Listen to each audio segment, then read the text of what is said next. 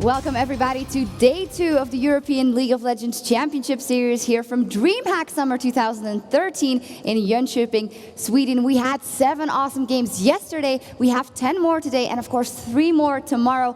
An amazing 3 days to start off the summer split here in Europe. I'm your host, Evie Schogze-Poortere, and I am joined by Joe Miller and Trevor Quickshot Henry. And Joe, yesterday was a fine day to kick off the summer split. And it was full of surprises as well. I don't think anybody, would have really thought that it would come out how it did. I mean, we'll look a little bit later on at the table, but it's not the way that everyone envisioned it. The new teams coming into the summer split did really, really well, beating some of the more established teams. And those established teams, while we're on that topic, didn't do very well. No, and Trevor, what was your moment of yesterday's games? The thing that I really liked about yesterday's matchups is the fact that every single team was willing to try something different. We've seen support Fiddlesticks for the first time in Europe. We've seen 2 Lissandra plays for the first time in LCS history. And every single team, from the new guys to the old, were doing new things, new strategies, and basically innovating the way they play the game. So it was really refreshing to see. And I think, like Joe was saying, that the hunger and the desire for these newer, younger teams really proved to be the better of the, dare I say, established teams of the LCS. Absolutely, and those hunger of the newer teams we see, of course, reflected in the standings that we have Meet Your Makers on the top, together with Fnatic. Yeah, and that's a real surprise there already. I mean, Fnatic, obviously, not the biggest surprise. They've started kind of where they left off, obviously the champions, so to say, from the spring split. Then Meet Your Makers, the new team in there, 2 wins out of 2 very solid wins as well. Lemon Dogs, and then Alternate, both with a win apiece. Yeah, and of course, just quickly touching on those 2 victories up at the top. Fnatic taking down both Gambit and SK, so respective 2nd and 3rd throughout the split. Looking lower down the table, of course, Evil Genius has 1 win, 1 loss under their belt, managing to beat Gambit, but losing in pretty convincing fashion to Alternate. And then finally, Ninjas of Pajamas, Gambit, and SK rounding out the bottom 3 at 0 and 2. And that's not something anybody would have expected going into day 1. No, absolutely not. And as I said, we have 10 games lined up today, and we're going to start off the day with Team Alternate taking on Lemon Dogs. Again, 2 of those new teams who will be squaring off against each other, looking for another victory. It's going to be a good game to watch as well because of how both teams performed yesterday. I think both teams were willing to make plays to get very aggressive, and it's definitely one that we're looking forward to. Yeah, and then, we've got some real highlight games in there as well. NIP versus Gambit. I can't believe I'm saying this, but a bottom-of-the-table clash right now. Both teams looking for their first victory. Another classic matchup, EG versus Fnatic. Then you've got Lemon Dogs versus Meet Your Makers. Lemon Dogs, by that point, could be tied, of course, with Meet Your Makers at 2-0 and Fnatic up there, depending on how they go against EG. Then you've got SK versus Alternate. A whole host of brilliant games today. Yeah, basically, we're going to be going throughout the entire day, so make sure you keep checking in on the stream. If we have shorter games and longer games, we'll try to stick to the schedule as best as possible, but make sure you keep checking back. We'll have some fun with it today. 10 awesome games coming your way. It's going to be crazy. That's it. 10 games. I think it's time we get underway, get the action underway. So let's meet our casters for the first couple of games. It's Lee D-Man Smith and Jason Kaplan. Yes, thank you very much, ladies and gentlemen. So we're about to get underway. It's going to be Alternate versus Lemon Dogs. And wow, both these new teams, they picked up wins yesterday. And honestly, they're chasing for top in that table already. It was wins in very convincing fashion, too. Like, we saw Alternate versus Evil Geniuses, and we saw some amazing Lissandra play out of Ferelden Lord that it caught all of us by surprise. I mean, it was a very strong champion, but as you see right there, we have J-Ree going to be on the support in that bottom lane. And we're probably going to see... Let's say we're going to see Cretan next, because he's got to be following him with the support. Going to be playing his AD carry. Not to mention his Vayne yesterday was fantastic. Yeah, absolutely. And of course, there's the Elo King himself. It is Ferelden Lord in the mid there. And his 3,000 Elo Shockwave was kind of the thing that got them there as well. It was a big play there. Aranea always with a smile. It's great to see him here back in the LCS now. The man that qualified twice for the LCS as well.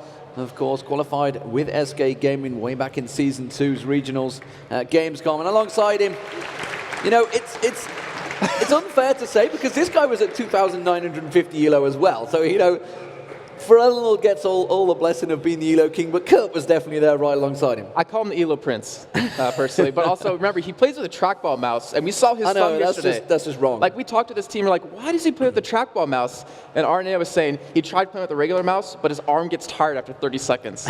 So that was really intense. And the Lemon Dogs alongside him. Zoro nearly didn't make it here because he woke up a little bit late. So he finally did make it into the match. Dexter, of course, alongside him. He's played for a number of teams. This is not his first time in the LCS. Played, of course, for Dragonborns in the spring split. Nuke in the mid lane. Very popular here, of course. And played fantastically well yesterday. Alongside him is We Will Failure as the support. And, of course, the AD carry that used to be the man in the middle is Tabs. Yeah, I heard him talking on the bus on the way here, and he's like, maybe we should do like Nami Fizz bot lane. Yeah, they want to do a fishy bot lane. Yeah, that'd be That's what they interesting were to see. talking about. I don't think they're quite going to go for that, though. I would love to see it, though. Come on, Tabs. Tabs, please. Going to be kind of lacking on the range if you do that. That's the problem. So what are we expecting from these two teams? Because we saw yesterday, Alternate had a very strong lineup, a very strong setup against Evil Geniuses and just decimated them.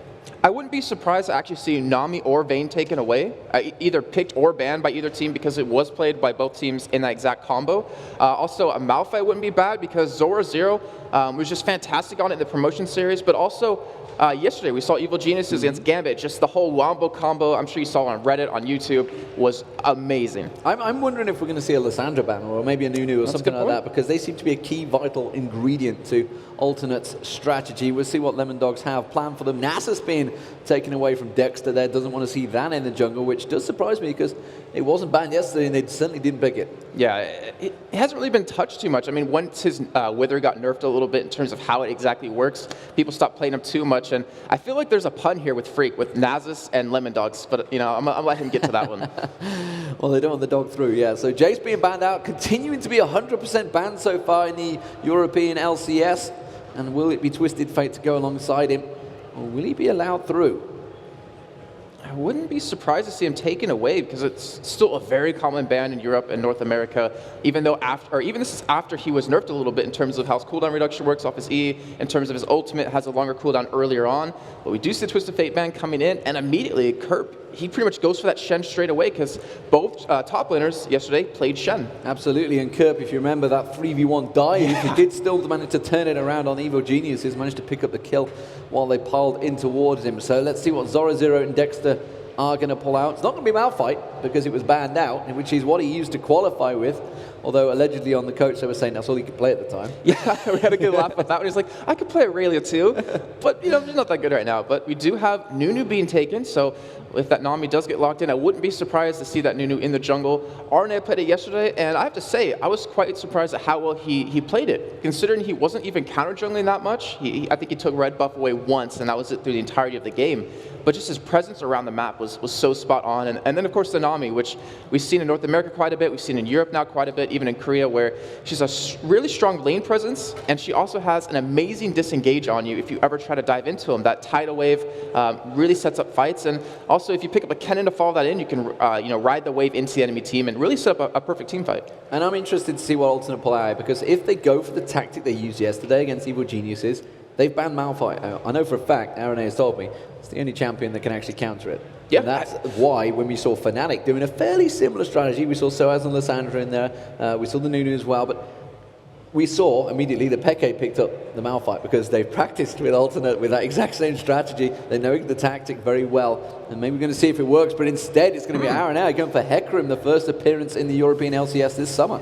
Yeah, so we saw Hercubot played him last split, and of course over in North America he's played quite a bit. A really strong champion because to me it's like a Malphite. Like you have an ultimate that can't be interrupted and gives you that free ability to get into the back line of a team.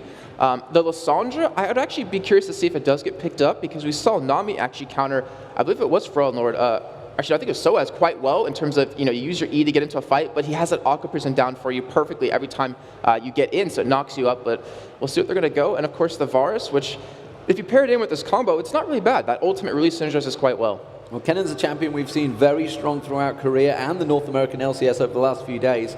Has been very, very strong. So we'll see whether that's going to be a top laner or the mid lane. It could, of course, be Nuke playing it, but I'm wondering if that's going to be Zora Zero switching it up here. Well, the thing is, yeah, he can go top or mid lane. So we're not, not 100% sure exactly where that could technically go. And I think I talked with RNA last night, and he was mentioning, Europe and North America, they see Koreans pick up a champion like Kennen, and they're like, oh, he's ridiculously strong. I'm going to play him in whatever lane I can, and then, win the game with it. But it's more about how you use him in a team fight. And right now, the composition that Lemon Dogs has is is pretty good. I mean, the Caitlyn doesn't really synergize too well with the team in terms of any ultimate that can help out, but the whole Nunu ulti mixed in with the Nami ulti mixed in with the Nunu ulti can really set up a really strong fight. Could we be seeing Evelyn in the mid lane here for Rellenlord? Let's see whether he's going to go with that one. He's going to switch it up. It's going to be Orianna. He's going to be playing with his balls as always. Jerry on support Fiddlesticks. Yes, he is. And we saw Fiddlesticks used by Darker yesterday from Gambit Gaming. Honestly, it wasn't bad. Like, we were watching it, and it wasn't anything terrible in any way. He just kind of got shut down because of the Janna. Like, he kept getting knocked up right when he tried to ult into a fight. But I'm really curious to see how well Jerry does use that. And not to mention, you have 3 people for your BDS, for your ball delivery system, with the Shen, with the Hecarim, and with the Fiddlesticks. So it's going to be pretty hard for Ferelnor to miss an ultimate, just based on the fact that he's 3,000 ELO, and he has really easy champions to get it in there. As you can see, we're keeping the players hyperventilating, keeping that strobe on them right now.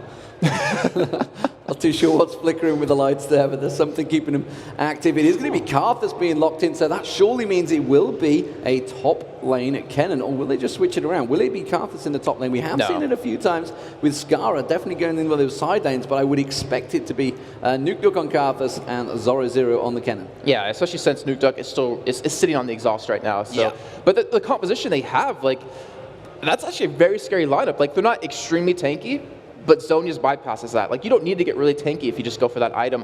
And if you have a Karthus, Kennen, Nunu all sitting on top of each other with their ultimates, well, obviously not Karthus, but is Z, that is really going to hurt. And how's Ultimate really going to counter that? And lucky for them, they have 2 really tanky champions.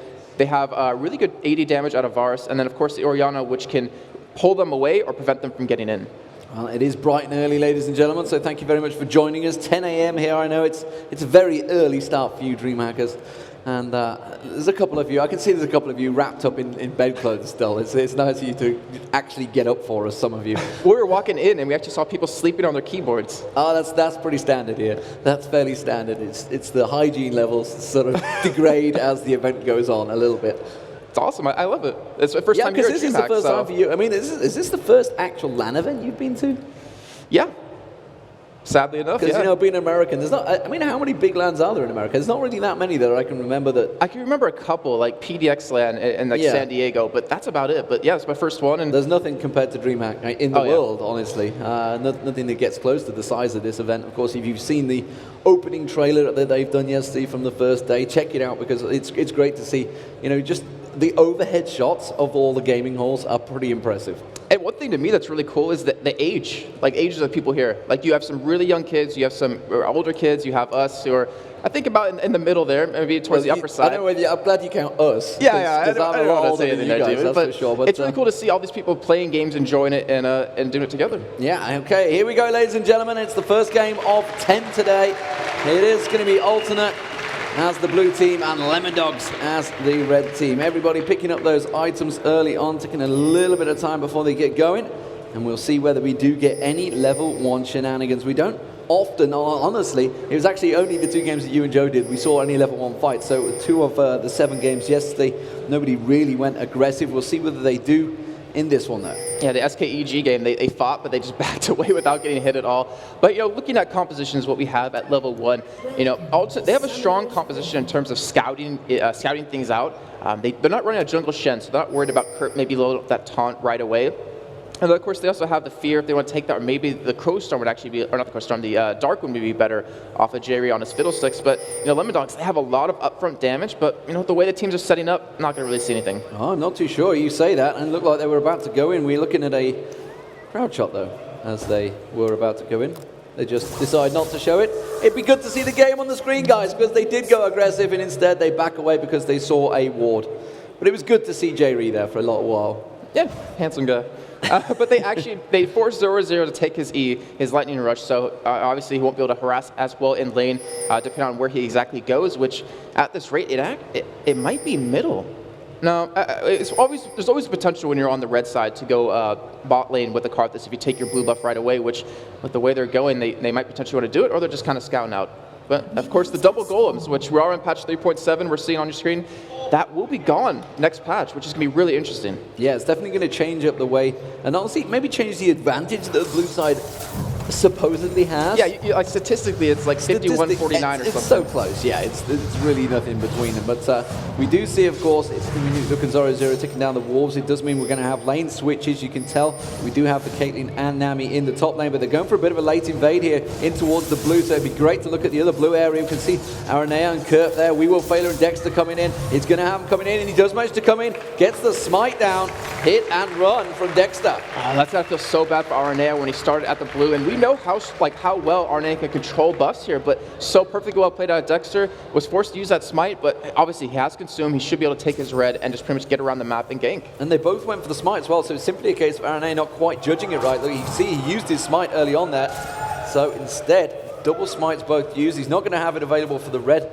just yet either, so that's really going to set him behind early on. Yeah, and if we could take a look at mid lane actually real quick, we see that Nukeduck did pick up his own blue right away off the bat, so he's going to be harassing Throne Lord quite well, but as we're looking at Zoro in that bottom lane, 1v2 here, and Kennen, he has a tough time, but obviously that range is going to help out quite a bit, not to mention that cloth armor 5 pots that he's running.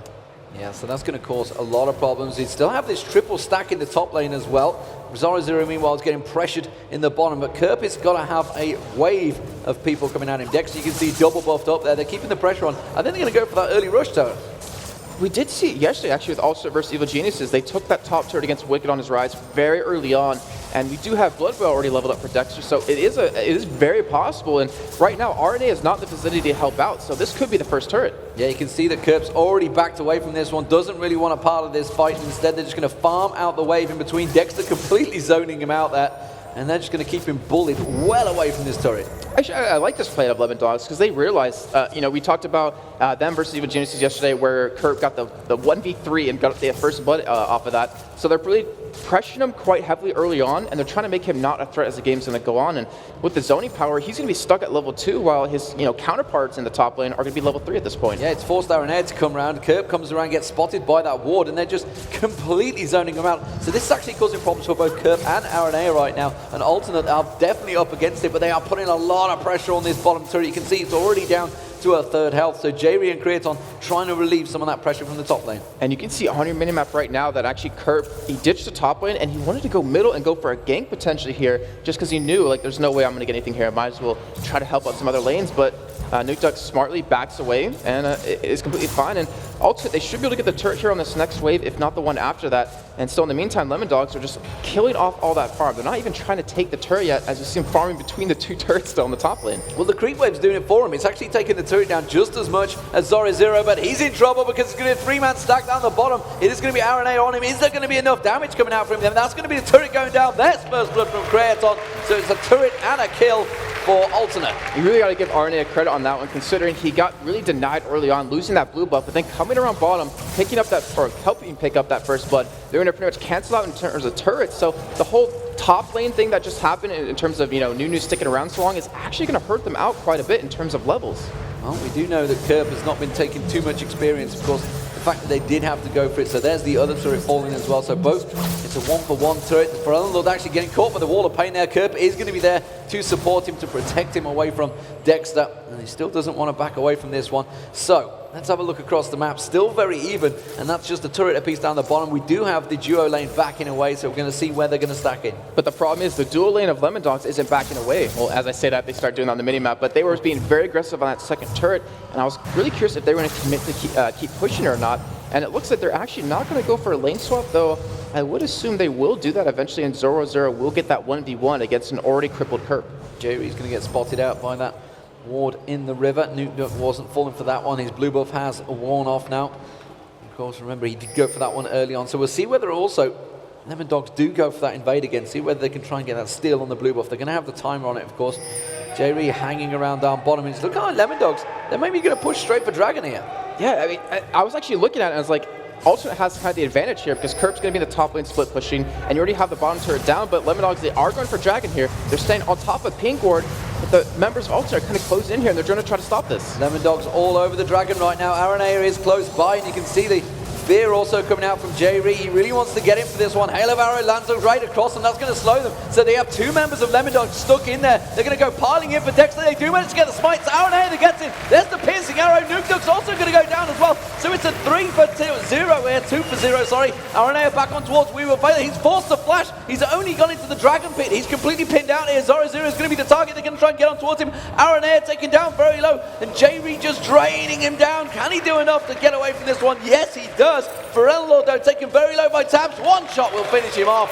It's a 2 for 1 in the Dragon Pit. And that whole play by Alternate was just so well done in terms of getting in there, killing Dexter, and then stealing the Dragon away.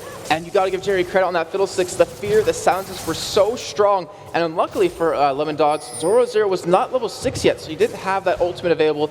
And in the meantime, Lemon Dogs are going to push the middle turret here. It's relatively healthy, but if no one gets there quick, they could probably get that.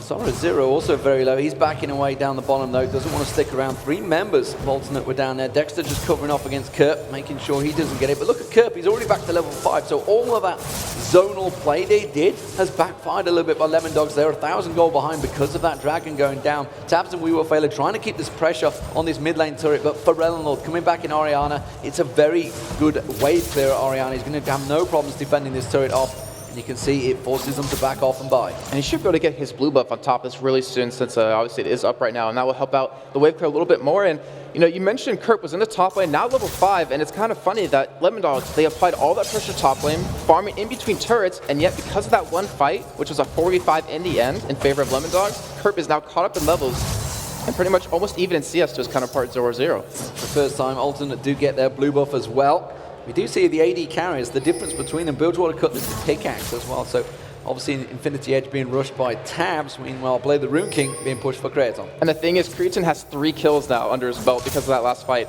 and because the first blood he got earlier, not to mention the Dragon money. So he's very far ahead at this point. And a Caitlyn, you know, we know Tabs is fantastic Caitlyn. He played it constantly during the promotion series, but he should be farther ahead than this, than his counterpart. And you know, also, they're going to pretty much make them pay for that. The ultimates that they're going to use together in combo are going to really tear apart Lemon Dogs. Well, you can see, I mean, it's an 800 gold lead already. He's got open just coming up to 9 minutes gone. So that's a pretty beefy lead between the two AD carries. The mid laners, of course, they've been fairly passive in their play because they've just been farming while the rest of the chaos happens around them on that map. We're also seeing Kerp, he's stacking towards, maybe a Warmog's going to come out from him. We'll see which way he goes with that one. Tabs back in that mid lane, has to get out the shockwave, use the 90 caliber net to get out of that. Very well played. Yeah, very well played, and that's just Tabs. I mean, he's an experienced mid laner, he's an experienced AD carry now, and Kerp's taking a little bit of damage from Zoro Zero, but the thing is, like, the pressure he's going to apply throughout this game in terms of him being able to get around the map with his ultimate, and the person you're going to have to send against him will most likely be Zoro Zero, because you need someone with a stun to stop him getting into those fights. But it's just really going to hurt Lemon Dogs. They need to kind of answer this somewhat, and it looks like they might have it in terms of just pushing middle here. Well, Zoro Zero, you can see again, he's going to have RNA coming back around the side of him on this top lane. They are going to try and pin him in. This time around, he's going to manage to get the stun on towards Kerp. Is that going to be enough to slow him down? Uses the lightning surge. Alternate comes out. Araneg does manage to get him stunned down there. Zoro Zero has to use as much whatever he can to try and get out of this one. Flashes in towards the tri-bush, but there is a ward there. He's going to get spotted out. We were failing with the wave. It is going to interrupt him, and he does get away. Very well played from Lemon Dogs. Phenomenally played from both teams as well, because RNA, that ultimate to get ahead of Zoro Zero, and then the knockback with his E just kept him there, but a fantastic flash, and then that Nami disengage out of We Will Failure was just phenomenal. That's the strength of both teams here, and a great escape. You have to give it to Zoro Zero, considering that RNA had red buff. And you know, it's funny to say that these are two new teams, but they are playing so well experienced here. Clearly they are very well practiced, and it's something that the new teams have done. They seem to have much more passion than the current teams that are in there. They've really worked themselves hard to get in towards this LCS, and they want to make sure they make the most of it. Yeah, we talked about it last night with a couple of the players, and just in terms of, like, you know, practice schedules, where the new teams, they want to prove something, and they practice like crazy over these past couple of weeks. And the other teams, we might have said might take it so seriously, but the Shockwave lands on We Will Fail It. Shockwave does pull him in, but he's not putting the damage down because Pharrell Lord's still really lacking in that ability power. Meanwhile, down the bottom, we're going to get a Crow Storm on towards Nuke Duck. He gets exhausted, he gets dropped. Kraton picks up the kill there. He's going to get away from it. Requiem is available, but he's not going to bother using it because there's no chance of a kill. That support Fiddlesticks, so frustrating to deal with. Just his base damage on that ultimate, which is why we've been seeing actually some tank Fiddlesticks come out of North America. But J-Re, I mean, he's playing his Fiddlesticks so perfectly right now, and he's only become more annoying as the game goes on. And Zoro Zero, he's taking some good damage from Kurt, but I don't think he's too afraid really right now. Well, Kurt's got the stun on him at the moment, so he's waiting for that to drop down, but he's going to back away. Zoro Zero not really wanting to stand and bang with Kurt any longer. does mean that Kurp's going to continue that free farm. And actually, despite all the harassment, all the pressure they put on this top lane, he's actually now ahead of Zora Zero in terms of CS. Yeah, and actually, I took a look at his items real quick, and I noticed he has a Hunting Guys and Boots. And it's obviously a really good build just to go for that penetration kind of thing on Kennen. But to me, he's going to need like a Zhonya's. Like right now, his Nuke Duck on Karthus in the mid lane, he's going for the Rod of Ages. He's always going to be building a little bit tanky, but the Zhonya's, you're going to need it because you're going to be focused down quite easily. They don't really need to go for Nuke Duck right away. But we'll see how the team fights go because they still have a very strong composition for these fights. We'll see how it develops. There's the chain vest. Kurp going towards that Sunfire cape. That's fairly well expected. Standard split push in Shen. Lord, meanwhile, is keeping hold of this mid lane, keeping a zoned out Nuke Duck. Now RNA is going to come around and help him out there. They're going to try and put some pressure on that turret. They're not going to get too close to it though, because the wave clear from Nuke Duck is very strong. Okay, so Ultimate right now, they're trying to go for some turret push in here, but they don't have their key ultimates up. Like, we're still missing Varus' ultimate, we're still missing Fiddlestick's ultimate, and of course, obviously on Lemon Dog's side, they have everything available, so they're playing a little bit cautious here. Dragon should be coming up relatively soon, so they might want to go for that, well, since they stole the last one, they want to take it away yet again. But we might see that first big team fight really break out here with every member, because Kurp's still in the top lane, but this time he is level 7, level 9, so he'll be able to get in this fight. Yeah, he's got Stand United available. He will come straight down if he needs to. Tab's just going to clear that bottom wave and shove it along, getting preparation for Lemon Dogs to push on towards it. Where is RNA going? He's going behind enemy lines. He's coming around the backside of Nuke Dog. There's the shockwave, flashes out of it. Just at the right moment, the rest of the team were coming around to support them. They now know that that ultimate of Orianna is down, and that puts them in a bad position for this next team fight. Yeah, it was a smart play because they wanted to kill off Nuke Duck when they had a very easy chance to do it, when they had Lemon Dogs out of position. But still, just their presence is really making Lemon Dogs back away in the end. And for Lord, I think he's a little sad. He's like, come on, I just want to hit one ultimate here because people keep getting away from it, unfortunately. But while this dance happens, while they keep going back and forward, Kurp is taking that top turret down without any issues. That is going to be the bottom turret going down. Tabs takes that one down. They're putting the pressure on the mid turret as well. Aranea is coming around. They're taking down this dragon right now. They're going to keep the pressure on the rest of Alternate coming around. It's going to be a 4-on-4 fight because Nuke Duck's not really in it. Aranea does manage to get his ultimate down, but the wave comes out from We Will Failure. He's really going to be the only target. There's going to be the absolute zero going off. Kurp comes around the side there. That's going to be Aranea down, so they're going to have to drop him down, but Zoro Zero gets picked off without issues. Tab's taken very low. He's got nowhere to run here. Alternate are going to clap straight on towards him. They do manage to track him down with the ball. There's going to be the piercing arrow. Kurp comes in. It's a double kill picked up for Lord, and now Dexter. He's not going to be able to escape. The rest of his team, Nuke Duck just off the side with that wall of pain, but the hail of arrows lands on Dexter, slows him down just a little bit. The blood boil going to help him try and escape from this one. He may well just be able to get away. Can Kraton get close to get those hail of arrows? I think he's got away, and that is a 2-for-1 to Alternate. A 2-for-1 again on top of Dragon. Obviously, it wasn't taken just yet, but Alternate so well played. And imagine how differently the fight would have gone if Lord's ultimate was up for that fight. It would have just been a slaughter for them. Unfortunately, didn't really get that off, but they're going to get a turret. They got 2 kills, and they're looking very healthy. And the ultimate does land This on time Orianna. the shockwave there, and he hadn't got the flash available from the last time it was used. Kurp's going to try and dance away from this one. He's going to have Shadow Dash available to get away, but instead they're going to try and turn it around. They're going on towards Dexter. One more shot would be enough, but now Lord might have been baited into this one. He's getting a lot of damage from Zora Zero on towards him. We Will Failure coming around. He's going to get caught out. He's getting too aggressive, but he's going to just swim away from that one. There's the ace in the hole coming out. Kurp manages to block it off. And while this is happening, Ultimate was trying to go for a sneaky Dragon here, but then they're going to back it away, and Jerry! Joey's going to go down. Zora Zero does manage to get the lightning surge on towards him. Neither team really in a position to fight for this one. Tabs, maybe if he used that Piltover, would have caught another one, and they do manage to defend the turret after all that.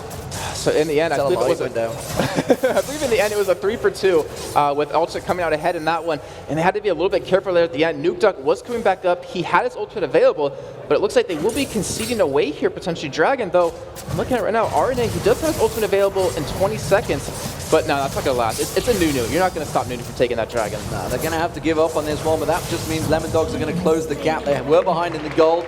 It's just a 1,500 gold lead here, and both these teams are playing at a high caliber right now. RNA is going to try and take advantage and get around, steal off that red buff. There's a big wave that Kurp is clearing in that top lane. That's going to keep him separate. And look at the CS difference. He's starting to build quite heavily against Zoro Zero, and you can see the gold difference is the same though right now because, of course, Zoro Zero did pick up 2 of those kills. Yeah, I mean, we saw Kennen yesterday, and you can do extreme damage with them if you're ahead early on, but he's being held back a little bit, in terms of CS, in terms of how the fights are going. So to me, he's going to play, I guess, a little bit more of a utility kind of, kind of build where he'll just be acting as a stun bot, and then Nuke Duck will sit in the middle of them and be the real damage dealer for the team. But Kerp, they have to be very careful. He's gone straight on towards Zoro.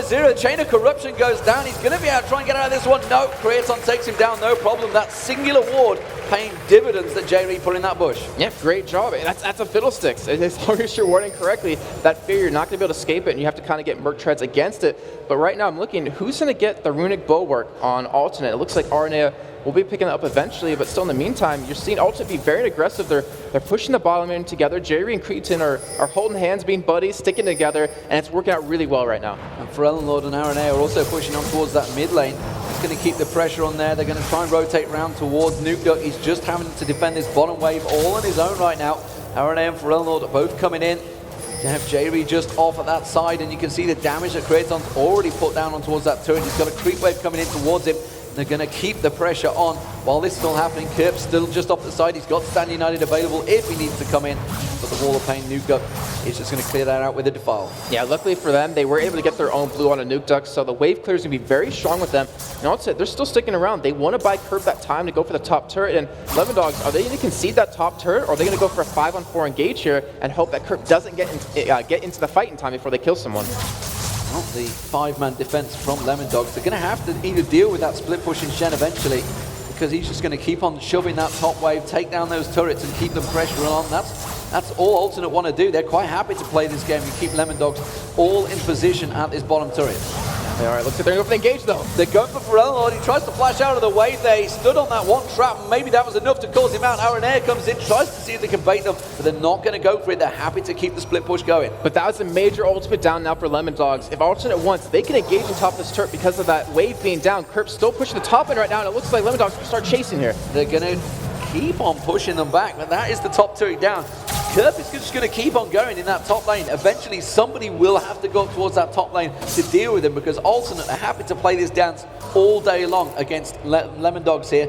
And you can see just off the side, RNA is desperately wanting to get across. He tries to come in towards Weaver Fighter, catches him out. There's going to be Chain of Corruption. Shockwave comes in, and that is Lemon Dogs dropping like flies right now. Dexter's going to get taken down. Zoro gets dropped. That's 4 down so far. Nuke Duck, the only man remaining. J-Reed wanting to get straight in towards him, trying to get on towards him. Instead, they're going to go for the turret. Look at this. Kerp didn't even need to go. That was a 4v5. Kerp is still split pushing that top lane, and that is going to be another inner turret going down. They're going to keep the pressure on towards them. That was just ridiculous. That's the 3,000 ELO shockwave we were talking about right there. Just catching them off guard. Arnia coming in from the backside, so perfectly well done. And just like you said, Kerp, he's, guys, I want to fight. Why didn't you tell me to go in or something? But still, applying that pressure and Alternate, they have a very healthy lead right now. Absolutely, Sunfire Cape doing its work in that top lane. They're finally going to come across. It's going to be Nuke Duck that tries to prevent Kerp, but he's happy. He's going to back away. He's built up a massive chunk of farm over 0-0 while that was all happening.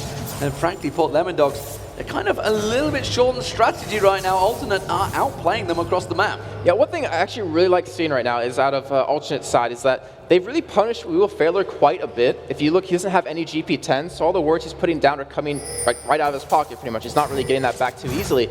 And when you have a Fiddlesticks and a Hecarim, you have to be very careful. But you see a gank potentially going down middle. Tabs is just a little bit too quick, just able to back away there. But going back to what I was saying about wards, it's you have a Fiddlesticks, you have a Hecarim.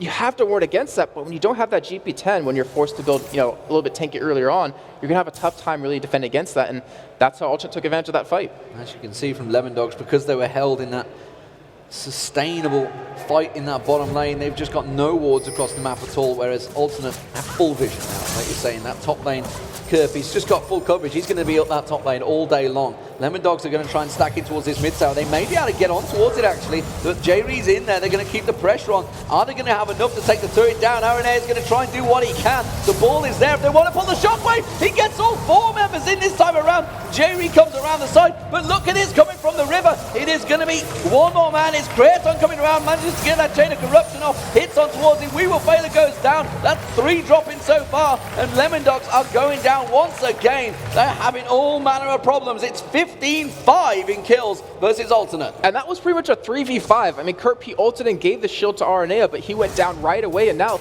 Kurt, I mean, he's just like, hey guys, I'm really tanky. I can face tank this turret all day. And they have Jerry even healing up a little bit, but also just played phenomenally. To be honest, I think Kurt's like, hey guys, I am in this team, by the way. Do you want me to fight? Because it's been 4v5 from Alternate, and they're quite happily taking it to the Lemon Dogs right now. Lemon Dogs, who honestly looked invincible yesterday, they looked so strong, but Alternate, well, they took EG down in easy fashion, and now it's looking like they may well do the same to the Dogs. Yeah, it looks like, and they're actually setting up for Dragon on top of this, so they didn't have, you know, a 10,000 gold lead almost. They're going to try to pick that one up as well. But Baron, you know, it could be a potential for either team to go for it. If Lemon Dogs goes for it, they're going to have to rush it down as quick as possible, but they don't really have that damage for that. And also, they're going to pick up this Dragon here, and no one at Lemon Dogs is in position. And you know, this all comes back to, unfortunately, for We Will Failure, where he wasn't able to get like a GP10, and the ward coverage he's been putting down has been insufficient at this point. And also just taking advantage of every situation. Well, I mean, that's like you say, that's exactly why Kraton caught them off the side there. Yeah. You know, Frelon Ward ran aggressive. They were like, oh, we can fight this one. Oh, wait, there's this 717 AD carry coming up behind us that may actually rip us a new one. Tabs is just managed to pick up that red buff. They're not too worried about the red buff control because they have full control across the map. And look at the items they are stacking in there now. Infinity Edge just completed by Kraton, along with that Blade of the Rune King compared to just, oh, and a Giant Spell. Why not just get some hit points in there as well? Tabs, meanwhile, he's only got that Infinity Edge and the Zeal. What he luckily does, though, he has a Nunu on his team. So, I mean, that's going to make up for his damage that he's lacking, though. Blade of the Rune King, when you already have the enemy team being very aggressive against you, he doesn't have to, you know, worry about walking away. He can attack whoever he wants. And then we even see the Runic Bulwark coming in being finished for Aranea. So they just have like the perfect item set up. They're ahead items across the board, and it's pretty much their game to lose right now. And you say the Runic Bulwark, well, it's completed for Alternate, but there's just no magic resist right now for Lemon Dogs. And that Orianna Ultimate, it's caught 4 of them twice in a row in those team fights. It's just shredded them. It's coming. Look at Dexter's items. It's coming. It's getting there. Yeah, but he's not even to the ages yet, let alone getting towards the Runic Bulwark. He's a long way off now, and Dexter's been hindered. And you can see that he's actually fell 2 levels behind Aranea. Meanwhile, all that split pushing that Kerp's doing, he's got 2 levels over Zora Zero, level 14, highest in the game right now. Kraton and Tabs are still equal in levels, but for Relnord now, he's up to level 14 as well. He's 2 levels over Nuke. And look what they're doing. They're like, hey, Kerp, you know, you were top lane. We want some action there. And they send it down bottom. They'll be going for a 4-man push here. They have all their ultimates available, and they know that they still have Flash down Zora Zero and even Tabs right now, so they can go for an engage very easily. Dexter's out of position right now, and also, I'm not sure if they're going to go for a dive here or just kind of take the turret safely. I'm not too sure if they're even going to be able to try and fight for this one, Lemon Dogs. They're just going to back away from it. There's the ball just slowly put towards Nuke Dog's face. Wall of Pain does land quite well. They may well be able to defend it for one more time. We Will Failure thought about coming around the side. There's the shockwave. Nuke Dog taken very low already. Piercing arrow from long range by Kraton. Snipes him down. Wow, I thought Caitlyn was supposed to be the sniper here, Demon. Jeez, but Kraton, just phenomenal play right there. And it looks like he's about to take this turn, and Kurt still didn't get in the fight because he wasn't needed. Pushing bot lane, he's going to get actually some damage onto the inhibitor turret. And Alternate just played so well right now. Kerp is just completely free farming. He's on this inhibitor turret, no problems at all. The rest of Lemon Dogs are trying to keep them at bay. Aranea is going to go in there. Remember, Shockwave is down. Aranea taking very low. He goes across. That's going to run with the Crow Storm. They haven't really caught on to Lemon Dogs too well here, though. Lemon Dogs might be able to turn this one around because that tower's doing damage. Aranea taking very low. The turret might be able to get the kill. He doesn't quite. Zora Zero gets taken down. And once again, Relnord picks up kill after kill. Tab's taken low. He's going to come across. Piercing arrows there. One more shot. It's going to be the hail of arrows that comes across. And that is Lemon Dogs going down once again. It's a 4 for 2. Kerp did manage to join the fight. Nuke Duck is back available, but that's an inhibitor turret down. Oh, he might not be too safe here, Demon. He might not be too safe. They're going to go across. Shadow Dash comes in, and that is a dead Nuke Duck. Is he going to try and pull the Requiem trigger? It's already been used. It doesn't matter. It's going to be the inhibitor going down. I think he's trying to pull it again, though. Like, come on, they're so low right now. It won't work. But, I mean, we saw in that fight, unfortunately, just what's been happening with Lemon Dogs, what Alternate's been doing. If you notice, Piercing Arrow came across We Will Failure in the middle of that fight, and he dropped from about 100% to like 25% because he hasn't been able to buy anything except wards. And he's been really pressured to do that, to really defend against his team. And Alternate, they already had a big lead, but it's getting even wider here. And it's just, how can Lemon Dogs deal with it. This is a team, Alternate right now, that has executed 2 different strategies perfectly. It's not like they've used a gimmick to get it. They managed to use a completely different strategy to take down Evil Geniuses, and they did it in style. They're doing the same against Lemon Dogs, who looked invincible yesterday. They are just destroying them with the split push that Fnatic have been famed for. They kind of actually even did 2 strategies here, where you saw Arne lose his blue buff right away, so it's like, what can I do to stop this? What can I do to counter this? Kerp, he got pressured out of lane really early on. I had a back away from his first turret about 4 minutes in, but they changed it up. They tweaked it around a little bit. They made plays off of it, and Alternate, I mean, you might be able to say they're probably one of the best teams right now in EU LCS with the way they've been showing. Absolutely, and as we mentioned, it shows that these teams that have put the work in, put the work ethics down to practice, the fact that Alternate have been going back and forward to their countries to do exams while they're practicing for this shows how much they really wanted to get into this LCS and prove to the world that they are a strong team. Zoro might get caught out in the walls here. He's going to have to flash across. He's not got it available though. He's going to get caught out. He could have flashed. He didn't go for it. Instead, he's just stuck around.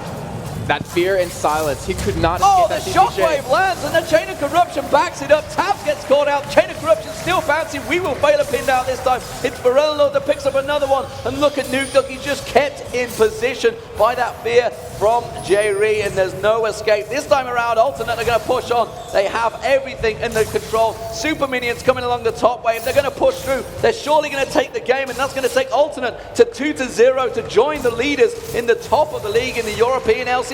So well played. I mean, you have to give it to Alternate. They just played phenomenally the entirety of the game.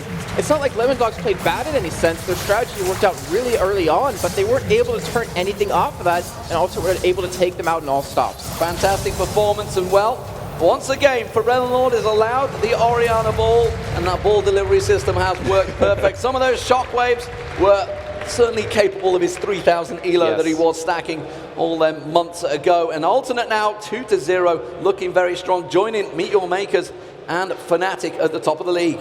And they look so calm too after that. Like, I don't know, they work so hard to get an LCS, and then they win so one-sided like that, and they're just like, yeah, another day at work. And you've got to wonder how this is now going to affect the first loss for the Lemon Dogs. Of course, we are going to get across towards the analysis desk to take us through that one. It will be Joe Miller and Trevor Quickshot Henry. Thanks a lot, guys. So we are here on the analysis desk, and what an amazing performance from Alternate. I mean, I don't think we would have expected that from them. I don't think we would have said, you know, Alternate after 2 games will be up there right with, you know, right now Fnatic, who of course have had a great performance, and Meet Your Makers, 2 of the new teams right up there at the top without a defeat so far. And again, you know, when we watched their qualifiers, it came down to that massive shockwave coming out of Freljord. It was that shockwave that pretty much brought them through.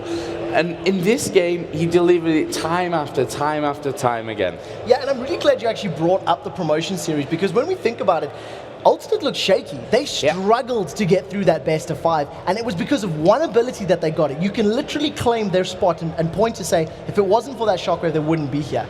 And, you know, you mentioned we were talking about it.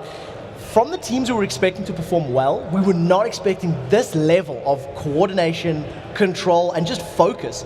I seen the support Fiddlesticks at the beginning of the game, and I was like, oh, I'm not so sure about that. But J-Ree just proved me wrong and said, no, this is how we're going to play it. The fears, the silences.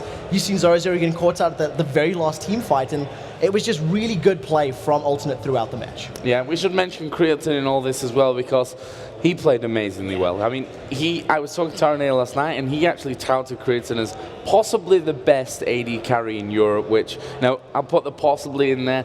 I won't tell you if he actually said that or not.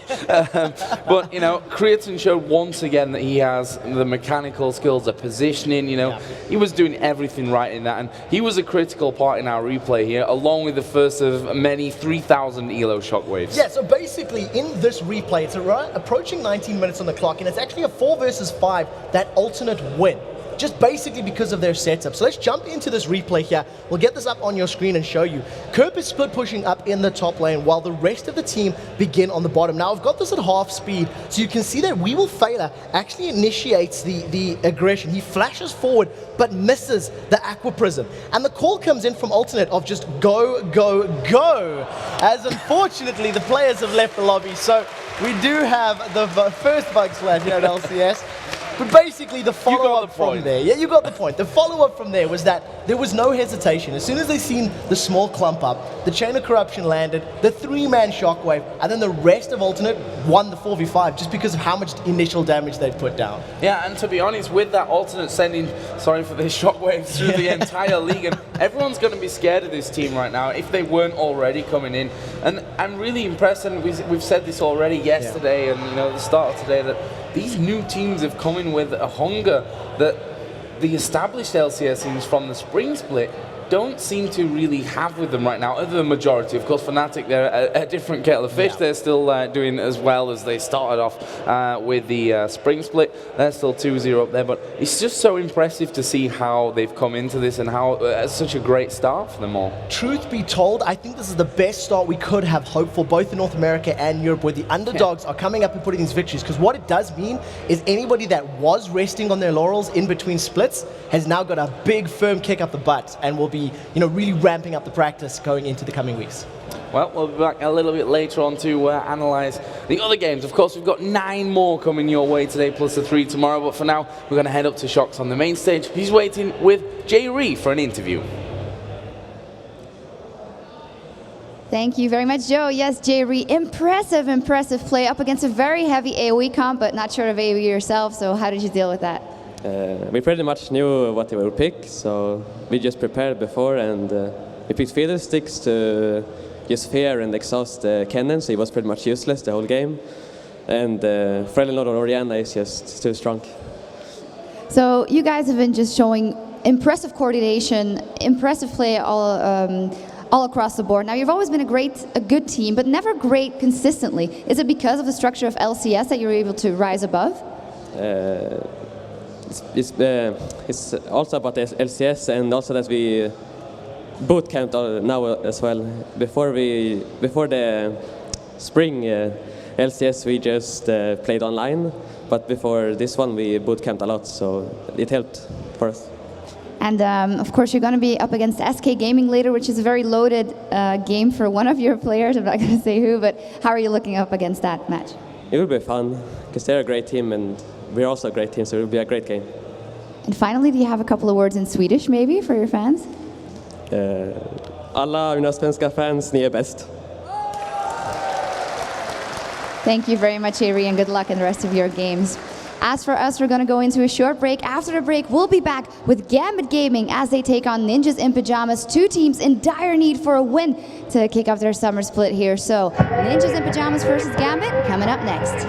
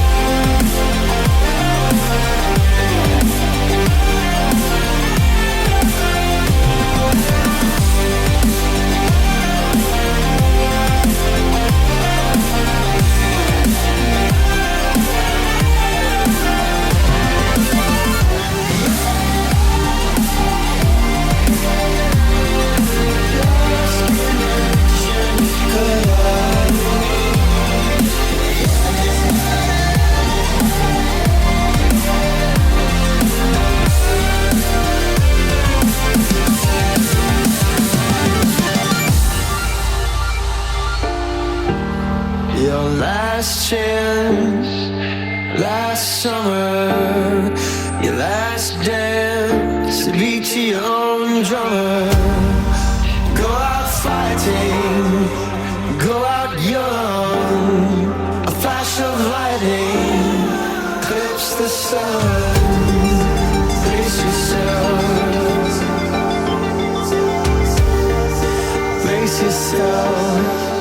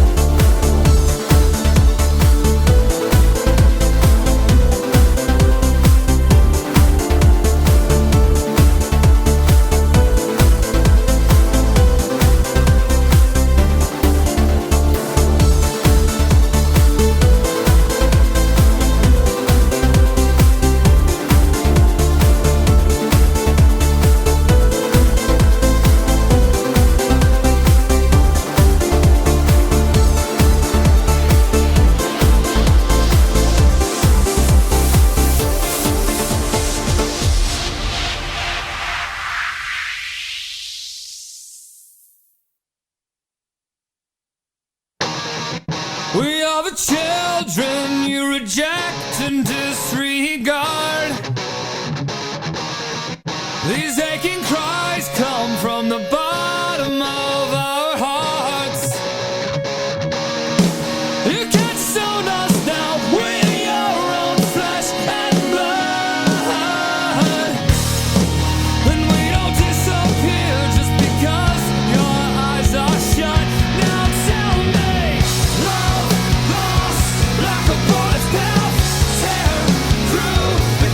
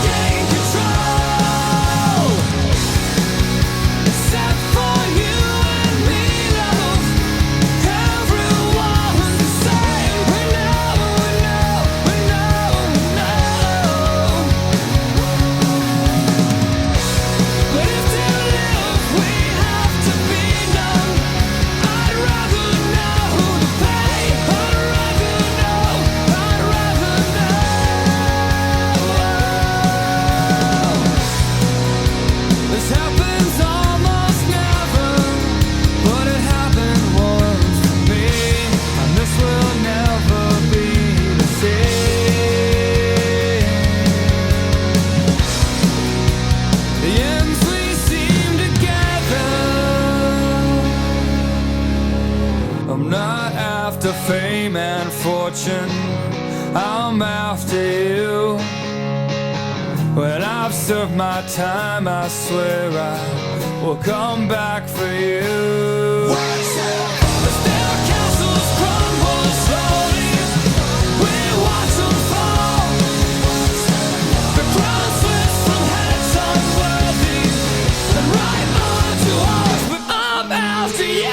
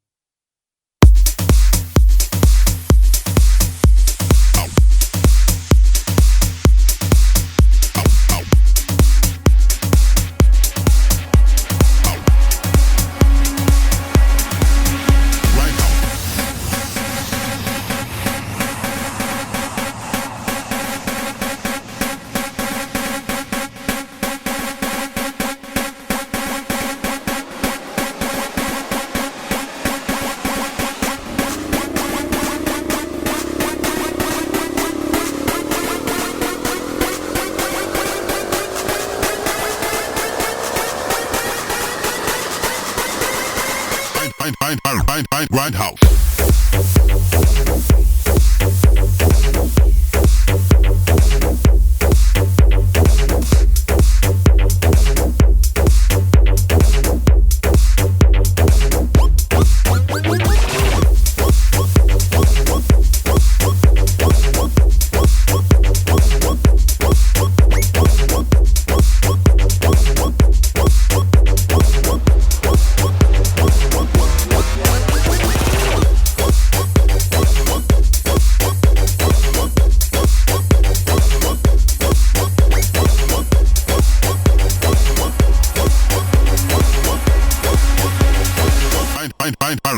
Grindhouse.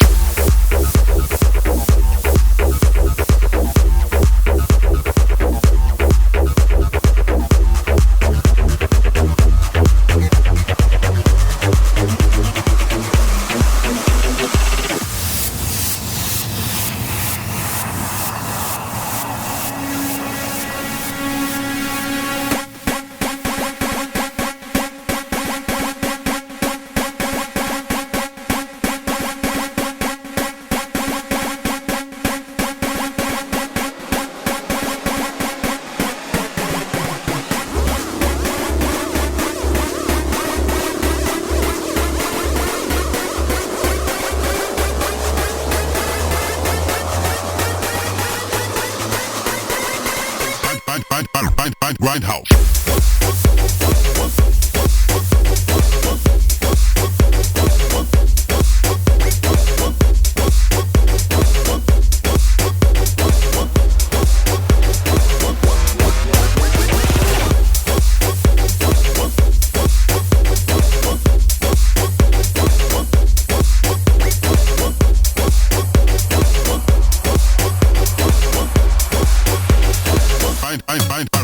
Grindhouse.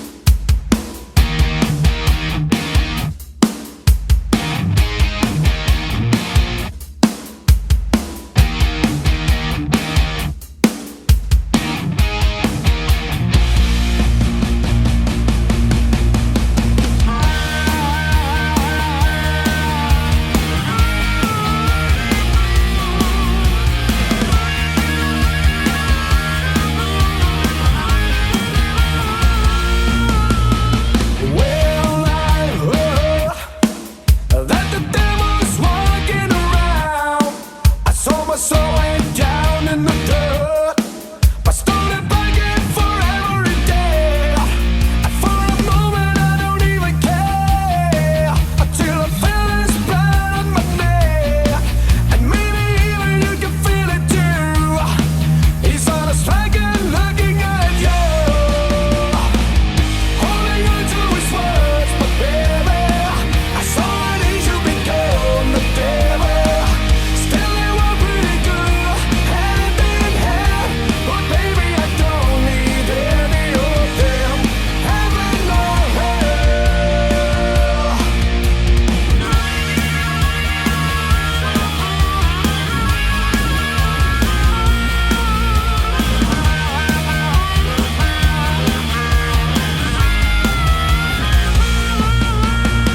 Well, I heard that the morning star of a plant was involved on among the other.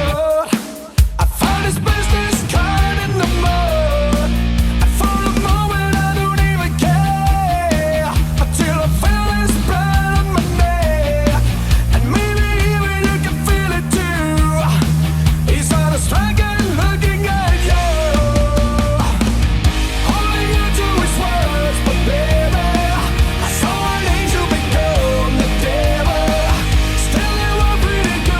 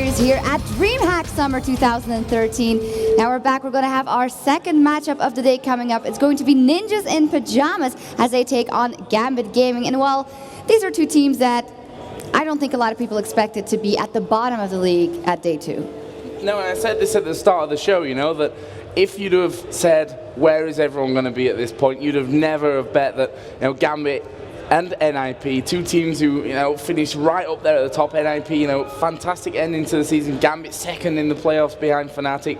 Never would have thought in a million years. Now, one of the biggest problems as well is both teams lack presence on the map. They lack an ability to really enforce their objectives. We've seen that, first and foremost, Gambit actually didn't do anything yesterday. They caught out of position a lot. Genji wasn't where he needed to be against Evil Geniuses. They didn't make an impact against Fnatic. And the Ninjas in Pajamas, on the other hand, they overcommitted to bad plays. They felt so desperate and played from behind for so long. They made a call, let's go, and stuck to it and ended up, you know, pushing themselves further behind. You have to wonder what's happened overnight with these two teams, because we could see two very different outfits from both of them. You know, a stern word here and there from both teams have got management team behind them, and I'm sure there have been things said, not just from the management, you know, from the players themselves. They are their own worst enemies in a way, that they have so much pressure on themselves to perform for their fans, for, you know, for their teammates at the end of the day, that I think we will see two different teams coming out today. The question is, though, who's going to be the stronger of the two? I'm glad you bring that up, actually, because on the bus back to the hotel yesterday, I was sat next to Bjergsen and I was briefly chatting to him about the games, and he was morbid. He was more destroyed than I'd seen him throughout the entirety of the spring split, and he was basically just listing off all the mistakes of each individual player and calls and coordination. So it's good to see that he has an analytical mind about it, but there was a lot of emotion riding it. That wasn't a, look, this is what we need to fix. That was a, oh my word, everything went wrong. Yeah, because what we can't forget here is, of course, Ninja Pajamas, they went 0-9. In the spring split, they come back. But if they go 0-9 again, it's for the marbles this time, because they want to go, of course, to the World Finals, to that grand stage. Yeah, and the start of the season, whilst it's not the be-all and end-all, a bad start here, with the strength that we have in the summer split, I would say that the spring split is stronger team-wise than the spring split. And I think that, honestly, if you don't have a good start, you really ruin chances. Yeah, it's basically just hitting the ground running, getting, you know, those couple of wins under your belt, getting the win percentage up, and like you said, playing for all the marbles. Absolutely, but maybe one of those teams will rack up a win here. That is for sure. So let's check in with our casters, D-Man and Jason. Thank you very much, ladies and gentlemen. So we're about to get underway. Ninjas in Pajamas versus Gambit Gaming. The Danes versus the Russians. We'll see who is going to be victorious. Of course, it is the Danish team to begin with. Deficio there used to be the manager before the spring LCS, before they qualified. Alongside him, of course, is going to be the Tess, the AD carry. Someone that you duo queue with quite regularly. I don't know what you're talking about, Demon. I got to Diamond 1 all by myself. Yeah, completely. Wasn't carried by him at all. Bjergsen in the mid lane, of course, the youngster that joined them after week 3 in the spring split. And of course, the jungler really was one of the most improved players, Sven Skeren, during the spring LCS, but he's got a lot to prove in this one. And of course, Godbro, the top laner, completes the lineup for Ninjas in Pajamas. Now, did you notice this, Demon? All of them look so ridiculously serious. Like, usually when you see them on camera, they're smiling, they're happy, they're excited. But Bjergsen, he was just like, no, we're going to win this one. Not today. Not today, thank you very much. Well, talking about a ridiculously serious and ready to go. Would you believe Darren is smiling at us? Oh, man. So Gambit Gaming, of course, coming into this one. A little sly grin from Diamond Prox now. Starting to get used to the camera, I notice. Big smiles and a wave from the married man, Alex Itch. And his wife sitting by at home, obviously watching with his child as well. Yeah, I remember, I think she tweeted out something like, I hope the internet doesn't go out so I can watch it. Yeah. There's Genja, AD carry, of course. And joining him, alongside him, his new support buddy, it is going to be Darker. Yeah, there's a smile. I'll Temporary members who are currently for Gambit. Got a lot to prove to his team this weekend. Yes, he does. And, you know, looking at picks and bans, what will be coming up here, both teams actually played Malphite, and he's been really impactful over the promotion tournament and yesterday. So I wouldn't be surprised to maybe see him actually taken away. So straight away, the ban, the first one that comes out is going to be Kha'Zix, taking it away effectively for both players. You know, Bjergsen and Alex Itch. We saw Bjergsen on it yesterday. Not too successful, though. And Alexic, of course, we've seen him picking a pentakill up in the spring LCS. The next ban coming through will not be there. So let me explain this, guys. You may have noticed that Gambit were late on stage. So because they were late to the venue as well, they were not in the venue, they did have one ban removed. And the only other time we had this happen was back in Lille in the spring split, where Ozone Giants were the ones that showed up late, lost their one ban, crucial ban against Evil Geniuses, and they unfortunately did lose that game. But Ninjas in Pajamas, trying to think what they might go with here, and take away the Kazakhs might lead to believe that they want to lock out Alex a little bit, take out some assassins, because to me, Bjergsen and Alex have really similar play styles in terms of champion pool, in terms of playing very heavy assassins. But for me, Bjergsen, he's more of like a mix between Xpeke and Alex in terms of he likes to also split push, but we do have the other bans coming in. Yeah, Jay's being banned out again, and Twisted Fate, both are 100% ban rate so far in the summer LCS.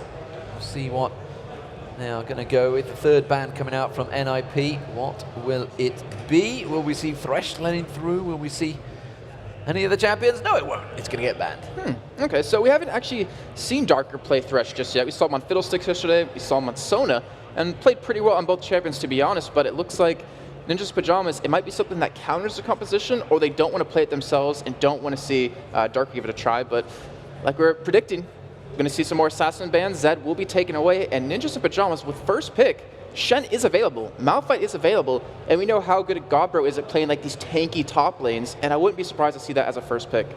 Yeah, I wouldn't be surprised. I think it's going to be Shen. We'll see which way they do go, though. Did they value any champions higher than that, I wonder? They looks like they may well do, and it's going to be Evelyn locked in. Yeah, so we saw Diamondprox break out the Evelyn jungle back in the tail end of the spring split. And then we saw Sven Skjern pick it up as well, and during the promotion series when he played Evelyn, just did outstanding. I mean, I have to say he kind of carried the team there. But the Shen, I was thinking on Godbro, how many like 3, 4, 5-man taunts did we see him do in the promotion series? Fortunately, he's not going to be getting it this time, it looks, as Darien is sitting on it. But we do have Sona picked up, so the Sona, which on Darker, he had some awesome crescendos, like some 4 or 5-man crescendos that were so perfect and really helped Gambit out. But that whole, disengage or engage, depending on how you want to look at it, mixed in with the Shen, they're going to have a decent team already just with those 2 picks. Absolutely. So it's kind of the standard pick as well. Sona's kind of the pick that we always saw Edward was forced on before, and now effectively they're saying, no, Darker, you are playing this champion, whether you like it or not. And what Sona kind of, they did the same thing to Edward, if I'm not mistaken. Like, you're playing Tarek or you're playing Sona, and he's like, okay. But one thing she does do is she limits the possibility for the other team to play a melee support. Like Leona or Tarek, because the harass she can do, the healing she can do, she can completely outclass you, and obviously in the team fights do even better. So going to be picking that up. And Ninjas in Pajamas actually look like they're sitting on Zac, which we have seen Godbro play before, and then it looks like we might see Deficio on Nami for the first time. Yeah, but we've seen Nami a few times in the summer LCS so far. It's definitely been a popular pick. Of course, we just saw We Will Failure on it in the last match. Didn't work out too well for him, but of course those ultimates can be vital if used at the right time, albeit the slowest ultimate that's ever coming towards you. Well, we did see an awesome knockout composition out of Evil Geniuses against Gambit yesterday, where we watched the clip again together, and we're just like, they didn't touch the ground for more than like half a second for like the entire fight. So they do have that knockup out of Zac. And we might see Diamond reverting back to his Zen, which we did see yesterday. I don't know. I wasn't really convinced on it fully, but I know he's a strong jungler, if not the strongest in Europe, and he can definitely make the Zen work in the end. Well, it's a champion that Diamond's been using a number of times, did play it yesterday. Now, Varus is still pretty popular here in the European LCS, compared to his popularity's waned in the other leagues. But it still seems to be very strong in this one. They are, of course, being locked in. So the final pick's coming out for NIP. Is this going to be a jungle Evelyn, or will this be actually Bjergsen on Evelyn in the mid lane? I think most likely it will be jungle. But that seems to be the place she's settled into with all the subtle nerfs that's been happening to her. She's obviously... the big thing about her is you can't ward against her. Like, you can obviously, put some sight wards down, but if you're going to, it has to be a pink ward. You have to, know exactly where she is.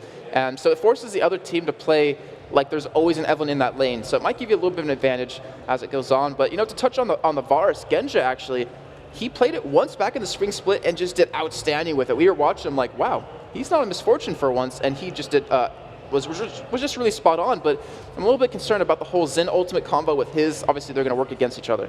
Well, yesterday we saw him going for the triple Doran's Blades, and neither time really working. He was off on his own farming while the fights were happening with EG. He just wasn't there. I talked to Groove about that, actually, their manager, and we have to think back. If you catch my back, way back into Spring Split, even before that, Gensho was always an innovator in terms of what he picked up as an AD carry, like Ninja Tabis, cleanse quite a bit. He did Blue Ez before anyone I can think of. And I talked to Groove, and I was like, why is he going triple Doran's Blades 2 games in a row? And he said it had something to do with, like health in terms of in lane, so you don't get pushed out. And then just it goes along with the standard build because he likes to farm. He likes to play passive. So we might see that yet again, but the tests on Draven. Something you've been doing? Draven. There we go. A little bit better. Something you've been practicing with him?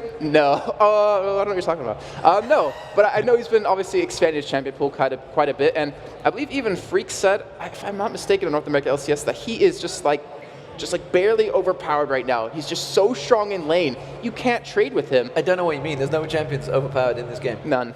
No, not at all. Of course, more importantly, it is going to be Bjergsen on Forellenlord, I was about to say that, on Orianna, because obviously he did just play Forellenlord, played Orianna in the last game, and has played it so many times, so strongly.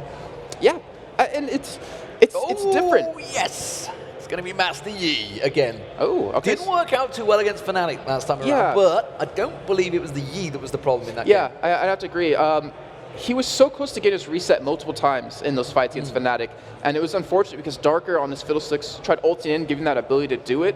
But I think it has the potential to work out this time, and I really want to see what's going to happen. But the Bjergsen on Orianna thing, that's not his style.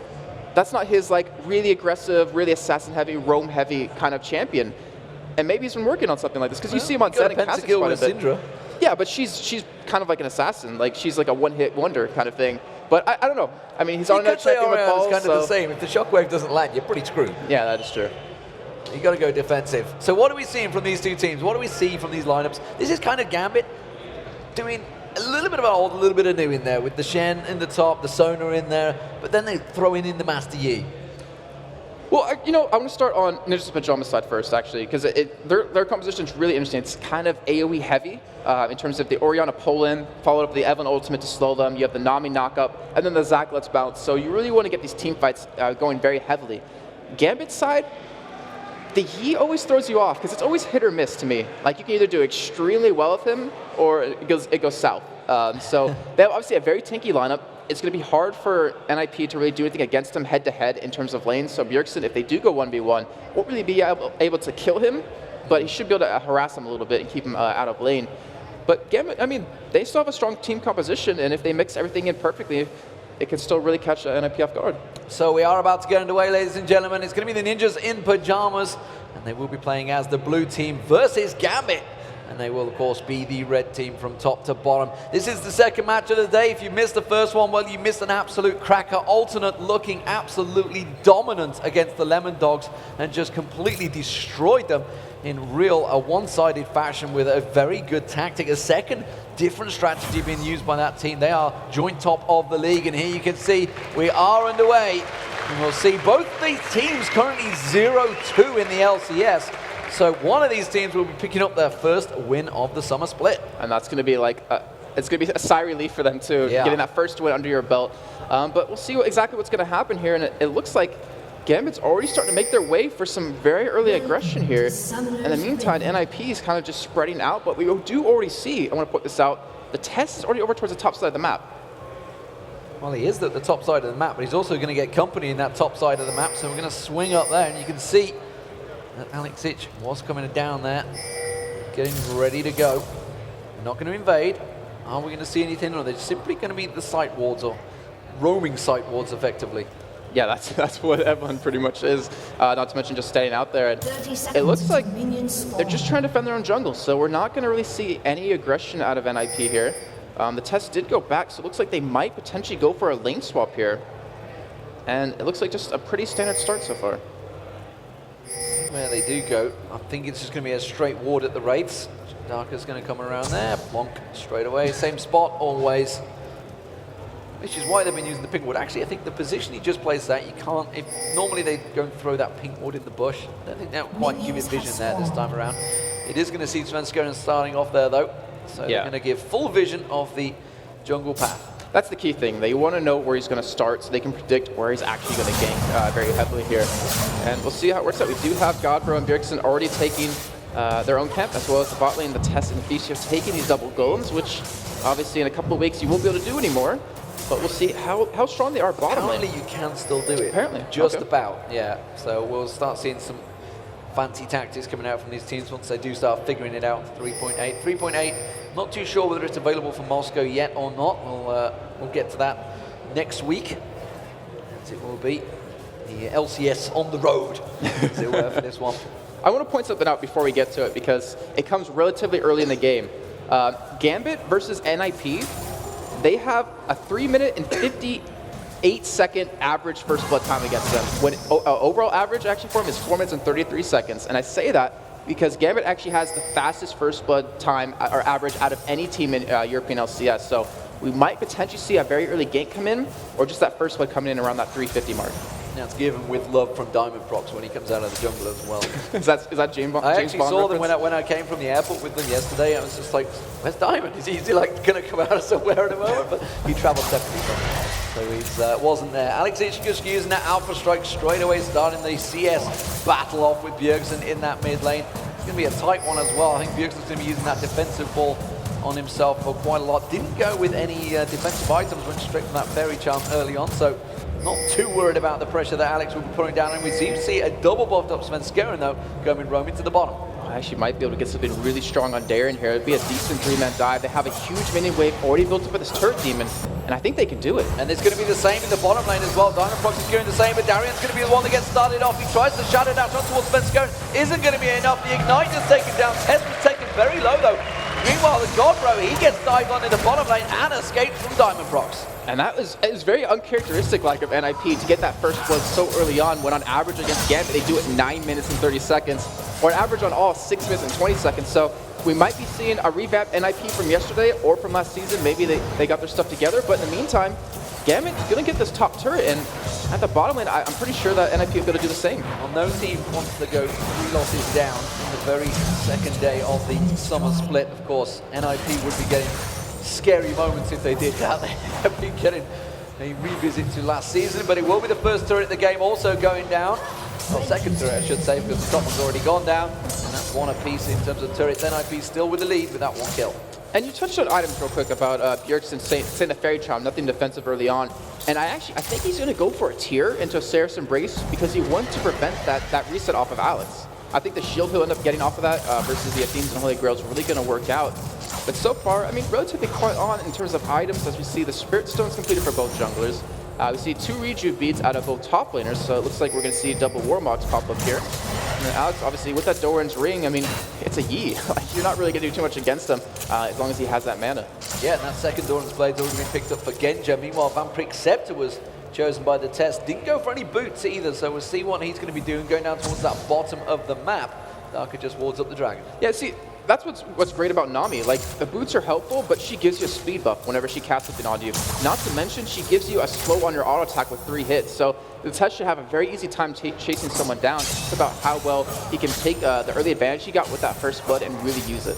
Okay, so we're seeing lane switches here. We do have the Test Deficio. They're still sticking in the bottom lane, but Genja and Darker, meanwhile, have rotated in towards their mid lane again. Deficio going aggressive on Darien. We do see Svenskeren just off the side. Haven't got the double buff available this time, so they're going to struggle to slow him down. And look at the level difference. I mean, it's kind of dissipated right now, but it still showed that NIP was ahead in the bottom lane compared to Darien. So obviously, he's going to be pushed back quite heavily here. And it looks like Gambit, they're trying to really react to this by pushing mid lane and maybe going for that turret, but still NIP, they're not giving up. They're going for this bottom turret. Godbro's being given the free roam, but meanwhile we do see Diamond Prox coming around. The wolves are being picked up by Svenskeren. Surely Diamond will see that. I'm not too sure he's going to let him stand for it either. Has put that pink ward down, so we'll have full vision. Svenskeren forced to back away. Did manage to take down the big wolf though. He's not done yet. I mean, he was staying on the pink ward though. He does get engaged upon.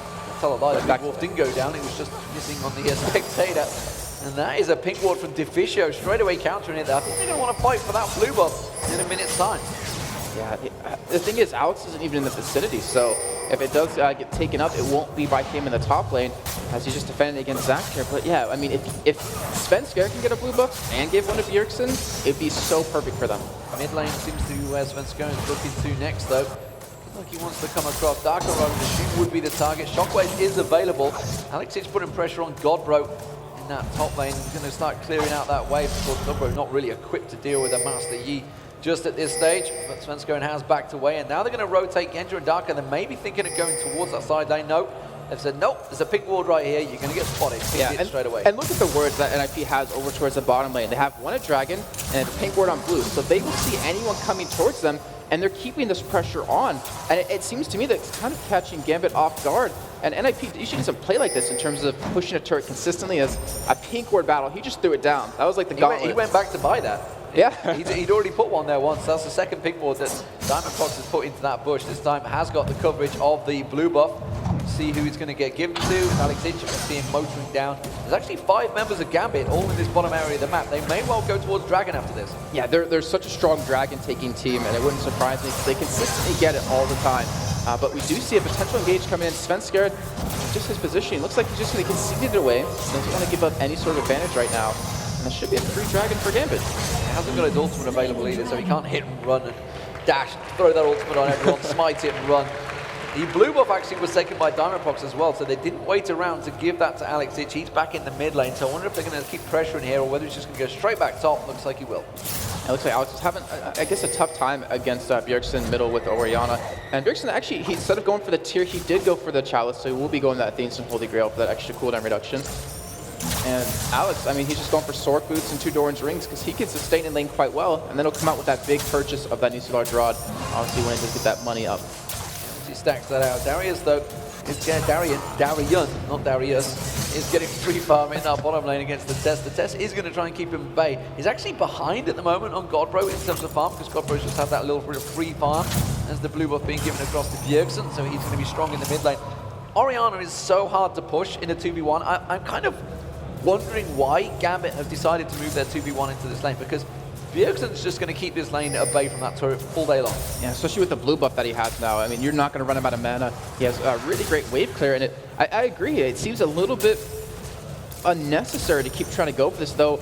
They're not pushing the wave heavily. Like, they're just farming. So it's not like they're trying to get the turret to me. It's just like they want to give him a free farming lane, and they don't want to put them up against Zach, who can farm really well under turret, or obviously against that Draven. So looks like that's what Gambit's going for. But Darren, he's hurting really bad right now. Well, 9 minutes gone. It is just the 1 kill down, and still the goal difference is only 500. Darian is walking straight past the ward there, so he's going to get spotted out, trying to come around, see if he can create something on Bjergsen. He's actually got a trifecta coming on him, because Diamond is also coming around from the Wraiths. Going to come in from 3 angles this time, see if they can make something work. Svenskar is sat ready and waiting, though, just off to the side. Nami also. Deficio may walk straight in towards Darian there. They've picked it already. Darian actually getting the taunt onto Svenskar, and that's just going to force him away. Bjergsen is there to try and put that defensive ball across instead.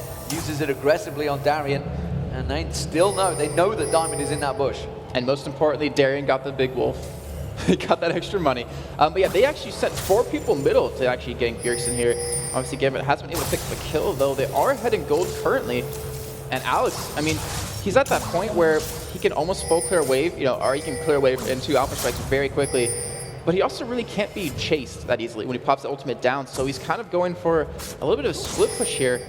And he's not allowing Godbro to lead this lane, because if he does, that's when he's going to take. We see Diamond engaging on Sven. Went on towards Svenskar, takes him low, says, no, these Wraiths are mine. I'm going to keep hold of them. Master Yi also came across in the form of Alex Ich, but he's gone back towards that top lane. Just blinks off the map because he's alpha striking around.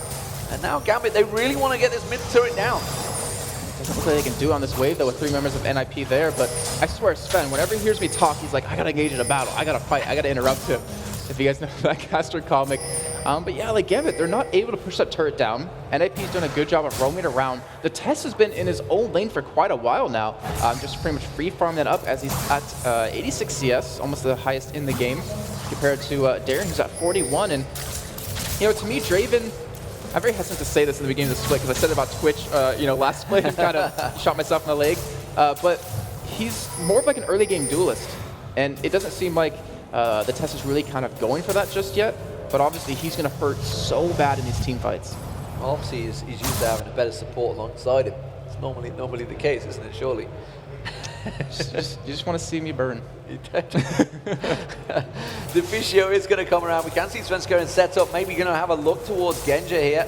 Instead, doesn't have Bjergsen nearby, so instead he won't go for it. But Deficio has been caught out by Diamond Proxy. Does manage to get the bubble on towards Diamond. That's going to buy him time to just back away. And you just saw right there the steady buffs that Nami's been getting over 3 or 4 patches. That Aqua Prison stun is just ridiculous right now, and he's obviously able to escape that. But NIP, they're grouping up middle right now, and it looks like they want to be the aggressive. They want to go for a push here. They're going to turn it around. 5 members of NIP. Can they push on towards the turret? Alexich is nowhere to be seen. Darian is starting to make his way up the river, though. He's going to get spotted by that pink ward, but I feel that this turret is going to go down before he even gets here. And Darko could flash and go for that crescendo. Diamond goes in, actually uses his Crescent Slash to keep them away from the turret, trying their best to protect it. They're buying them time, but it's just not going to be enough. The Shockwave comes in, catches on Darko. Darko does get his crescendo off. There's going to be the Chain of Corruption, but there's just not enough damage there. They get on towards Godbro, but he's forced away. The Ignite on towards Diamond Prox is enough, and Godbro takes him down. It's a 2 for 0 and the turret.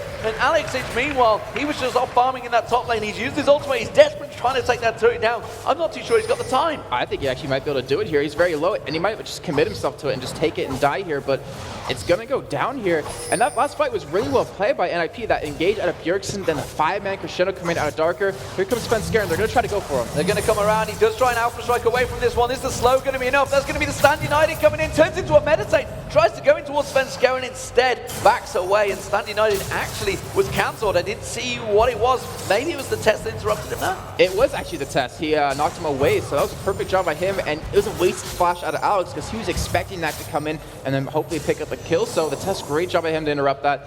And NIP up 3 kills right now, but they're only up 400 gold right now. Yeah, this is standard. Gambit are very good at keeping that farm going, and you just look at the numbers. They're pretty high. Do I actually say that? It's fairly close, and actually Godbro, of course, picked up that kill, has got a better CS. We are going to see a Warmogs first coming out of Darien this time around. Warmogs already completed by Godbro. Pink ward on towards that dragon will be available shortly. Diamond is going to clear out that pit. You can see Gambit ready and waiting to go on this dragon timer. Well, we do see the test backing out right now, and he's not going to be here. Actually, he does stay, so it looks like they might want to go for this here. But Gambit, they're going to take this down very quickly. Svenskeren is off on the side, and he's a perfect ultimate opportunity right here. Deficio could also get his wave straight across them as well. The way they're all stacked up, they may well manage to land it. There it goes. The wave comes out. They do manage to try and pull him in. The shockwave there, the delivery system was not enough. Alexich has actually been pulled out of the fight with his Alpha Strike. Now he does manage to go back in. The test taken very low. He tries to turn it around, but Gambit are looking good in this fight, and the quick is made to try and get away there. Godbro, I'm not too sure. The piercing arrow comes out. He gets sniped down by Genja, and of course the final kill will come in. It's Genja that takes it. So Gambit gets 2 kills and Dragon on top of that. Very well played by them to just know their objective game and just to force these team fights because that's what they do best. Now they're going to be aggressive on the middle lane here, trying to go for that turret, but I think they have to back out in the end. Gambit, phenomenal job by them, and they seem kind of behind for the entirety of the game, but now they kind of shot ahead in terms of gold. Yeah, indeed. It quickly switches. It's a 2,000 gold advantage. Sunfire Cape was picked up by Darien. Chose not to use those Rejuvi beads to go for that Warmogs. So happy to get some armor in there to deal with the test. It's thrown that out. You can see the gold there across the screen. Just a slight advantage for Godbro in the top lane. Junglers, Diamond Prox just topping it out there. It's a 1,000 gold lead for Alexich over Bjergsen right now. And well, just close to 800 gold lead for Genja over the test. And the supports, well, it's just a 300 difference between Darker and Deficio. Yeah, it's gonna become very scary for Ninjas Pajamas very soon. Is that so the test, he has life steal, so obviously he can heal up a little bit during the fights, but he's relatively squishy. So is Nami, and so is Svenskeren right now. So if Alex gets one reset in these fights, he's going to snowball all those resets and really just punish you in the team fight, which we kind of saw right there. Luckily he he was pulled over the wall for NIP, but he's going to become really scary. Like, he's going to have that death cap relatively soon. I believe he actually has the money for it right now, too. Well, 3 members of NIP pushing up towards this middle inner turret right now. Bjergsen and the test are going to get a lot of damage down onto it before Gambit can respond. Piercing arrow thrown out, catches on towards Bjergsen. He's just going to lifesteal that all back. And they do manage to get forced away by Gambit straight back into position. What is Darien doing? Oh, he's clearing out another ward at the Dragon. I was thinking, what's he hanging around the Dragon pit for? You just picked it up. What's he waiting for this time around? He's just going to go back and free farm down that bottom lane and continue keeping his CS flowing. And this is kind of what we've seen. Every time Shen is just let through, and again, it's another split push team. Yeah, I've mentioned this before when we talked to the pros about it. It's why do you constantly let Shen get through? As you do see Svensker, and he might get dove on here, but he does back away, so he's okay. But we ask him, you know, why is Shen always let through and not banned out? Because he's always so devastating in most of the games he plays in. And they responded because he's like a controlled threat. We know what Shen's going to do. We can kind of prevent that. We can counter it. But still, every time you see him, yeah, exactly. Every time you see him, they're not able to do anything to him. So Darien will be able to split push quite a bit here. NIP out of position here. They're all going to come around the side. Diamond Prox is going to go in there. There's Darien as well. Chain of Corruption doesn't quite land. And the bubble actually getting up towards Darien. Diamond Prox does manage to use that Crescent Sweep to bounce them. Let's bounce. Not really landing on anyone. Alex Hitch comes in. Gets one. The test taken down. He's just mowed down. And Godbro's going to get dropped as well. It's currently a 3-for-1. And Gambit looking so strong. Alex Hitch gets himself a double kill. And that is all because that death cap was finished right there. Like you mentioned, the Chain of Corruption missed, but the damage that he has was so insane. Even Godbro pulled off a really good move during that fight. He actually landed right on top of Darien when he was going for the taunt, so he interrupted it halfway and was able to keep the test out of that. But just the pure damage Alex put out was just spot on. What's the aggression that we used to see normally from... Oh, Darker actually going very aggressive on Bjergsen there, trying to keep the ball controlled, trying to keep him at bay, but Darker not having any of it, going very aggressive in towards him. Genja's getting very far forward, actually. Sudden aggression coming back out from Genja. Maybe this is what was kind of been lacking yesterday. Piercing now again shot out. Bjergsen just sidesteps that one. But while this is all happening, Alex Hitch is getting that free farm in that bottom lane. And this is going to be another turret for Gambit. Who would have thought Alex split pushing right now a little bit. But yeah, he's using Master Yi perfectly. It's like you can't chase him when he has the ultimate available, so you can get some free damage onto those turrets. And if he goes for like something like a Lich Bane, he's going to be an insanely fast turret killer here. But Tess going to be taking those double golems and trying to stop him here, at least push that lane back out again. So, you know, NIP, they already had problems with one split pusher with Darien, but now they're going to have two with Alex as well. Yeah, the control that Gambit seems to be showing all the pings, so they've actually spotted out Bjergsen. I thought Diamond may well go for that one. He's been the linchpin that's been diving in every time. Darien happy to go toe-for-toe with Godbro there and seemingly working out well for him. You can see that Sunfire Cave just standing next to him, just keeping the burning damage going. Genja also in this mid lane alongside him, Darker. Seemingly working a bit better today than yesterday. Yeah, it seems like Genja switched up his playstyle a little bit too, but we do see Darien, I mean, that Sunfire Cave is getting engaged upon but behind from Sven. Svenskeren does sneak around the back there, but Darien, he should just be able to shadow dash across. He's not even going to bother. Just like, no, I'm not worried about you guys. I have my support here. Dark is just going to come in, top off the heel, and walk back away. Genja's actually maybe going a little too far forward, but actually Diamond is still... Darien, sorry, is still trying to come around towards the backside of this turret. And the last time we saw Genja this aggressive was back in Tokushima Masters Katowice, where he just completely caught the Korean teams off guard. And he's kind of doing it right now against NIP, where normally we'll see him split pushing, well, not split pushing, just split farming by himself in a lane. And he hardly gets around to these team fights, but he's been around quite a bit.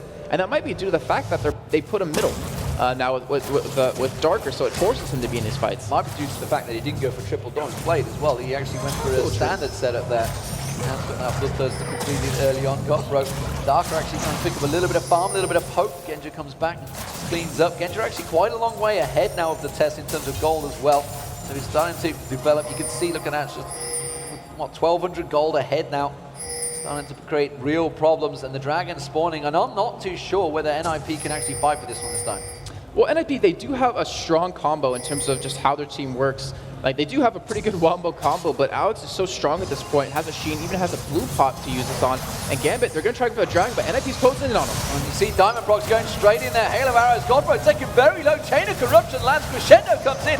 We do see Darker going down, but Alex Hitch gets in the backside. He's going to get pulled in by the Shockwave. They should take him down. He tries to meditate through. It's not going to be enough. Diamond Prox, meanwhile, does take down the Godbro, but the rest of Gambit having to back away from this one. They're chasing on towards Svenskeren. Piercing Arrow is not going to be enough to finish him off. Dragon didn't get taken down, but that was a 2-for-1 to NIP. And that was a great ultimate out of Bjergsen to keep Alex off of him, pulling him away. He hid in the bush, and then Tess was able to finish him off here.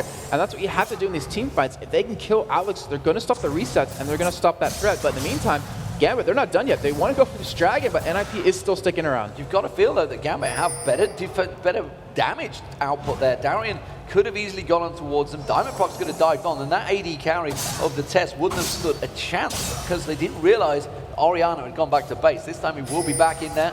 And again, it's going to be the dance all over again as the members of Gambit respawn. Everybody heads back to that dragon. Gambit do start it off. Mostly they might be able to pick up the third dragon of the game here, even stopping to kill that pink ward too. But we do have actually NIP coming up from the backside, the Test and Svenskar, and they stayed just like you said. But instead they're going to concede it, let it go. They don't want to get in a team fight when they don't have those ultimates available because they're so dependent on those. And I believe Gambit knows that and takes advantage of it. Yeah, they take full advantage. Warmog's almost complete by Darien as well. Red buff will get picked up by the Test. They just clear out. It's actually going to be a double buff for the Test because remember we did take down Alex. He's picked up that blue buff just a moment ago. Meanwhile, Bjergsen will be picking up his own blue buff, and now they're going to move to try and defend this middle turret. Gambit putting a lot of pressure down on it though. Genja continuing. Look how aggressive he's being. This is the new Genja from yesterday. Yeah, it is, and it's good to see, to be honest, to have 80 carries switch up their playstyle so just willy-nilly. That's a bad term. But anyways, NIP, they're trying to defend this turret here. And we do have an engage coming out of God. The ball comes in on top of him as well. He does manage to get the Let's Bounce going. Shockwave yet to be used.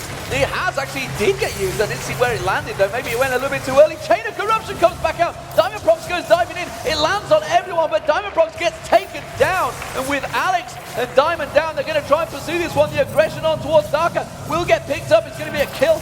Double kill now picked up for the Test. They're going to move in and they're going to surely take down this inner turret. And look, yeah, it looks like they're actually going to be going for it here, and they have a decent time on the rest of Gambit. They could potentially go for a Baron, I think.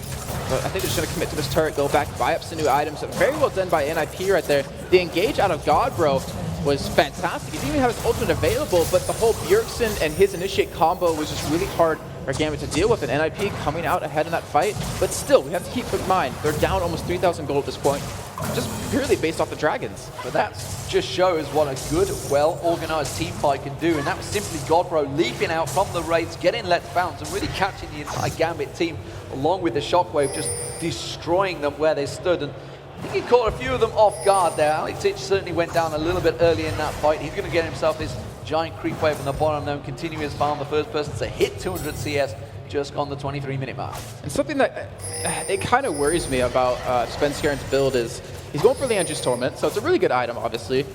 But he's going to be depending really heavily on landing his ultimate onto multiple people. Obviously, you want to do that as an Evelyn, but he won't have the health unless he gets that giant shield as he does go in. He goes straight in on towards Dark One. He's going to try and get the damage down. Doesn't manage to get the Aqua Prison down. It's going to be a very dead support there, and the Test even managed to pick up the assist as he threw out that ultimate. Now it's Darian's going to be the target. Godbro goes leaping in. Has he got enough to try and slow him down? Does manage to get another hit on towards him. Svenskaren trying to collapse on towards him as well, but they will manage to dash away in towards those wards. Honestly, they're going to go for the inhibitor turret off of this, or maybe even potentially go back for Baron, because they do have an Oracle on Deficio, so it's always a possibility for him, though. Not relatively healthy, relatively low on levels. Diamond does spot Svenskar in there, but decides to not go in. But he might come in from the backside here and actually force this fight. I think he might do. Dark is going to be up in a couple of seconds. You've got to be careful if they stick around here. Oh, that ball doing a lot of damage on towards Genja. They're going to get taken low. Here comes Diamond. He's going to have the Shen ultimate as well on top of him. Who they're going to target? So standing on his Shockwave does get him to get a damage down there, but look at that. Gambit just wrecking him. Alexis comes in and picks up the triple kill. Cleans house. They can run straight down the mid, or are they going to go Baron?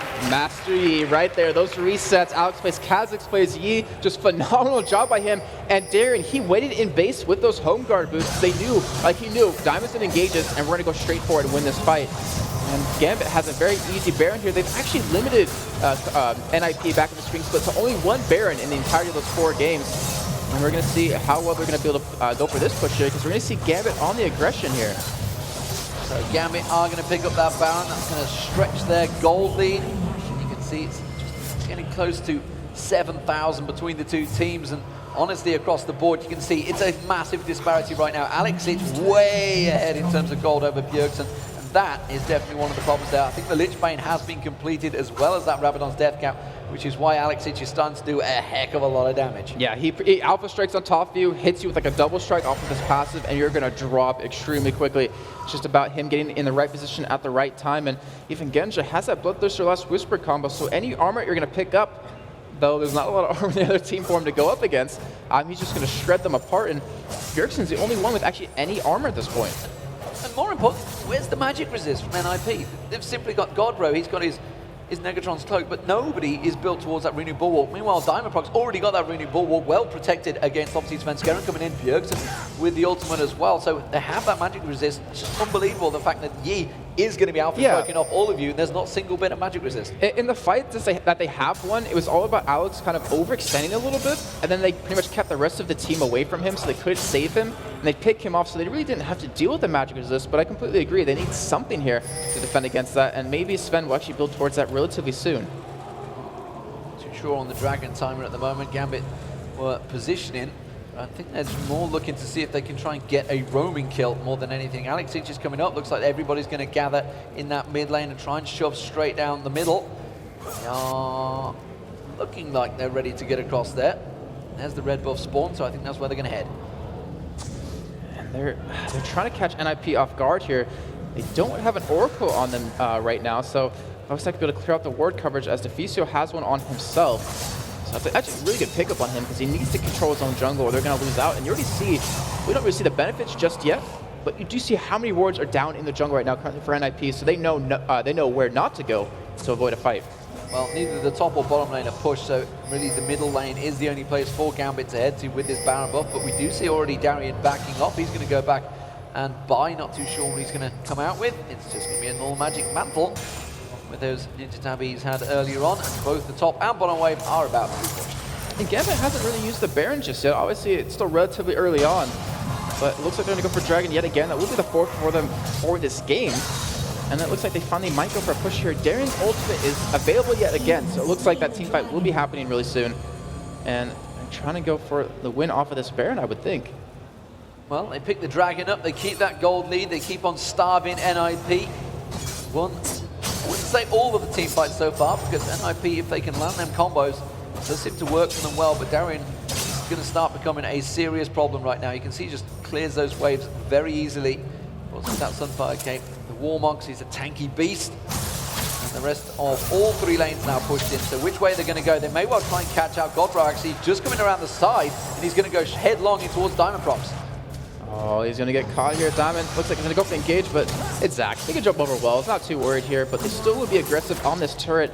You have to be very, very careful of the engagement that NIP can pull off here. If the test gets a nice knock or stand aside, whatever it's called, and then you have a nice Orianna ultimate come out, you can lock down Gambit here and really pick up these kills. So they're a little bit hesitant to go in here, but they do have Baron buff. I mean, you can see he's got 3,000 plus hit points already.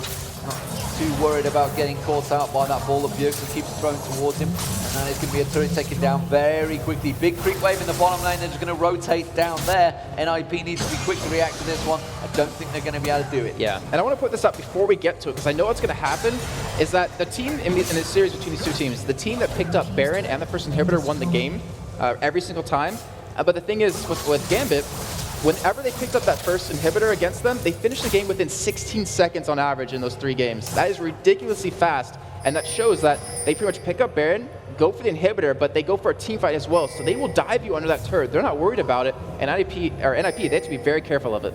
The pings on Alex Itch. The rest of Gambit were thinking of backing off. Darian's going back to buy again. What's he want this thing? He wants more magic resist. He's getting himself a Negatron's cloak this time around. Yeah. Alex Itch is also going to go back. He's got himself a Void Staff already, so he's going to have to sell on those Doran's rings to stack out a new item. Let's see what it's going to be. I think it was a pot, actually. I think he's just gone back to get himself another breathing pot.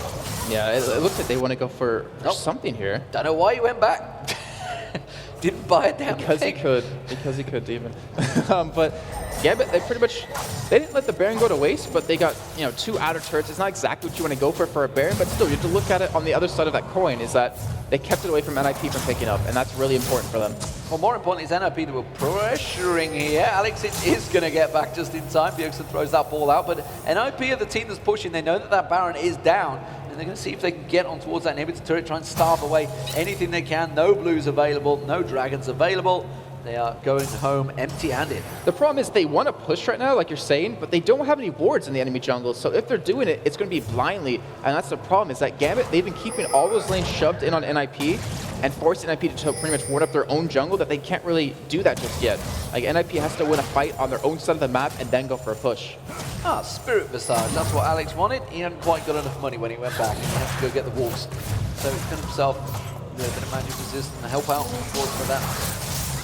regen when he tries to use his meditate. So Yeah, he's it's like just going to sit there and basically, while everybody attacks, and just, yeah, I'm fine. he's like, how can I make Master Yi more annoying? Oh, I know. Have a Shen, meditate on APE, and then have a Spirit Blizzard right behind that.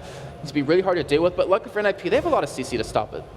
Well, the top wave is shoved, the mid wave is shoved, and they're going to just go clear that bottom wave. Everybody's heading there. Alexic has the timer on blue. He's going to come around and pick that up. Diamond is going to clear out the wave. Spawns the second he gets there. Perfect timing for Alex. That means the rest of the Gambit, once he picks that up and clears that bottom wave, are going to be ready to try and initiate on the first inhibitor turret. And look at the farm difference. Like we looked at it about 10, 15 minutes ago. It was pretty even, minus Genja having a nice lead. But look at it now. I mean, you have a 50 CS lead between the two top laners. You have almost a 60 CS lead in the mid laners, and even bot lane you have 60. So Gambit just pulled ahead completely, and that's all due to them just strangling NIP by keeping all those jungle minions gone, keeping all those waves pushed. We do have an Oracle on Deficio now, so they're going to be a little bit more aggressive here in terms of pushing out, but Bjergsen, ooh, that was one piercing out of Genja, and it did that much damage. Through his defensive ball as well, I think that was. That's a lot of damage. Just brought him out. The rest of NIP, they're out of position here. They are completely out of position. Gambit can just run straight up the mid lane instead. I'm not too sure whether they realize it. Now they do. They're suddenly thinking, what are you guys doing over there? We're going to take your inhibitor. That's just very bad for NIP. Like I mentioned before, they finished the game on average 16 seconds after taking that first inhibitor. It doesn't look like this is going to be one of those games unless NIP tries to go for a fight here and defend this. Well, Darian is going to get caught out. There's going to be Godro leaping in there, but Svenskar is just getting melted down there. Chain of Corruption comes across, doesn't land in time, but Alpha Strike comes from Alexic. It just knocks all their health down. Straight away meditates. Crescendo goes across the test. Shockwave does manage to pull 4 members of Gambit in, but it's not going to be enough. Alexic comes around, gets the reset, goes on the fountain. Little too deep there, Alex, but it doesn't matter. The Nexus turrets are going to get targets on. There's Genja with the piercing arrow. He takes down Godbro, and everybody backs off. Takes down the inhibitor. It's going to be Gambit, ladies and gentlemen, that will pick up their first win in the LCS. They're going to be able to take down these inhibitor turrets, and sure enough, it's an attempting to reconnect because it means that NIP have lost the game. And look at that, Demon. They kept up with their average of like 16 seconds finishing the game, taking that inhibitor, going for the fight right before they went for it. Phenomenally well played by Gambit, showing that they still have what it takes to be here after those 2 losses, unfortunately, yesterday. And Alex, I mean, he finished off 8-3-6, and Genja, who we normally never see on champions besides Misfortune, playing Vars, and 4-0-11 is not a bad score. Absolutely fantastic stuff. Let's get over towards our analysis desk. It is going to be Joe Miller and Trevor Quickshot Henry. You just got a glimpse of them. They're ready to go. They're coming, don't worry. They're ready, honest guys, Yeah, don't worry. Well, Thanks a lot, guys. We're on. Are we there? I think we're there. we're all good. So, yeah, Gambit picking up their first victory. Not a close cut thing. It was a close cut thing, though. We saw a couple of big shifts in that game, actually, between who was pushing and where those fights were happening and who they were in favor of. So one of the big things that happened very early on is both top laners were really struggling to find some CS in the early stages of the game. That changed as we started to snowball a little bit later on, and there was a couple of moments where Godbro had some, good engages, but generally speaking, Darian was able to come back from that deficit much better. One of the things that was very interesting was the Master Yi.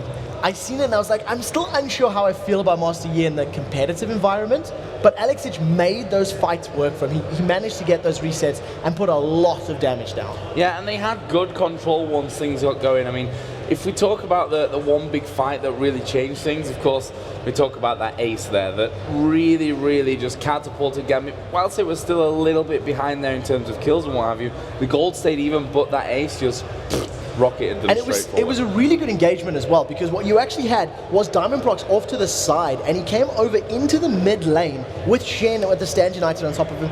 At the same time, you had Genja using the Chain of Corruption from the right-hand side. So it was a really good engage from all angles. They locked down members of Ninjas in Pajamas and pretty much cleaned up, got the Baron, and that just secured the game. They got all the map control, the objectives, etc. Well, good solid win there for Gambit. However, that leaves Ninjas in Pajamas now 0 for 3. Bit of a familiar situation that they're in. I wonder how much that's really going to play into their whole mentality as they move forward throughout the Super Week. I actually imagine that they would probably be able to handle that a little better than most other teams because they've been there, because they've experienced this, and they did bounce back to place very highly. I imagine that it's just going to be channeling the energy that they took from going 0-9 and putting it into now, putting it into today. They've still got 2 more games to play this weekend, so they can still turn it around. Going 2-3 while not the best score, is always going to be better than 0-5. Yeah, and certainly will give them a boost, a much-needed boost, really, to that confidence that they're surely down on a little bit by now. We're going to head over to the main stage where we have Darker, who's just recorded his first victory with Gambit Gaming. Absolutely, very happy to have, instead of Alex, of course, another member of Gambit, and it is Darker, who was playing Sona this game, and a very good performance there. Of course, yesterday, not the best day to start off the summer split. So what would you say changed between yesterday and today in your guys' games? Well, yesterday everybody was like out of his comfort zone. We played really bad as team overall, and like, I don't know, maybe everybody was feeling pressure or something. Yesterday, after our losses, we discussed a lot about our picks and strategies, so I believe it could be better in future. Well. All right. Now, for you personally, of course, a lot of pressure coming into the team after Edward, a hard act to follow, let's say. So how have you been feeling in the team? How do you think that they perform differently with you? What dynamic do you bring?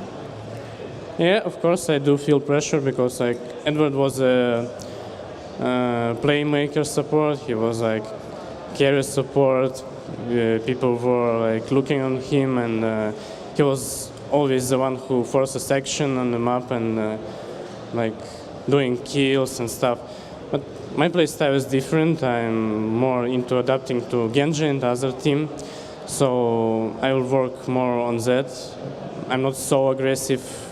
And like, I think pressure is okay, but I need to catch up to be one of the top supports in the world. So I need to learn a lot from other teams and stuff.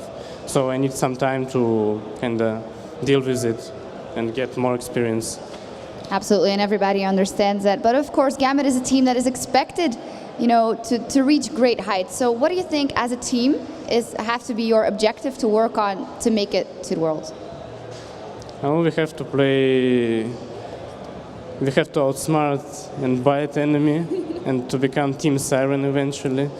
But actually, we just need to play as a team, to play what we are good at, to like play aggressive play style, like to invade their jungle.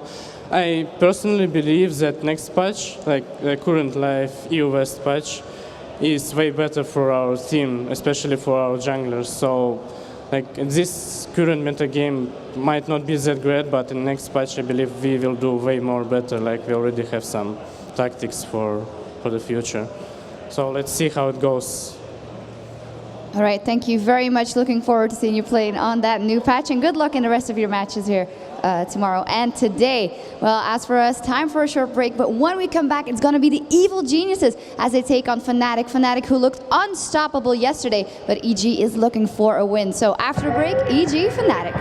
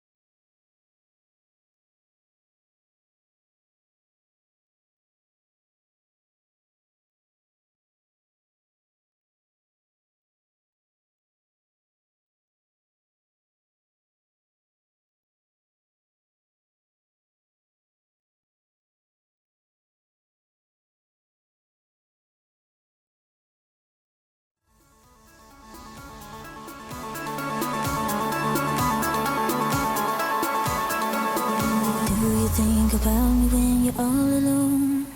The things we used to do and used to be. I could be the one to make you feel that way. I could be the one to set you free. Do you think about me when the crowd is gone? It used to be so easy, you and me. I could be the one to make you feel that way. I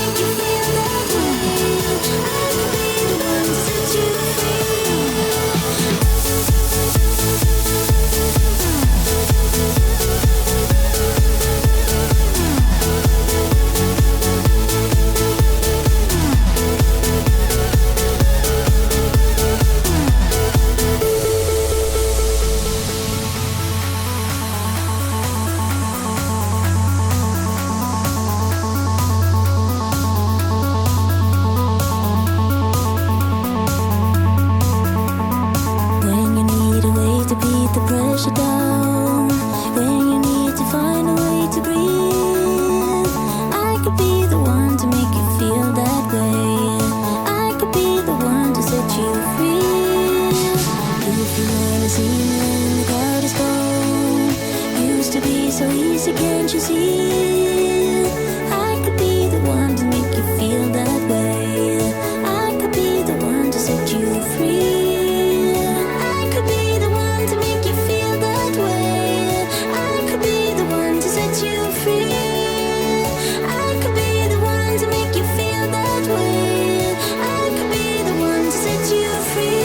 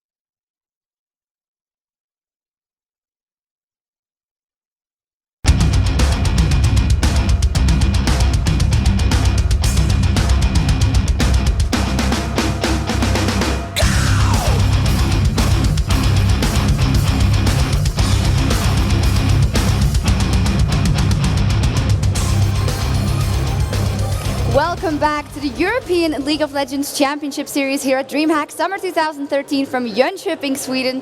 What a sweet thing to say, Jönköping. Anyway, we're up to a great match here. Fnatic is taking on EG, and let me throw this at you guys. If both Fnatic and EG play as they did yesterday, it's going to be really hard for EG. Yeah, it definitely is, but actually they had a really strong showing in their second game yesterday where they picked up that victory against Gambit. So I'm not sure which EG is going to come to the table today, but they want to hope that it's the second one. One of the things you're going to have to point out when you talk about EG as well, the loss they took to Alternate was because of Alternate's right decisions and not Evil Genius's mistakes. So basically they got outplayed is what I'm trying to say. And if Fnatic do the same, they will see similar situation. But Evil Geniuses, they're an experienced team, they bounce back, and as you said, they perform fantastically well against Gambit at the end of the day. Absolutely. Let's maybe look at the individual matchups that we have in this EG versus Fnatic game, because that's always that are always great matchups. For example, we have Froggen versus XPK, Soaz versus Wicked. So which one of that are you looking forward to?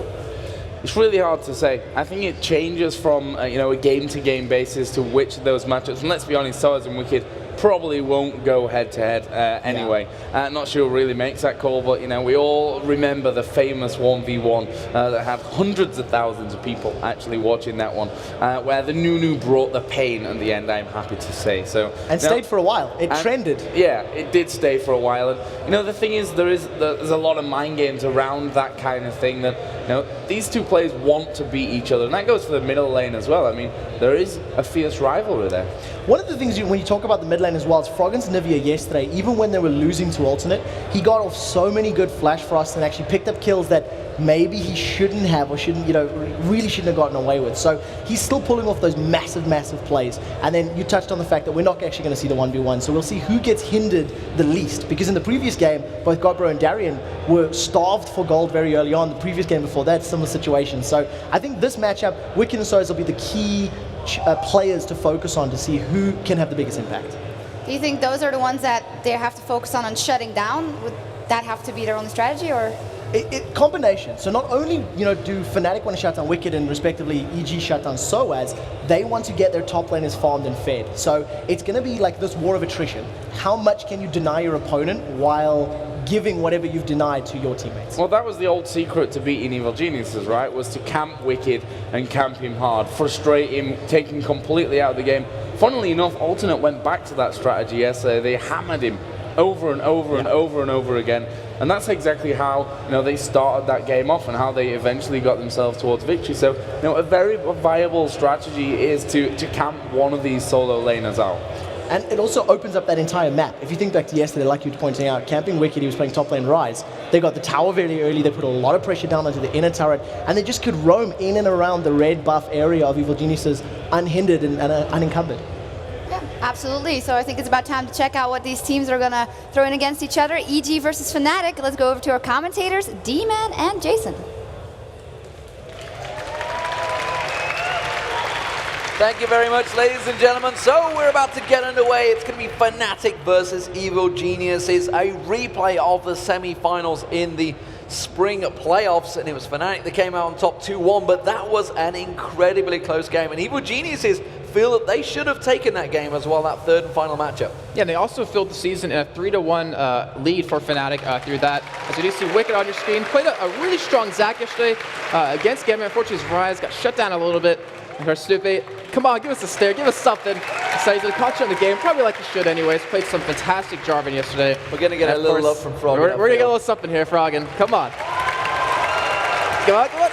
Oh, you failed again! You failed again! Man. He was going to blink for us, and instead he winked. He was trying to wink, and he just blinked. And then there's my God. Our European All-Star. He had one job. One job yeah, to one do. job. He's going to be us. We get a lot of love from Jumbo, though. Here's, of course, the support. Evil Geniuses, they went 1-1 yesterday. Didn't manage to win their first matchup, but they did take down Gambit in convincing style. Fnatic, meanwhile, are the opposition, and of course, they went 2-0 yesterday, looking incredibly strong already, and just continuing on where they left off. Exactly, yeah. Fnatic, it's exactly what you just said, Timmy. Continuing off. So you see, so as you screen your top laner All-Star, actually the best top laner in the world after that. beating out Shy with that Darius. It's a little hard to claim best top laner He's the in best the world, top but player it in was the the world. best in the 1v1 setup that was there in the All-Star votes. Cyanide in the jungle, of course, has been playing so convincingly well for so long as well. Doesn't miss those smites. And of course, the backdoor king, it is Xpeke. Proving yesterday that really any champion is available to him. He went Malphite against SK Gaming while Lissandra was played by Soaz. Yellowstar, the all-star AD carry.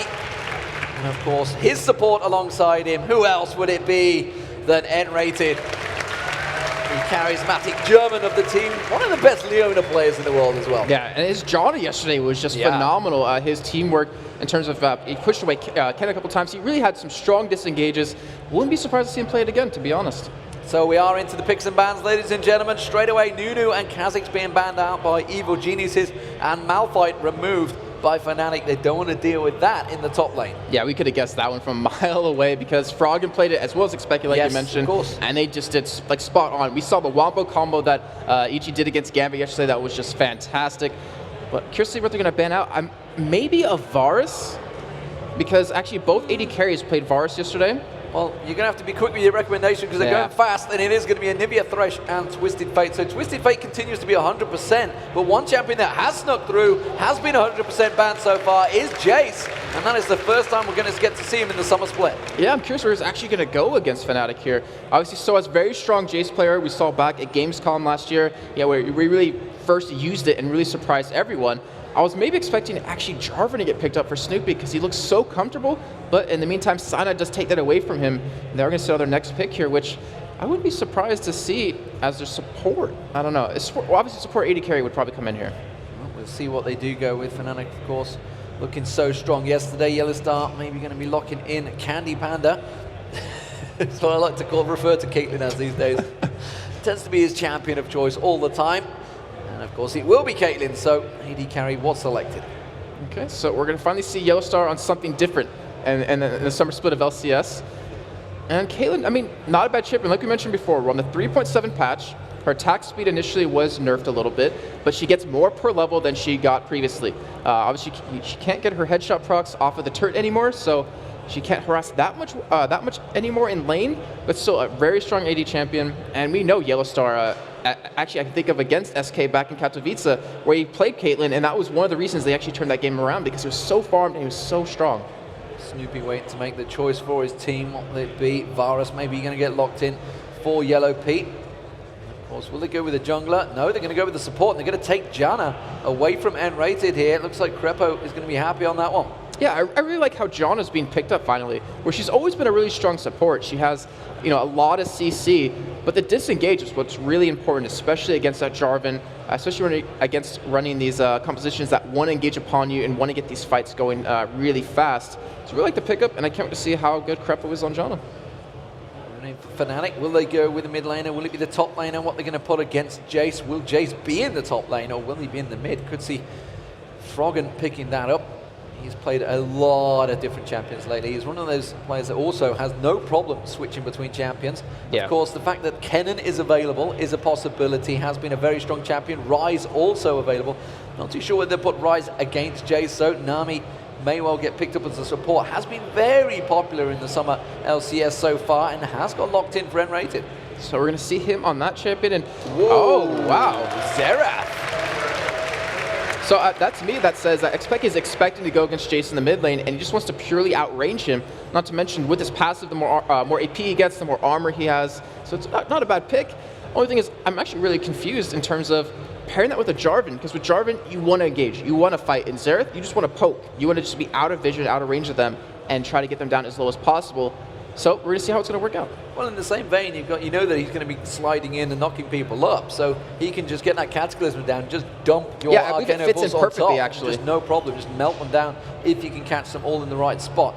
So let's see what EG do come out with. Will it be that top lane? We know that also Wicked has been practicing on Ryze, so maybe he could take that Ryze in the top lane. Sejuani in the jungle maybe going to come out for Snooper here. Is a very strong jungler, and it may well be Zac coming in for the top lane. A very tanky Zac I expect to see here. Has been locked in by Wicked. Sejuani the final choice. And is one of the junglers. Actually, I expected to see a lot more this season so far. This would be actually the first appearance in the Summer LCS. I talked to some of the players about that last night, and I was like, why are we not seeing Sejuani that often?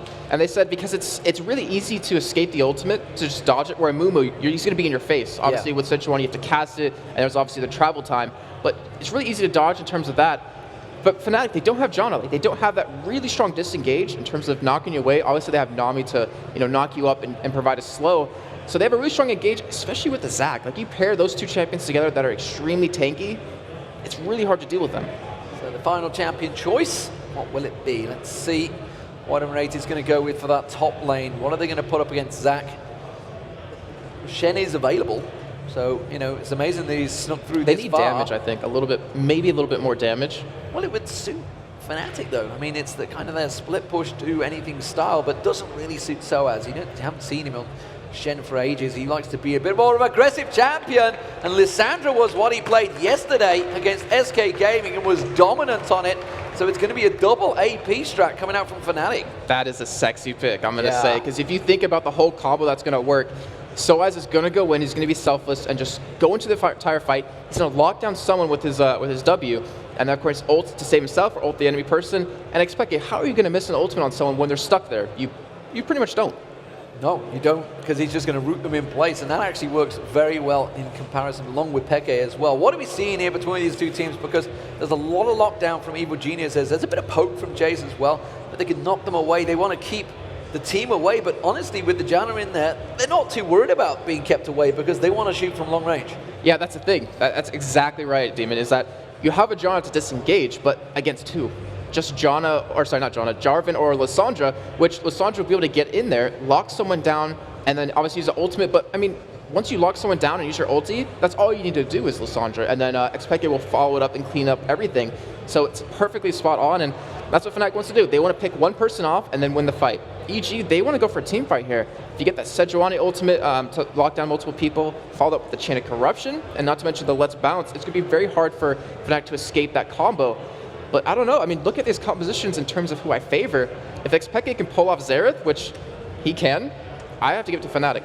Well, looking at the crowd, you can see it is a packed house here, ladies and gentlemen. So it's good to see you guys are all here. So let's get a little bit of a gauge of who fancies what, because I can see there's a lot of t-shirts for both different teams here. So we'll start off. If you want to see Fnatic possibly taking this one, give them a cheer, guys. And of course, if you want to see Evil Geniuses pull this one out, give them a little bit of cheer. I think we know who the fans favor. The fan favorite seems to be Evil Geniuses once again. They've got two Danes in their team, so we're close to the homeland. Of course, there's a Finn in the Fnatic team, but it is a packed house, ladies and gentlemen, and we are about to get underway soon enough, as long as you see me switching my screen. Thank you very much. Thanks for that, guys. Production, keeping me on the ball. And we are about to get underway. So, the blue team, of course, is going to be Evil Geniuses, and the red team will be Fnatic. Everybody's sat ready and waiting to go. And we are going to get things underway. And you know this is going to be a good match. Well, we saw Fnatic actually going fairly aggressive yesterday against SK Gaming. They had that little tit for tat, maybe thought about going for a fight, but they didn't actually engage in the end. Nobody actually got the kills. Ooh, we do see Froggen leaving the game, so we're going to have a pause. Uh-oh! Wow. It's always good to see that. Oh, yeah. Well, it's not a blue screen this time, back, at least. guys! Hello! Well, it wasn't a blue screen, at least this time around, but it seems that Froggen and maybe it was paired in with Panky. I don't know. Froggen, please stop. I'm sure all of that things will be going on Twitch chat right now, but you guys at home, it's great to have you joining us in the morning. It's actually 12:30, it's lunchtime, so thanks for joining us. And thanks to everybody else, because it's suddenly filled up, so it's good to see you guys get up at around about 12 o'clock today. Not to mention, it is Father's Day. So everyone make sure to give a shout out, my follower, awesome. Is it Father's Day in America as well? Yeah. So they tend to have different days. No, it is. Yes. It is, okay. So happy Father's Day to my dad. Yeah. Also, it's Shox' birthday today, so I expect every single fan in here to go to her, wish her happy birthday, give her a little hug, make her take a picture with you. Good stuff. She'll be happy with that. Yeah. Yeah. She doesn't get many requests. God. The whole time between the games, she has people coming up to her. She gets swamped by people. Have a photo, a hug. Anyway, moving on from that one, let's talk about what we've already seen today. We've already seen at the start of the day, you guys that have just tuned in and just walked into this stadium as well, you may have missed it, but Team Alternate are looking absolutely dominant right now. They swept the Lemon Dogs aside this morning. It was 10 a.m., so I kind of understand that you guys probably weren't up by then. You'd all been zipped up in your little onesies and your sleeping bags and maybe just catching a little bit of sleep on your desk. But you missed a great game because it was a dominant performance from Team Alternate. Following that, of course, we did just have Ninjas in Pajamas versus Gambit Gaming. And Gambit, well, they have managed to return to form, it seems. They had a lot of, I don't know, aggression, maybe, they just a little something in there that just turned their entire attitude around, and they really wanted to win. But that means, unfortunately, the NIP are starting off like they did in the spring. They are 0-3 now. That's not the start you want. Yeah, I mean, I have faith in them, to be honest, about you being able to pull it back. They're an experienced team now after having those 10 weeks together in LCS.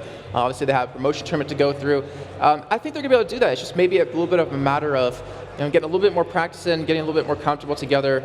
And not to mention, like, in terms of the new patch coming up, 3.8, which is currently on Live Realms, that's going to really throw things through a blender. Through a blender? Yeah, I couldn't think of the word. Through a blender. It's going to throw things through a blender. That's an interesting descriptive term there. I'm sure my ex-co-caster Tosspot, who is just off to the side of me, would be loving that term. We'll see what he can pull out next time we do get him on camera. Eventually, it will happen. But right now, we are here. It is the Summer LCS, and of course, there is a lot more games to come. This is only game 3 of the day. There's going to be 10 matches today, so plenty of action to come. Let's have a quick rundown and see what is going to be coming up next. They're just making a remake of the game, guys, so don't worry, you're not missing anything. They're just sorting themselves out, and while I try and sort myself out and see what is coming up next, it is going to be, of course, Lemon Dogs versus Meet Your Makers. Meet Your Makers currently 2-0 leading the charge. Could have Fnatic, though, going 3-0 after this one. Big ask for them, though, against Evil Geniuses. That's going to be a really good game. Like, we were also really surprised at how well these new teams are doing, but just see Meet Your Makers, who looked so dominating yesterday, and Lemon Dogs, who, even though they're 1-1 now, they still put on a really good performance. So I'm actually really looking forward to that match. Yeah, following that game, it will be SK Gaming versus Meet Your Makers, and this is going to be all about the revenge of Aranea. The man that qualified with SK Gaming got kicked from the team after Tales of the Lane and has re-qualified along with Alternate, who have looked fantastic. Following that game, it is going to be Evil Geniuses versus Lemon Dogs. Lemon Dogs are playing a lot of games today, so they're going to have their tails between the legs. I don't know. I can't think of an analogy for that one. Alternate versus NIP. Alternate, again, they're playing a lot of games today. Everybody's playing a lot of games today, frankly. SK Gaming versus Gambit. That will be happening around, I don't know what time. Depends how long we get delayed for. And Meet Your Makers versus Fnatic, followed by, finally, Gambit versus Lemon Dogs. So there is a massive amount of games today, and of course tomorrow is going to be the DreamHack tournament as well. The semi-finals and the grand finals, all best of 3s, will be right here on the stage throughout the morning. You know, I'm looking at the lineups we have and just thinking back to the first week. This is the first week of the summer split, and it's going to kick off to the World Finals eventually. But just to see, like, the first week, it's a super week. We have all these heavy hitter teams going up head to head. We have all these new teams coming in and really showing that they deserve to be here. And like North America, since it's over 24 hours happened in the past. You can talk about it now. I can talk about it now, thank God. Cloud9, 5-0. I mean, they were always really hyped up, but they proved to everyone that there's a reason for it, and they're just stomping North America right now. Absolutely, they swept aside, and it wasn't just they beat anyone. They beat TSM, they beat Curse, I think they beat Dig, they beat CLG, they beat all of the heavy hitters from season 1 or season whatever you'd like to call it, spring split. I get confused between seasons and everything else. But it's great to see you guys all packed into the stadium here. Standing room only, it seems, on the side there, and hopefully you guys can stay there a bit longer before the DreamHack guys come and sweep you aside. They don't like you guys standing there. Health and safety goes wild in Sweden, apparently. Who'd have thought? I didn't realize it's so strong in this country. I was thinking back to yesterday when we finally opened up and everyone just ran in here to get to their seats. Yeah, don't steal the seats from next door. There's a game next door. They don't appreciate it. But if you saw today, people are just walking in. They're tired, but they want to get here. They want to get their league action in. But we are getting back into the game very shortly. They're in the loading screen, so hopefully we'll have this game underway very soon. And Demon, I guess we can recap exactly the lineups a little bit, since it has been a little bit of time. You know, for over Evil Geniuses, we have Zach on Wicked, we have Snoopy on Sejuani, we have Froggen on Jace, so we're actually going to see him potentially mid lane, Yellow Pete on Varus, and then Crepo on Janna, so we're going to see Crepo's Janna finally. We are going to see how it works out. And more importantly, Soaz on Lissandra is going to be something to see. It worked out very well yesterday. You can see we're in the game, ladies and gentlemen. So we are finally going to get back underway. It is going to be Evil Geniuses as the blue team. And the red team, of course, are going to be Fnatic. So what are we thinking in this one? Straight away from the start, are we expecting to see any aggression from these teams? We haven't seen it too much of it so far in the Summer LCS. We haven't, but that's like even more of a reason to do it, because the other team won't really expect that to happen. I wouldn't be surprised to see it, as we already do see Fnatic heading over towards the top side, unless they just want to, keep their own jungle safe, see any wards that are coming in. But both teams kind of mirroring each other. If you look on the mini-map, both heading towards the enemy team's blue buff here, and really want to control it. See whether Yellowstar goes aggressive. He's looking towards Wicked is in that bush. Whether he's going to try and sneak in. Fnatic are ready and waiting to try and set a gank up. They want to see if anyone's going to try and sneak this ward into this Wraith area. If I'm not mistaken, isn't that the bush Wicked face checked last death season? bush. Yeah, and then he kind of died and they ended up losing the game. But it's not this time. He learned. Instead, Cyanide is going to check it. Gets that Demacia standard down. Snoopy is spotted. Just backs away from that. Fnatic going for a bit of an invade here, maybe just going to get some ward coverage down, or whether they want to go full for blue. While this is happening, they realize that all 5 members are there, and Crepo goes straight up and puts that ward down on the blue of his own. And most importantly, he was spotted going over there, so they know there's going to be a ward on their own blue. And matter of fact, they decide to back away from EG's blue and just take their own jungle. So they invade. It scared Snoopy a little bit, but it also, if you look at it, it changed his jungle path. He wanted to start blue, but now he's starting towards red side, so they're obviously going to know a little bit better where he's going to go, especially with that ward on the blue buff. They'll know when he's going to be going to the top side of the map. Yeah, more simply dictate the gank path that he will be taking. Soaz actually helping out quite a lot on see who actually takes that. Didn't quite catch it. Looked like it was Soaz that took the farm. Sorry, Cyanide. Cyanide, yeah. The Golems, meanwhile, they're going to get taken in the bottom lane. Crepo and Yellow Pete starting them off. It's going to be Yellowstar helping him Peke out on the Wolves there, and it looks like Yellowstar is going to be taking up position in the mid lane, so we're going to see a bit of lane swappage going on here. Froggen versus Yellowstar, the AD carry, I guess. N-Rated will come out and help him out there. We may see N-Rated actually roaming around the map a fair bit. He's going to be placing wards in the banana bush, and he's just going to keep vision on towards that red buff. I wonder if they're going to try and steal this blue buff. We're seeing Cyanide coming across. It looks like it's going to potentially happen because we do have Smite up on Cyanide, but as you can see on the mini-map, Snoopy's not having it. He's already going to be invading the enemy blue here and trying to steal that away. But remember, they are spotted by a ward here, but I don't think Fnatic's going to contest it. No, they pinged it. They saw that he was going over there, and immediately they realized. Meanwhile, down the bottom lane, we do have Zera Peke going a little bit aggressive on towards Yellow Pete. We are going to see Yellowstar and Cyanide coming across. They've spotted them in the ward. We could see Cyanide snipe across. Doesn't matter. Peke comes across instead. They're trying to go towards Snoopy. Have they got enough to slow him down? They've got nothing to interrupt him. He dashes away from this one. I think he's hit and run safety, and that's a blue steal. I forget the bear being amazing, the boar's amazing, or sorry, the horse being amazing, the boar's amazing. And that was very well done. He obviously used that smite, was able to get out, and more importantly, he forced the flash out of Cyanide. I thought we got away from the pauses for a moment. We didn't really have one for NIP Gambit, but no, it's back. I thought you realized whenever you cast EG, it's going to have a pause. Yeah, right, please. Apparently it's just a little bit of a bug on Crepo's screen right now, but hopefully it should be fixed shortly. Yeah, it looks like they are, well, they're kind of focused. I don't know whether they're back playing or not. They're all sat there and looking across. I can see the admin is stood behind him. I can see Brad's talking to EG, so it will be sorted out in just a moment. You can see that elegantly placed whiteboard between the screens. That's so they can't cover off. Looks like EG are back and ready to go. Actually, a lot of discussions going on between Froggen and Snoopy there, so it seems a little strange because they've just stole the blue buff, yet that looked pretty heated. Yeah, it did. But Froggen, I mean, he's normally not really vocal to his team, but it's good to see him doing that. Crepo looks like he's just going to reconnect here, but I mean, we can kind of take stock of things. We're at 3 minutes in. We've had blue buff stolen away from Fnatic by Evil Geniuses, and this is with Cyanide actually going to Evil Geniuses blue and then backing out just to take his own. So he's so that one's obviously still available to be taken here. And also, you know, looking at how this game's going to develop in terms of early game, mid game, late game, I'd really have to say that both teams are really strong late game, but Evil Geniuses, they kind of want to get, I don't know, see, both teams want to make something happen early on, because you have Soaz on Lissandra, who's just going to be really strong in any kind of ganks that he's going to be going for, but both teams have relatively strong, you know, early, mids, and lates, but late game it's going to come down to, can Fnatic catch someone, and can they burst them in time before Evil Geniuses gets that engage? Well, we'll soon find out. We're just waiting to get them back into it. Crepo was rejoining. He was. He's just quit. He's rage quit. Crepo is not even, is even at the SCSs, he's hidden by Yellow Pete. I can't see him there. It does look like they are reconnected, so we can hear the sound. Looks like they're playing, so hopefully with the pause, with the 30-second delay, we'll be back. Says it's fixed. We are ready. They are both ready. Looks like the players, the way the mouse are clicking, are pretty much back under action, so the pause will be resumed in a moment. There we go. 5-second countdown, and we are going to be back underway. Evil Geniuses versus Fnatic, game 3 of the day in the Summer LCS. And game 10, actually, of the Summer LCS in total. And of course, just to recap, the blue buff was just stolen away by Snoopy. Yes, it has. And what are Fnatic going to do about this? Because EG's blue is still available, but Cyanide really not in the vicinity to take it just yet. And I wonder if EG's going to be able to lock that down. If they can get that to Froggen really early on, he's going to be completely fine in this 1v2 lane. Looking at Froggen's position, and he's come across to try and keep them away. Gets that shock blast onto Cyanide there. Just a little poke.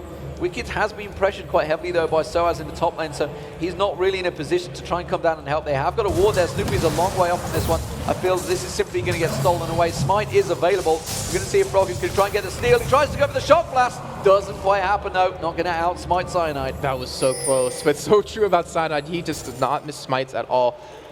And taking a look at what happened there, it was for the first blue steal we saw for Evil Geniuses, Crepo came in with Snoopy to help out, and then obviously we saw it there, and Raiden went in to help Cyanide because they can depend on their AD carries to be alone for a relatively long time. And we actually did see in the bottom lane that Xpeke flashed away from Yellow Pete at level 1, so that's going to be down for a while. And we're seeing Yellowstar kind of trying to zone out Frog in middle. Yellow Pete's trying to put the damage on the bottom lane, and Peke actually is going to take a little bit of problems trying to keep his waves clear until he hits 6, then he starts chaining down, getting level 3 on towards that Arcano Pulse. No, that's his ulti. I'm not quick shot, I can't help you with that one. Oh, man alive. What use are you when you've got a computer in front of you, you can look at the name? True. 5 minutes gone though, coming into this one, and the 2v1 in the bottom lane seems to be working out well. Jace is going to have problems clearing out. Snoopy is with that double buff. We'll see whether he's going to go looking for gank, so Cyanide was in position ready and waiting to see if anything was coming. You can see Froggen is defending off that mid lane a little bit more successful than Peke is in the bottom. I want to mention this before we go a little bit further because it was off screen, but Froggen actually flashed in lane. He was on the edge of an Aqua Prison, he flashed but still got hit by it, but now it's on cooldown, so I don't know if he was expecting Cyanide to be in the vicinity after taking a blue buff, but that's going to be down, and that's a really huge summoner for him to be gone. Yeah, it's a long cooldown to be down in that mid lane. That's probably why he's been a little bit more defensive now. Just going to clear out those waves. Yellow start taking a tower hit. That's a little bit too close. We do see actually N-Rated heading down to the bottom. We'll see whether he's going to create a play. No, he's just simply going to ward up the Dragon. Wicked, meanwhile, in his top lane. He has fell behind a little bit on Soaz in terms of CF. He's half the hit points down as well. Soaz is about to go back and buy, though. I don't think Wicked may well let him. Yes, he will. He's just going to back off. And Snoopy clearing out those wraiths. May well come around and help out Froggen for a little bit in this mid lane to try and take that turret. He hasn't really been really present just yet. He's been more about farming up, as you can see in the lead that he currently has against Cyanide. He needs to make his presence known a little bit here. The only lane he's really had the opportunity of ganking. Oh, here comes the clapping for ward kills. Oh god. But he hasn't really been able to make any ganks happen just yet. But then again, mid lane's the only thing he can really go towards at this point, and it's mid lane. Like it's the shortest lane out of all three, so they're easy to be able to escape. The thing with the ward lane clapping when they take a ward down, it's kind of a sign that the game's a little bit boring right now, which is when the claps come out. That's where the origination came from WE versus CLG. It was when the game was a little bit slow at the time. And hopefully it's not going to be that way. It has been some fairly defensive games, not been too many high kill games, apart from the very first game that you guys all missed because you were in sleep. Well, I mean, the thing is, it's the first week of the season. No team wants to show anything that they don't necessarily need to, and they want to get those wins under their belt, like the wins that they should be able to get when they're coming off of, a little bit of a break and then all that intense training. So I can understand that a little bit. Well, Peke is being pretty well harassed in his bottom lane. He's got almost half the CS of Froggen right now. Froggen's just gone back to buy. We'll see whether that works in Peke's favor. You can see the fact that he went with that cloth 5. He was expected to go in this 2v1 lane, but he's struggling for mana right now. Well, the difference is, there's a huge CS discrepancy, but that's due to Yellowstar and N-Rated pushing the lane constantly in middle, and Froggen just farming the turret. As you see right now, Sonic going for a gank on Crepo, but the perfect Howling Gale comes out, knocks him out. Beautiful combo. Crepo throws out that Howling Gale, almost like a leaf play there. And Thresh just quickly interrupts it, stops him getting knocked up, and effectively saves his life. Yeah, I have to agree with that one. Jarvan's really scared to go up against, but because, you know, Yellowstar and Rated have been pushing middle, Froggen's been able to farm under turret, but you're seeing right now, it's Peke, he's just being zoned. So he's not able to get this far.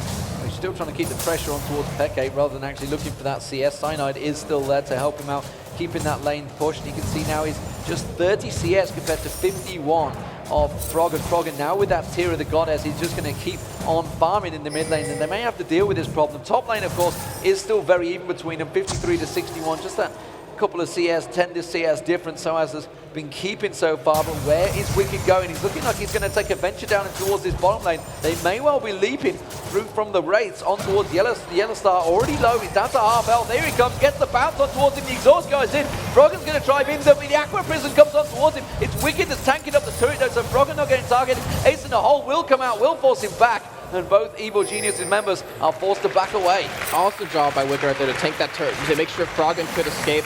And before that gank actually happened, we saw Snoopy go bottom. He threw his ultimate out to lock down Xpeke. It fortunately missed, but we do see Jarvan going in on Snoopy. Cyanide's gone in there, but he's only going to be 3v1. He's trying to actually bait the team out. Is it going to be enough though? Howling Gale does interrupt them. N-Rated was coming down to support. Soaz is in the mid lane as well. They have that ward in the tri-bush, and the rest of Evil Genius is forced to back away from this one. Ooh, Soaz is thinking of going in towards it. Went in for Froggen, uses his ultimate, goes flashes for it. Can he get a damage down? Or will they be able to turn it back around? They do!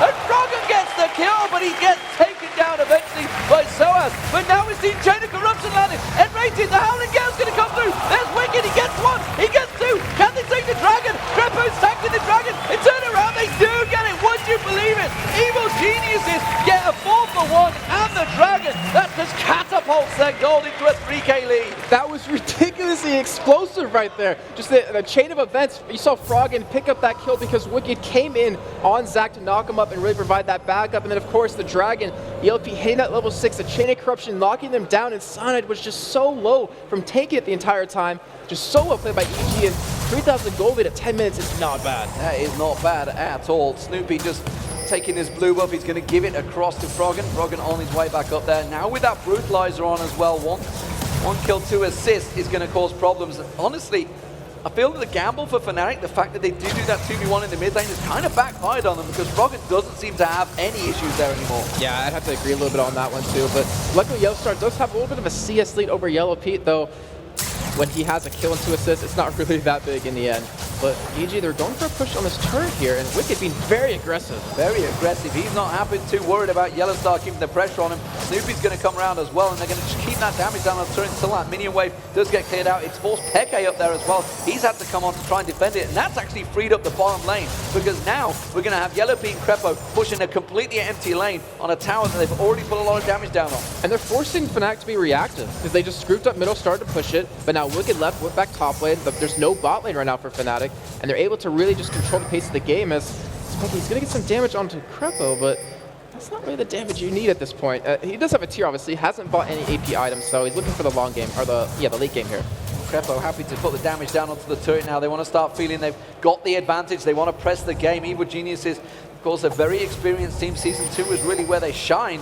Pink Ward actually on the blue buff, and they're going to try and keep that alive. I don't think Snoopy's going to be able to get that one. They've not really got the vision of where the rest of Fnatic are. They know that Soaz is top, but they don't know where the other 4 members are just yet. Yeah, there's no point blowing this lead right now that they currently have, but he's still sticking around. He still wants to go for something here. He's been going bottom lane to go for Xpeke. He does have cleanse to get away, though. He's gone in towards that ward. Snoopy does just force him away, and that will be the turret picked up, the first one of the game for Evil Geniuses. It did force 4 members of Fnatic just to come around to defend that blue buff. And in the meantime, Soaz had to back top lane, so Wick was up there free farming a little bit in terms of catching up as he's currently down a decent amount of CS, but he's going to get some damage on that turret, and Froggen, back in mid lane is really going to be a huge problem for Fnatic here as he's doing very well in CS, and he also has that first blood and 2 assists under his belt. My word! N-Rated nearly got removed with a single shockwave there through that acceleration gate. Froggen just showing, yeah, I've got a lot of damage. You might want to be a little bit careful of me. Wicked actually came around to see if he could get on towards him, seeing if he could bounce onto his head. Has got that let's bounce available right now. Instead, it is going to be EG. Soaz is going to find Wicked, and that may well turn the team there. And look at the damage he's been able to put down on Soaz. Uses let's bounce, prevents him from getting away from this one. Has to turn his ultimate. Shock blast comes in from Froggen, and Wicked picks up the kill with ease. And Evil Geniuses, they're playing like such a different team from yesterday. They're playing so well together. They've just been doing a phenomenal job in just assisting each other as well. And right now they're in the lead for this game. They're in control of it. And that poke they have with the Varus Q, the Jace Shock Blast, is just insane right now. And that might be the second turn of the game going down. The second turn of the game is going to go down with ease here, honestly. No doubt about that. Evil Genius is in a commanding lead here. 4,500 gold currently. Just 12.5 minutes gone over Fnatic. And one thing I love about EG's comp is that because they have so much CC, they force 2 members of Fnatic to go cleanse. So they don't really have those offensive summoners. The only Ignite is on Soaz, and then you have one Exhaust on Unrated, who really won't be in position to hit any, or to hit at least YellowPete or Froggen. So Evil Genius, I'd say they have the late game now, just in terms of how far they are ahead and what summoners are available for Fnatic. I thought they may well have found the mid turret slightly exposed, but Froggen is not going to allow it, quickly cuts them off. Yellowstar had built up a bit of a CS lead over YellowPete, but YellowPete's getting a lot of free farm down that bottom lane at the moment. Went the Bilge Water Cutlass going towards that Blade of the Rune King. Yellowstar putting damage down onto Froggen there, just keeping him out of lane. Snoopy is there to protect it though. Did go for that BF sword, Yellowstar, on that last back, so he is going to have a lot of damage now to start putting down on them. And it's really interesting to see is that you mentioned YellowPete was just bot lane pushing himself as we see Snoopy going in on Yellowstar a little bit. Does actually some pretty good damage to him, to be honest. But YellowPete's able to do that because look what Xpeke has. He doesn't have really any AP just yet. He has a Secret's Arm Guard and that tier, so he's able to 1v1 him because he can't be one combo bursted. And then with the aggression that the rest of his team's putting down, you're not going to see Sana come in for a gank. What we have seen in the past, though, with Xerath, anything we've learned is that once he gets to a certain level, he can keep those waves clear, no problem. Sharu proved it in the promo series for this summer split with Meteor Makers, had no problems defending against Dragonborns. He actually got banned out against them. Not against Dragonborns, was it? Yeah. And he got banned out against them in the next game because they're like, wow, we don't want to fight this ever again, kind of thing. But, you know, EG, they've been doing a great job of really just taking away that blue buff as much as possible and really trying to control that. And if they keep doing that, they're really going to hurt Xpeke quite a bit in terms of that cooldown reduction to clear the waves. So Greppo with that Oracle early on here, Oracle as well, clearing out those wards, starting to take control of the map, starting to go a little bit more aggressive with those wards, a little bit deeper. That's a very early Oracle, especially from Greppo, when he was the man that like said to us, yeah, 20 minutes Oracle, that's about right. Like that's where you usually go for it. And sitting here at 14.5, 15 minutes to pick it up, it shows EG's aggression. Like they want to make some plays happen. Well, look at him. He's already got the Ruby Sightstone and the Philo Stone, so he's got his items. Doesn't need the boots because he's Janna. He's got that passive that helps him move around the map a little bit quicker. This is all building towards the bottom lane, getting shoved in here. Varus of YellowPete was shoving around there. They may catch on towards that rated, and look at that! Just decimated by Froggen. Literally took the hammer to the face. That was just so devastating. And that's kind of, I guess, the downside to Nami. You have so much CC, you have so much mobility, but if you get caught like that against Froggen on his Jace, he's going to blow you up. And Evil Geniuses, they're going to go for Dragon here. This will be the first one of the game, and that's just an easy Dragon. That's an easy Dragon, and that's simply what you got. And all we wanted to do was come down and put the ward there. That's all the coverage was for. But simply that is just going to keep that gold lead stretching that little bit more. 5.7 thousand gold lead for Evil Geniuses here. And that's actually the snowball effect that comes out of that Oracle that we saw to Greppo. Because of that Oracle, like they knew there was no wards there, Frog was able to pick up that kill with ease, and then they turned it into a Dragon. So they profited so much from that. So, this is going to be Snoopy catching on towards Peke. Peke already low, dashes in towards him, gets the ultimate down, that's just going to snipe him out. YellowPete picks up the kill. The exhaust goes down. Can they turn anything around from this one? Fnatic can't go too deep. Oh no, they're going to throw the wave out, but look what's coming behind them. It's going to be Froggen and Greppo getting straight in there, and immediately they're going to put the damage down. That's going to pierce an arrow, and Rate is going to be the target. Can they get on towards him? Yes, they can. Hail of arrows from YellowPete, what kicks it up, and that is another 2 kills for Evil Geniuses. And we have to keep in mind that in the series these two teams have played during the spring split, Fnatic was up 3-1 in this, so EG, you can tell they want this. Like, they want this for pride, not just for their first one of the season. They're going to take this tier 2 turret, and honestly, at 16, 17 minutes in, with the team comp they have, the levels they have, they can just push up. I mean, look at Xpeke, he doesn't have 11 yet. I mean, that's an inner turret taken down. The top turret's about to go down as Wicked. That's just going to snowball. The experience, the gold, everything is pushing heavily in Evil Genius' favor. And there's the blue buff spawn. They're going to take that away from Peke as well. And that is vital for Xerath as well. He really needs those cooldowns. Oh, Froggen nearly walking straight in towards Soaz there and Cyanide. Oh, but instead they're going to come around straight on towards him. Chain of Corruption. Soaz tries to pop his ultimate. It's not going to keep him alive though. There's the Cataclysm coming out. Tries to lock up the team, but Froggen's putting the damage down the Ignite. And there's the Shock Blast coming back around. Now Yellowstar comes in. He turns around. Xerath finally picking up a kill there. Peke, can he get a second? No, because the Howling Gale from Greppo. But look at Froggen. He wants to get the snipe on towards Enrated. No, he backed away, turned around. He's still going to pursue this one. He's going to be able to back off. I think instead Yellow Pete is in trouble. Crepo's trying to flash away from this one. Yellow Star will be able to pursue. Has he died? Is it long enough? No! Ace of all comes out. He hasn't got the 10-second timer though, so he will go down to Yellow Star eventually. Oh my God, Crepo, what was Wait a minute, that? what is Yellow Pete doing against Peke? Peke is going to get caught out here. Peke is going to get sniped. I think Pete might have enough basic attack damage to do this. Frog is going to come around the side. The shockwave will come in. Will it land in time? He's going to turn it around. The stun comes in. No, he missed it. He missed it. Yellow Star comes in. Now he's going to pursue. He's going to get on towards Frog, and Frog is in trouble. The acceleration glass. It's not enough. It's not enough for him, and this is a back and forward action game. But Fnatic do manage to clean up and pick up a couple of kills. Froggen didn't miss that shock blast. It was a sign. It was a message to him. Like, I could have killed you if I wanted to, but I let you go on this one. But still, yeah, just so much action going back and forth. And Fnatic, they really kind of got a foothold back in the game a little bit with those couple of pickups. But, 18 minutes in, look at the goal difference. 7,000 at this point. Evil Genius is playing like a completely different team. Top lane, Wicked going aggressive on Soaz, uses the Let's Bounce, and Soaz is going to try and get away from this one. I'm not too sure he's got enough. Flashes away, Wicked is going to be able to jump towards him. I don't think he's going to be able to close the gap enough, gets the slowdown. Wicked, you're going to have to charge and jump for this one. Snoopy is coming around the other side of the turret as well. He's going to collapse around. There's the ultimate thrown out. Wicked picks up another kill. I think he just showed him which ice is stronger. Centralized ultimate right there. But yeah, EG, like, look at how they're playing. They're playing so well together in terms of, calls going down, in terms of making the plays together. It's just, it's awesome to see. It really is. They've made this game exciting. They made the game entertaining, that's for damn sure. 10-4 in kills, and well, the gold lead very much in favor of Evil Geniuses with a 4-1 turrets down, and of course the dragon that they did pick up. We have some heavy feedback coming from next door, but don't worry about that, because you guys on stream won't be too affected by it as I say that. It gets louder. It gets louder. Maybe it's my voice. Maybe he just doesn't like me. The voice of God. Who knows? So anyway, while this is all happening, Peke actually has been farming quite well. He's managed to keep himself in this a little bit, and he's actually caught a lot of ground on Froggen. He was way behind in terms of CS, as has Yellow Star. Yellow Star's actually stretched the lead on Pete as well. So, Fnatic are not down and out just yet. They're starting to claw the way back into this one. He has been farming, but look at the items across the game so far. You have so many completed items over on the side for Evil Geniuses and not much over for Fnatic. The only big ticket item that they have is that Infinity Edge over on the Yellow Star.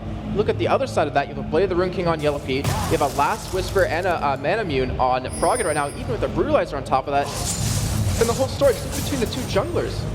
Cyanid's been left with the Elder Lizard, Ancient Lizard, there we go. Elder Lizard, that's right the first time. The Elder Lizard and Murktreads, that's it. And over to Snoopy, who is ridiculously tanky right now. Tanky indeed, but look at this. Peke's just getting all that free farm in the bottom. Crepo and Snoopy pushing up the mid wave. The rest of Evil Geniuses are starting to stack up in that mid, and Fnatic need to be reactive to this one. They need to start getting in position. There's 3 of them on the top lane. They're a long way away from this one. The Shock Blast comes in, actually charges on towards Cyanide, tries to put the damage down on him. Froggen quickly getting the damage on towards that inner turret, and they may well be able to take this down. Wicked there, just a quick wild bit of camera work. Thanks, Panky, you're trying to keep us on our toes. And he is going to see if he can cut off the rest of Fnatic who were coming down there. Peke tries to leash himself down, but that Shock Blast catches on towards him. This is big though. The Mirror Mana is finished up for Froggen. It just ticked over, and they might go for a hard engage here. Snoopy has his ultimate available, and they probably can win this fight if they want to go for it, though. They're playing safe because they don't want to lose this game. They don't want to lose that lead they have. But I really think you might see an engage coming soon. There's the Shock Blast. Look how much damage. He's taking half the hit points off Enrated. A singular Shock Blast. Peke is going to try and leash himself. He's trying his best to keep those waves clear. This is what we talked about with Zera. He does have very good wave clear. So as he's waiting, biding his moment to try and get in and land that perfect ultimate, and it will have to be the perfect ultimate. They are continually being poked down. The turret is slowly dropping. Peke is going to come along the side, and they will keep those waves cleared and defend the turret just a little bit longer, but the poke, it can just keep going. The sustain that they have now is going to be enough to just keep Fnatic on their toes for a long time. Yeah, and think about it. They're slowly getting the turret, and Fnatic's not getting farm anywhere else. The only person that's really getting it is Expected. So they're funneling the money income for Fnatic to strictly him, and they're not allowing Yellow Star to go farm. They're not allowing Soaz to do it because he knows if they leave the lane, EG's going to engage, and Fnac's going to lose that fight. Even Cyanide is losing a lot of hit points. Wicked was charged up, ready to pounce in there. Oh my word, the shockwave on towards Enrated. Shock Blast. That's going to be the ultimate coming out from Peke on towards Wicked. The turret does go down, and Evil Genius is instantly disengaged. Didn't Enrated just get back from healing? and they got hit with like one shock blast and got pushed out again, and that's the damage of Frog, and with that mirror mana, they're going to take blue buff away yet again and really keep Xpeke down. They're going to transition off that tier 2 turret to go take Dragon, so they're just so spot on with all their timings, with all their calls as well. So as he's gone in the top lane, he's desperately trying to get that Rabadon Death Cap completed. He's going to keep pushing. And actually, he may be able to get up and take that turret at Alive because Wicked is instantly going up there to react to this one and defend it. Evil Geniuses across the map, causing problems. They're going to shove on that bottom lane. They've actually pinned on towards the inhibitor turret and say, this is our next target. Why not? I mean, just considering how far ahead they are currently. There is no Oracle on Enrated right now, but we just see Wicked doing some insane damage. Let's Bounce kicking around there. He's got that Abyssal Scepter as well. He's got the damage. He's got the hit points. Soaz tries to get away from this one. Yellowstar was coming to block him off, but look at Snoopy. He's coming around the back. He's got his ultimate available. Yellowstar, beware. Enraged is not going to be able to help you here. He's got a ball coming straight at you. Cyanide comes in to try and protect him, throws out that ultimate to defend there. Froggen is coming back up. They do not want to lose that turret. And you saw, there was 4 people trying to push that top lane, and they weren't able to do any damage to the turret. Snoopy with great positioning, with a lack of wards down around the map for Fnatic, which honestly isn't really their fault. They haven't been fighting outside their half of the map anyways, or even past their tier 2 turrets. But Evil Genius is doing a great job here, and I really want to see, are they going to transition maybe into a Baron, or just go for some more pushing here? Because they did such a great job of it already at middle. So as it stands, we do see Evil Geniuses with a commanding lead. 8,000 gold, 10-4 in kills, 5-1 in turrets, and the ward placement around the Baron starts. And Crepo, well, with that Oracle, he will spot out that Baron ward. Of course, take it down, manages to just pop it over the Tribush. And now Evil Genius is in full position to try and battle for Baron. I'm not too sure whether Fnatic, they need the perfect engage for this one to get in there. Peke has to go back, he's got no mana. Keep in mind, if they go for Baron, Cyanide is pretty much like the best stealer of dragons, of Barons, of anything that he can possibly smite. So it'd be a really risky move, but oh no, Cyanide is going to come around, straight away bounce in. Howling Gale does manage to try and pull himself away, and has pulled himself to safety. But now the rest of Evil Genius is coming around the side there. Shock Blast on towards Yellowstar. They're trying to keep him away. They are actually going to use the ultimate. Yeah, kind of pulls on towards Snoopy. Backs away. Shock Blast once again lands onto Fnatic. They save the turret, but just for how long? The next wave's going to come in, and it's going to go down. Yeah, not long at all. Because the damage they did to Cyanide, they forced him to go heal up. They get another turret under their belts, up 6-1 right now, Demon, 25 minutes in. And their items are just getting further and further ahead of Fnatic. We have the Infinity Edge done for Yellow Pete. He's already 3-0-3 in this game with almost 200 farm, and Evil Genius it's pretty much up to them to lose this game at this point. Yeah, Evil Genius is in full control, clearing out that bottom wave. Snoopy's just going to keep the waves pushing. They want to keep all 3 lanes continuing to flow in towards Fnatic's base and just keep them guessing where exactly going to go. That is all of the inner turrets down now, so inhibitor turrets will be next. And just look at that, every time the Shock Blast lands, it's like a Nidalee spear right to the face. Yeah, that's the danger of Jace. That's why you saw pretty much 100% picked or banned so far in EU LCS, because of that poke damage that you can do. And really, teams really don't like to deal with that anymore. Not to mention just the burst you do from your hammer form as well, but Fnatic, they're on the back foot here. I know they know what, that didn't make sense. They know what they have to do here, but they just haven't been able to execute it just yet. You know what, God, that piercing arrow is doing a lot of damage as well. The fact that the Infinity Edge is now completed along with that Blade of the Rune King for Yellow Pete, it's causing problems. The wards continue to drop here for Evil Geniuses. I'd love to have a ward counter on here eventually. One day that may happen. As it stands, everybody going back to buy. Let's take a quick recap of the items. The Zhonya's Hourglass still not quite complete by Peke. That's such an important item. He needs to get that on him as soon as possible. But just look at Frog, and like you say, the Manamune, the Last Whisper, the Hexdrinker and Brutalizer, so much armor penetration. And now Snoopy and Yellow Pete, they're starting off the Baron. And Wicked's doing a really smart play. Wicked and Frog, and knowing that Yellow Pete's too big a 2-man, they're just going to be zoning here quite well. And they're going to force Fnatic to pretty much face check every bush because they have no wards down. Not too sure they've quite had enough damage in there yet, actually. They need Froggen to join the party to try and get on towards this Baron. But Evil Geniuses, that's a Monsoon being used. They really don't want to get Cyanide anywhere near it. He's not going to be able to get the steal in. He tries to flash away, but Crepo comes around. He gets taken down by Soaz. And wow, Evil Geniuses are taken very, very low there. But they do manage to get the kill and back away. The Shock Blast still coming out. Froggen is looking, hunting for blood. The rest of Evil Geniuses now with that regeneration from the Baron, I think they're going to back away from this one. Froggen's going to keep the pressure on though. Really smart play by Crepo there, if you notice. He actually monsooned Cyanide away from the Baron pit, saying, no, you're not going to get in here. He even used the Howling Gale. Cyanide got in just a split second too late. So if you think what would have happened if Crepo didn't do that, it could have been very bad. Shock Blast, unfortunately, just missing, but still, Evil Geniuses, they're going to be pushed to the middle inhibitor turret, and this is theirs to take. Yeah, Froggen just completely zoning them out with those Shock Blasts. I'll tell you what, you got to be careful if you get close, Yellow Star, because you will feel the wrath of Froggen's hammer, and the Infinity Edge now is doing so much damage from Yellow Pete. He's just absolutely dropping everything. Yellow Pete just takes down those inhibitors, no problem. Wait, there was a Caitlyn there?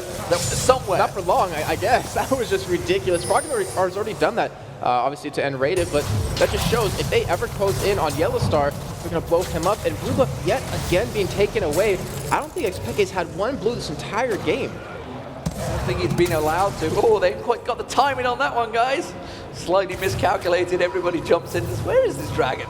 Not there. I'm going to back away. Like, Crepo, please, come on. You had one job, Crepo. Time the dragon. I'm pretty sure it's Snoopy's job. Yeah. But anyways, you do see more items picked up here. Last Whisper now done for Yellow Pete. Spirit Message done for Wicked. And the thing is, not a lot of major items have been completed for Fnatic's side in the past 10-15 minutes. The goal difference between Froggen and Peke is enormous. 4.3k just between the two mid laners. And you see that reflected in items completely. Like, we don't have one major item completed for Xpeke. All we really have is that Death Cap, the IE, and the Phantom Nest are done for their entire side, where EG's like working on their third, fourth item right now. And pretty much with that middle inhibitor down, Evil Geniuses can just siege away. They can split push and just wait for those super minions to push into the base and then just kind of go from there. But Dragon taken down yet again for Evil Geniuses, and it looks like the play is going to be bottom. Still a long time on this Baron as well. Remember, they're just going to push in towards the bottom inhibitor. They're going to have the siege minions, so super minions going up that mid lane, which Soaz is trying to clear out. But the rest of Evil Geniuses, they're following up this tank minion. They're going to try and push in towards this turret, but Fnatic are ready and waiting. They have a ward placement there. Soaz just off the side at the moment. I think he'd be quite happy to sit in those traps, and every time you see him leash down, you can see, look at that. Just a couple of shots. Cyanide goes in aggressive, actually gets caught out, takes a lot more damage than he's able to dish out. Wicked's going to go in, hasn't used Let's Bounce because Soaz managed to catch him. Now Let's Bounce goes down. Peke's taking incredibly low, tries to turn the damage back around, and look at that. Vara Cyanide is also going to go in. Cataclysm, not enough damage. There's going to be the Monsoon coming out. Crepo's going to heal up everyone in Evil Geniuses, and they do take 2 for 0, and the inhibitor turret goes down. They can follow the super minions straight onto the Nexus here. And this has just been a perfectly well executed game by Evil Geniuses the entire time. It looks like they will go for the Nexus turrets, and they should be able to close out this game. They will do. The Nexus turret's going down. Soaz is going to get caught out. He's going to try and do what he can, but they're just keeping him down, down, down. Froggen's going to poke back. Shock Blast goes in. The hammer gets dropped on towards Yellow Star. That's going to be another Nexus turret going down. Froggen's tanking that one up, and the Nexus will follow. And Fnatic take their first defeat this game, and it's going to be 2-1 for them. And Evil Geniuses go neck and neck, 2-1 as they defeated Gambit earlier on yesterday. They now take down Fnatic, the season summer split champions. And just to see just to see how in one night the team can change from earlier on to today, where they're playing so differently. And Evil Jesus, that was such a one-sided victory for them. You really gotta give them credit. That was so well played. They don't even look that excited. They're like, yeah, normal day at the job still, but very well played. Yeah, we had that covered. And Evil Genius as well. What a turnaround from game 1 that they had yesterday. The struggles that they faced, such a difference in their play. Yeah. And of course, to take us through that difference it will be Joe Miller and Trevor Quickshot Henry over at the analysis desk. Thanks a lot, guys, and a fantastic performance there coming out of Evil Geniuses. And there's actually not that much to break down past a certain point in this game, because it literally was an amazing start for Evil Geniuses that just got the ball rolling, and they were unable to stop it. Yeah, basically, for this game, we actually want to start at the end and work our way backwards, because there was moments of chaos and awesome and excitement, but it was from players being out of position and players being able to catch one another. So it was this comedy of errors mixed with this amazing, awesome plays. And there was a number of times, I still remember, at one point Yellow Star started channeling his ace in the hole and then lost vision at 1 second, which meant he couldn't fully get the target as he was trying to get in shots. And it was a very chaotic game, but Evil Geniuses were starting the chaos. They were controlling it, and it was almost like organized chaos, if I can put it that way, because they would start a fight, use their ultimates, take a tower. Start a fight, use their ultimates, take a tower, etc. So let's have a look into the replay. This is fairly early on, around about the 9-minute mark And this is really what got things started for Evil Geniuses, and it all came at once. Yeah, and basically the reason we go all the way back to 9 minutes is just because of how important and how impactful this particular play was. If we jump into the replay, you will see that this is the first blood and then the the following dragon. Soaz manages to catch up Frog and puts a good amount of damage onto him, picks up the first blood before Soaz does get a reply kill. But that signals this dragon engagement down here. Fnatic thought they were going to be very cheeky and didn't anticipate the fight from Yellow Pete and Crepo. Look at how low Yellow Pete goes here. He manages to pick up the kill, and the exhaust onto Yellow Star is what saves Yellow Pete's life here. He managed to survive that auto attack with 10 HP. Turns and the Evil Geniuses team then managed to pick up the dragon. So a 4-for-1 exchange after losing first blood, and the dragon gold plus all the carry gold basically just set the tone. They got that extra item early, and every time they fought, they would win those micro skirmishes following that. Yeah, there were a few parts of that game later on where, as you said, got a little bit chaotic. People were getting caught out. They were maybe going a little bit too aggressive where they couldn't. And, well, it didn't really matter in the end of the day. They did the job that they needed to do early on, and they put in the hard work there and followed it straight through for that victory. And to be honest, that's the EG that we were hoping to come out here today. I mean, it's the EG that we saw in their second game against Gambit, maybe even better than that, and definitely not the EG from the first match against Alternate. I would definitely say it was a better version of the EG that we've seen against Gambit, and I had some very strong words after their loss to Alternate, and I was saying, well, what EG, what's happening? But after seeing them play against Gambit, after seeing them play against Fnatic, I think EG might be back. I think the way they played, the cohesiveness that they demonstrated, it was Season 2 Evil Genius. It was like watching them all over again, and it was fantastic to watch. Well, thanks, Trevor. We'll be moving to the Castades for the next game, but for now we're going to head over to the main stage where Shox is waiting with Froggen from Evil Geniuses. Thank you very much, Froggen, who had an amazing game on Jason. Really, the entire team performed very well here at Evil Geniuses. Now, tell us about that game, because it started off quite slow, both a little hesitant, and then everything kind of happened at once. The first blood, the dragon fight. Can you run us through that? Yeah, basically the first blood was a bit lucky because an Ignite could have killed me before I killed her. But like the dragon fight after that, we won pretty big, and then we pretty much just snowballed from there. Like we had a pretty good dive comp too, so we could just go dive at any time we wanted after a bit of poke. You also proved why Jace was 100% banned before this game. How do you think he matches up against Xerath as the game progresses, as you both have long-range poke?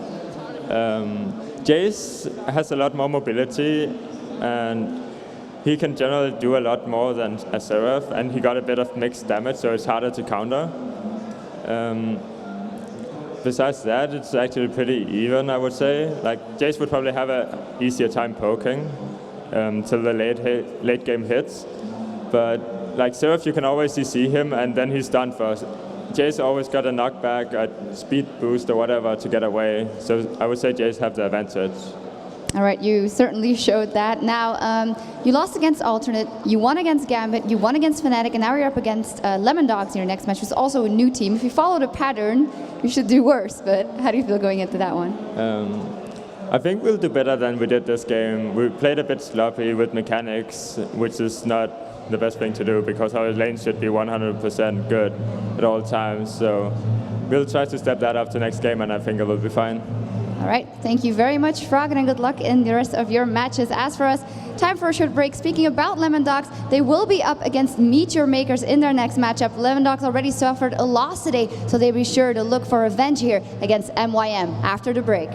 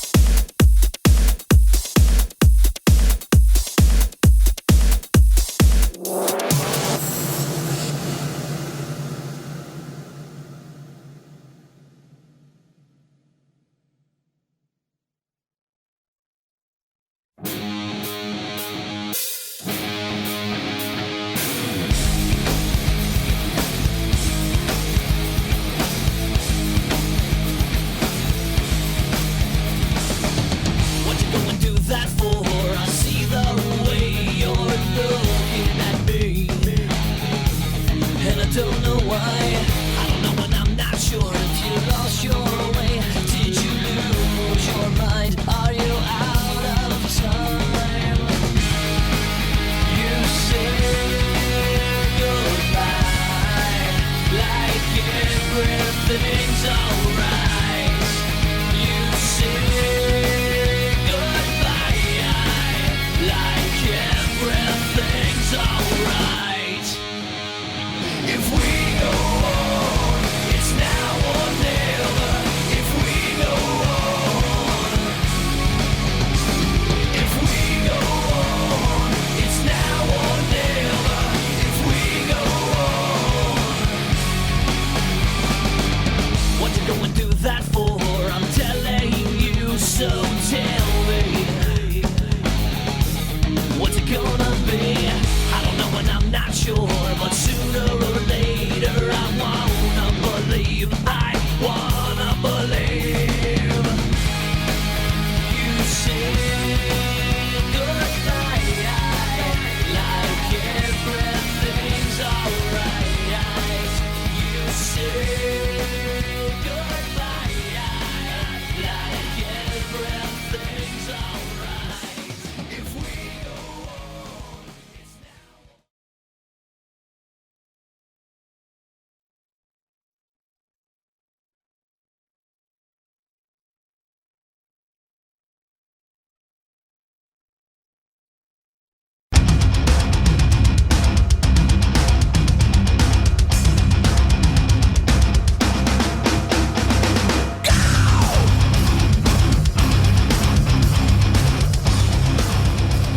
Welcome back to the European LCS live from DreamHack Summer 2013. As you can see, I'm joined by two dapper chaps here, D-Man and Jason. And I don't know about you guys, but I'm very excited about this next matchup. Lemon Dogs versus MYM, two new teams there, full of fire. They're looking for a win here. Exactly, the new teams have looked honestly outstanding so far. Lemon Dogs did take their first defeat. How that's going to reflect on them, I don't know. Meteor Maker's currently top of the league. They're 2-0 alongside Alternate. I mean, who would have called that at the start of the day? You know, the fact that the two new teams would be top. Could someone go and do what Cloud9 did in the North American LCS?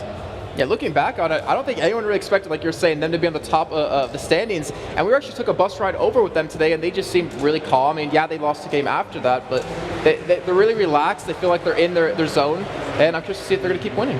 Yeah, maybe following up on something you said, Demon, of course, everybody is quick to jump to, oh my god, they are so good. But then Lemon Dogs had their first defeat, and it's also important how you deal with loss to be a champion. And exactly, and talking to Crepo last night, he's just like, you only need to look at Reddit. It's like, oh my god, they're terrible. Oh my god, they're amazing. Oh my god, they're terrible. And now, of course, EG, everyone will be saying they're amazing. But Lemon Dogs, you know, as you say, this was their first loss in the LCS. These are a team that is really confident in their own abilities. So they didn't lose, you know, it wasn't a close thing. They got smashed by Alternate, another new team, which they felt they were going to blitz the league. They were like, I think, who did they say? They said, oh, that maybe MYM will finish second after us. Oh, right, That was what they were saying on the bus. That's how confident this team is. So how they're going to handle that defeat, who knows? They've got 4 games today, I believe. So it's a really busy day for Lemon Dogs. So confidence has to remain in themselves very high. And the thing about losing a stomp is, like, I talked to Nip on the bus back about, you know, unfortunately one of their games, and he was saying he hates losing stomps more than close games. Because close games, you look at it, you're like, yeah, I played well here, you made a mistake here, and that actually might be something that really affects them mentally. Because you said it was a stomp, it was a completely one-sided match, and that might have, you know, put their hopes down. But obviously they had a little bit of a break, so I'm assuming they're going to come into this next one like nothing happened and win. Yeah, absolutely. And a question that I've asked a couple of the new players is, how come that a lot of these teams before, they were always kind of good, but never consistently good? And MYM is actually a very good example of that. How much does an LCS structure and maybe everything that comes with it help with that? Well, I think actually the fact that MY didn't qualify for the Spring LCS maybe has done them a favor, because they are one of the teams that said, you know, everybody else that didn't qualify for that, they just broke apart. They split apart, that was it, the teams were gone. But they stuck together, their management stuck behind them, they were consistently saying, you know, this team has been together for so long that they are so good, we're going to get behind them. And sure enough, they've come into here, and it's the same with all the new teams. They've all come into this, practiced much harder, it seems, than all the existing LCS teams. They had that confidence. Maybe the fact that they went then 12 weeks, and they thought, we need a break, guys. Everybody went off and disappeared around the world for holidays or whatever they did. while that was happening, all the new guys that came through the promo, they've just been practicing hard for this one. And Meet Your Makers, you know, after a 22-minute demolition, if I can get my words out, of Ninjas in Pajamas yesterday, are looking like one of those teams that could well go all the way. Absolutely. Now, of course, if you were Lemon Dogs or MYM, who on the opposing team would you really be cautious of? Or Lane? Cautious of. Well, I think Mackler Makati, if you're on Lemon Dog's side, Krepo told us, like, in solo queue, even in team games, they're like one of the hardest duels for them to go up against, because Mackler, you can't catch him with any skill shots. Libic is just phenomenal on pretty much any support he plays. So for Lemon Dog's side, I'd say that. But for MYM, I'd really have to say it's Nuke Duck. I don't know, just something about him. Like in the promotion tournament, his Ari was fantastic. And we've seen him play, obviously, some other champions here and really carry his team quite well. Do you not think Sharu may be in there as well? I mean, and I guess you could say Zora Zero in the top lane as well. They have some very good players, both of these teams. You know, they've shown constant ability to shine, as it were. And you talk about Meet Your Makers, obviously, you know, there's so many things that we can talk about those guys. The fact that Sharu has played a number of champions, but he always runs teleport. So that's something that you can predict with Meet Your Makers. You know that mid laner, sometimes he's going to go missing and he's going to be looking for kills.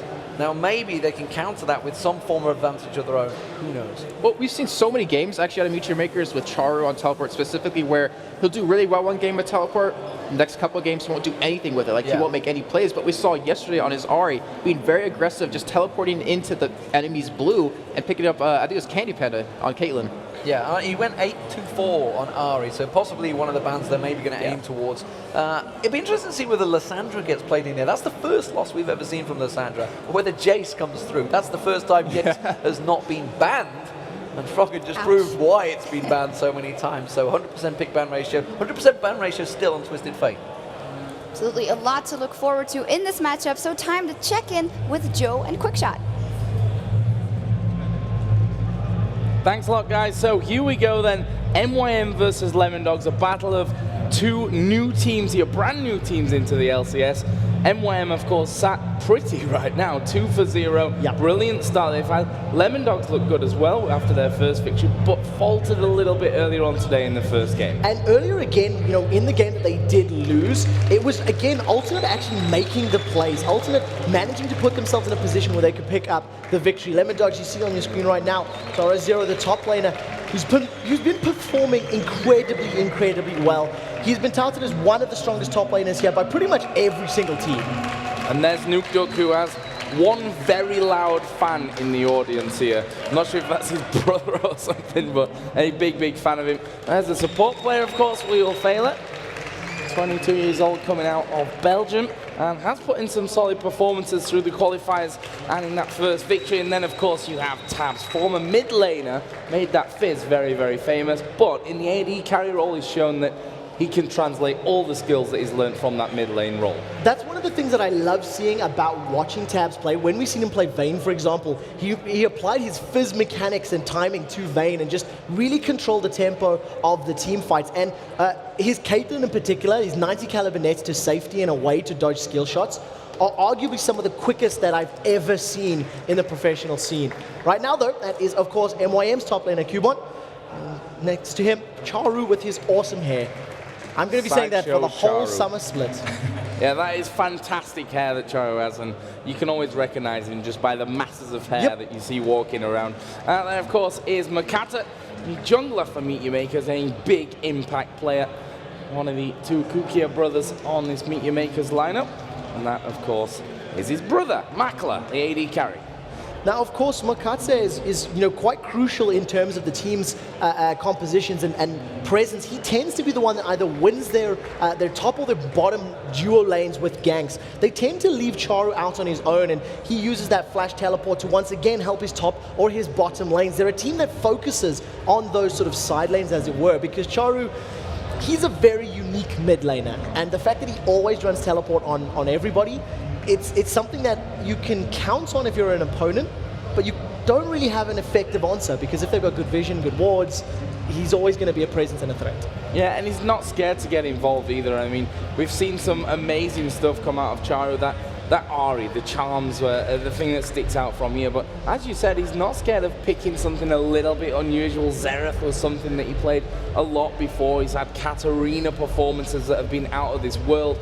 Always running that teleport. That's the real thing that sticks with you from Charu's play, which means that he can be a menace pretty much everywhere across the map. And I'm really glad you brought that up, talking about the champions, because both of these teams have got such similar champion pools. They both like Nautilus, they both like Shen, they both like Ari, they both like Caitlyn. They've played, very similar types of champions throughout the promotion tournament and the games that we've seen here in the LCS. So I expect those types of champions to be contested, and I want to see whether or not Jace or Twisted Fate gets slipped through, because there's so many priority bans and preferred picks that it makes picking even more difficult for these two teams. Yeah, not to mention Vayne as well, something that we've seen Tabs do well on. And, well, Makler's Vayne was another feared champion from this Meet Your Makers lineup. But the first bands coming in here, Ari, Zed, Shen, and Evelyn.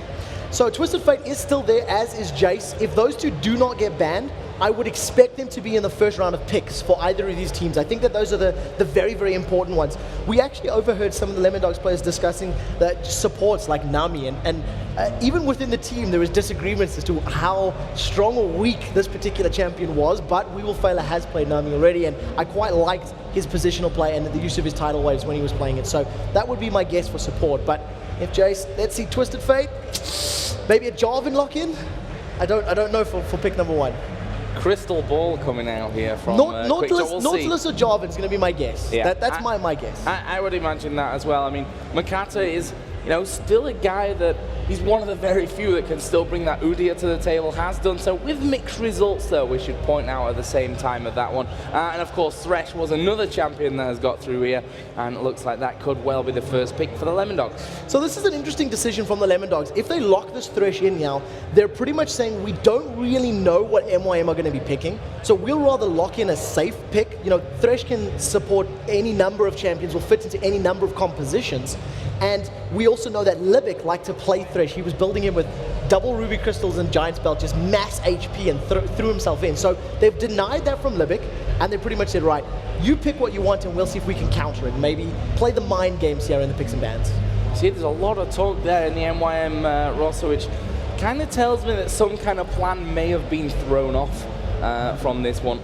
Usually, the first round of picks are pretty simple to come out there, but doesn't seem to be the case here for Meet Your Makers, who are looking to go in for that 3-for-0, and there is the Caitlyn and the Nautilus. So I'm quite happy that at least both of these teams, and I said this yesterday as well, they're sort of playing what they're comfortable with. They're playing champions that, as a team, they have played before, they have practiced, they have run, in solo queue, etc. And I really, really like the Caitlyn pickup. Once again, safe picks from Meet Your Makers. Caitlyn will work with a number of supports. You can go for push, you can go for picks. You can try go early towers if you put a Lulu in there, for example. But they haven't revealed exactly what their solo laners are going to be, and which one Charu's going to lock in with that teleport, because that's going to modify the strategy significantly. Right now, Lemondog sat with Graves, someone who we've seen a couple of times so far in our first weekend here of the summer split. Featured obviously in the spring split as well, but definitely not up there in the top 3 of what we've really been seeing, but is very versatile and very strong as well. He's very, very popular over in China right now in the GPL. Basically, his mobility with his quick draw and the fact that you can get the cooldown reduction with each auto attack means you can stack them up, get that attack speed very quickly.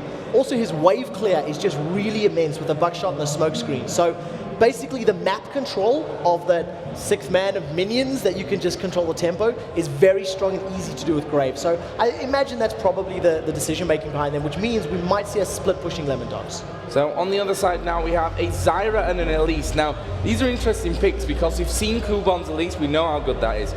But Libic is a fantastic Zyra support play, but also Charu has played this Zyra in the middle lane, so they've got the option to be swapping those up there. Right now, Lemondogs hovering over Kennen, which, as we've said, or Malphite even, which is another big popular pick for Lemondogs, for Zoro Zero in particular. We saw how good he is with that in the promotion tournament. He was unkillable in the promotion tournament, but I don't think he faced up against a matchup that was, I don't want to say a counter, but Elise has a very good time against Malphite. Malphite tends to build armor and stack some HP, which will of course help, but Elise has got percentage HP damage and predominantly magic, so it has the ability to chunk him down, and we actually seen Soaz controlling Darien with that exact matchup on day one of DreamHack. So I imagine that's going to be the top lane, and the talk now in MYM camp is, do we want to go with an aggressive mid laner that can teleport and pick up kills, maybe like a Katarina like you pointed out, or maybe even a Kha'Zix, or do they want to give him Charu, Zyra to Charu and pick a different support? Well, certainly running the clock down on this one. You can see Lemon Dogs there on your screen. They're all complete right now, so they know what they're going to be running with. Meet Your Makers have 5 seconds to lock in that fifth and final one. It looks like it may just be a Syndra. Now this is going to be exciting because the first Syndra that we, that really shone to light here in EU was of course Bjergsen's Syndra, and it was the first pentakill of the LCS ever. And now we're going to see another extremely talented mid laner running in. The one thing that's interesting about Charu in particular, because he's running teleport instead of ignite, if he doesn't have the full damage combo, that last tick of ignite tends to be that little extra that will get you the 100 to 0 kill. He's going to need to do some additional work earlier to guarantee those kills without having that summoner spell to help him out. Which may just come from, getting the assist or even kills by teleporting over into those other lanes. And Charu has definitely been a man that's utilized that teleport more than any other top level mid laner I think we can say in the world, to be honest. I don't really recall anyone who consistently picks teleport game after game after game like we see from Charu. Yeah, I completely agree with that, and I don't think it's an unheard of thing to say or uncalled for statement. The one thing is that if you're aware of that now, as the Lemon Dogs will be, they're going to need to spend more money on wards. So in much the same way when you have an Evelynn in the game, the team defending against the Evelynn will purchase a number of pink wards to counter them. You'll have to do something very, very similar because you need those pink wards down to deny any wards that Charu can teleport to. That was the mistake that was made where MIM were allowed to pick up a victory yesterday, and we'll see if they can do the same here. Well, one thing that we've not really mentioned is the whole wombo combo going on over for Lemon Dogs right now with Orianna and Malphite.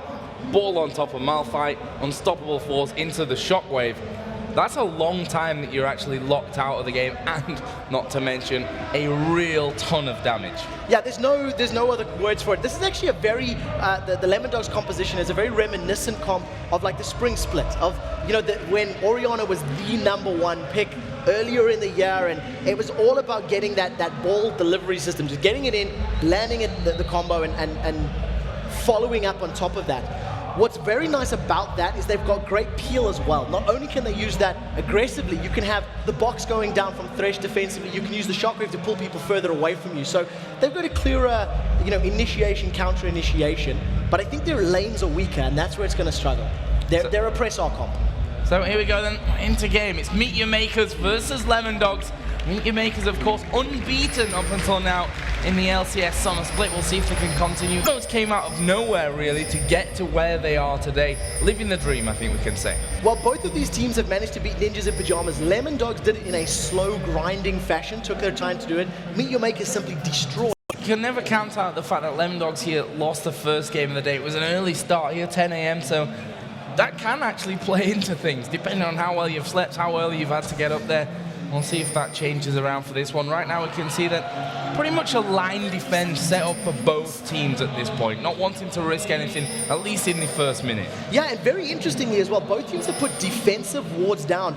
If you actually look at Zoro Zero's position, he's got a blue ward in the blue buff, and there's nobody covering that entry. You can see the pings on the minimap in between himself and Nuke Duck's Orianna. So they were pretty much, being aware that maybe somebody might want to come in, and that was their only point where somebody could sneak through, but it's just completely defensive. It's just nobody wants to overextend. What we do see, though, is that MYM are looking like they're putting their duo lane up in the top lane. Yeah, duo lane going to go up there right now for the opposition, though. Graves and Thresh are down at the bottom. You can see the golems will be the start for them, and they'll be demolished quickly here. In terms of jungle starts, let's have a look at Nax as he's kicked things off with the Wraiths on that bottom side of the jungle, and an identical start over the other side, albeit with the help of Syndra for Makata. So Makata's going to pick up this early red buff as opposed to going for blue buff first, and we'll see if he decides to go for like maybe an early gank or put some early pressure down. And when Makata's played Nautilus earlier in the weekend, He did a similar route, similar path, but he didn't gank quite as early as I think maybe he could have. So we'll see if that is a strategy that they wanted to work on, maybe get him into the lanes a little bit quicker. And especially with the Zyra combo in the top lane, you can route into the route. I lost my words. Dredge line, thank you, from Nautilus. Route from Zyra, dredge line from Nautilus, lock someone down, kill them. There we go. I knew what you meant. Everyone at home got what you meant. Yeah. That's good. That's fine. Just you didn't. Yeah, exactly. So then, in this top lane, of course, we will be seeing Caitlyn Zyra versus Malphite. Bottom lane then will be Thresh Graves versus Elise. Who do you think fares best from these? The two solo players in these 2v1s. I think I'd have to give the benefit to Elise because in her Spider form, she does have innate sustain. We'll be able to get some health back, and we'll be able to use that ranged auto attack to farm under the tower.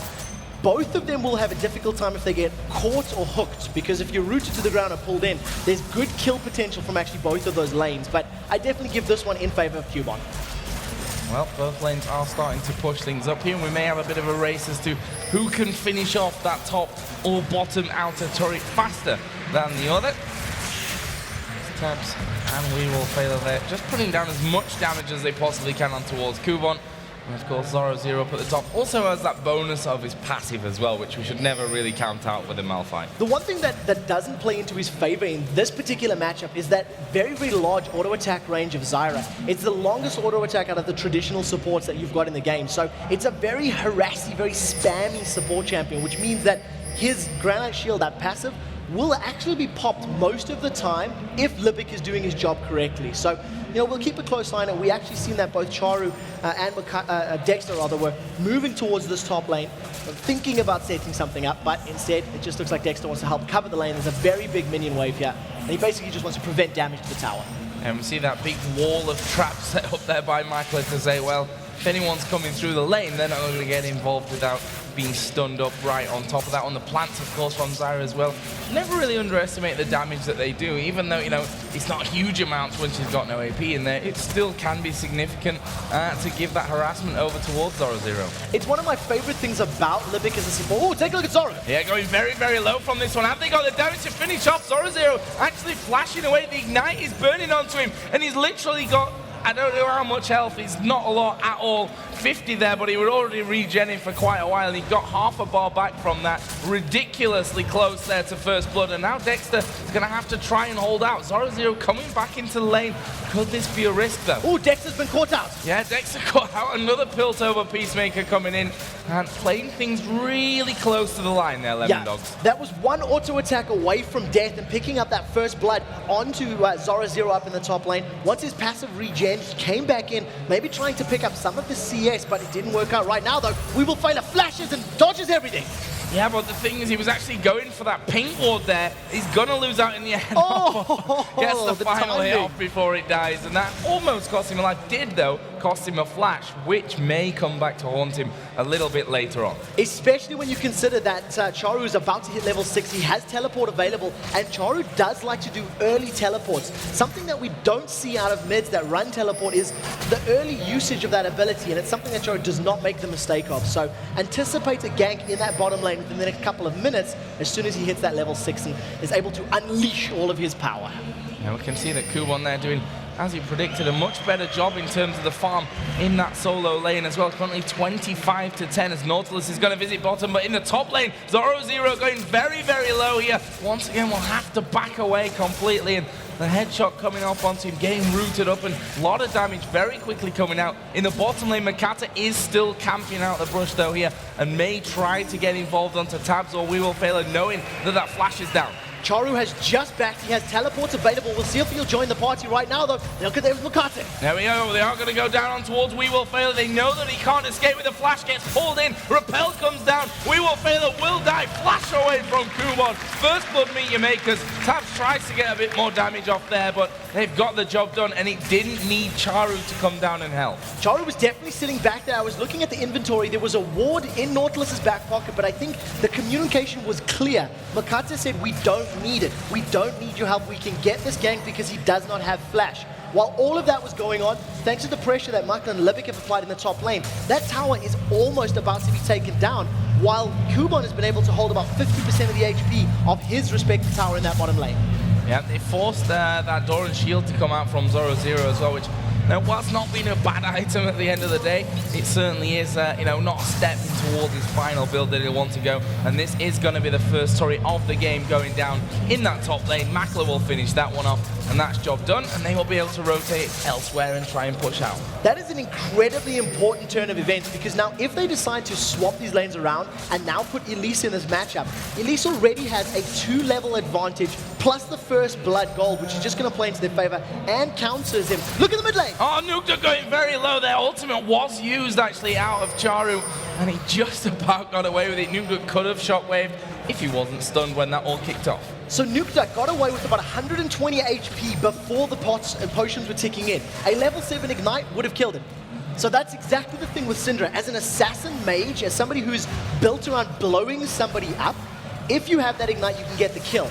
But thanks to all the damage that Charu put down, it's a lot of damage onto this tower, and luckily Dexter has responded in quickly enough, so he's picked up a good amount of the CS, didn't let the experience or the gold go to waste. Yeah, giving Charu there a bit of breathing room to get the wards down as well. And speaking of wards, if you look around, there are quite a lot of them down on the map. Meet Your Makers, we talked about this about 1 million times, I think, by now, that in the early days they were one of the first teams to really be bringing these pink wards out. They like to keep that vision high. As Charu there, just having a little bit of a look on towards Nuke, but vision is high actually for both teams at this stage across the map. It's something that both teams have done well in all of the games that they have played so far, is they've had very good vision against all of their opponents, no matter who they played.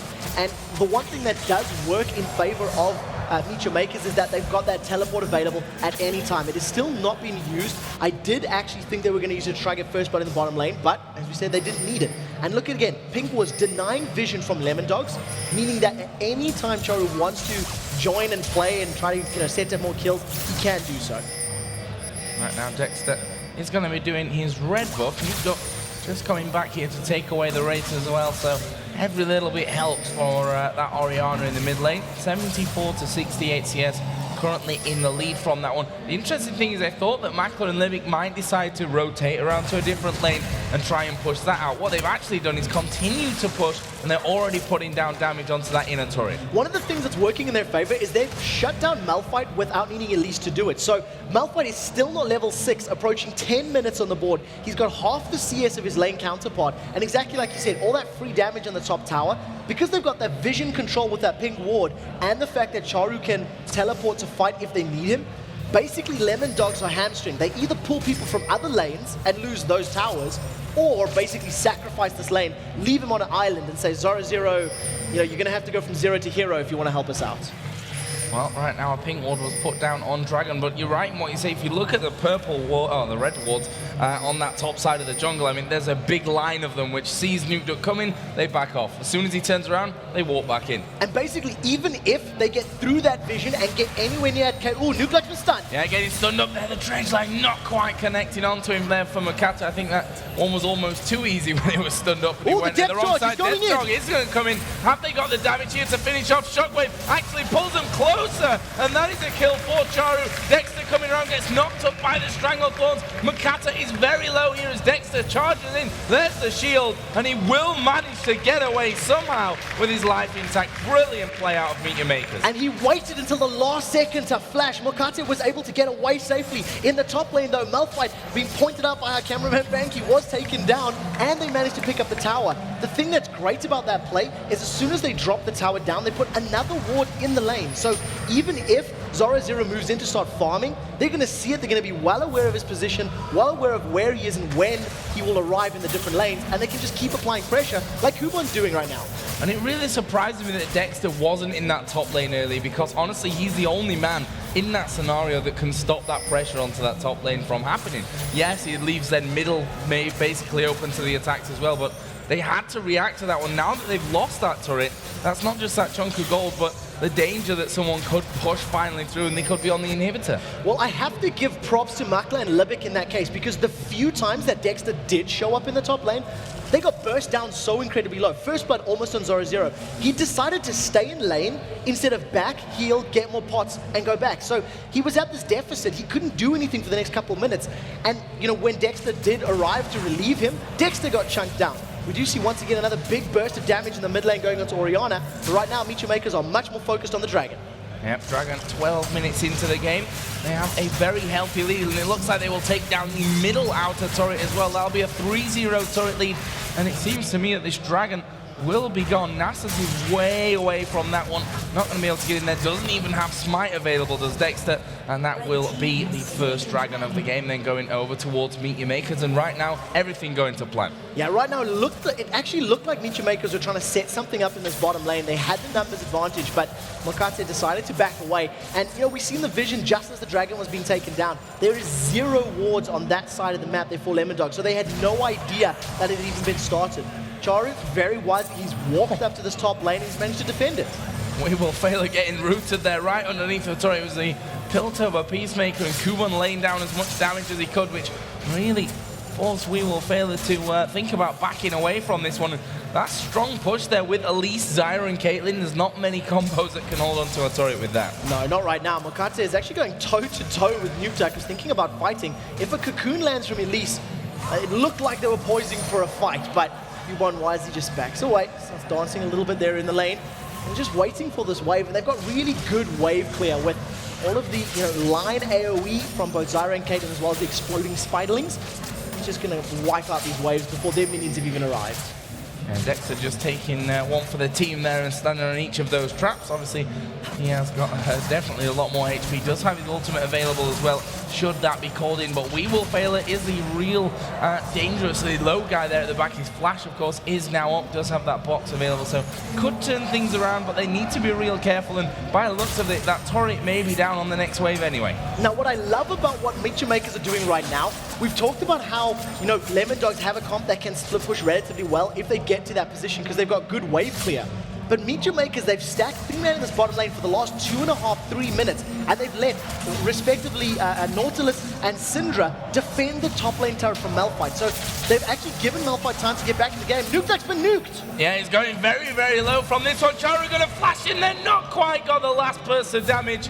There's that ignite you were talking about once again that could have finished the deal. Zoro. And now Zoro Zero is going to go in, flash, Kabal puts down the unstoppable force as well, and Charu, will he be able to escape from this one? The ignite is ticking down, and that will be the kill, but he's used literally everything on that one. Meanwhile, in this bottom lane, Libic going very low, Tabs is low, he will actually use his barrier, but Makla flashes in over the top, picks up the kill for that one, and he may even get more here. We Will Fail It going very, very low. The Wither is down on Makla though, and that's not quite going to be enough. We did see Zyra coming in from that backside. Yeah, just managing to get those grasping roots down to pick up the last hit onto Thresh, so getting away advantageous. But after talking about how MYM had decided to push those lanes, they saved the towers, which is good.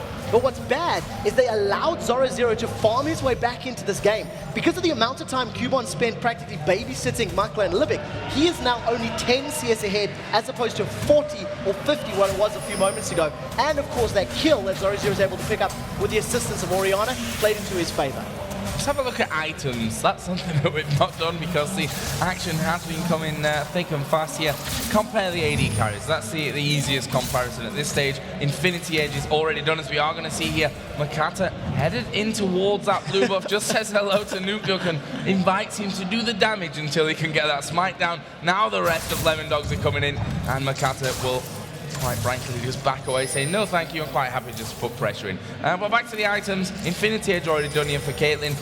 BF sword and a pickaxe in there only for Grave. So you see there the difference already coming out. Yeah, basically 4 towers to 0 plus the dragon plus the kills is going to equate to a very large gold difference. Right now, it's around about 1,500 gold between both Caitlyn and Graves, which is a very significant number. In the mid lane, there's 1,000 gold advantage for Syndra. And you know, even in the top lane, that's 1,000 gold. The thing is, the pace of the game is slowed down, and MYM, unless they keep... Oh, there's a fight at the bottom! Moving in towards Tabs. Should be safe from this one there. The lantern was down from We Will Fail It, but deciding not to use that one, and Meteor Maker's going to push up, and they may go for that inner turret.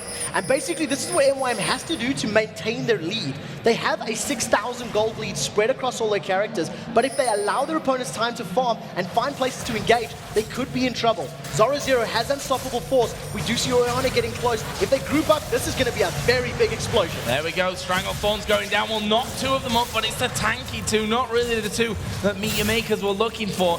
And in the end, once that wave gets cleared off, NYM will back away somewhat from that. They don't need any risky plays at this point. They've got 5,000 gold lead, 4-0 in turrets to kills, 5-2, not the biggest of leads there, but mistakes can change this game pretty quickly. And that's pretty much why NYM backed away. Because of the rate at which they accelerated and how much gold they got so quickly, they now need to make much riskier plays to continue that dominance. If you want to keep shutting down your opponents, denying them CS, controlling the towers, you need to be severely more overextended, which means if you get caught by an unstoppable force and a shockwave, you're pretty much going to be dead because there's nowhere to run to that's safe. The funny thing is, at this point, if you look at the CS, it's ridiculously close after all that's been said and done here. 10 CS between the top laners. AD carries are literally on, bang on even. Mid laners pretty close as well there. Maclet will just spot out Dexter. Grasping Roots not quite connecting in. Wither goes down. Wards are in position there. And a very, very interesting mid-game. If you look at the mini-map as well, you see NYM trying to take and keep control of that bottom side of the Lemon Dogs jungle. But very wisely and intelligently from the Lemon Dogs, they are playing very aggressive themselves. Just in this ward, little area alone, there was about 6 or 7 wards. And Lemon Dogs realized Dragon will be coming up relatively soon. They've grouped up together as a 3, 4, 5 man in and around the river, putting some wards down and pretty much saying, look, even if we have to fight our way through to get vision, we will. Because until we have that information, we're not going to make plays. And that's the right thing to do in the position that they're in.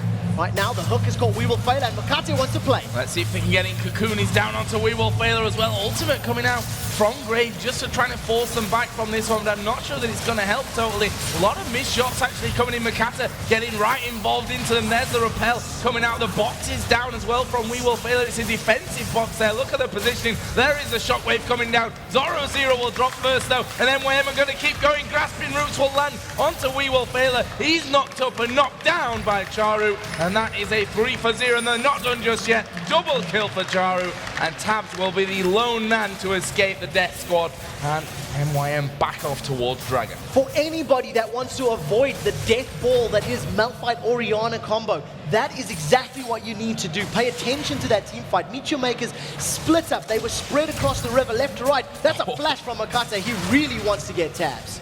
Yeah, they really wanted that final kill there, and it was pretty close. Kubon has just soloed the Dragon there with Elise, and they're going to be taking the inner middle turret as well. So overall, from that fight, Meteor Maker's not just getting the kills in there, they've really capitalized on it with objectives as well. And it was the perfect team fight because of how they handled it. I was trying to touch on the fact that they split across the river, and they did it the entire fight.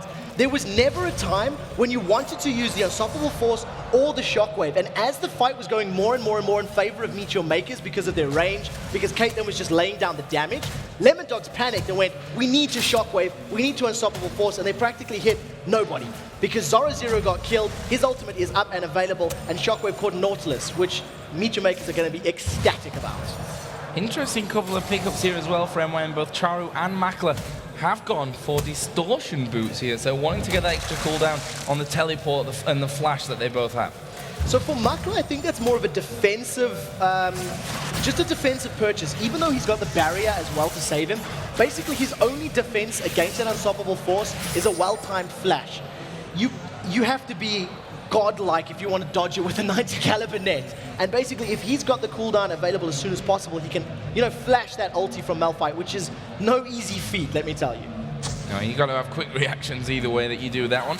Right now, Meteor Makers on the top side of the Lemon Dogs jungle, and as we saw them do earlier on, grasping control with wards and positional play. They're going to do it on that top side as well. Makler covering the bottom lane as well. Tabs and We Will Failure are still there trying to get the first turret here. Lemon Dogs have not taken a single tower down up to now.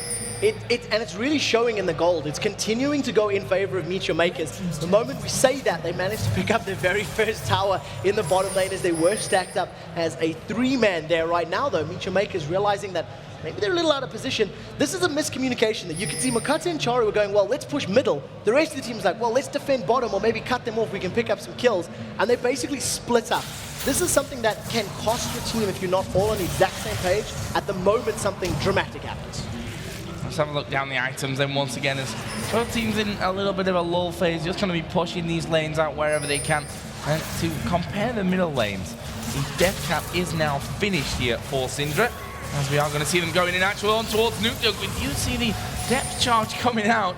The hook not quite landed from Mokate, and it was all a little bit anticlimactic after a little while there as we are going to see them coming in from the side, but again, it's a bit of damage exchange, but no real engage. No, not right now. The collateral damage is used to try and pick up that red buff, but it did not actually land correctly. Now, Makla is pushing the bottom lane. They're trying to get closer to that tower, and MYM, it looks like they're going to defend the mid lane as a 4. They realize Malphite is up in the top lane, so they can pick a 4v4, and they think they're confident. There goes Cubon and Nukdog. Nukdog is in a lot of trouble here. He's going to get pulled in. He is going to be finished off, and they're not done just yet. They're going towards Dexter. He's stunned, then knocked up by the Stranglethorns. A helpful Lantern will bring him back to safety, though. But Meteor Makers have forced him back. Getting that kill on towards Nukdog will certainly help out. This is going to cost them maybe 1 or 2 inhibitor turrets. With the numbers advantage, a 4-man stack in the mid lane, and Makla with a massive wave in the bottom lane. Whichever tower they decide to focus down, they'll be able to do it. Positional mistakes from Lemon Dogs here, costing them the kill, the death, and now this inhibitor turret as well, if MYM tank it up a little bit. Is Mokate going to go in there onto this one? Just gets flayed back by We Will Fail the turret. Not quite finished off. There's the unstoppable force. Makla getting caught out with that one. And the 90 caliber net actually bringing him to safety, funnily enough, after what we talked about earlier on. Meteor Makers losing nothing from that one and gaining that inner turret on the bottom lane. Purely because Nukdog had been killed earlier in the mid lane. If they had comboed the Shockwave with that unstoppable force, Lemon Dogs would have been able to pick up more kills out of that bottom lane engagement. But because they were out of position, because Zoro was up in that top lane and adamant he wanted the tower, it basically cost them that sequence of objectives as well as all of that free damage in that bottom in-hit turret. But crucially, it is alive. They have saved it. So if the siege starts up again, they're just going to reinitiate on MYM, dive on them with that unstoppable and the Shockwave, and then try to delete them from the game. So gold difference creeping up towards that 10,000 mark now. Only 2 kills as well on the board. 1 for Malphite, 1 for Nasus, which, when you look down the team, Oriana and Graves could really do with a couple of kills apiece by this stage of things. 25 minutes in. And let's not forget, MYM last night, their absolute destruction in 22 minutes, I think 22 minutes. Yeah, that's the kind of game that this was looking to be. Lemon Dogs right now still holding on, and whilst you hold on, there's still always that chance. Yeah, and especially because of the composition that they have, if Meteor Makers overextend just a tiny bit, or they're a tiny bit grouped or something similar, they can get bursted down very quickly. I do want to point out the vision on the bottom half of that map, because Zyra is planting little seed ward plants everywhere, and it's just got so much wards in the entirety of the jungle. They're just slowly timing out now, but there was about 6 wards on that half of the map. And it's just been vision superiority for MYM, which has allowed them to keep this control. So a lot of the money that they've actually been earning has been spent on vision to maintain this control and this lead. And a giant belt now for Zyra as well, just added in there. And was probably the easiest of the targets going in now. Definitely not anymore. So Libic likes building HP because he likes being an aggressive, in-your-face type of support. And, on Zyra, if you can hang around, cast some more spells, you're going to get more damage out, going to get more plants out, more utility, and help your team out. Right now, MYM are poising for a fight. Depth charge is available for Mokate. Flash is available for Caitlyn if she needs to get out of any, dangerous positions. And it's basically just whoever puts that little toe out of position quicker will be the one that gets jumped on. But right now, Cubon's inside. They may be able to get a free dragon. And the amount of wards on that top side just screams, if there's an opportunity, we're going to take that Baron here for Meteor Makers. There's a hell of a lot of there as we see Libic just sidestep the hook coming out of Thresh. No problem from there. Cubon, in the meantime, just soloing that dragon. No real problem for him. Got the Crystal Scepter in there now, along with the Haunting guys and those Sorcerer Shoes. He's going to be very, very painful Spider. Yeah, hurting, a lot. And, they've got a composition that actually works very well against Baron. We'll get back to that in a second as Mokate eats a smoke screen. can't get vision, can't get the depth charge down. And, you know, if you combo Elise with their Spiderlings, with that Skittering Frenzy, if you get all the plants from Zyra down and the damage that's coming up from their champions, you can actually kill Baron very, very quickly. You see, they have started this one up. Lemon Dogs are aware of it. They don't have full vision. They're going to have that little plant down from Livic applying the slow. And right now, Lemon Dogs are either going to have to force an engage or MYM may peel. Yeah, MIM going to peel off from this one. Actually starting to back away somewhat. They want to make sure that Unstoppable Force doesn't hit onto them. There's a Stranglethorn actually going to be used on the bottom side. Zoro is actually going to finish off Kubon here. And this may not go the way that Meet You Makers have planned. Tabs actually will just back off as well. And Lemon Dogs, a few of them very, very low. There's the hook coming in. Kill for Macklon towards Zoro. Can they continue? Shockwave does nothing whatsoever. Thresh goes down. There is Malphite going down. Now they chase Tabs, who's facing a certain death here. The minions actually doing a bit of damage to him on the way there. He tries to dodge for a little bit, waste a bit of time, but that will be 4 kills coming down for just the one of Meet Your Makers. For the second time this game, a crucial ultimate was not used in the team fight. Unstoppable Force is still available. Zoro was holding on to it because they were not grouped up enough, and actually, Makla flashed super, super early. Zoro practically stood in front of him, and Makla insta-flashed. He thought that Unstoppable was coming down, and maybe if that had happened, maybe if that had hit, and they could have killed Caitlyn, they maybe could have done something a little bit different in that fight. But nevertheless, 4 for 1 and a Baron, MYM, this is their game to lose. Yeah, definitely. That's definitely how it's going to go down here. Now Dexter might be in trouble. He's actually going to put the Wither down there. Not quite getting hit by Charu. Either way, they're going to have decent amounts of gold to spend here. In fact, I say decent, it's a lot of gold to spend. 3,200 gold here for Makla. He's going to have to head home and have the shopping trip of his life. 10% of Lemon Dog's total gold is in Makla's back pocket waiting to be spent. So a 10th of the total money that the entire team of Lemon Dogs has earned this game has just been spent there by Caitlyn, by Makla. And they were winning the fights so incredibly well by their positioning and their control with the item advantage they already had. There's very little that will, you know, pull Lemon Dogs back into this unless MYM completely throw these fights. And that was a very scary thing. You know, you looked Infinity Edge, a couple of extra little bits. I think it was Zeal and a pickaxe. That's now an Infinity Edge, a Phantom Dancer, and a Last Whisper all of a sudden back into the equation. So, you know, this is going to be not an impossible task for Lemon Dogs. There's still obviously always a chance, but it's going to take a massive mistake from MYM. And basically, not only was the Last Whisper and Phantom Dancer completed in their last buy, the rest of the champions in MYM, Landry's Torment completed, Runic Bulwark completed, Zonya's Hourglass completed. In response, the only completed item in the last couple of minutes is an Aegis of the Legion. So that's not even a Bulwark yet. And you just add all of that additional statistics, the HP, the defensive statistics, the Bulwark auras, etc. And it just really shows how far ahead MYM right now. They're playing perfectly. I mean, there's no other word for it. One thing that we've seen a lot from these teams that have a lot of potential is, you know, the inability to really close out games where they have got these big leads. We are going to see Lemon Dogs in there, not quite landing the cocoon. Dangerous. So that was smart from Lemon Dogs because they realized that Nautilus was up in the top lane and they're still trying to make plays happen. They realize Nautilus will take a little bit of time to get into this lane. So it will be a 5 versus 4. But Meet Your Makers, they're confident with that. They feel that their item advantage is significant enough that they can even hang around. And I mean, look at this, Cubon and Livic. They're in the enemy jungle. There is a ward lower down, so they do have vision, but that's very confident, aggressive play. Nautilus is finally heading down now. Let's see what they go for next. That bottom inner turret, of course, was down a little bit earlier on, so it's all down to that inner ring, the final 3 turrets just protecting those inhibitors.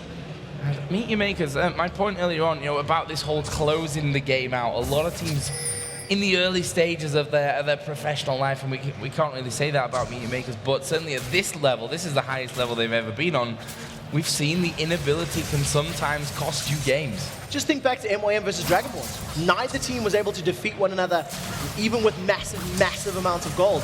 We'll touch on that in a second as this tower is dropping ever slower. Just 1 or 2 auto attacks from Caitlyn is all that's going to need, and this tower will be down. So Lemon Dog, this is their last stand. They need to have a very good engage if they want to make anything happen. Yeah, and look at that. Makata actually taking a good chunk of damage. I mean, he's pretty tanky in there with that Runic Bulwark down. The turret is very low as well, but they just need to get in there for those final couple of hits. But just a case of who takes those steps. Caitlyn will be the natural choice, but also the most juicy choice for Lemon Dogs to latch onto and try and take down at the start of the fight. Minion Waves does come down, and this should be that turret going down, and it will be finished off there. Nuke actually getting stunned up down the bottom side, a bit of damage being exchanged. And on top of that, Mokata walked in and rooted Malphite. Pretty much said, I'm going to take 1 or 2 turret hits and prevent you using that ultimate. So, you know, smart play. Dexter's been rooted, and he has the final fight. And look at that, they've actually been caught out. We Will Failure is going low in there as well. Can they get the finisher? Not quite, but they force them away. That will lead to the first inhibitor for Meet Your Makers. They're happy with the job. Doesn't matter about the kills from this one. They just want to get those inhibitors out of the game so that the super minions feed in and they can finish it. And look at the massive creep wave in the top lane. So if Meet Your Makers want to continue this pressure, they have the ability to do so.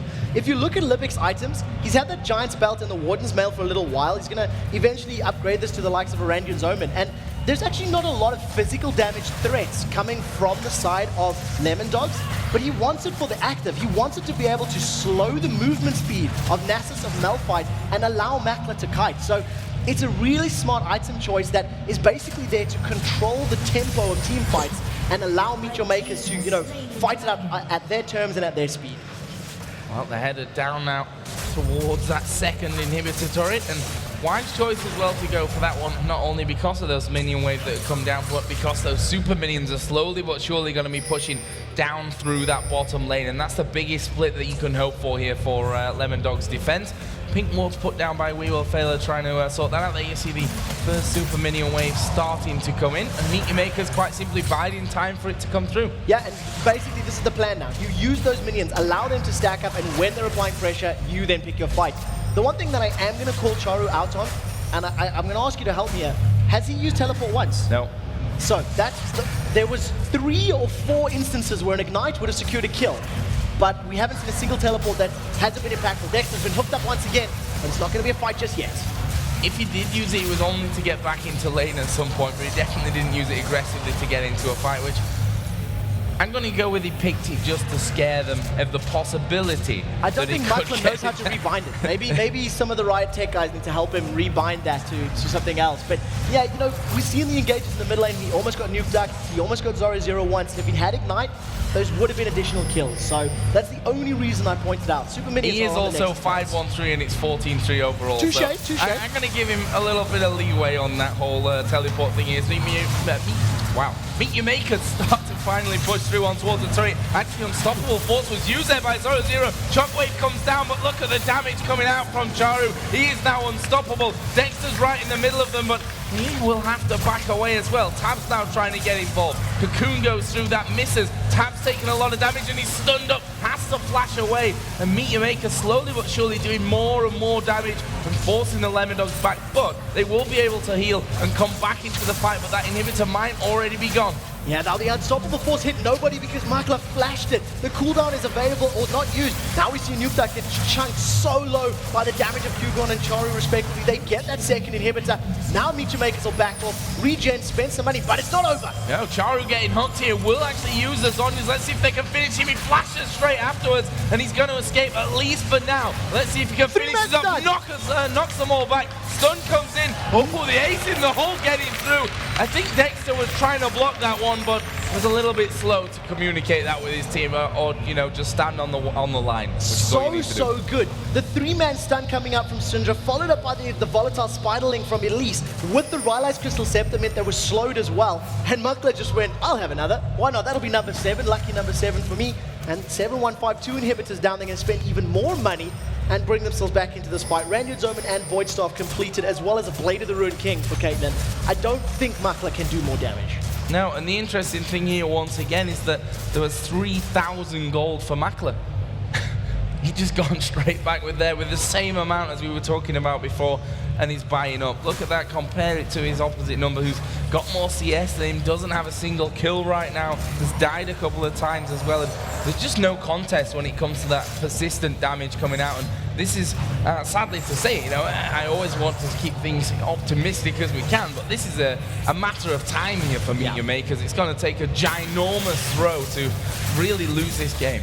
Yeah, I've got Ganchuan throw, and right now, Smuggler using that sneaky Caitlyn position to just deal all the damage onto Baron Nashor. They've got those Spiderlings, they've got those Plantlings, they've got all those additional assistants, and that was effectively a 3-man Baron. But because of the Spiderlings and the plants, you've got all those additional damage sources, which, even though they're small numbers, they add up very, very quickly and allow you to take that Baron down quite fast. Right now, Inhibitor will be respawning within the next minute or so in that bottom lane, which means MYM will try to get this mid lane down before that one's up, and then they can just roll down and take it for free. Just having to be careful here off towards the side. Charu was trying to damage him through the wall, and the ball's being thrown.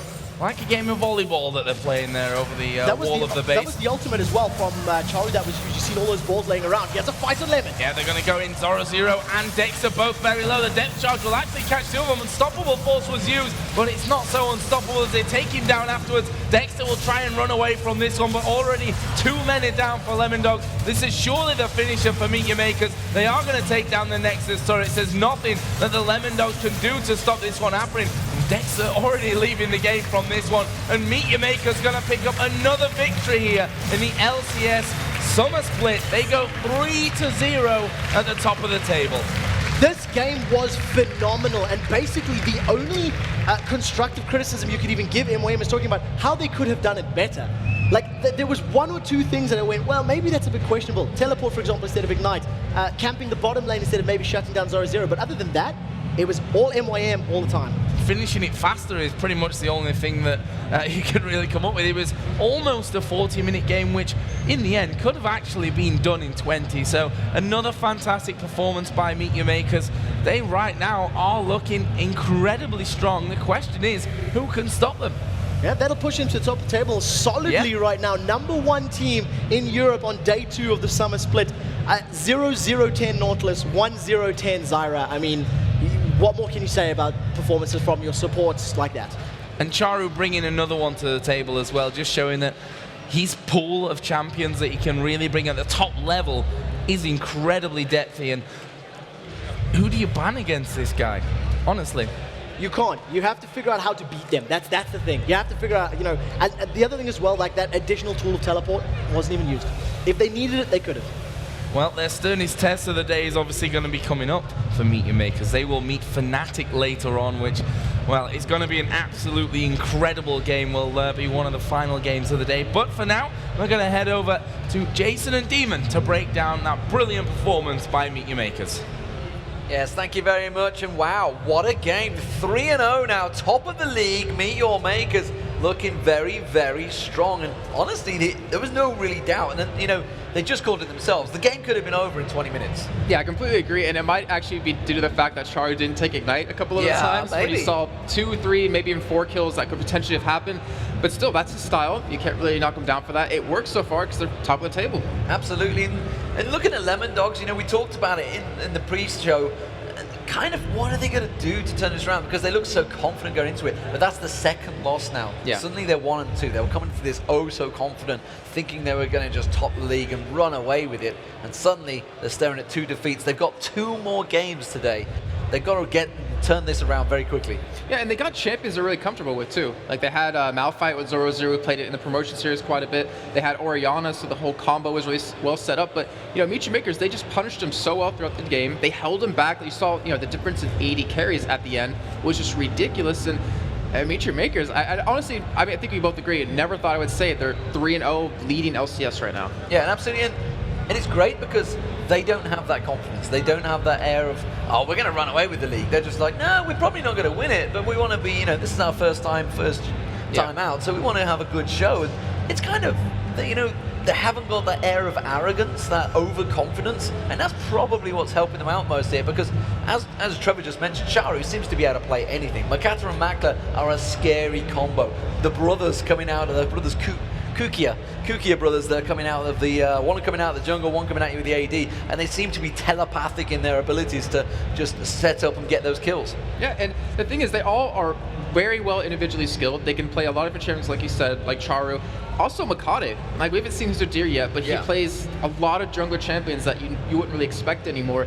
And their teamwork, like we talked earlier before the show, before the game started, about why are these new teams doing so well? And I think it's because they realize, like, since they've been around for so long, they haven't really gotten an LCS since they missed the first time, that, you know, this is their job. Like, they finally got their dreams, and they're going to work hard for it, and they've been training, like, crazy these past couple of weeks. Well, Meteor Maker's been training for 2 years for this opportunity to get there, and it seems to be working out well for them.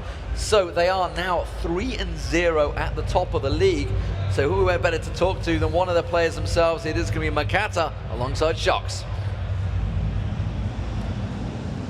Thank you very much, D-Man, the designated interviewee here, Makate. Now, what were you most afraid of going into that game? I noticed that you sent 2 versus 1 to face Malphite.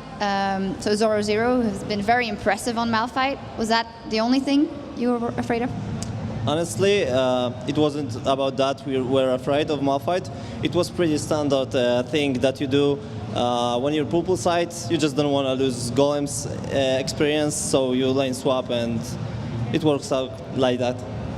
All right, now, yesterday I talked to you and you said, for this first season that we're in here, we just want to find out how everything goes. It's not like we're in it to win it. But I have to say, you're at the top of the league now, and to be a winner, you got to have a winner's mentality.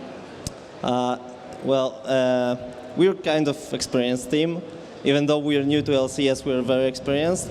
And we lost so many games already. We won so many games that we learned to not get too excited, too hyped when we win, and not get too upset when we lose. So we're not getting like so much hype right now. We'll just keep doing our job and see how it goes.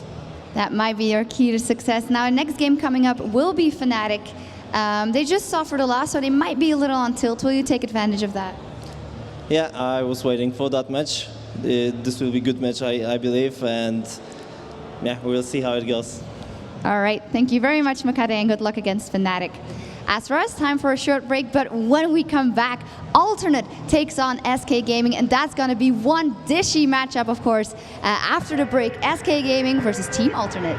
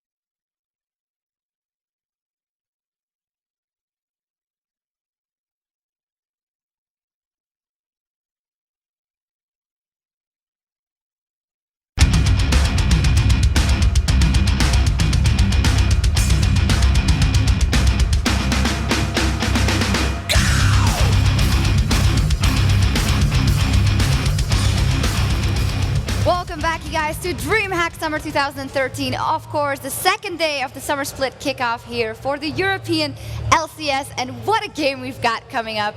SK versus Alternate, and we can't deny it. It's, of course, gonna be a lot about Ocelot and Aranea, that Spanish fury. Indeed, of course. We're talking about Aranea, who used to be and qualified on SK Gaming. He qualified in the Season 2 regionals. He was the reason that they beat Evil Geniuses in the first place. His work in that jungle helped so well, but they kicked him off the tails of the lane. He's back in the LCS, and he is going to have something to prove in this match. Not to mention you have two teams, one currently 0-2 and the other one 2-0. So this is going to be a big game for both teams. I know on the bus back with SK yesterday, they looked really down. Yeah. They looked really Well, it was upset. Ocelot's birthday and they went 0-2. And Yeah. who would have thought coming into this game, it would be Alternate that are 2-0, and the team that finished third place in the LCS are 0-2 already. They're at the bottom of the league. Yeah. Absolutely not expected so quickly. It's, of course, not just about those two players. It's about the team. So who do you give it to, Demon? It's got to be Alternate. They are on a roll. They looked incredible against the Lemon Dogs this morning. So they've shown two different team comps, and they've shown the ability to just use it and perfect it. And the teamwork has been so strong from these guys. I'm going to be the devil's advocate and go with SK. Wow. Yeah, I know, right? But I don't know. To me, I know they're very momentum-based. Like Ocelot, you know that he's like always really loud for his team and really gets them going. But I think after that, those games yesterday, those losses, they kind of took a second and they're like, guys, something's got to change. And I think they're prepared this game. I really do. Well, whoever is going to win, it's going to be action-packed. So let's check in with Joe and Trevor. Thanks a lot, guys. And, well, I think revenge somewhat is the name of the game in this one. We've heard the backstory there. You guys all know that one, of course, from the fact that Aranea, former SK player, qualified with them for the spring split. Then he was gone. Well, I've got to touch on that as well, because D-Man was mentioning it, and it was his Alistair play back in the Season 2 regionals at Gamescom last year. That was phenomenal, and I distinctly remember him walking into the CLG EU jungle at level 1 and smite stealing blue buff away and just backing away safely. He was unable to replicate that at Worlds though, and it was part of the reason he was, separated from the team, as it were. But it does look like he's finding form. We're busy looking at SK Gaming as they're getting themselves ready. And that is a very serious-faced Ocelot. Yeah, that is a not reacting to the camera, which you don't see very often from Ocelot.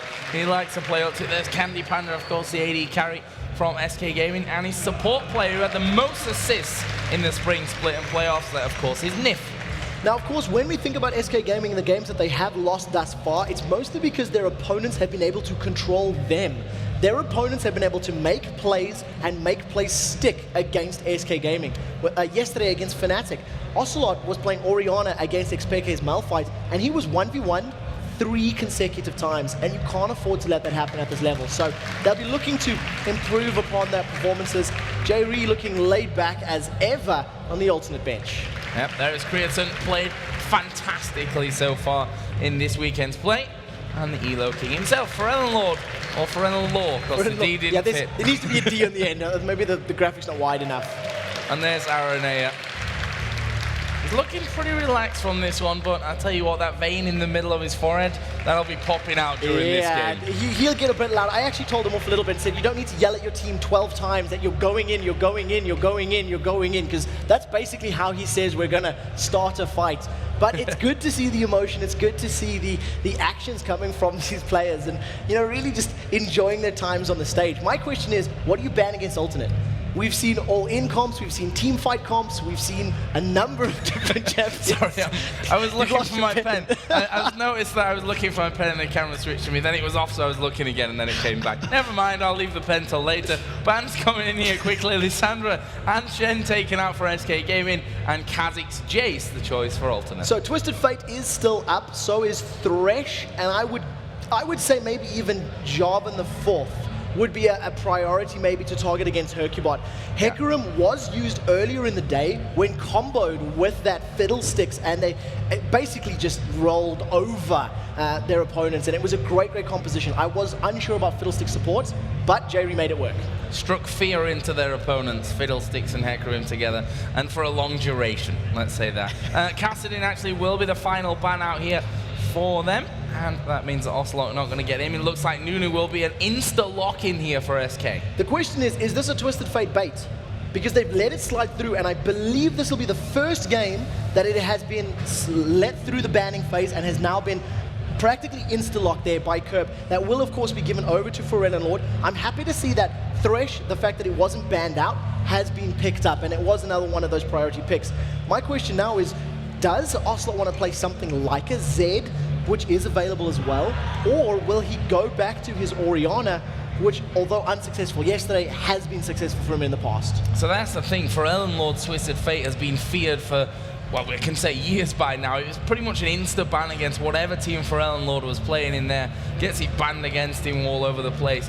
But I have to say, he's not been 100% impressive on it when we've seen him in these top-level games. So we'll see how that one goes today. Malphite picked up, solid top laner there, and Ocelot actually locking in Caitlyn there for Candy Panda on the other team. Caitlyn Panda. Caitlyn Panda, Candy Panda, Candylin. Candylin.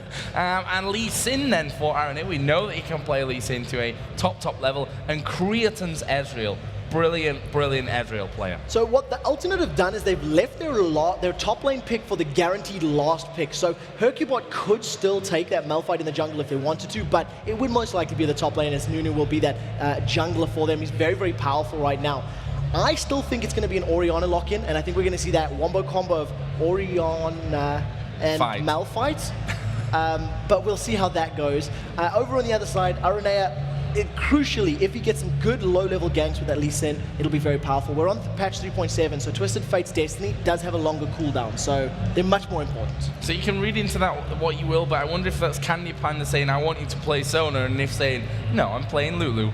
That's definitely a possibility. Definitely could be a possibility here for this one. Or it's AP Lulu. They could change it in the last second there to Kennen. So okay, so they've kept the wombo combo, but it's not the Orianna insta-pop. This is now knock-up from Malphite, slicing Maelstrom over the top with the Sona ultimate, and maybe some Nunu Absolute Zero slowing everybody down as well. So this is much more AoE focused, but prolonged battle. Quinn being hovered over right now by Alternate. Let's have a look what they've got. I mean, Twisted Fate for Ellen Lord, Lee Sin for the jungle, Thresh support, Ezreal as the AD carry. So they're missing a top laner right now. Yeah. And they're missing tank ability and survivability. Thresh and Lee Sin will get a little bit beefier and they will get some more survivability, but they're not your traditional frontline tanks like you would expect a Nunu and a Malphite to be in this situation. So if they go Quinn, this is an aggressive, this is a we want to kill you and keep killing you comp, because they're not going to have that prolonged battle.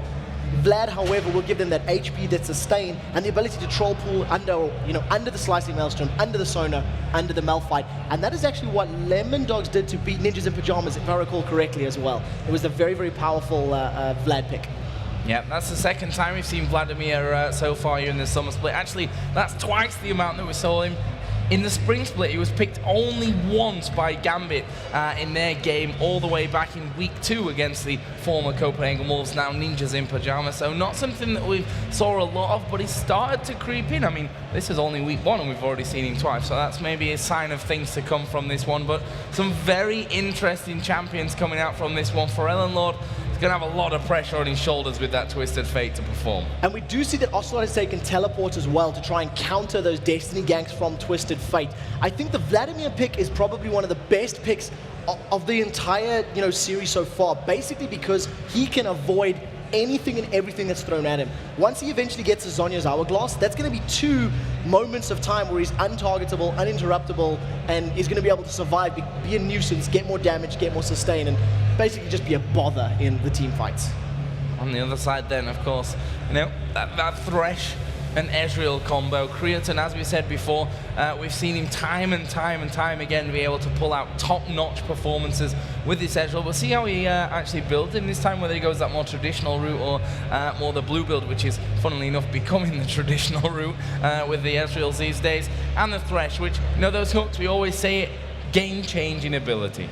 Yeah, it's the best way to describe it, and it's going to be even more important because it's going to take more time for the alternate lineup to get to that power position.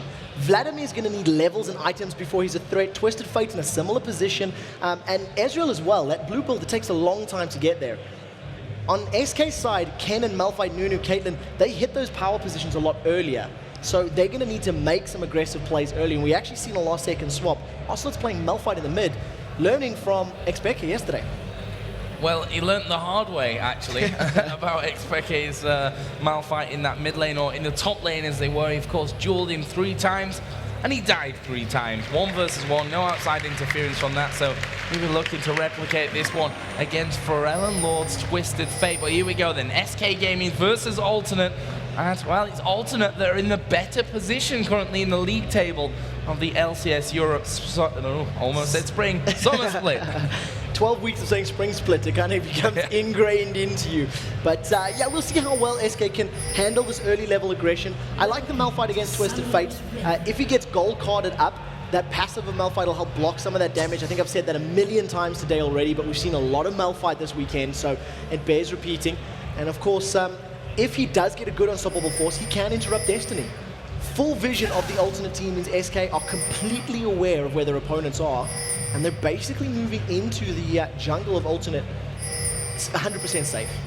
As far as I'm aware, they've only spotted Sona here, though, from the SK team going in. The fact that he's not come out of that jungle in that position will probably indicate that SK are going to be in there somewhere, but got to be a little bit careful about where they're going. You can see the Alternate have got 2 wards down here on the bottom side of that jungle. SK doing a very similar thing on the top side. And it looks like, will they hang around here? Ocelot is actually recalling, but 4 men stood in position for SK Gaming, so indicates to me at least a Golem steal. Both teams have also got very, very deep wards, and with SK hanging around in this top lane, they may be looking to set something up on Kerp. Kerp has still not leveled any abilities, so we'll see what he does decide to skill. Ooh, if they face check, this could be so scary, and the fact that they only went for the golems means that Kerp is basically going to see them and just walk away. He's basically wasting some time from SK. Yeah, just trying to bring a bit of apprehension there into the lineup. Hercubot and co are still waiting at that red buff, and you can see the Alternate have already called this one in. We have to react to this one. We have to get back, take their red buff to make sure that we don't fall behind in the buff game. The problem is it's going to take them a lot longer. Look at RNA's HP. He's down to 210 hit points. Thresh is trying to help out as best he can. He's going to get it down to within smite range, and he's going to be able to finish it off quite quickly. But it means he doesn't have that smite available for his blue. It's going to slow him down. One really key thing to mention in this one, though, RNA took the entire camp away. Hercubot left 1. So that's not going to be respawning until an RNA actually gets up there, which is going to be in some time here because he's going to go to his blue buff first of all. And the one thing that does, it's a hit and miss thing, because now, of course, it's going to delay the spawn, it's going to delay the experience, delay the buff, which is, of course, all negatives. The positive is that it's going to be at RNA's timing. So he'll be fully aware of it, which means they can pre-plan for it, get some wards, get some vision, and make sure it's not stolen away. Perennial took a massive chunk of damage from Candy Panda in this mid lane, and he's starting to chug through those potions and drinking from the flask, but he's a heavy drinker, as Kobe likes to say. So we'll see how well he handles this heavy poke lane of Caitlyn and Sona. Now we see on the bottom lane, Jerry just putting down a bit of harassment on towards Ocelot. See how well he copes with this 2v1 situation. A definite mix-up of things here with Ocelot going down into the bottom and Candy Panda Nif in that middle lane trying to get and succeeding at getting damage onto this outer middle turret early on. And one of the key things about actually getting the turret down will be the presence of Hercubot. Nunu will need to come into this lane, apply the Blood Boil to Caitlyn, and allow her to hit the turret faster, harder, and get 3 members onto the turret. They'll allow Sona then to zone out Twisted Fate, give him some poke, sustain up any damage that Caitlyn takes, and they can force that tower down quickly. Right now, though, because of the pressure on the bottom lane, Hercubot's been forced to react and maybe going to come down to defend. Yeah, going to have to do something there. Ocelot doing the best that he possibly can here to hold on. He's actually going to get hooked out, but don't think the damage is quite going to be there to finish him off as Creighton takes 1 hit from the turret. Hercubot, as you said, will have to come across. In the meantime, SK are pushing this mid lane. RNA has just got a shuriken to the face to alert him to the fact that Kevin knows that he's hanging around there. And you see that middle outer turret is already down to half HP. And more valuable than the bottom lane. Yeah, the moment Hercubot is relieved of this post in the bottom lane, I expect him to go mid, get that Blood Boil down to Caitlyn, and they should take that tower down. It's something that Ninjas in Pajamas were trying to do, I believe, when they were playing yesterday, and Bjergsen was actually saying, like, we needed to get that tower very quickly with our Caitlyn and Lulu combo. We'll see if an alternate can drag out the time frame. Oh, Arena's gone deep. Aranea going very deep there. Actually had to get away on towards Forellenlord in that top lane. Kevin and Kerp have just had an exchange as well. It's all kicking off all over the map at this stage, but still no one after almost 5 minutes able to get that first blood. There's Kevin continuing to lay down the damage, and Hercubot is now up trying to steal away the jungle of Alternate, knowing that Aranea is in the mid lane and low. Yeah, all of that damage that landed onto Aranea was basically because of Lee Syndrome. He followed in his Q, which he didn't need to do. Finally, Hercubot shows his face up here. Will apply the Blood Boil to Candy Panda on this next minion wave. There are no minions there, which is why he didn't do it instantly. And that should actually be enough to take this tower down. If Forellenlord sticks around, he's actually within diving range HP because Sona does have Ignite. So let's keep our eyes on that. There we go, Blood Boil is on. Forellenlord stun card onto Candy Panda. Best he can really hope for you to delay this one. Nice dodge of that Piltover Peacemaker. Can't really say the same for Candy Panda with the wild cards there. He walks straight in, but look at this, Hercubot coming down to the bottom lane. And Creaton with the Lantern back off to safety. And basically, because Candy Panda opted to land an auto attack and go for that Peacemaker onto Forellenlord's Twisted Fate, he didn't get the tower. So it's just delayed at one wave, but he should be able to pick it up. Candy Panda's been caught by Aranea. Going very, very low here, but not got the damage there to follow things through. Not got the follow-up of it and was scared himself of actually being turned around on. I think the fact that Candy Panda does have that barrier and Flash available. This is a great thing, you know, Flash just out of range of what Lee Sin can do to you, but you're Caitlyn. You are still in range to lay down that damage, so we'll see about that one, but still no first blood coming in. The important thing being, though, that they've managed to hold, at least for now, onto that middle turret. Yeah, it's going to at least just give them a little bit more time to hold out, a little bit more time to farm, try to get Forellenlord closer to level 6, and we'll see how and where he decides to gank. We talk about Twisted Fate. It's the first time we've seen him in a long time since we've been casting, because he's practically perma-banned around the globe. It's like the #1 most banned champion, I believe, internationally. And, you know, when you look at the performances and the power of Destiny, you see why. Aranea is stood right on top of a ward, so Hercubot's going to be rolling around. Neither Ocelot nor Hercubot have their ultimates up. And if the middle lane of Candy Panda and Nif start to come down, you can expect a fight. If not, basically just giving up the tower for free. Yep, and it was Jerry that just finished that one off. Nice little start from there on that one. Hercubot right now is going to be spotting Aranea in the jungle. Can they go through? That is a very big snowball flying a long way as he gets away with the Lantern. Candy Panda there going low in the mid lane as well. Where is the next action going to come down? Still no first blood in this game after 7.5 minutes gone. Candy Panda just starting to heal that all back up thanks to Nif as well as we are going to see Aranea come in. He's going to kick Candy Panda back. Can he get away? The wild cards land. Aranea gets first blood against his former team. The ward that was put down in the middle of that lane allowed Aranea to dive up there, and because there was no animation of putting a ward down, Candy Panda had no idea that was coming. He had no idea that Aranea was going to dive in there and get booted in the back of the head. So first blood secured, a great positional play. And you talked about in the build-up. We know Arenea's Lee Sin can be great, and that was a very, very good play from him. Exactly how it needs to happen here as well for Alternate. And that's the funny thing, Alternate have come out very strong. SK not so much, I think we can safely say, in the summer split so far. But this is more about, you know, old things to settle and, you know, just showing about who's boss in Spain these days. Although Peke might have something to add to that one in as well. Dragon going to be started by Alternate 8.5 minutes in. Does he lose a few points or title to the claim after losing to EG earlier in the day? So is that a possibility? Right now, Dragon is started by Alternate. They've got vision, they've got control, and this is going to be pretty easy and free for them. There was no contest at all from SK. Lord actually spotting Candy Panda in the bush there, and with that amount of people, especially the stun card plus the hook from Jerry, probably would have ended up dead from that as the ace in the hole comes down by Candy Panda. Just going to be spamming that out to try and force them away. Funnily enough, that turret is still alive. The one that we were talking about at least 5 minutes ago, possibly going to go down in the next wave, is still alive. And basically what that means is that SK are now tunneled into this lane. They cannot rotate, they cannot apply pressure elsewhere because they need to get this tower down.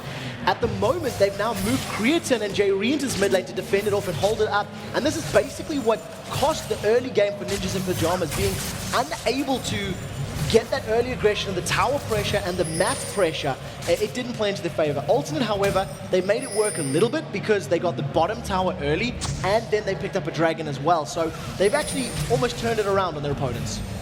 There is Nunu just headed into the top side there. Hercubot just going to try and cause a few problems for Arane, who's actually a level above him here in that one. And Nunu, Hercubot, is going to just smite away that big wraith. He wanted that.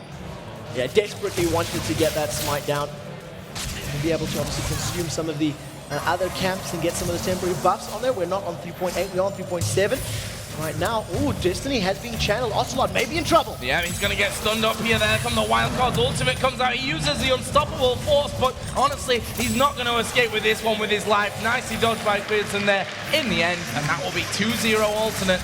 And there's the danger of Twisted Fate as Aranea comes in again, in towards the middle, going to kick Nip back. And now, are they going to have the damage here or the health to finish things up? Jerry now the one that's in a little bit of problems. Hercubot going to go in there, but Ferelon coming around the side as well. A messy encounter here in the middle. But he gets the barrier from Candy Panda, which was very, very key. And that kill that they picked up on the bottom lane, Jerry even got an assist. Ace in the hole, not going to be enough.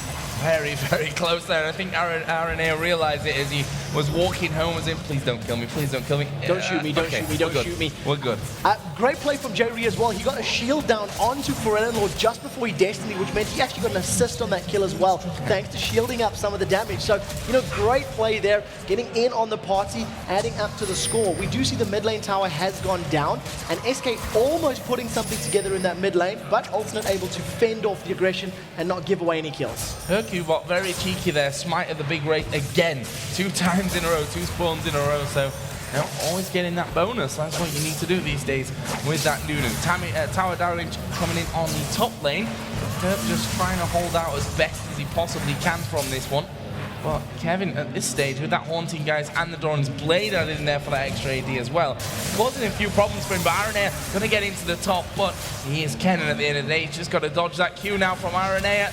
Doesn't, but he's already back to the turret. Yeah, he's not within range of being jumped on, and of course the Dragon's Rage was not actually available. If Aranea had timed that gank a little bit better, he may have been able to follow it up and kick Kennen backwards, which would then have allowed some kill potential. But unfortunately, literally going 3 seconds too early meant it wasn't available. New members of Alternate now are stacked up in this mid lane. Gold card about to be locked in for Forellan Lord. If anybody jumps forward, it's basically taunting, basically saying, I dare you to come at me, bro. And he'll just lock you up and shut you down. And if anyone could pull the right card at the right time, you'd have to suspect that it would be Forellan Lord at this stage of his career. He wouldn't be at 3,000 elo if he couldn't. Yeah, he'd probably be at mine, as I have found out many a times playing Twisted Fate.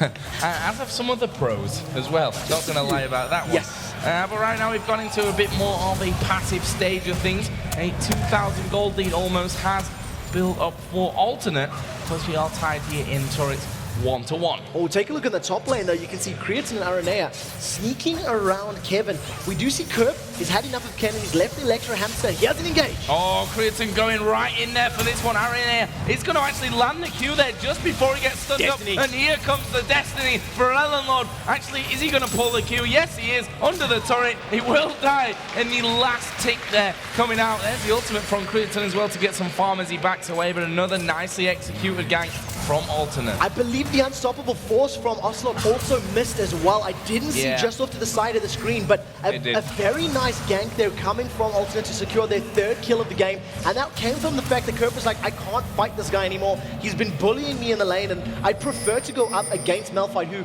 I'll have an easier time dealing with.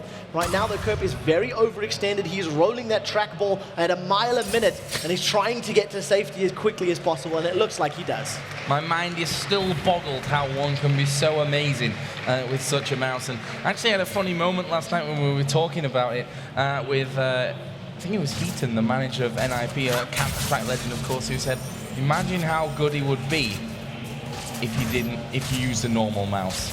Which, I think the answer from Aranea was his arm gets too tired if he plays with a normal mouse. He's that much of a gamer person that moving the arm is simply too much energy. Right now, Hercubot, along with 2 more members of SK, has snuck into this blue buff area. I say snuck, he's in full vision of Forellan Lord's Twisted Fate, trying to at least put some pressure down and trying to at least challenge for this buff. They're 2,000 gold behind. Aranea is looking to make an engage. He misses the Sonic Wave, and it does look like Candy Pan is going to 90 caliber over the wall. Yep, gets himself away from that one. Aranea soon job done. He won't be coming back here for a little while, and they get a bunch of wards down on top of that dragon area. We'll see if they go in for it. What I really liked about that play as well, Aranea was playing the zoning game while the rest of the team got Ferenelord's blue buff. So they weren't actually looking for a fight. He was basically just fighting for space, fighting for an air of breathing room to guarantee that cooldown reduction and that mana regen for Twisted Fate. Right now, it's the first time that we've seen both teams grouped up as a 5-man unit. Absolutely nothing is going to come of it as SK decide they want to try to challenge for Baron. They're going to pink ward down themselves, and the pink ward war continues. Yeah, lots of wards being put into this next Dragon's Aranea. Then we'll just scoot over the top, and that's the greatest thing that Aranea can have right now. A load of wards from his team, dashing around left, right, and center, but SK are going to be starting off this Dragon. Are alternate going to go from this one? Wouldn't be the first time today that we've seen Aranea get in there for the steal, but this time it won't happen for him. And Jerry and Aranea are going to be melted here, right in the middle of the fight. There is the pull from Kirk. He's already got the Hemo Plague down as the Unstoppable Force comes in as well. They are in a lot of trouble here now, alternate. Ocelot will fall in the end, and they're actually turning this one around. Double kill coming out. Creatine, can he get in there for the finisher? Kirk, is he going to flash away? No, he goes for the eat over the wall. Creatine will track down, and he ends up being a 4 for 3 in the end in favor of alternate. That Dragon, though, did, of course, go over to SK. That was actually a fantastic fight for SK up until the point they right-clicked on the wrong targets together. Their focus was not on the right people. They needed to get Creatine down first, and to be fair, there's a lot of damage threats from alternate. Vlad, Lee Sin, Twisted Fate, Ezreal can all clean up a fight, so saying that they focused the wrong damage source is maybe overly critical of me, but if they had maybe gotten Ezreal out of the fight first, it would allow them to have controlled the Lee Sin, Twisted Fates, and the Vlad a little bit better in that engage. So overall, not bad. And I think if they can repeat the process but just get the AD carry first, it'll change the results of the fight. There is that mid-outer turret finally answered back from alternate, puts them 2-1 up. They've got a 3,200 gold lead at this point. And of course, that's 7 to 3 overall. Let's take a little bit of time here to look down the items, and Vladimir especially, Spirit of the Spectral Wraith, obviously giving him that AP, the cooldown, mana regen, which is not really going to be bothered about, but that Spellbound, which is a critical thing here for Vladimir. Jack described that item in the best way possible, and I always use it because I really like it. He says it's the selfish spell vamp item. Instead of going for a Wota, to get team AoE spell vamp, that's a single item ability. Now right now, Aranea and Kerp, they were thinking about playing, but as soon as Nunu was revealed, they decided to back away, and that was wise to do so. In terms of some of the other items, we see a slightly modified blue build Ezreal. That's a Blade of the Rune King into the Elder Lizard, so or vice versa. We don't have a tier in the edge, we don't have the Iceborne Gauntlet, so I'd like to see where Creatine decides to go with that build. In addition, for Ferenlord, he picked up an early Sheen, which would have signaled going for a Lich Bane, but then he's picked up a KG's Lucky Pick, which signals going for the Twin Shadows. So a little bit of indecisiveness in terms of itemization, I feel like, from the rest of the players. Oh, Ocelot actually headed up to the top here. Could be in a little bit of trouble, actually. He's going to go down from that one. Didn't even have time to get the pulled off Aranea. Is he going to fall here as well? He's going low, but the Lantern will pull him out to the safety. The last second, I think he should have been in all right to have gone down there in that scenario. For Eleanor trying to hold on to the turret, but I don't think there's anything left fighting for now. SK take it down. That was a fantastic play from SK Gaming. They showed that even though they are down, they are not out. They comboed together, they managed to get a kill, and rightfully so. They maybe should have got Aranea, but with his shield and the Dark Passage Lantern, he was able to get away. Ferenlord was overextended. The passage is there, and he takes a ride. Takes a ride to safety and slowed down all the way back to it, which was a bit of a risky play there, but for Ellenlord, I think calculated, but you never quite know with those kind of things if something's just going to put your plan out of work. So, everyone going to be going back home here. A couple of items being picked up. We see that Candy Fan almost got that Infinity Edge finished. Compare that over to Creatine, who is once again having a fantastic game at 3-0-2 and is ahead in the farm with that Blade of the Ruin King in there as well, of course, as his Spirit of the Elder Lizard. So I'd like to see, he's obviously going to pick up a set of Mercury Treads, and I think that's fantastic items against all of the stuns and the slows and the CC that's coming down from his opponent. So it's a wise decision. Instead of going for the likes of the cooldown boots or the Berserker's Greaves, which is a little more traditional on your AD carries, and Ezreal in particular. In terms of the rest of the items, I still want to see where Lord goes.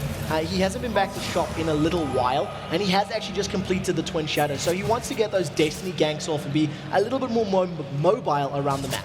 Yeah, and also a good item to be getting in there, of course, against a double AP team. Get yourself that 40% magic resist in there, which is, well, a great thing to have against a double AP team. Goes without saying, really.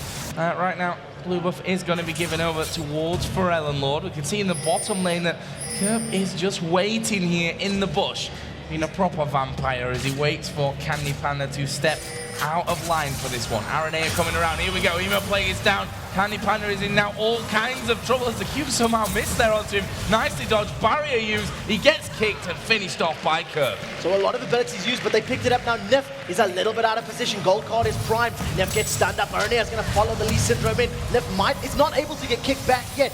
He's going to use the lantern to get to safety. Good play. Here comes Twisted Fate as well into the mix of things. This could be bad, but here comes Kennen from the side. Jerry now the one that's in all kinds of trouble. He will go down to Ocelot, and that leaves us with 1 kill apiece. But support for AD carry, honestly, Alternate will be happy with that trade. Yeah, at the end of the day, being able to take him out of the game, prevent him from farming, put him a little bit further behind, it is good. The one thing is, though, they did burn a lot of ultimates just to get that down. So the thing that you've got to keep in mind is that if the engagement happens again and Candy Panda's got a little bit more support, he's going to survive and going to be able to continue fighting for the rest of the team fight.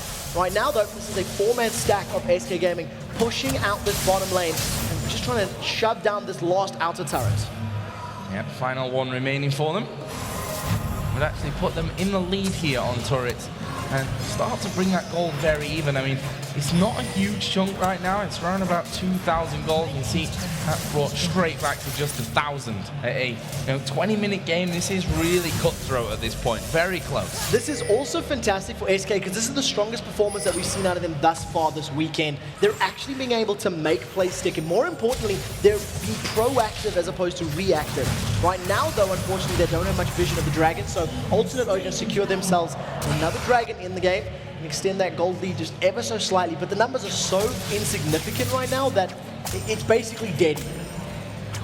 Yep, certainly. If you look at the kill distribution as well for Alternate, it's really nice. Vladimir, 3-1-2, and 3-0-2 for the AD carry as well, Cretan. So the kills right there are in those right places. Twisted Fate, as things go on, he's going to be getting stronger, but adds a lot more support in there with things. There's the blue buff being finished off and stolen away by Alternate. That's all going to add into their repertoire. And Kennen is in this top lane. He's got 4 men about to surround him. Yeah, there's so many members of Alternate. They are just simply going to choke him out. Kevin's going to try to get to safety, but this is him going down. Yeah, it's not really got anywhere to go, to be honest, from this one. I think he realized he was dead there. Kind of feel a bit bad. Finishes him off. Well, sometimes that happens to you. For some more than others, I'm going to add. Yeah, take a look at this Nif now. Gold carded up. No reaction needed. Before he can even finish the sentence, that is just popped. And everybody knows all the Reddit threads and the talk. Sona's base HP, I believe, is lower than the melee minions as well. So very squishy champion. And with the numbers advantage, 5 versus 3, the pressure is on. Alternate wants this tower. Yeah, and look at that. Ocelot actually being caught off at the side there, taking a lot of damage. That turret is going to be going down here with this push. Are they going to get in there? The hook not quite landing, but they are going in. Twisted Fate is going to Destiny in as well. And I'll get Lord a step forward and then a step back with the lantern. And that was a bit of a meh Destiny, to say the least. I'm not sure if they were anticipating a dive coming out, but nevertheless, they did get the vision. It could have just been a defensive one, ensuring that members of SK weren't as close as maybe they thought. And basically, once that information had been gained, they decided, no, it's not worth the dive. It's smarter to back off. I want to see where Creatine goes with his build. He's picked up a long sword now, so I want to see how that upgrades. There's a number of options that he can go with.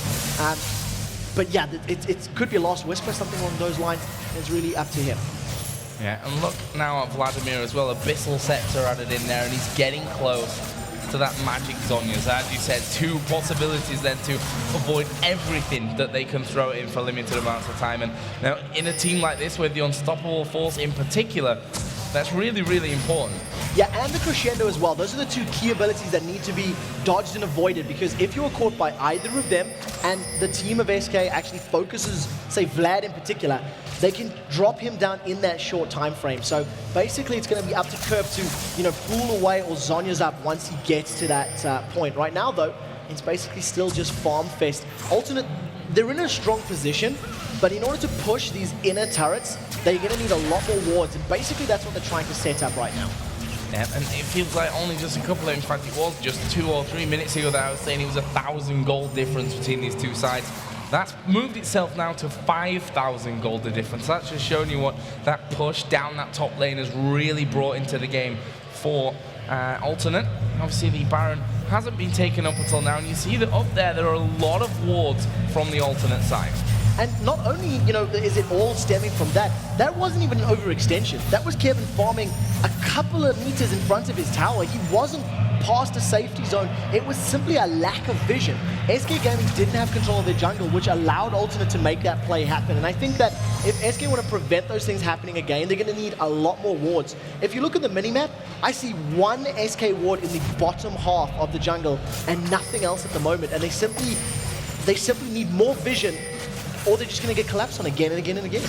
Yeah, they've got Nif now with an Oracle on, but honestly, what do you do if the wards aren't already there? You're always risking it when you go into every single bush, especially against someone like Lee Sin, who's in your face before you even realize what's hit you there. And you've got Twisted Fate to back up with a Destiny if he needs to go in there. Crinton actually being pulled down here, and there's the Lantern. Pulled to safety. That's the great thing about Thresh. Gives you that safety buffer for everyone. What I really like about this is it shows that they practice with Thresh and the safety. SK are poising for a fight. They want to go in. Ocelot does have Flash available. Now Forellenor is split pushing down on the bottom lane. And we'll see whether or not he wants to join this party. If Alternate group up, Ocelot is going to use that unstoppable force. Oh, they are going to go in onto this one. Aranea coming around the side. Ultimate comes out of Ken and Kerp, going very, very low. We'll pull up here for this one. There's his Zonya's being used as well. And in the meantime, SK are being shredded down. Candy Panda has to flash away. Hercubot is going down. That's 4 men for nothing right now. And Alternate keep chasing here. Aranea couldn't quite get in there. The wild cards didn't have the range. And Alternate back away for Baron. Alternate are demonstrating the answer to how do you deal with the Wombo combo. You pick Vladimir. He pulled underneath everything. When he reformulated as a vampire bloodling thing, he eventually wins Zonya's Hourglass, and he stood at 20% HP. They've spent so much time focusing him, trying to kill him, that when his Zonya's down, it just bought Creatine all the time in the world. He's at full HP. He was untouched in that entire team fight. Yeah, and that's really bad news there as well. And I mean, let's not forget Forellenlord in that whole time was pushing the bottom lane out as well. They managed to get rid of that inner turret, and the fact is he was in the fight when he needed to be as well. And that's another danger of Twisted Fate. We know this split push can be so ridiculously strong, and again, the elements of that coming into the play from Alternate. I also want to replay, I just replayed in my mind how the positioning of that fight was. Jay Ree actually put down the box in the middle of the lane, and every single member of SK had to go pretty much through the first 2 walls of that box to get there. So at least 2 of them got slowed down, and I bet actually Cannon Slicing Maelstrom was affected by that box. He got slowed down entering in there, and it was just great zoning. In and around the box, that was where the Sanguine Pool was from Vladimir, and it was basically just saying, look, this is Thresh's power. This is his zone. We've got the damage soaking shield from the Lantern. We've got the box to control the movement speed. And he basically just held everybody in place. So really, really good positional play from Alternate in that team fight. Yeah, and let's not forget you got Lee Sin to kick that Kennen straight back out of the fight, or stop Nunu's damage for what it's worth at this point at least, from going out there as well. And all over the place here, Alternate are looking very, very strong. That gold lead is now at 10,000. That's 4 minutes after I mentioned that it was 5,000 gold lead. So slowly but surely, Alternate are carving out a bigger and bigger lead for themselves. And all it does is it buys you room for error. So having this additional gold buffer means you're going to have additional items. For example, you can see the Iceborne Gauntlets are now completed for Creatine. So that blue Ezreal, although a slightly different build order, is ended up in the same place. And it basically just means that he's now got some additional armor to work with. So if he overextends, takes a couple extra auto attacks from Candy Panda, he's going to be punished less for it because he's got this item and this gold advantage. Ace in the Hole gets channeled and hits Kerp for next to nothing. And basically right now, it's just all on Alternate keeping the pressure down. Wow, Lord actually going in here on towards Ocelot. What is he trying to pull out from this one? Gets another stun card onto him. He's doing a lot of damage. That Twin Shadows was obviously used. And there is the Unstoppable Force burnt from Ocelot. And also I'll say thank you very much.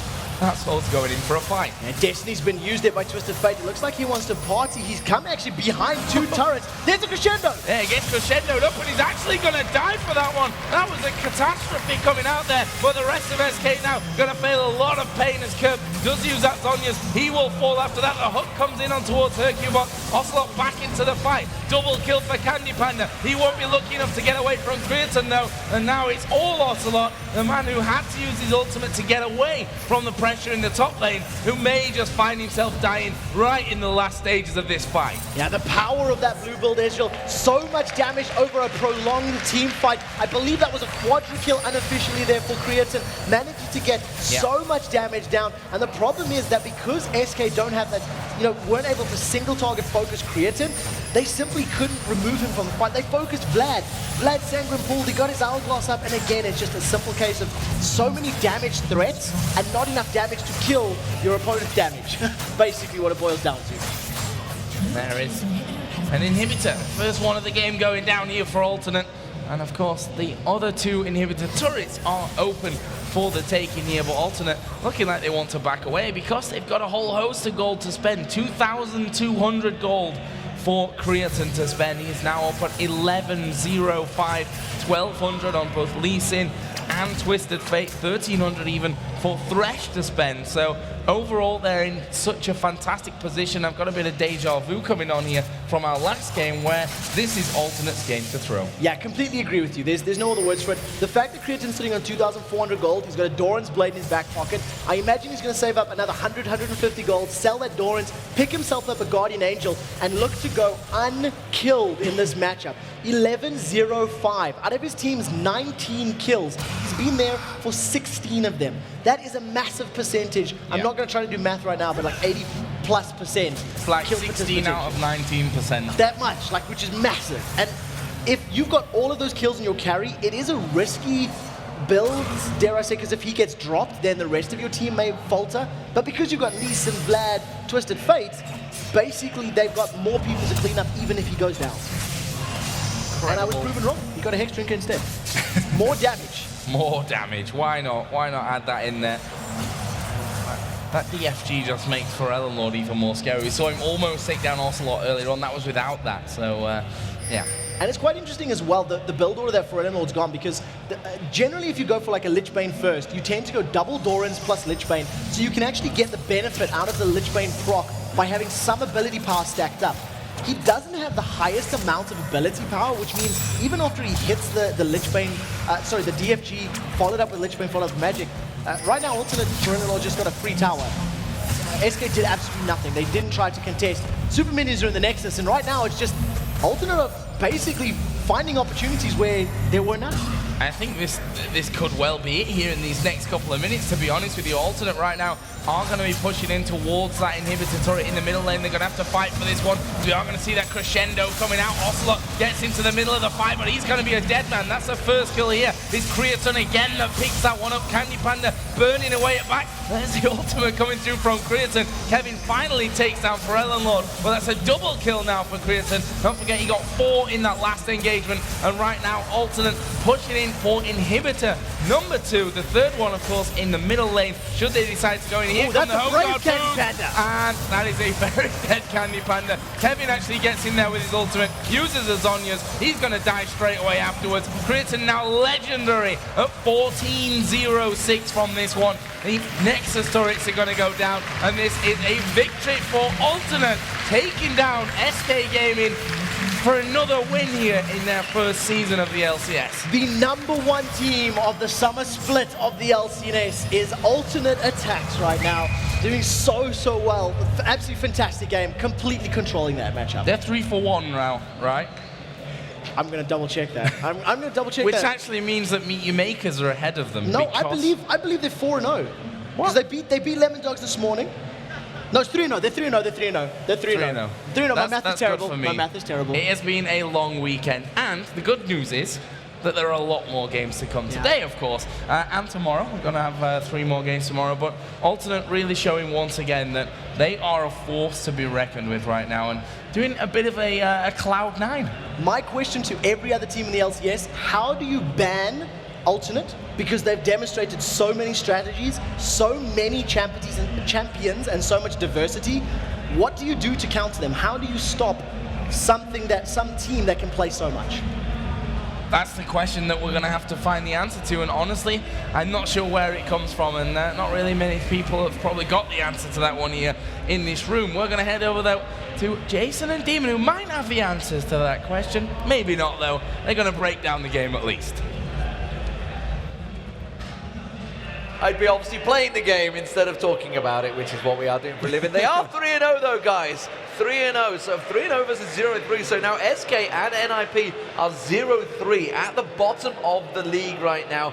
And at the top of the league, well, it's the new boys, Meet Your Makers, and of course Team Alternate ATAX now up there. Fantastic performance, and like Trevor just said, that's the 3rd different style of team comp we've seen coming out from Alternate now. Let me ask you something, actually, because you actually casted All-Star games, and you saw Insect playing Lee Sin. How does RNA compare to him? I wouldn't want to put them in the same category. Okay. I mean, that's not so harsh. RNA is that good. Wow. I never knew. I wouldn't want to say anyone's really in the same category as Insect right now on Lee Sin. Okay. That's just a fact. But you're right, though. I mean, Alternate just played so well together as a team. RNA was everywhere. It was kind of funny. He was everywhere, and he knew. But that's what you've got to do with Lee Sin. I mean, we saw Lee Sin picked by someone picked him yesterday. Svenska picked him yesterday, and he just didn't go aggressive early on. If you pick Lee Sin, you have to be making those ganks count, and you have to be doing them early on. And that's exactly what RNA did. And the thing is that half the time he was standing in a ward. Like he would, I mean, he would not know it, but he's pretty sure it would be a ward there. But it's just the pressure he provides. It's like, ooh, I gotta watch out. And he pulled. He pulled Hercubot to him consistently, so he couldn't go around and gank and create opportunities. Yeah, but overall, you've got to look at, I mean, the amount of pulls that Kurt managed to pull off the pulls, and then straight Zhonya's Hourglass as everybody focused him, just completely screwed SK's plan. Every time they tried to focus fire him, it was just like, well, yeah, Zhonya's Hourglass, everybody else comes in, and Creaton goes, thanks guys, you've given me another quadra kill. I think it needs to be renamed to like Zonya Screw Your Game Up Glass. Because it's true, like Messiah on Twisted Fate making Hourglass so popular where he just goes into the middle of the team, and that immunity, it catches teams off guard, but it also gives you an initiate when you previously don't have one. Yeah, and we got to talk about Creaton though, because I believe yesterday he was 10-1-12 against Evil Geniuses.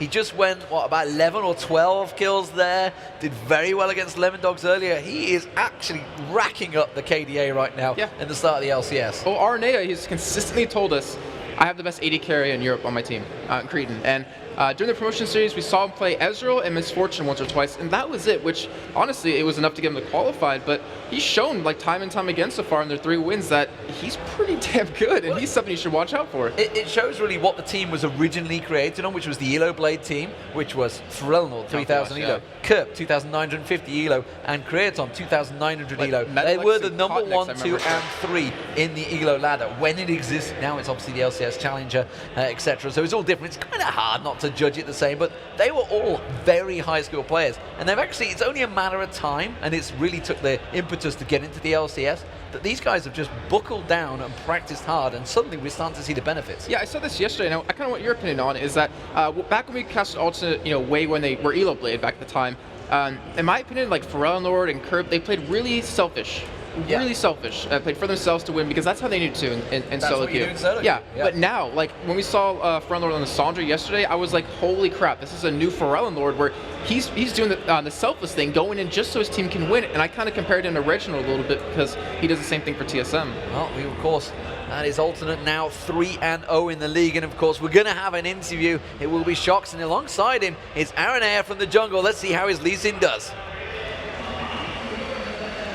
Thank you very much, Demon, also referring to me as him. Also very nice. But anyway, I'm here with Aranea. Aranea, this is a loaded matchup for you. So explain to me what it means to you to beat SK Gaming in the LCS, which you qualified for once before with them. Well, for me, this match was my most important match in this week. It was my ex-team I was kicked from. My performance with them wasn't that good. I was trying always to to build around them and not play my own style like I'm playing here. And well, that's it. And not just against SK Gaming, you have been just dominating with your team throughout the first 3 days of the summer split. So what is it for you that makes your jungling style good for the team, and what makes the team come together? What are the strong points? Well, in game, we were winning against SK, and if you listen to TS, we were talking about insect. We were talking about like someone is failing or stupid stuff. Like the environment in the teammate is wonderful. We never have discussion, we never have problems. It's always wonderful, and we pretty much play whatever we want. It's not like, let's do some comp. No, it's like, what are you comfortable to play? And we train like that on scrims, and we build around that some comps that we are comfortable to. And it's been wonderful for us. Do I detect that the atmosphere was one thing of a problem when you were in SK, or? Well, in SK I was trying to fit on the team, more than play my own style. Right now I'm playing whatever I want. If I would ask my team to play Teemo Jungle, they would probably let me, because they trust on me, and that's something I really like. Please do play Teemo Jungle. Now finally, talking to MYM, who are also doing very good, they're kind of, we're just going to see how it goes. Are you a braver man, and can you say, well, we won all these games, we just have to go for it and we will make it? I would prefer say like Cloud9. I would say we're going like 326 or 25. So that's my thoughts. All right, thank you very much, Aranea. Looking forward to the rest of your matches. As for us, time for a short break once again. And when we come back, the Evil Geniuses are going to take on the Lemon Dogs, who are a little bit on a tilt, so let's see if they can rack up a win here. EG versus Lemon Dogs after the break.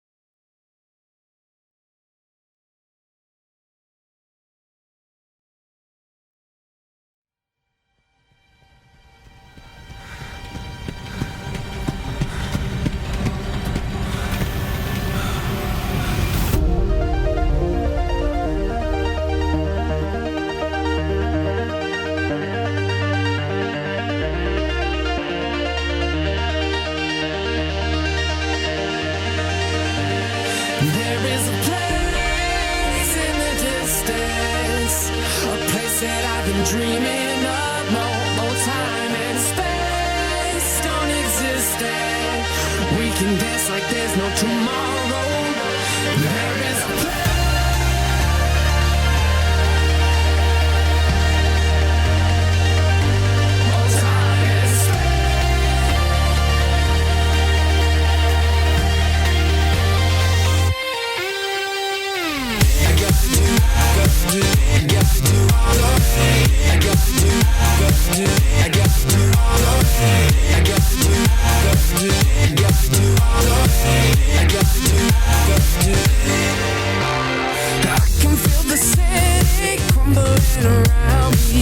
Can't seem to find my way, but I can see your bright light calling through the dark night, hoping I find my way. Yeah, I had what I wanted, it went away so fast, fast. Yeah, got to let go, we can dance like there's no tomorrow.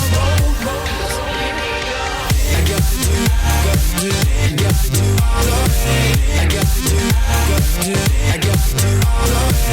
got to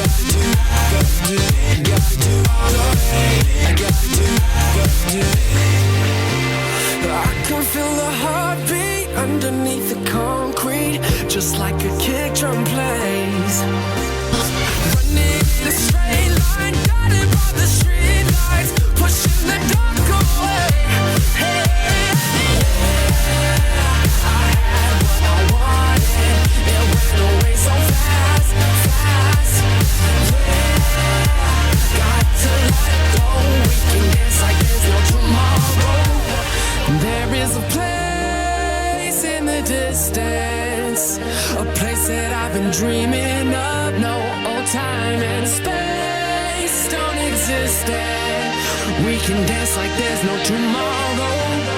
There is a place in the distance, a place that I've been dreaming of. No more time and space. We can dance like there's no tomorrow.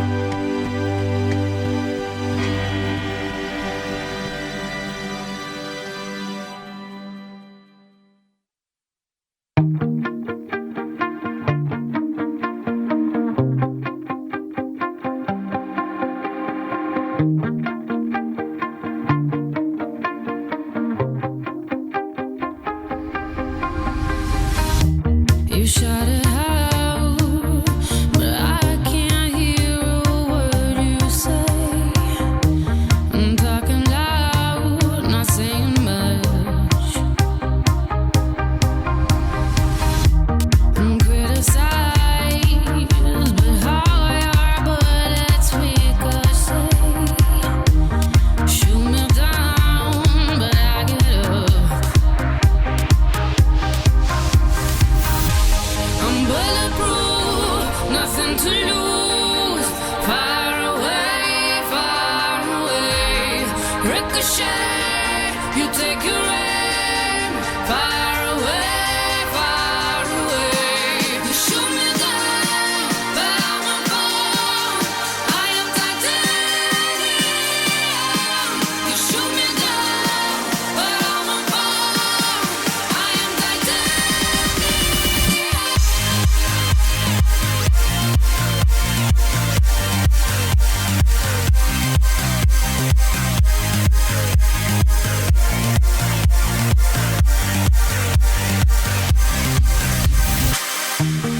Cut me down, but it's you who have further to fall.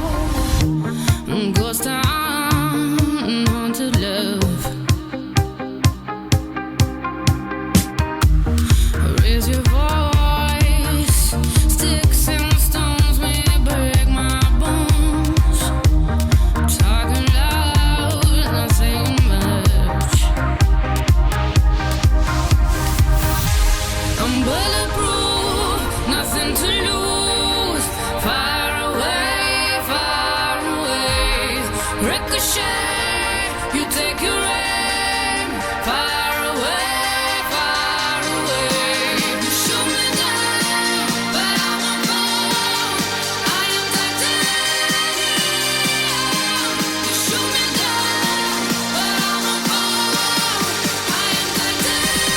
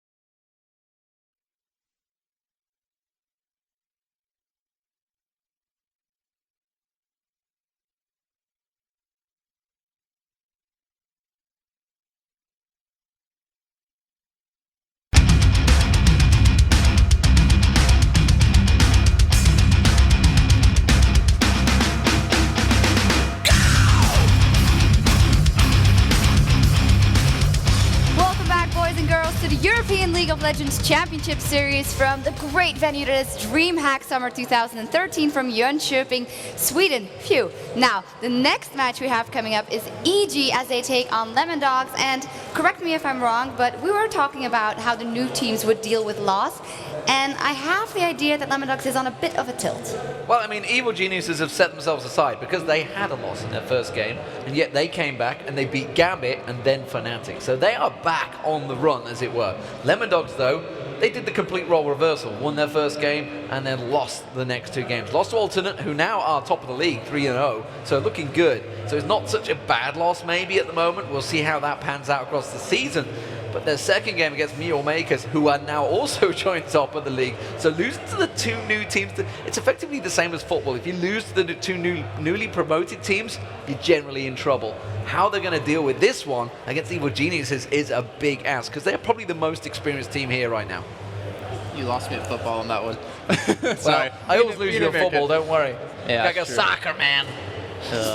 Anyways, but Lemon Dogs, I'm really curious have they run out of steam in terms of, we've seen the same composition of them every single game so far. It's like heavy CC, get in your face, team fight you. But we haven't seen anything like Alternate in terms of, you know, game A, new strategy, game B, new strategy, just over and over and over. So I don't know if they've run out of things, if that's their style, like we saw Giants back in the spring split, or maybe they have some other things up their sleeves. Well, one thing is for sure, throughout all this, they've got to make sure Jace doesn't get there through to Froggen this time around, because damn, the only time he ever actually got to play it, and that's the only Jace we've ever seen, has kind of proved why he's been banned 100% across all the other games.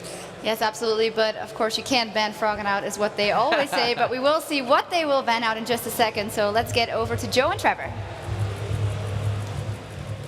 Thanks a lot, guys. So an important game here for both teams. We've already said it before, you know, the fact that the roles have been reversed somewhat. EG starting out with a loss, picking up then 2 wins, and the complete reversal there for Lemon Dogs, who actually have a really strenuous schedule here today. Yeah, this is their third game of the day. We're busy looking at Evil Geniuses right now. You know the players, of course, and you know, I want to touch on the fact the game that they lost was to the current table-topping team, Alternate. They're tied at the so they lost to effectively the #1 team at the moment. We hear a little bit of music as we introduce the players here, and of course, Yellow Pete will be looking to get off to another great start. The game that they played earlier today, when they did manage to beat Fnatic, was very chaotic. Oh, the style points rolling around. And yeah, you know, it was a chaotic game. It was action-packed. It was all over the map. There was, you know, people being caught in all different places, and it was a very, very good game to watch. Yeah, and I like that from Crepo. You know, as far as it goes, that was a pretty good move, to be honest. Right now we see Zoro Zero there. Obviously, started out really, really nicely as things go. Let's see if we can continue that. Dexter, of course, he's played in the LCS before. He was in for 1 week or 2 weeks match for Dragonborns in the 6 and 7 the spring if memory split. serves correctly. Exactly, yeah. As we will fail, we missed Nuke Duck out in the middle, or we will fail. We don't have enough room for the R on the end there. Like for Ellen Law. Yeah. For Ellen Law, we'll see how he plays later in the day, of course. He's the one that broke it, maybe. So we're going to be getting into the bans and the picks here in just a second, and they will be rolling in pretty fast from this one. It seems like both teams know exactly what they're going to be going for in this one. This is very quick. Kennen, Evelyn, and Zed all banned out. Jace, Thresh, and Twisted Fate there for Lemon Dogs. But before we get started with that one, just like to give Crepo 10 out of 10. Yeah, it's just style points there for delivery. The start and the delivery were perfect, and the finish was spot on as well. Yeah, it was a clean exit. You know, nice smile at the end, good teeth, cleaned well, good to go. Good job. We'll see if anyone can top that pirouette later on. But we're into the picks then. So what are EG going to be coming up for? That Jace is gone. Yeah, my first thought here is Malphite. And the reason I say that is we know how good Zoro Zero is in it, and Wicked likes to play it as well. They've played those initiation champions before. Can't quite read that. I think it said something about Froggen going ape. Yeah, pretty good description. And there is the Malphite.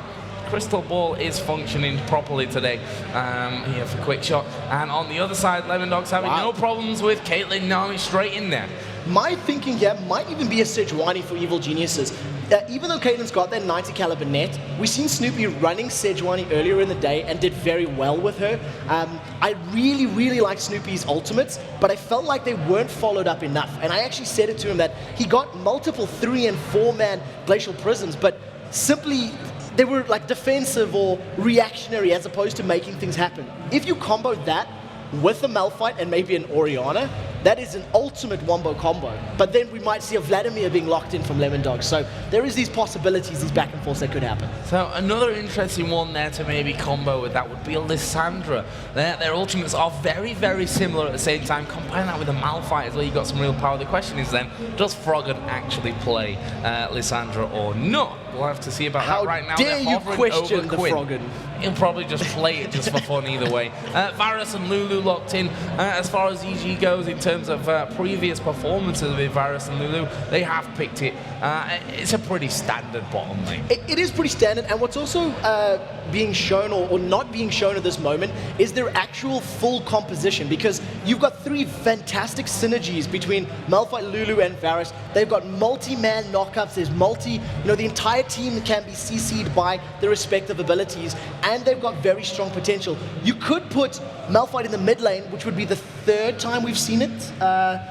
Peke has done it already. We've seen Ocelot trying it, and if Froggen wanted to, they could do that as well. And I think that might be the reason that Malphite's been locked in, because he could be top lane, he could be jungle, and he could be mid lane. It's pretty much just not revealing anything.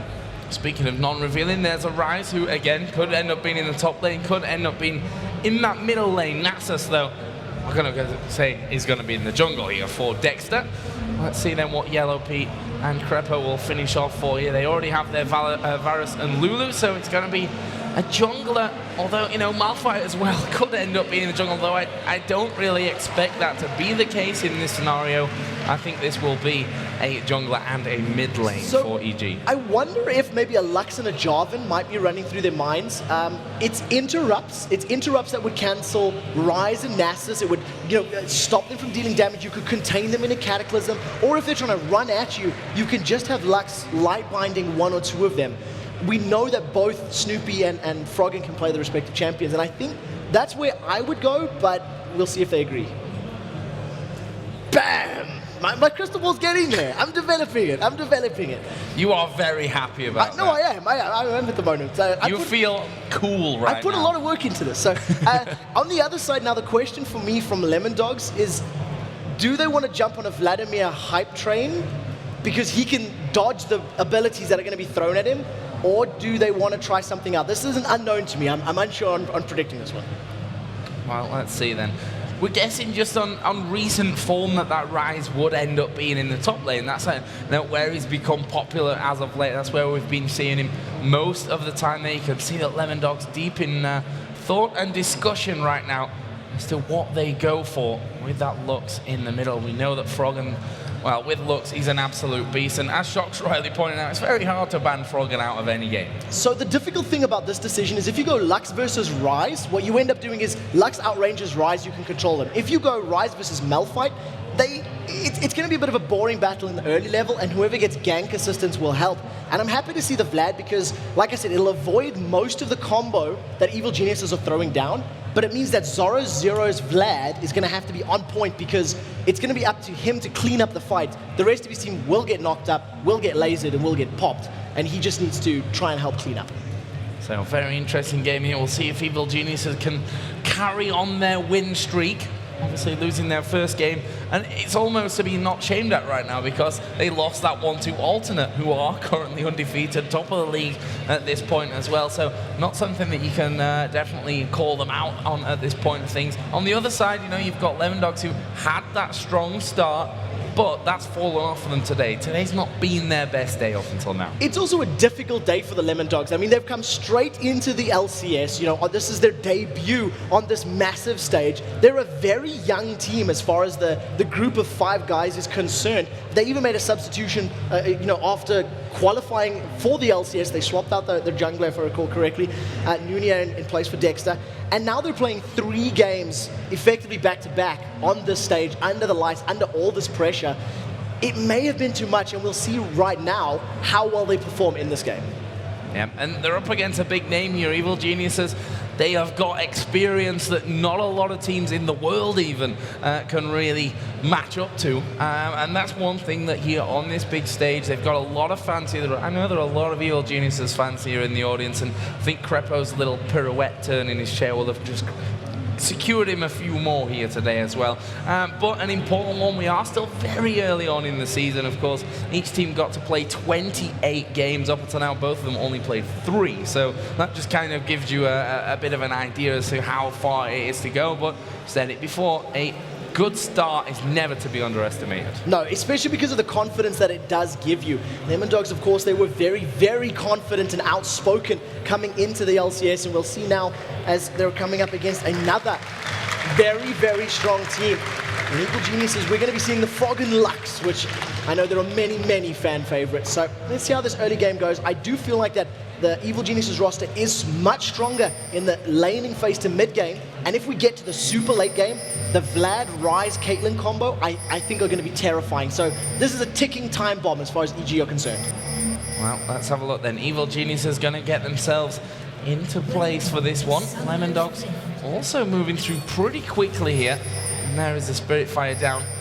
EG just hanging out of range of that one. A lot of pings on this top side. We are going to see We Will Fail to go in there, puts a ward in position. Oh, that so halfway close. through the Yep. Jarvan attack animation there. It goes out of sight. Doesn't, of course, finish it off after that. So they got the positioning and they kept the ward alive. I would love to ask somebody like Freak, who knows a little bit more about the mechanics of the engine, whether or not the attack animation was actually interrupted by a right click.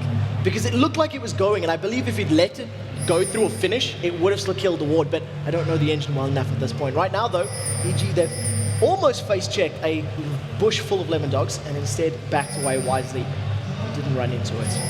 Yep, they're going to head straight off into the top side here of that Lemon Dogs jungle and set up somewhat of a trap. And I don't think the Lemon Dogs have full vision on them. They have put a couple of pings in position, so they have a very good idea of where they are. Yeah, so they definitely would have seen them moving around into their jungle, and you can see by the positioning of the Lemon Dogs how defensive they're playing. Very, very importantly, nobody has recall. That is a 5-man death push. This is going to be a level 1. Halo Barrows is down, and there they go! This is going to be a crazy fight. Snoopy going very low, has to flash away already. Dexter himself will go low, and it looks like Lemon Dogs and EG don't want any more of this one, although Lemon Dogs have gone around the top side of this red buff. Will they be able to challenge EG? They're going to try and get out. Snoopy just throwing the flag in there. The light binding will miss. Here they go. Snoopy going low. He will go down. Kaelin picks up first blood. Now they turn around onto Wicked. Nuke flashes in there. It's another hit from Taz and a double kill at the start. It's not over though. Yellow Pete has to flash away. There goes the Piltover Peacemaker. Not quite got the damage or the range to finish things off. And that will be a 2-0 start. Can Dexter get in there? You wouldn't imagine so at level 1 from Nasus. And all the action stops. And Caitlyn not only getting first blood, but getting a double kill, and everyone on the team got 2 assists as well. That basically seals the deal for whoever Caitlyn is going head-to-head with. And you can imagine the Tabs would want to go in the lane matchup against Yellow Pete,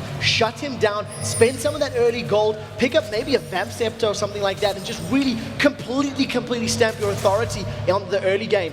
That was a very aggressive play from Evil Geniuses, and it backfired because of indecisiveness and a single Aqua Prison. 3 members were locked up in that bubble from Nami. EG couldn't do anything, took so much damage, and they were forced to run away. Incredible start to this one, and Lemon Dogs will be licking their lips at the thought of taking down Evil Geniuses here, but we know from experience that the first blood, even a double kill at the start of a game, doesn't necessarily mean a free path to victory. We're going to have to see how this all works out in the long run. I just want to have a quick look at, okay, 1,100 gold Tabs has to spend here after 3.5 minutes. That is a serious chunk. So the fact that he hasn't gone back makes me think he may want to just stay in lane until he gets that 15-50 enough for a BF sword. And if you can pick up like a 5-minute BF sword, that is crazy good. Combine that with the on-hit damage that Nami's going to be providing with her Tidecaller's Blessing, the E, it's just going to shred Varus and Lulu. The shield that Lulu has is not going to be enough to save them from the continued headshot auto-attack harass from Caitlyn.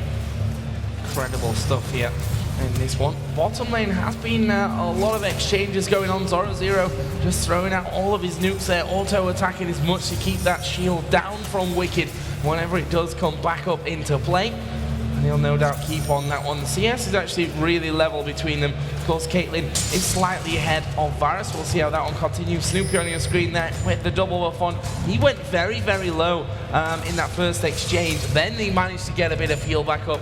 And then he died afterwards, which at level 1 for the jungler sets you back a ridiculous amount. Yeah, just because of the amount of time that you lose not only from farming. Krepo's been bubbled! Oh, he's in a lot of trouble here. Tab's actually going in. There's the exhaust down, and Yellow Pete actually putting down a good amount of return damage there, and that will force Tabs to back away somewhat from that. Now, I want to point something out. If Tabs had recalled when his wave was at the tower, spent some more money on a Vamp Scepter or another Dawn's Nuke Blade. in the middle as well.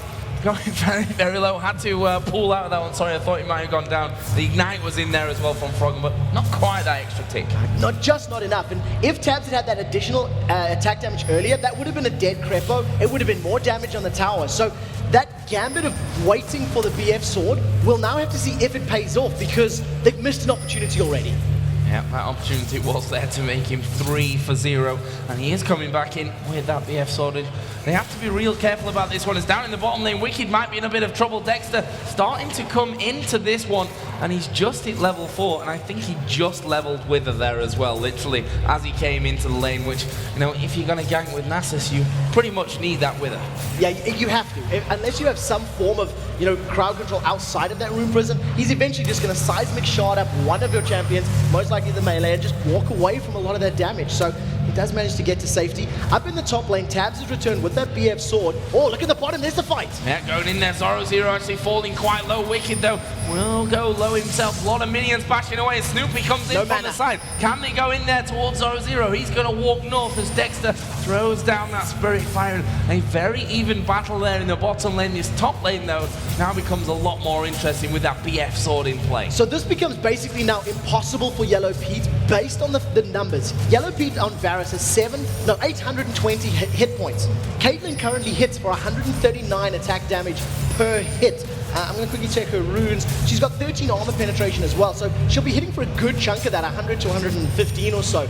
That's 7 auto attacks before her headshot passive and before the Tidecaller's Blessing. See how much HP Yellow Pete lost from that single auto attack? Because the shield is up, there was no further attacks. Yeah, they didn't want to waste the ability on that. There is Snoopy just hanging around that middle lane. Of course, Nuke didn't use the Ghost or his Flash earlier on. We should probably mention that he decided not to go in for that Ignite. You know, Vladimir's...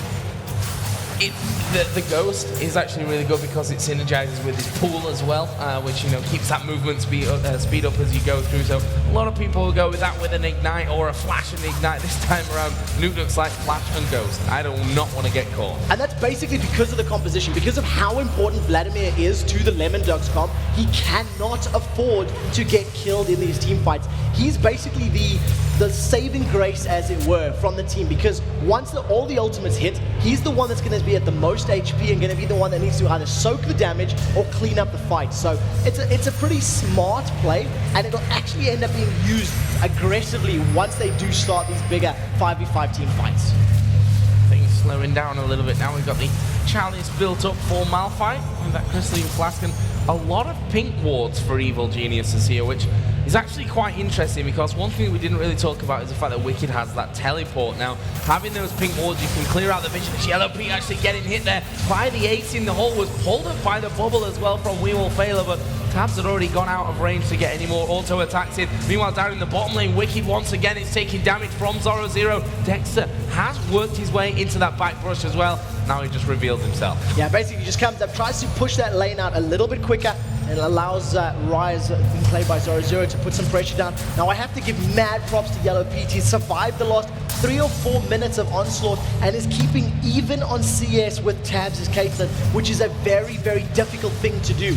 They were able to push that wave out, and instead of going for the tower, Dexter and Zoro are just going to 2-man up this dragon. Nasus ultimate is just so powerful, and it just shreds down the HP of Dragon. Yeah, that's it. I mean, they're not going to be fast enough to react to it. Chances are they're not even going to have a ward down at that stage once Nasus hits level 6, gets a bit of health, and he can get that one finished off. So, good little 2,000 gold lead right now for Lemon Dogs, a team which started off nicely with a win against Meet Your Makers, not Meet Your Makers, Ninjas in Pajamas, that's the one, and then went on to lose 2 following games to that one already here today. They have another one to play today afterwards as well. So, they got a lot of games today, which means that a win here would probably boost their confidence no end. Yeah, and the start is the best thing that they could have asked for because they've come off the back of back-to-back losses. They needed something to just get the wheels, turning and get them working in favor. In the bottom lane, it does look like Wicked is going onto Zora Zero, and basically Zora just walks away, spamming out those overloads as he was walking, charging up the tier. And at the end of the day, Wicked decided not to use that Unstoppable Force. Without Ignite, it's not really kill potential from that amount of hit points on Rise. No, certainly agree with that one. And actually said YellowP has done really an incredible job here in this top lane. I mean, we can see there he is at level 7 now compared to level 7 of Tabs as well. And he's really not that far behind on farm, just 4 CS behind, which, considering that's a double kill first blood BF sword Caitlyn already, he's doing so amazingly well. This is it's something, now a bloodthirster though. This is something I'd love to talk to some of the other AD carry and support players and say, well, how do you deal with that? Like, if you're in that position, what could Tabs and WeWillFailure have done differently to make that advantage grow? Should they have spent that money early on? Is that the mistake? Did they not use the early advantage to their favor? Or, did they hit this power peak at an earlier stage? It's something I'd love to talk to some of the pro players about and find out some of their opinions, because there's going to be a lot of varying arguments on the topic. Right now, Wicked is actually ahead in that bottom lane. In the middle, 93 to 86. Froggen did use his laser actually to clear out that last wave. He's going to be going home now. He's slightly ahead in that one, but Vladimir should catch up by the time that the Froggen actually does get back into that lane. And now, in terms of the junglers, both Snoopy and Dexter have been relatively quiet after that start, as we are going to see Wicked going in at the bottom with the Unstoppable Force on towards Zora Zero. Got him down to about a quarter of his health, but more he can't manage at this point. No, not right now. He doesn't have any additional ability power to really force Zora Zero down, but a good engagement, keeping it in control and keeping the lane in his favor up until that trade where Zora Zero now takes the advantage. The fact that he's got a bigger mana pool means Wicked may not have a full combo. If he sticks around to defend, they may try dive him with Dexter's ultimate. Yep, there is the Spirit Fire down as well, just going to be clearing out those minions before they get in towards turret range. They're all minions that Wicked is missing here as well, as the next wave does come down, and whilst Dexter didn't really have a chance of picking up a kill there, he has forced Wicked to back away somewhat and allowed them to get a bit of damage down onto that bottom turret. It's around about half HP currently. The biggest trend that we've seen throughout this weekend is who can make their opponent's top lane suffer the most. Nukeduck almost gets lasered down, but don't think it would have been enough damage to kill him. And you can see now at 12 minutes, Zora Zero 64 CS, Malphite 63 CS, and it's been the trend of every single LCS game that we've shoutcasted this weekend. Top lane is just really struggling and suffering. Nukeduck taking a lot of poke from Froggen. Yeah, Froggen's been a real irritation, is the word I'm trying to get out. Wicked down in the bottom lane. He's going to get room prison up, and there's a kill for Dexter. Finished off nicely, playing very, very patient, just waiting around this entire time. They both did that with a very low mana pool, but it was enough in the end. Froggen in this middle lane is putting so much damage down onto Nukeduck. Problem is, though, he's got that sustain here in the lane. Unless he can get to that point where he can literally erase him, he's going to keep doing that. Top lane as well, sorry. There is a tidal wave coming in. Crepo actually managing to block the ace in the hole there, and Tabs couldn't quite get the final touches onto YellowP. Yeah, really good play. Now there's Nukeduck. He's ghosted up. He's chasing Froggen. Hemoplague's down. Yeah, Hemoplague is in there. He's not going to follow up on it, though. Froggen will lose a little bit of health. There's a chance here that the turret in the top lane might go down, if not with this wave, but with the next one going in. I mean, that is a bloodthirster that Tabs has right now at 13 minutes in. It's already been done for a good 4 minutes, I'd say, up to now, as well as Nukeduck here is going to be engaged upon by Snoopy, who then sees that Nasus is there and will slide away. That is a fully stacked Bloodthirster, and with that, as well as the tower in the top lane, now Tabs is in the very strong position. This is basically what those double kills early on have provided him. That tower in the top lane, as well as that fully stacked Bloodthirster at this stage in the matchup. Snoopy's doing the best he can to defend this mid lane, but Nukeduck has still not recalled since all that damage he's taken from Froggen, because he's got a Spirit of the Spectral Wraith, he's got that spell vamp, he's just going to be life-stealing his way back up, and I don't think he should ever get erased by Froggen, because his Sanguine Pool should be saved to dodge the laser, and as long as he does that, he should practically be unkillable. Yeah, I don't think there's another chance apart from if he mistimes that or what have you with that laser coming in. So should be fairly safe on that front. We'll see if the Froggen actually decides to get himself involved on other fronts here. They may need a bit of help in this bottom lane because the tower, since we last talked about it, has gone down even further, but EG have brought their AD carry now. And support will join them in a second, but that might just be too late. Yeah, the tower's definitely going to go down. They're just going to bash this one away. 4 members of Lemon securing their second tower of the game. We noticed that Yellow Pete was charging up his piercing arrow. He's actually maxing his Q over his E. This is a patch where the damage was shuffled around from the hail of arrows to the piercing arrow, and it's actually good to notice that he is ranking his Q. That also could have been because he needed to farm from a distance at those early levels. So. And this timing is perfect as well from Lemon Dogs. Push that tower down, push the wave out completely, and there is the dragon coming back into play. We saw it soloed by Dexter when he got to level 6. There's the laser a little bit too early from Froggen, and that means it's just extra damage to make Lemon Dogs do it quicker. Now, the thing that's fantastic about that play from Lemon Dogs is it just shows such a maturity in their understanding of the game. They grouped up a minute before the dragon spawned to push the tower down as a 4-man to get deep wards to take the dragon uncontested. That all started from a good call. Now Wicked's gonna fight Nuke Duck. Bottom lane is where it's really at though. Actually, Yellow Pete has got caught out of position completely and acing the hole. Bit of an overkill there. Will actually get them your kills. We are going to see that the tidal wave come in and Tabs actually getting away from this one. Wicked now. Maybe the one in all kinds of trouble. Zoro coming in. There's a wild growth put down by Crepo. Have they got the damage? Room Prison comes in. He's put in the air by the bubble and finished off by Tabs. Snoopy was trying to get into position quickly enough, but he simply could not close the gap that he needed to close. Nuke Duck, the Hemoplague is off cooldown, so I believe he threw that down onto Froggen, who's missing a lot of hit points. Zoro's caught Snoopy. Yeah, they're going to keep going for this one, and in the end, backing away, this is a turret. And I just want to comment on that play at the bottom lane there. If we just look at the bush just on the right-hand side by the golems, there's a pink ward inside that. Now, there was, before that, an EG ward in there. They pink warded it, cleared it out, and then did a loop around and sat in that bush until Yellow Pete went one step too far in that bottom lane, made him pay for it, and that leaves us with a 4-0-0 Caitlyn with a fully stacked Bloodthirster and a Last Whisper. Yeah, that's pretty much GG as far as damage is concerned. Snoopy is jumping onto Dexter. Dexter's caught out. Lasers down. And this is surely a Dexter that's not escaping, and Snoopy just slashes him down with that Dragon Strike to finish things off. And, well, that's a bonus for EG at this point, but they need more of that. They need 4 or 5 of those in a row here, and especially one onto Caitlyn would be a big bonus. I would dare say that that kill would have been much better on Froggen than on Jarvan, getting that extra damage down. Look at that single transfusion. Just chunks Snoopy's HP. He doesn't have any additional, real statistics as far as defenses are concerned. He's just got that Elder Lizard, which is regen.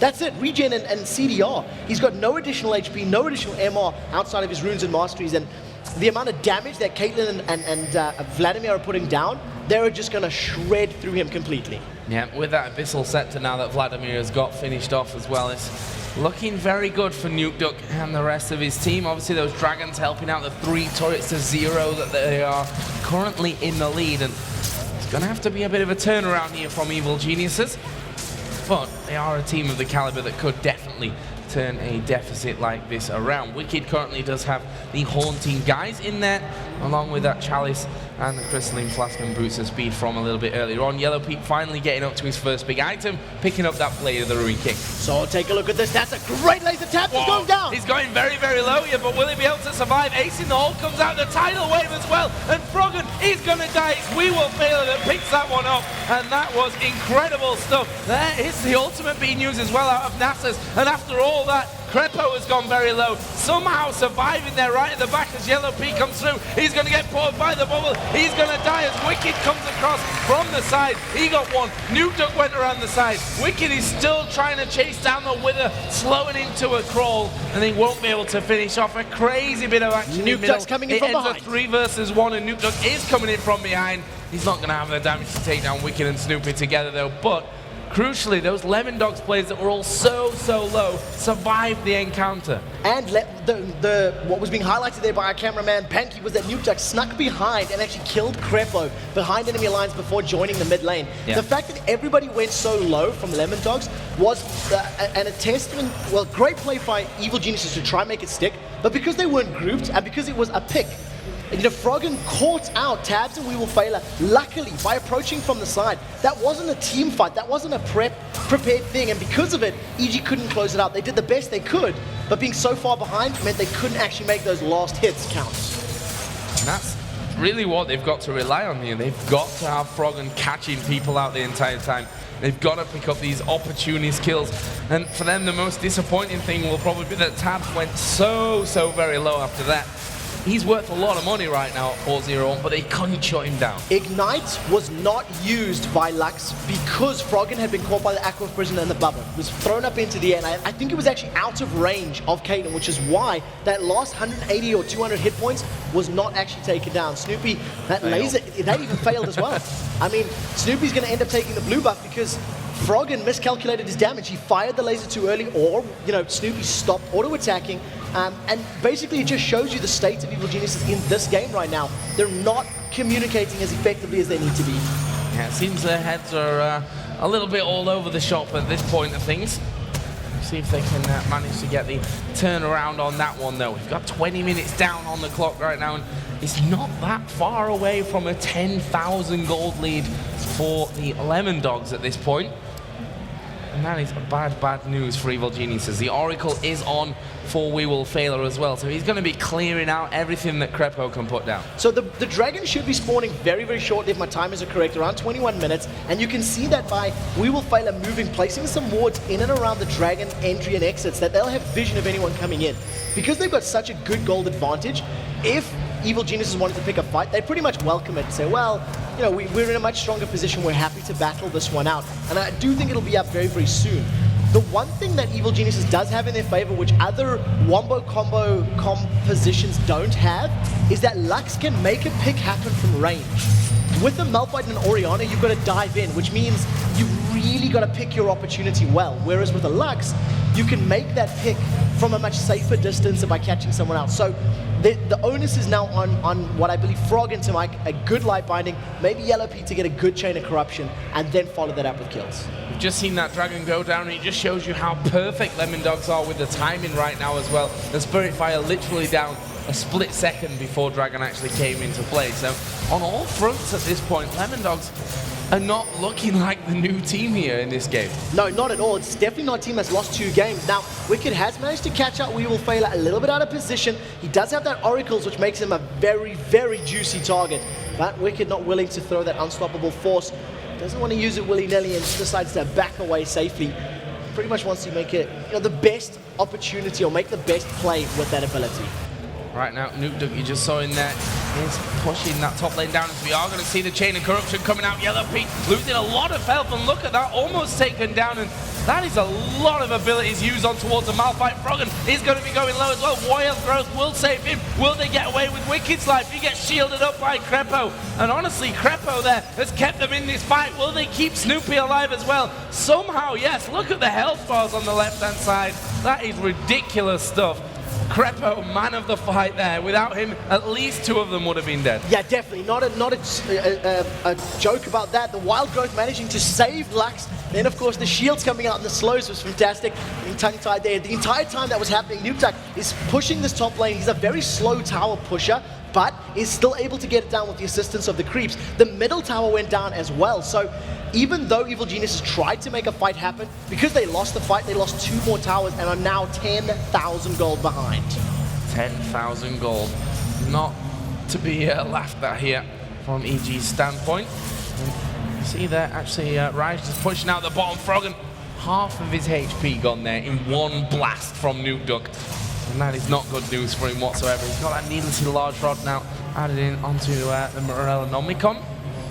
Doesn't roll off my tongue quite so well as it probably should still at this point of the game. Well, let's see what he can do with it. Like you said, the earlier kill that went to Snoopy probably would have been better suited to landing on Froggen because he's their opportunist in this game. Yeah, exactly. And he's the one that needs the damage to pop people. And, you know, if he'd had a little bit more damage, say, for example, you know, for that catch onto Tabs, maybe he could have killed Tabs. You know, if he'd had that extra bit of ability power and had, you know, the bonus damage on his Q, E, and R respectively, it may have been added up to that additional 180. The one thing that I do see that's coming out of Nukeduck's build, he's got that needlessly large rod plus an amplifying tone. Now, I would have thought he wanted to go something like an Hourglass first to get that troll pool and survivability, but because they are so far ahead, I think he's going to go for a Deathfire Grasp next. You know, max out his CDR and as well have that, you know, Deathfire Grasp proc. Here comes the tidal wave and Lemondogs want to play. Yep, they're going to go over this one. That's a big dive in from Snoopy. The Hemo Plague, though, is down there. Is a laser coming out from the side as well, but Nukeduck is going to be able to take down one, and they're not done just yet. Here comes the push around the back. Zoro Zero is going to nail down Yellow P. Can they finish off any more? Froggen is hit by the ace in the hole. He's going to try and dodge this one like a bit of a ninja, but honestly, this is a big team chasing him down. Dexter gets hit by the light binding, and Froggen is still running here for his life. The rest of Lemondogs coming around. We Will Failure is going to round the corner, spot himself a Froggen, and Zoro Zero is going to finish him off. Actually got the bounce from the Wolves.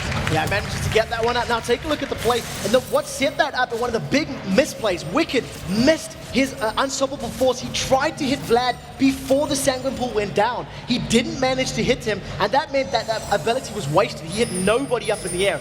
Nukeduck then flashed out of the laser. The fight continued, a lot of damage back and forth, and Nukeduck was caught up by a light binding.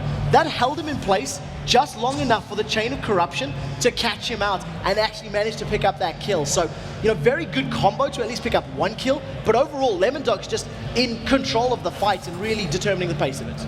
And that's without Nasus even using his ultimate in there. Didn't even need it at that point.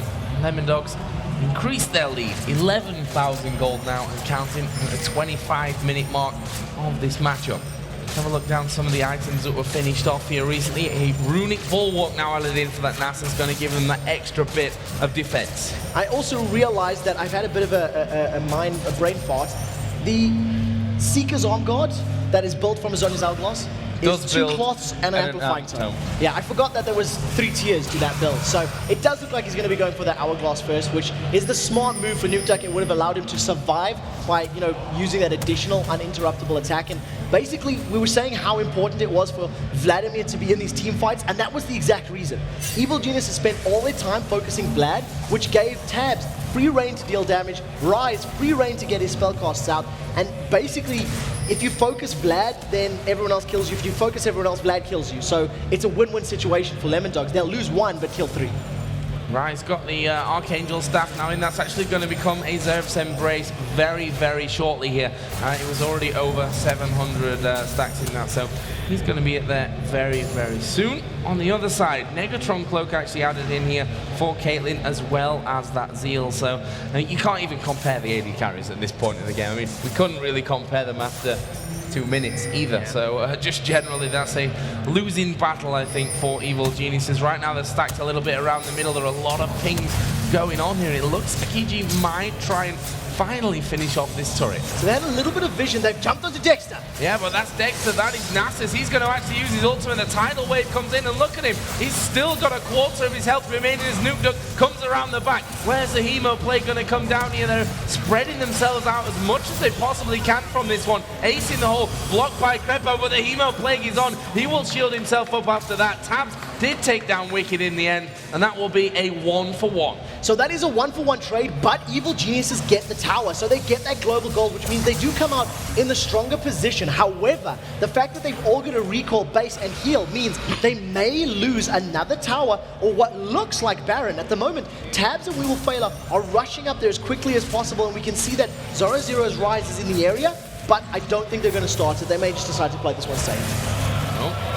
There is Nukeduck actually doing himself the dragon on the top side. We Will Fail actually did get hit a couple of times by the Baron. Nothing serious for him there. Vladimir going to be finishing that one off. He must have, yeah, it's sat around about 1,100 gold right now, 1,000 gold for Rise as well, who now got that Negatron Cloak in with that completed Zera's Embrace. On the other side, Banshee's Veil was finished off by Caitlyn. Now, I'm really happy to see that from Tabs. You know, he comes from the AP mid-roll and he realizes when you get ahead, you've got a lot of damage. The best thing that you can actually do is survive long enough to keep dealing damage. So not only has he got all that additional MR to survive the burst that Lux is putting down, as well as Malphite, he's going to be able to block one of the spells. So they're going to need to... Which could be an unstoppable force. Correct. Or the light binding that catches him blind when he's walking around a corner or checking, face checking a bush. That's going to prevent him being rooted. It's going to prevent him being instantly held in place to be popped.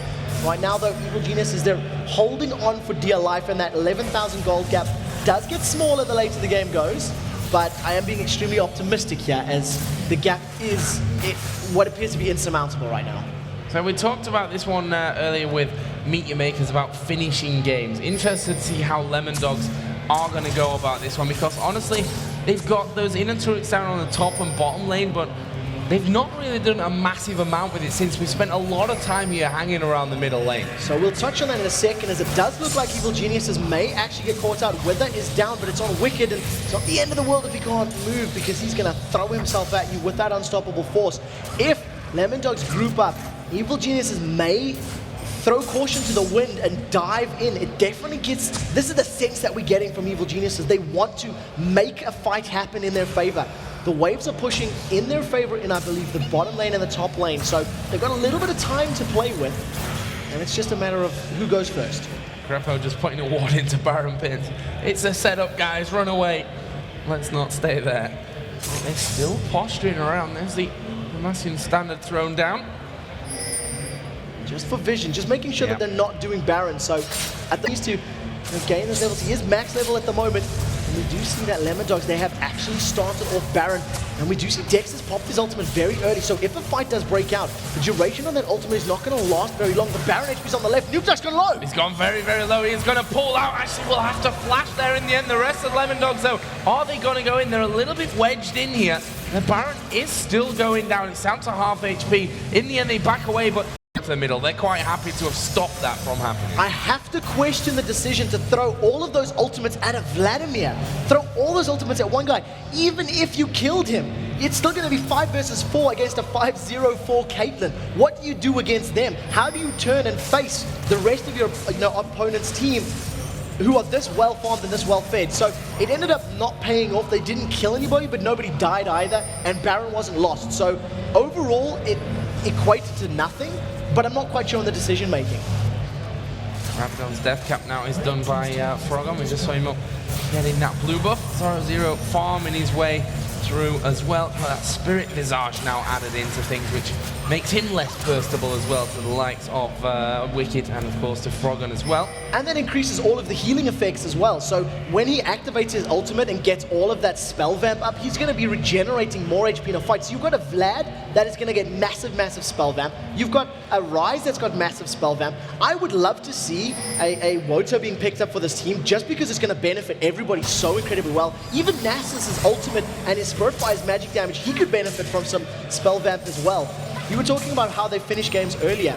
Ninjas in Pajamas managed to hold out against Lemon Dogs for a very, very, very long time, and they were a massive amount behind. And it comes down to the fact that in solo queue games, Lemon Dogs will have won the game by now. If they play a 5v5 ranked, or they play an online team, generally at the LCS level, they'll be able to finish it very quickly. But they don't know how to get past those inner turrets to the inhib turrets with this very big advantage. And it's something that they'll want to be learning, as they may try to make a gambit. Yellow Pete's going to get caught by this Wither. Oh, they're going to go for the play. There's a tidal wave coming over. Yellow Pete already at half HP. That's a good cataclysm from Snoopy. He's going to keep them locked up, but it won't matter for Yellow Pete. He goes down. Wicked is actually going to have to use his flash to get over by the wolves. He will fall to 0-0, and this may just be the opening that Lemon Dogs have been looking for. They've not really lost any health even. Never mind a man from that last fight. And EG now with only 3 men left alive. Crepo here going to get all the attacks coming out of 0-0. And there is the final inner turret taken down by Lemon Dogs. looks like they may just go home. To be honest, I quite fancy their chances at Baron by now. That was such a great play from the Lemon Dogs. Not only did the call come in from Dexter saying, look, I found Yellow Pete, I can wither him, I can go. He ghosted up immediately. We actually seen We Will Failure coming in from the side. You can see that little ward by the race camp. He came in from there, put the tidal wave down in time to actually catch Yellow Pete even after he flashed. So it was a prediction ulti. It caught them, it locked up Evil Geniuses, and it put Lemon Dogs in a very powerful position in that team fight. So very well played by them, actually playing their comp the way EG want to play theirs. Finding an opportunity, catching them, and killing them. I am surprised, though, that they didn't just back off to Baron there. I mean, they still had that Hemo Plague up, they still had an ace in the hole available as well, and there were only 3 men left alive for EG, but don't want to risk anything. That's the name of the game right now for Lemon Dogs. So my understanding or my thinking here from the Lemon Dogs, or at least from how we can see them playing, I don't know if they understand quite how far ahead they are. I think that the Lemon Dogs realize that they're very, very strong. Ooh, damage onto Nuke Duck. Turn him into a critter. So they realize they're very strong, but I don't think they realize that they could pretty much outright win any fight that they pick. And that's why they're playing very defensively. It was a similar situation against Ninjas in Pajamas.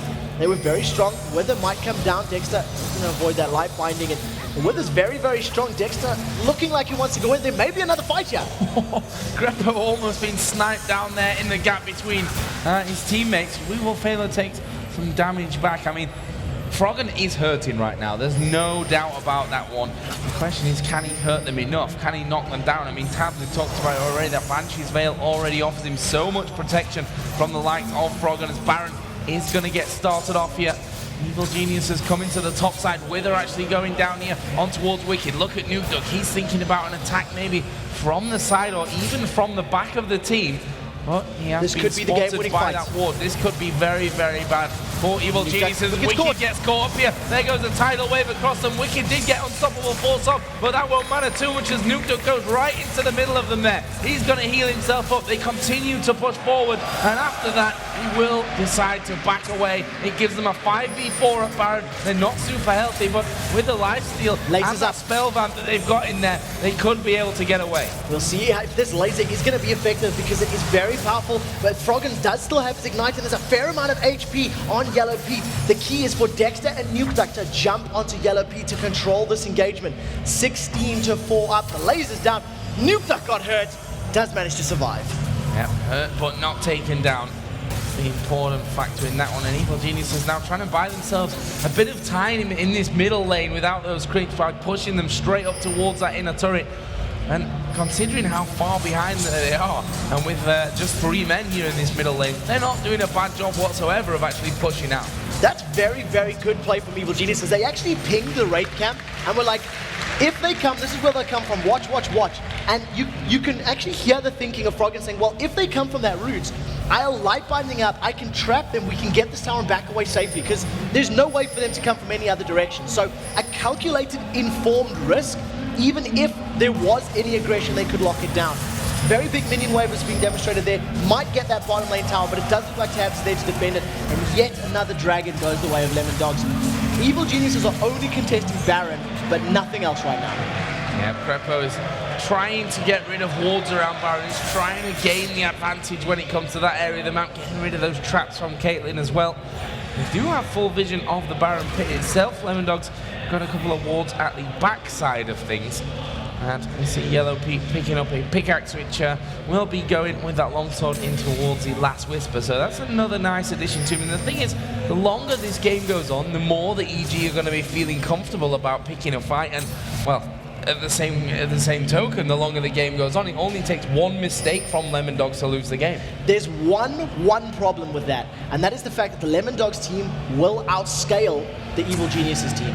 Rise, Nasus, and Vladimir are going to get more and more and more powerful. And eventually, I feel that Yellow Pete's Varus kit will outscale that of Caitlyn. But Caitlyn's range is just so incredibly strong that it almost balances out the root and the percentage HP damage. Speaking of which. And this is what one of the very, very big strengths. Evil Genius is going to be well aware of this threat. Snoopy is moving around and he's very close to being rune prisoned up by Zoro Zero. It does look like another fight's going to break out. Lemon does a split. There we go, the late dice they go, and he gets the steal! Froggen has managed to steal it. No, it was Snoopy who actually smiting it down. Very last second, but can they get away? They're the unstoppable force. They managed 2 more kills. Tamsin's still got his Banshee's Veil up here as he tries to run out the backside. Can they lock him down? He flashes over just as he gets turned and polymorphed in there. But what a turnaround from EG, and there is the danger of the Baron when you're so far ahead in a game. My brain cannot comprehend how Evil Geniuses just won that fight. They managed to pick up 2 kills. They managed to smite steal Baron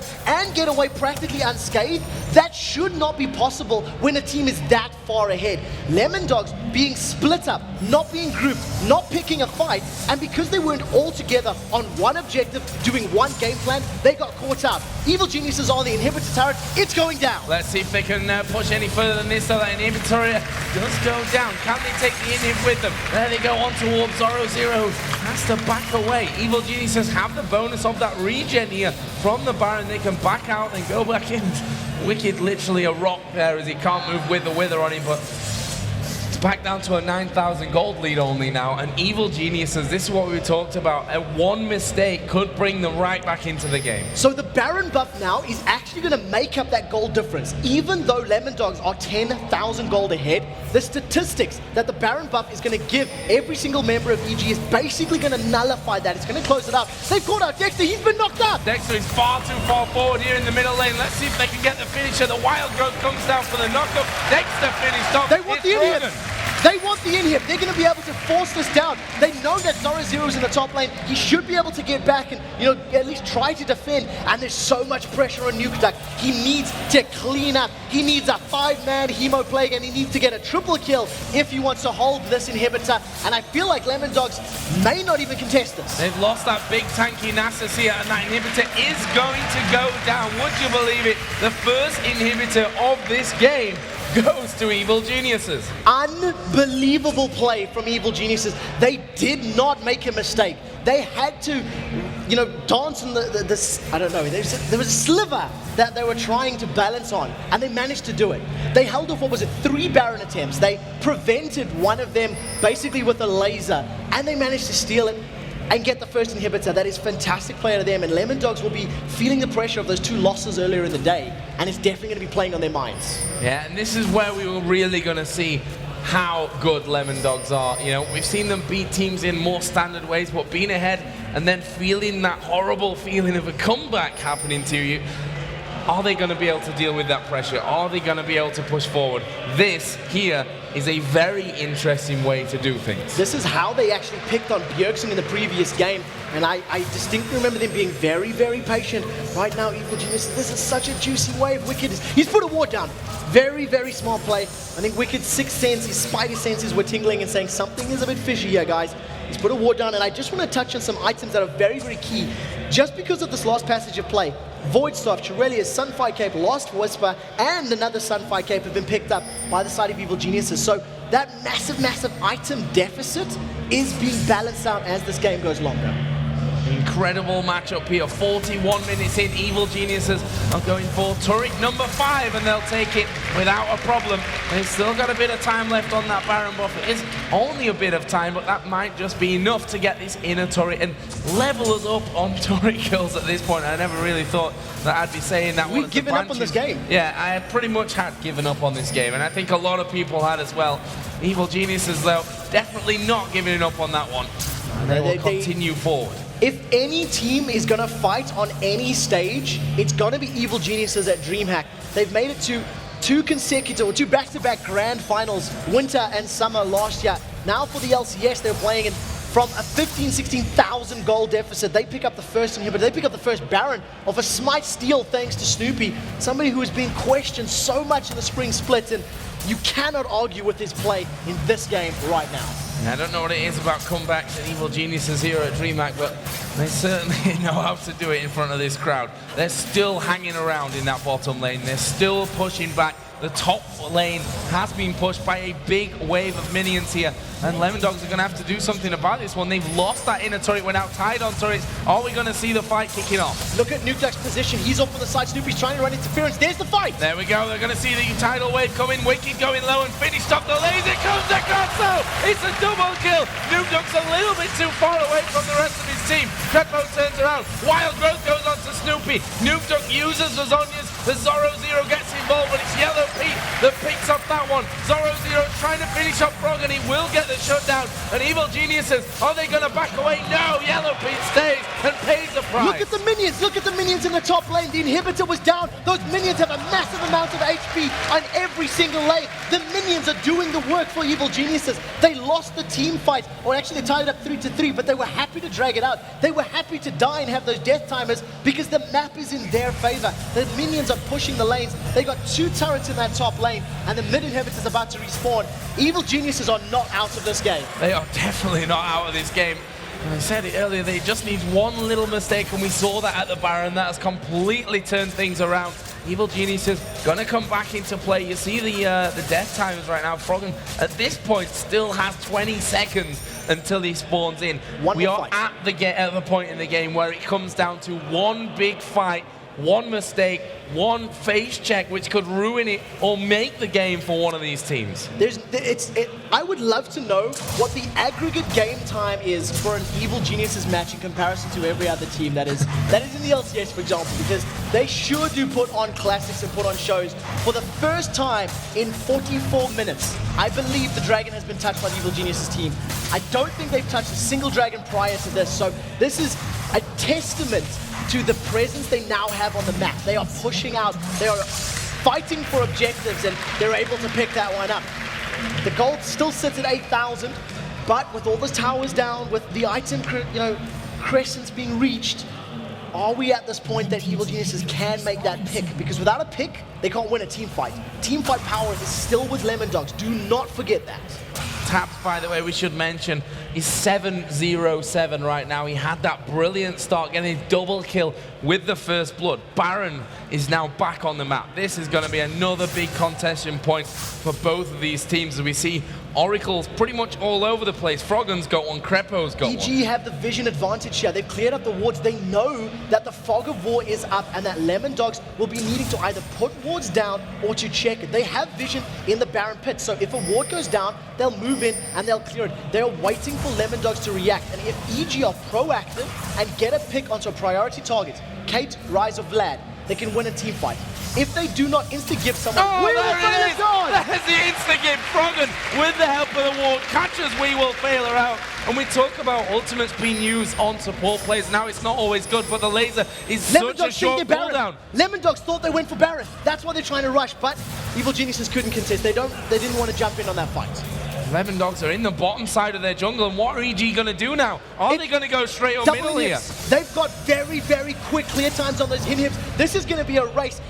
If the recalls get in time, they're not going to get inhib, so they might decide to just go for Baron. Still 30 seconds on the clock for We Will Fail as Nami. So this is going to be the second Baron of the game going to Evil Geniuses. Here we go then. Baron started, already down to half HP. Froggen is waiting at the side, and he's actually going to get the binding on one. It hits Zoro0 as well, but he had that Banshee's Veil available. Crepo going to get withered up. There is the ultimate whip from Yellow Pete, and he's going to get destroyed straight away here. The rest of the team going down though. Tabs will actually bring one back, and Evil Geniuses have been destroyed in the Baron pit, and there is 4 kills.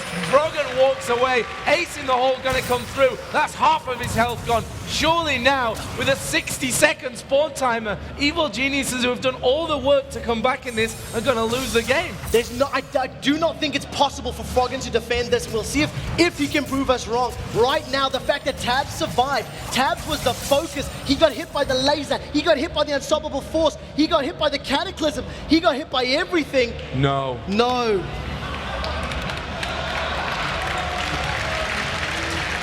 I cannot believe this. Evil Geniuses not only put on one hell of a show, the curse of the reconnect, the curse of the connection issues continues to plague them. Froggen, bro, why are you going to DDoS the stream? Well, we have our admins here to work on this one. So it does look like, yeah, I think it's going to they've be called GG's it. call. I think they've called it. It's been called. I mean, I think that's it was the pretty obvious there. sportsmanship Froggen was being attacked by Nuke Dog in the bottom tri-bush there, and that is a victory for Lemon Dogs. I mean, a fantastic game here. 48 minutes, let's call it, on the clock there by the end, and it had everything.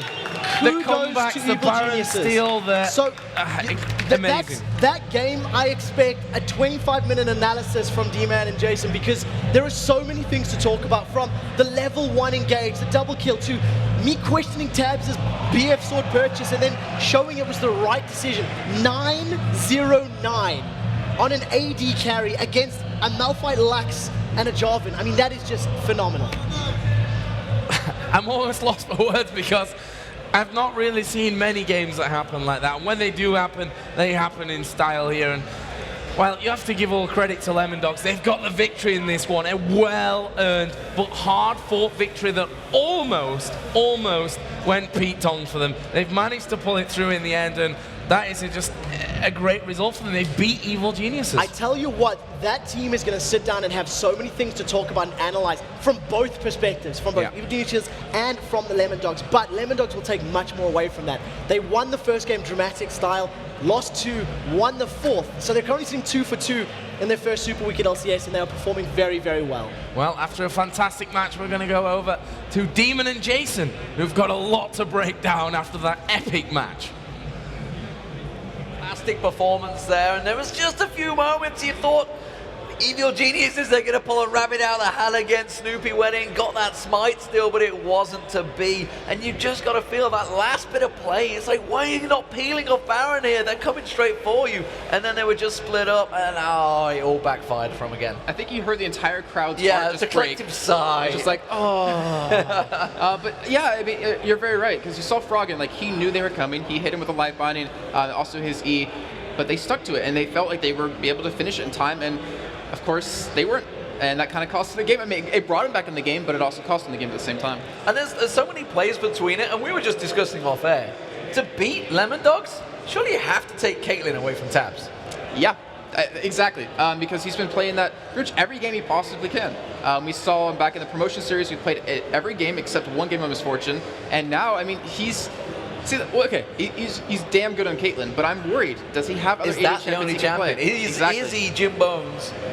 And can he only play AD Cannon? Can he only play Caitlyn? Because if you think back, Meteor Makers actually took Caitlyn away from him, banned it out the very first ban, boom, destroyed them. Absolutely destroyed them. So maybe they've figured them out already, but honestly, Evil Geniuses, they didn't start off well. They were 2-0 down from the very start. Yeah, and one thing that really confused me, and I actually know Joe and Quickshot pointed out, was why are they not finishing? They have a 12,000 gold lead, and they didn't try to finish. Then they went for the, well, Dyrus coined it the new magnet, went straight for Baron, and then unfortunately got stolen away from them, and that lead started to slip ever so slightly.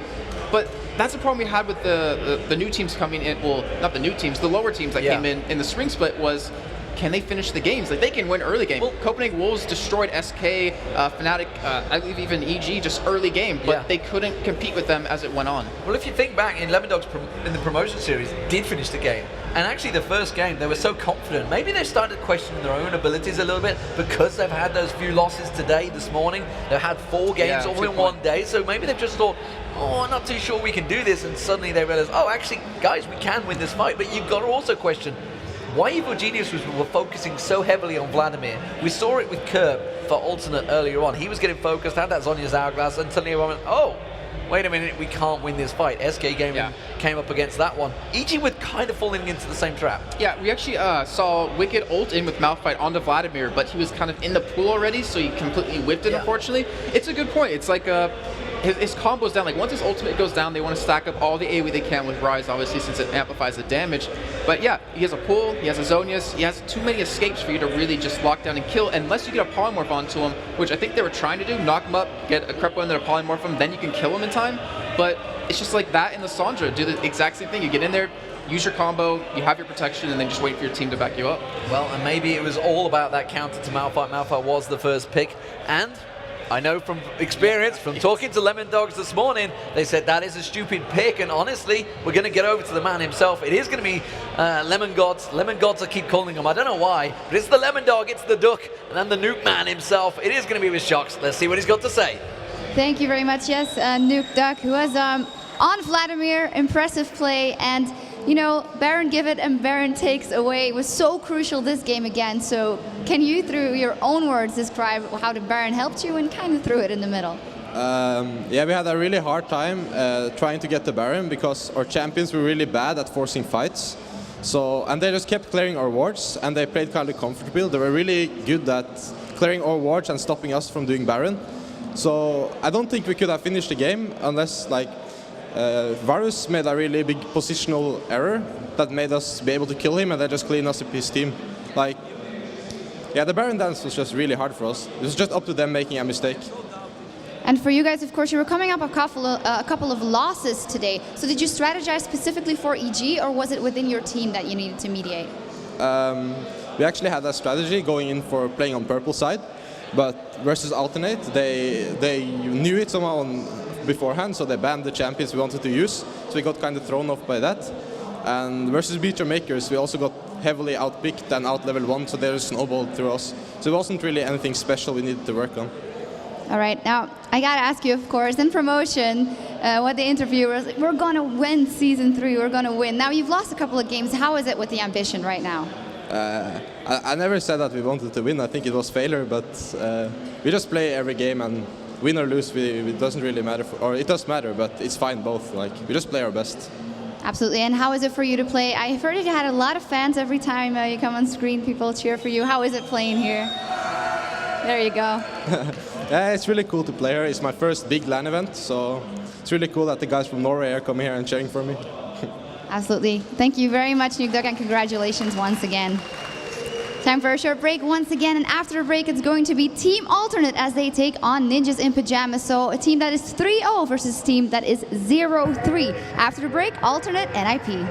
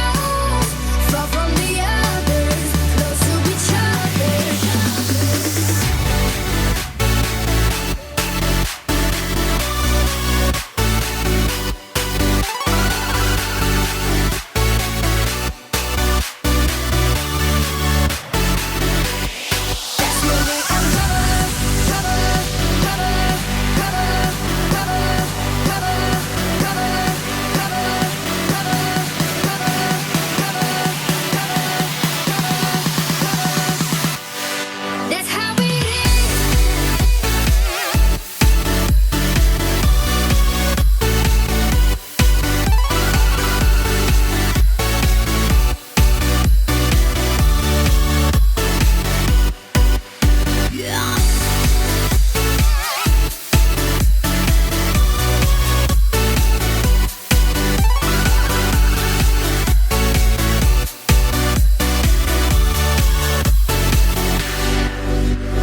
the daylight, when the sun is shining.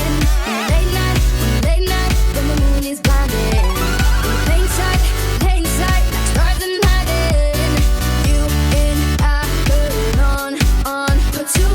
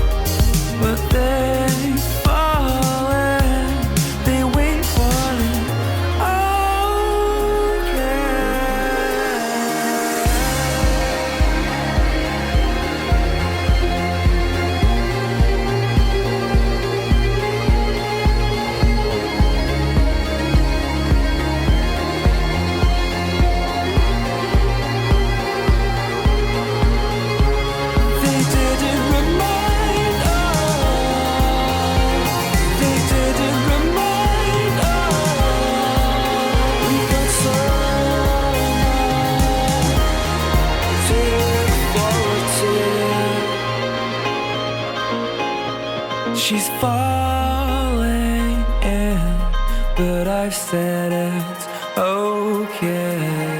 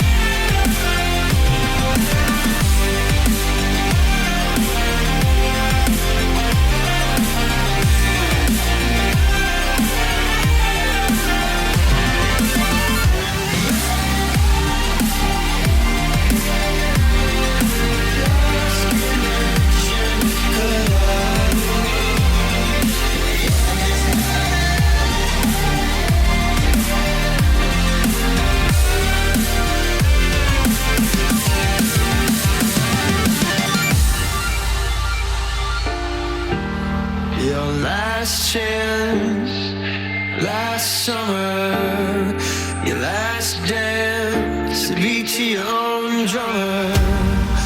Go out fighting, go out young, a flash of lightning clips the sun. Brace yourself, brace yourself.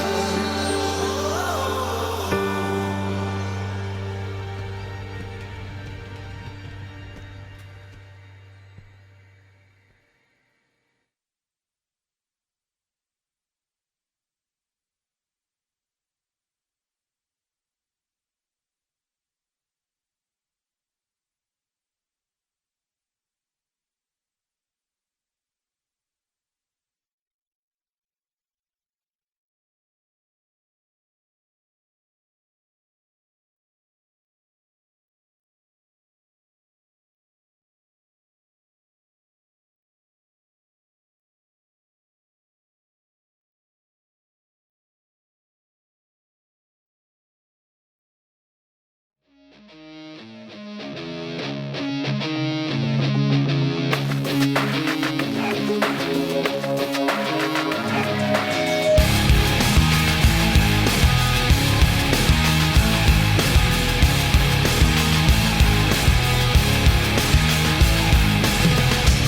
cannot take this anymore. Saying everything I said before. All these words, they make no sense. I find bliss in ignorance. Less I hear, the less you say. You'll find that out anyway. Just like before. Everything you say to me.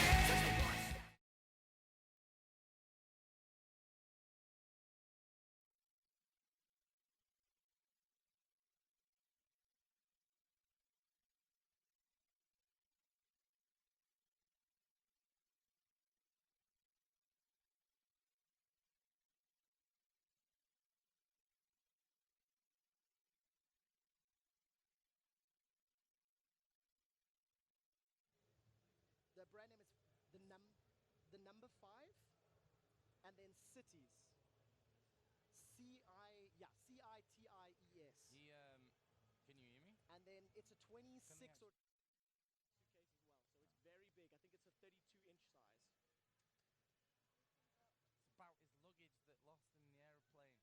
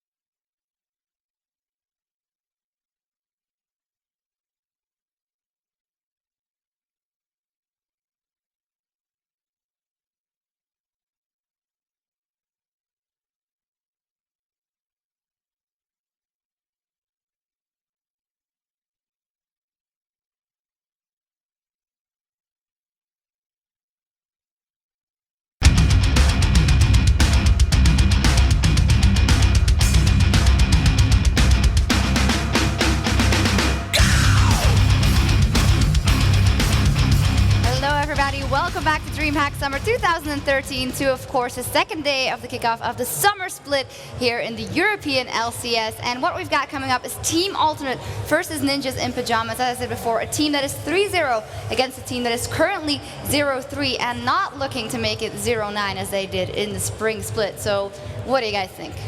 Well, it's the two teams with runs, one being good and one being bad. So, naturally, from what we've seen this weekend, you'd expect that Alternate are going to be strong enough to win this one. However, Ninjas in Pajamas, this is not a team that we should take lightly. Despite the fact that they're 0-3, they still have, and they've always had, a huge amount of potential, and Alternate will still have a lot of work cut out for them. Don't forget as well that Alternate also have 2 victories under their belt today as well. They took out Lemon Dogs in the very first game of the day. Then they took out SK Gaming in a pretty one-sided game. They were in in good control of the team fights, in good control of the tempo, even though it was a pretty even game as far as SK was concerned. I think Alternate, if they continue the momentum, they will probably pick up a victory here. But if they get overconfident and cocky, I think that's where the weaknesses will begin to show. Yeah, we're going to have to see if Alternate can keep the momentum going or if the Ninjas in Pajamas can stop them. So let's check in with Jason and Demon. Thank you very much, Shock. So we're about ready to get underway. Ninjas in pajamas. Can they pick up their first victory? Because they certainly don't want to head towards 0-4. They'll be getting flashbacks of the spring LCS. But Alternate are on a mission right now and looking to stretch their lead at the top of the league. Yeah, we've seen so many different strategies out of Alternate so far. 3 different wins, 3 different strategies for each. And it seems like they really came to the split prepared for every single individual team. As you see on your screen, Jayri here can be the support, and honestly, he's been playing quite well lately. He played Fiddlesticks earlier, and it was phenomenal. Indeed, they've been playing very good. Kraton, I'd love to know what his KDA is right now because he has been destroying people. There's the Elo King himself, Frelon Law. There's no D on his name apparently, it's been cut off. But of course, Aranea, very happy to be here in the LCS. Promotional interview with him earlier on, of course, in that jungler. Played that Lee Sin. And, of course, alongside him is Kerp, the one and only man that uses the trackable mouse. We're never going to let him live that down. I like how you said, Arne, happy to be here. I'm just like, yeah, he's happy to be here playing, not casting like previously. Yes, indeed. And, of course, the Ninjas in Pajamas, you know, they may well be a different name unit, but of course you used to know them all as Copenhagen Wars, but they did have a shaky start to the spring split. Are they going to follow the same guys in the summer LCS? They need to turn around this losing streak already. There's Sven Skeren in that jungler. He's going to be a vital part for the Ninjas in Pajamas. Bjergsen, he needs to show his power is what he's doing there. Maybe that's what he's going to be able to do, one of the younger members, and of course alongside him, the AD carry, it is the Tess. And down alongside him will of course be Deficio, the man that was manager and coach and now is effectively the daddy of the team. Oof. He's only 21. I know, but that's what they call him. Okay. Him and his girlfriend are the mummy and daddy of the team. Very cool. And, you know, looking at them out on the camera right there, we cast them a little bit earlier, and they just seem so serious then, but now they have smiles on their faces, so it leads me to believe that, you know, they've ignored those 3 losses. They're going to come into this one fresh and hopefully pick up their first win. No team knows better than them of how to overcome adversity and come back. Well, they did end up going, what, 0-14? I think for a while. Something like Not that. so good. Yeah. Quick fire bans coming through. Zed, Kha'Zix, and Twisted Fate continuing to be 100% banned there for Twisted Fate. Shen and Thresh also being banned out by NIP. Last one, will it be Jace? Or will they let him through? Do they have a plan to deal with him? It is going to be Nunu. That's actually quite clever tactic. That's taking it away purposely from Alternate, but instantly Jace gets selected for the 2nd time, and they're still continuing to be 100% pick ban. I'm like, what? No, that can't be a team up. But I think you're right. I think they have to have some sort of plan for Jace if they're definitely going to let that one go through. And Demon, I was thinking about it just now, and when NIP or Copenhagen Wolves at the time started to actually make some plays and start getting some games, Sven Skeren was on, you know, Xin Zhao, Jarvan. We saw his Jarvan earlier on day number 1. It wasn't too effective, but he's kind of swayed away from that. He's gone, you know, to Evelyn. He's gone to a couple of different junglers, but hopefully we'll be able to play something here and really make some plays happen, because besides Bjergsen, he really was a big playmaker for the team. They did go with the Ryze, they go with the Malphite, so not sure if that will be a mid lane Ryze, a top lane Ryze, a top or mid Malphite or jungle, because we've seen him everywhere today. Well, one thing is for sure, Malphite is 0-4 today. He's not having a good day at all, so that may well spell impending doom for NIP already. Kraton picked up 2 quadra kills earlier on Ezreal, so if that gets locked in, he's certainly going to be a strong champion for him. RNA, you can see in strong assertions. Obviously, before, you know, back in the old days, Season 2, he used to be one of the main guys that decided the team comps before SK came in, along with Ocelot, and obviously you can see the clear discussions that are going on. He seems to be one of the driving forces here for Alternate as well. Yeah, he's like really the brain. He always has a notebook with him, like Ocelot does, writing down strategies, writing down picks and bans. And, you know, seeing that Ezreal, you think it's automatically going to go to Creatine, but Arne, he's like one of the first people to actually jungle Ezreal. Yeah, so it always is a possibility. Though Creatine on his Ezreal is ridiculously strong, so I would assume it will be going there. But it does give him that leeway either way. And Nami, I mean, she just came, I mean, obviously with the steady buff she's been getting over the past couple of patches, she just kind of came out of nowhere in that sense. And she's been really a dominating force, I have to say. We'll see what NIP go with. It's going to be the support and AD carry, I suspect. I'm pretty sure that's going to be a top lane Ryze and a jungle Malphite. That's what I'm thinking it's going to be. I can't see Bjergsen playing either of those champions, honestly. Sona is going to get locked in, so Deficio will be straight on for that one. What AD carry will the test go with? It is going to be Varus. Yeah, it's going back to his comfort zone, where I believe he picked up a couple of quadras back in the days with his Varus last season. And why not? I mean, you already have a good composition. You know, that tanky front line with Rise as well as with Malphite. And then, of course, with the ultimate of Malphite, you can lock them down with the Crescendo and lock them down with the Varus ultimate. So they have a really strong combo working, but alternate side, just wow. No messing there. The Blind Monk getting selected once again, and he played very well earlier on against SK Gaming, so why not? And of course, Lissandra, we've already seen Forellenlord destroying people with Lissandra. We'll see how that works out for him once again. Final pick here, it's going to be for Bjergsen. What will he go with? Well, it might not be with Bjergsen, actually. We don't know which way those champions could go. We're expecting it to be, though. I'm looking at this, and I'm thinking to myself, Forellenlord, last time when he did this against Evil Geniuses, he had the ability to get into Froggen and lock him down. But here, is he really going to get past that front line and then be able to be safe? Because you have Rise there to obviously help him out, and they don't really have anyone to dive in with him if he does go for that. But it looks like we will actually have Bjergsen on Rise or on Malphite here. So it is going to be Sven Skeren going on towards Nautilus. And that means the support lane. What are we seeing from this, really? Because it's a pretty aggressive lineup from Alternate. We've got the poke from the Jays. You've got Lee Sin that's going to be diving in there. Lissandra's probably going to dive in with him. And then Creaton's going to be sniping away from range. Well, let's just say this. The damage they have is going to be really strong. It's going to be hard for Ninjas in Pajamas to really deal with it, though they have a very tanky front line as well for themselves, but they want to hop on someone. We saw Froggen hitting Caitlyn in their game, Yellow Star, and just blowing him up instantly just because of how strong he was. And they might see something similar to that as well. It's just all about keeping the Tess and Bjergsen alive, I think, for NIP. Well, and what are NIP doing? I mean, obviously, you've got Sven Skeren that's going to be going in. You're going to have definitely Godbro piling in alongside him. Rise is going to be looking to just blow everything up once they're all stacked up together. As long with the Chain of Corruption, you could stack it up. There's potential there for NIP to stack up the ultis, but it always scares me when teams are not quite clicking, that they have to rely on stacking these ultimates up. Of course, you've got Crescendo in there as well. That if they don't land that perfect combo, it just all falls apart. Yeah, it's very true, but I mean, like we've been talking about with NIP, they're an experienced team. They played 12 weeks of LCS last season, and I don't know, this kind of composition, it's not really focused around Bjergsen where he wants to pick people off and kind of 1v5 the entire team. I don't know, I kind of like it. Maybe it's something they've been working on, this whole new strategy based around team compositions, team fighting. I guess we'll see how it goes. But we were falling back to the Korean style of, hi, there's a camera. I never understood that. So, okay, I can explain the reasoning behind that. Okay. It's because it used to be done with not the OGN studios, the GOM studios, which are actually in a high school, arena in a high school. So a lot of the people who used to go into those studios used to sneak in there out of class. So when they actually came, they were like, oh, can't see me on camera, it's right now, hide. And that's where it all started from in the Korean scenes. There you go, ladies and gentlemen. Give you a bit of You have a wealth of knowledge. Today I learned. So we are about to get underway though, ladies and gentlemen. It is going to be Ninjas in Pajamas. They are going to be starting as the red team, and the blue team will be alternate as everybody gets underway. You can see NIP looking focused on your screens. There is that gorgeous arena here at the DreamHack Summer 2013. And this is the Summer LCS, the split beginning.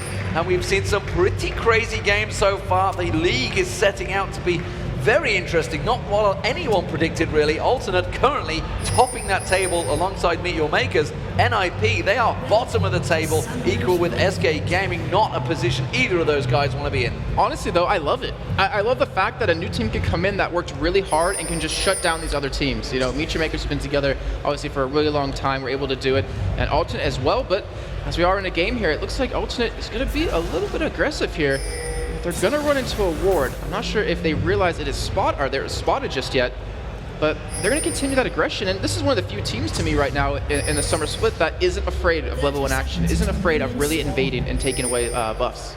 Yeah, what I worry about is the old football analogy of the new teams that come in, they'll practice and train as hard as they can. They'll come in fit as a fiddle, and yes, they'll win a couple of games at the start, but once everybody catches up over that momentum of that 9 weeks that goes on, the teams that are always at the top are always the same old guys, and maybe the Fanatics and the Gambits will just rise to the top once again. And the thing is, what makes League so awesome to watch, to cast, to play, is it's always evolving. Yes. And if you're not on that curve of being ahead of the curve, I'll say, and inventing new things, working out new things, then you're gonna fall behind. And I guess it's exactly right. These new teams might fall behind as the weeks obviously do go on.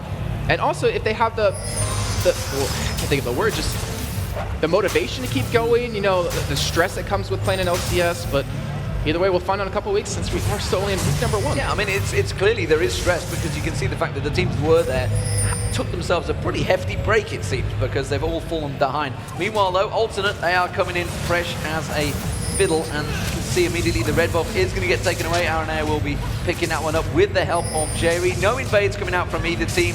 No special tactics either, because it is standard meta. Everybody in the standard lanes.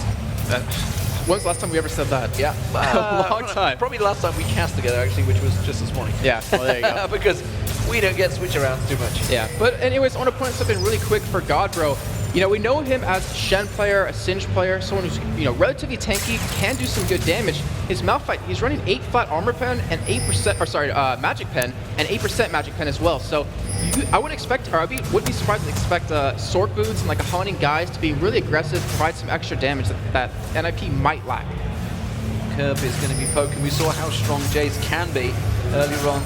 Curb, did he miss that shockbuster? Was he checking for a jungler? I mean, there's no way a jungler would have snuck into that top bush already, but you never know with these in.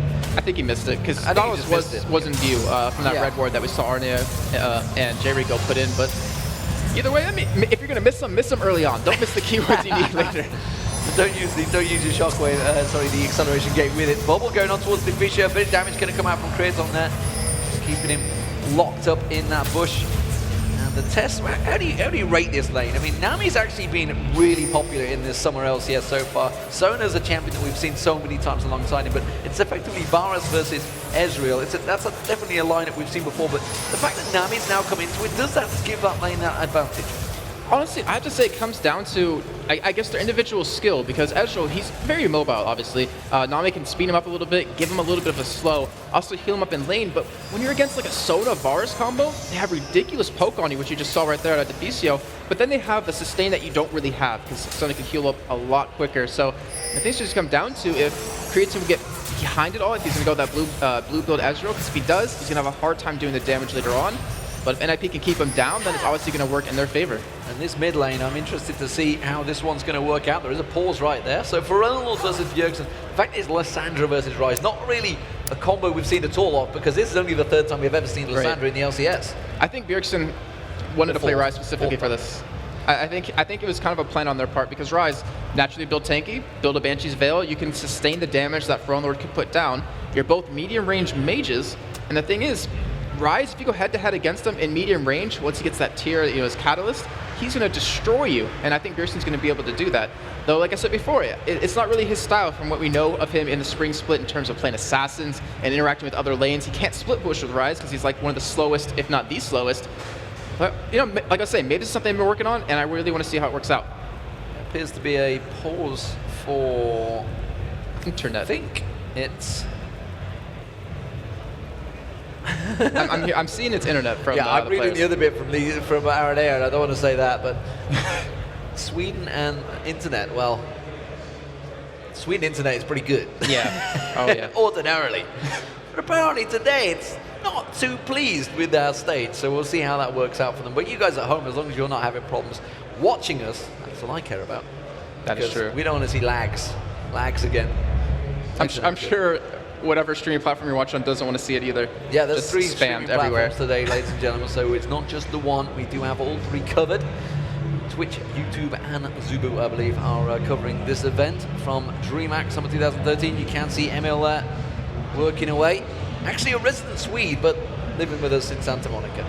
He's come over from the Santa Monica office, but he's going to keep track of the situation. He's happy to be back in Sweden, although probably not so happy with these technical problems. You can see he's on his radio.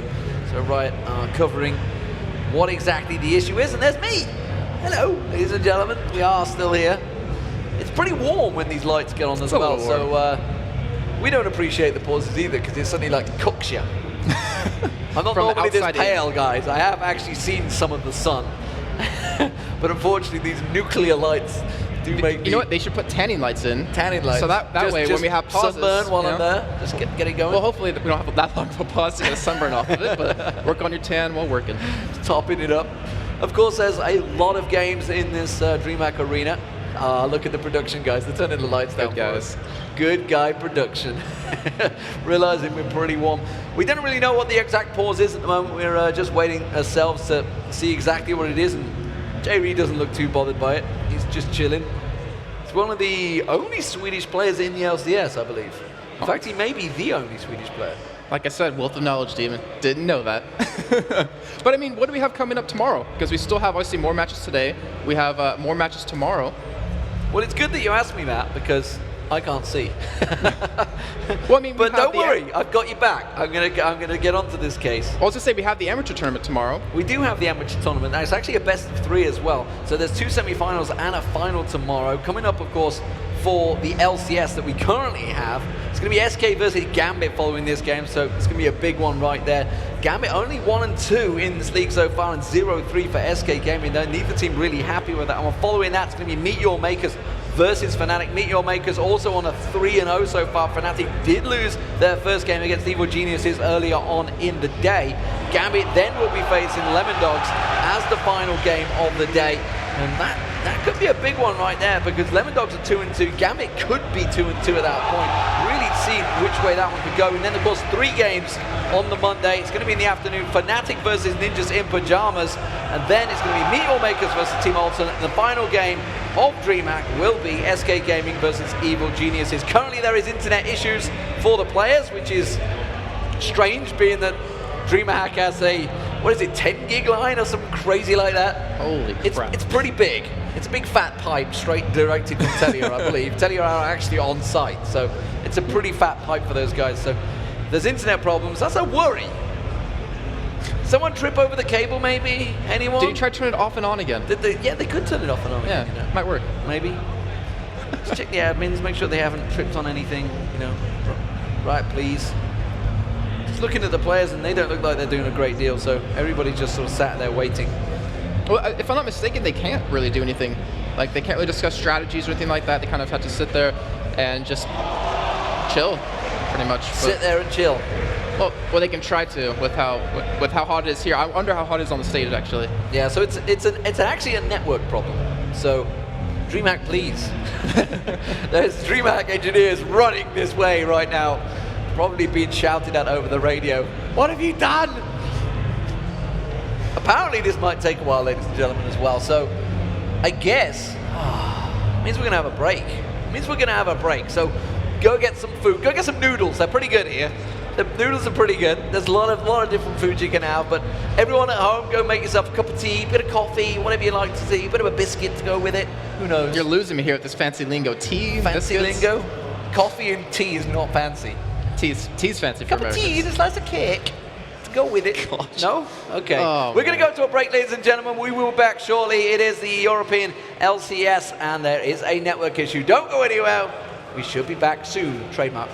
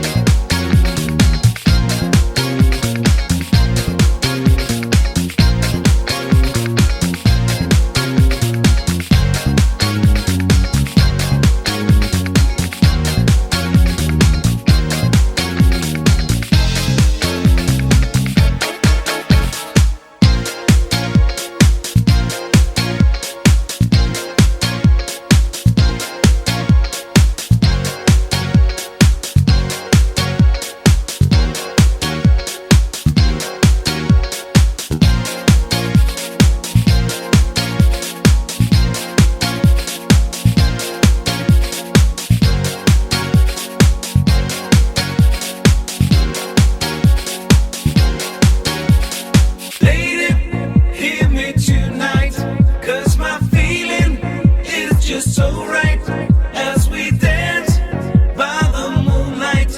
Can't you see you're my delight? Lady, I just feel like I won't get you out of my mind. I feel love for the first time, and I know that it's true. I can tell by the look in your eyes. Give me tonight, 'cause my feeling is just so right. Lady, I just feel like I feel love for the first time.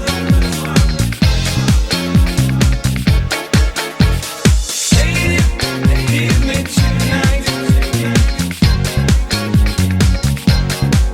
Can't you see you're my delight?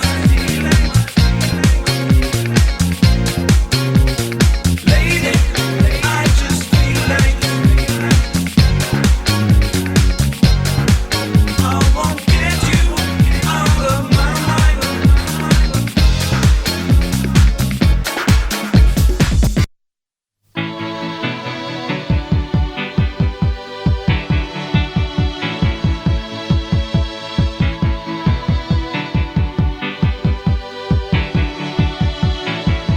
The heart is a balloon,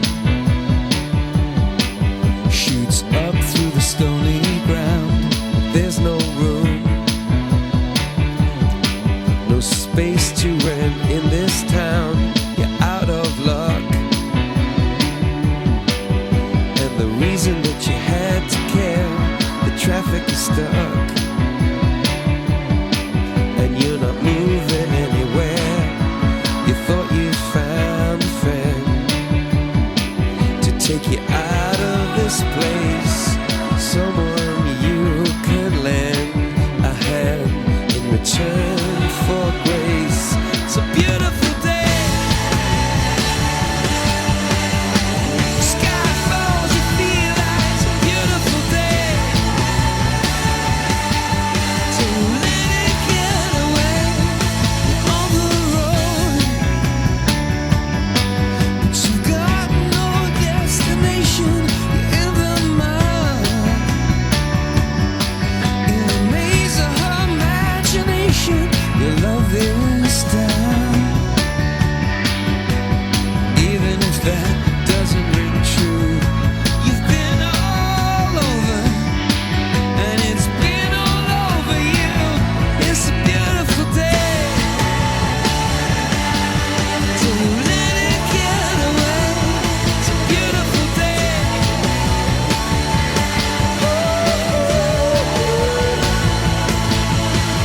Touch me, take me to that other place. Teach me,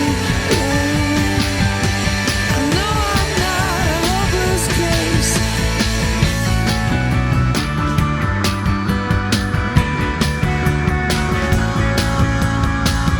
See the world in green and blue. See China right in front of you. See the canyons broken by cloud. See the tuna fleets clearing the sea out. See the bedroom fires at night. See the oil fields at first light. And see the bird with a leaf in her mouth. After the flood, all the colors came out.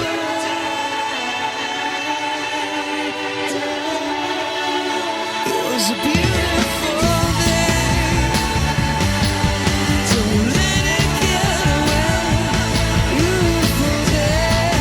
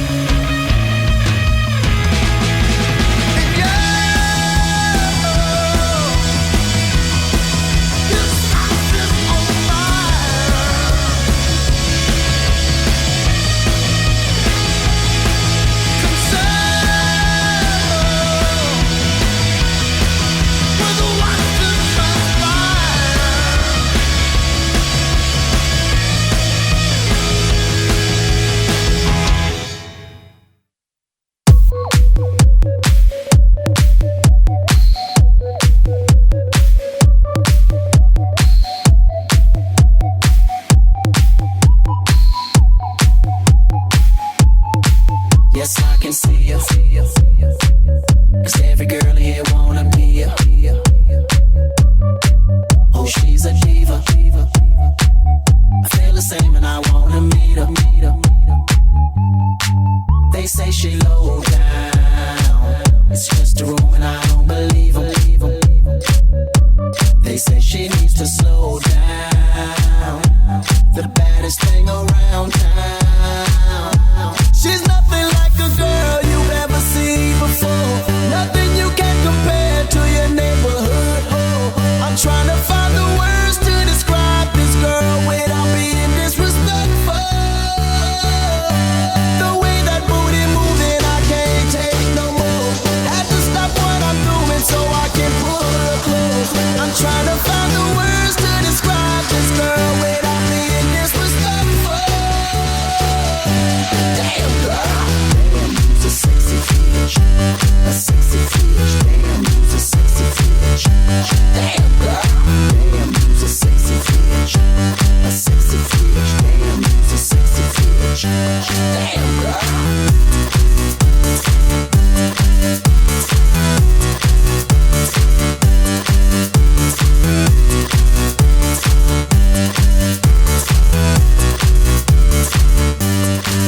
Yes, I can see you. 'Cause every girl here wanna be you. Oh, she's a diva. I feel the same and I wanna meet her. They say she low down. It's just a room and I don't believe her. They say she needs to slow down. The baddest thing around town. She's nothing like a girl you've ever seen before. Nothing you can compare to your neighborhood. I'm trying to find the words to describe this girl without being disrespectful. The way that booty moving, I can't take no more.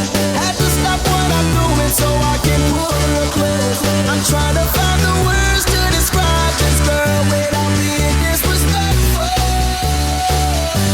Damn girl, damn, you's a sexy bitch, a sexy bitch. Damn, you's a sexy bitch.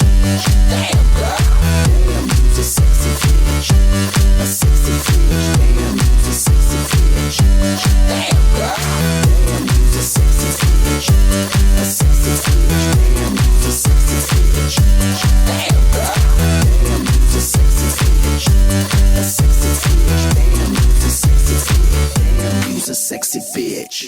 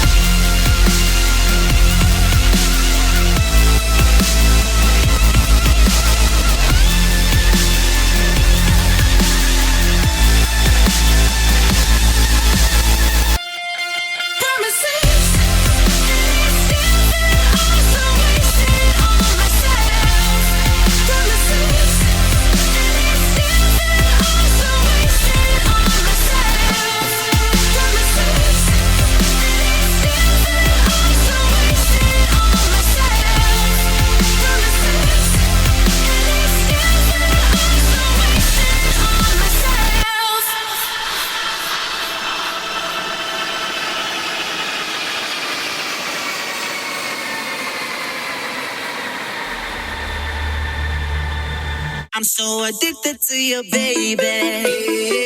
Now I'm addicted to your touch. I'm so excited. I'm addicted to you, baby.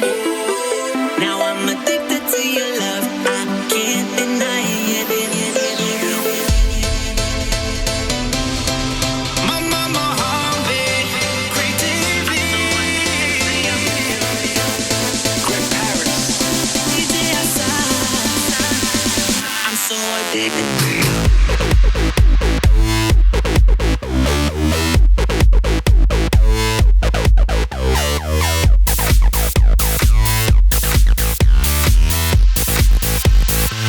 I'm so addicted to you, baby. Now I'm addicted to your touch. I'm so excited. I'm addicted to you, baby. Now I'm addicted to your love. I can't deny it.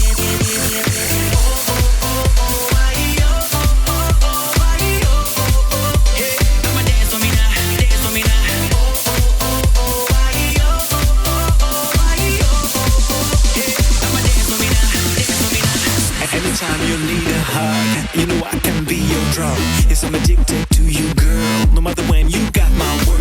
I'ma be there, I'ma be good. Listening, shivering, taking care of anything you need, I'll do. Girl, you got me addicted, yeah. By the way you put it on me tonight, body's so electric, yeah. Got me so charged up for your energy tonight. I can't even hide it, no. Got my eyes on only you, that's right. And I ain't gonna fight it. When it feels this good, you know you would.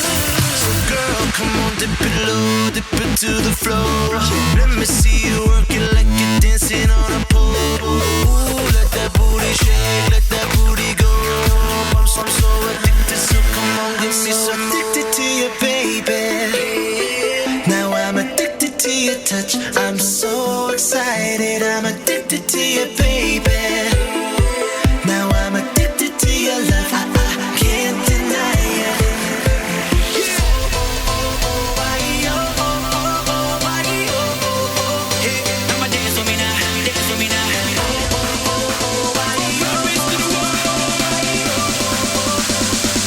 I'm so addicted to you.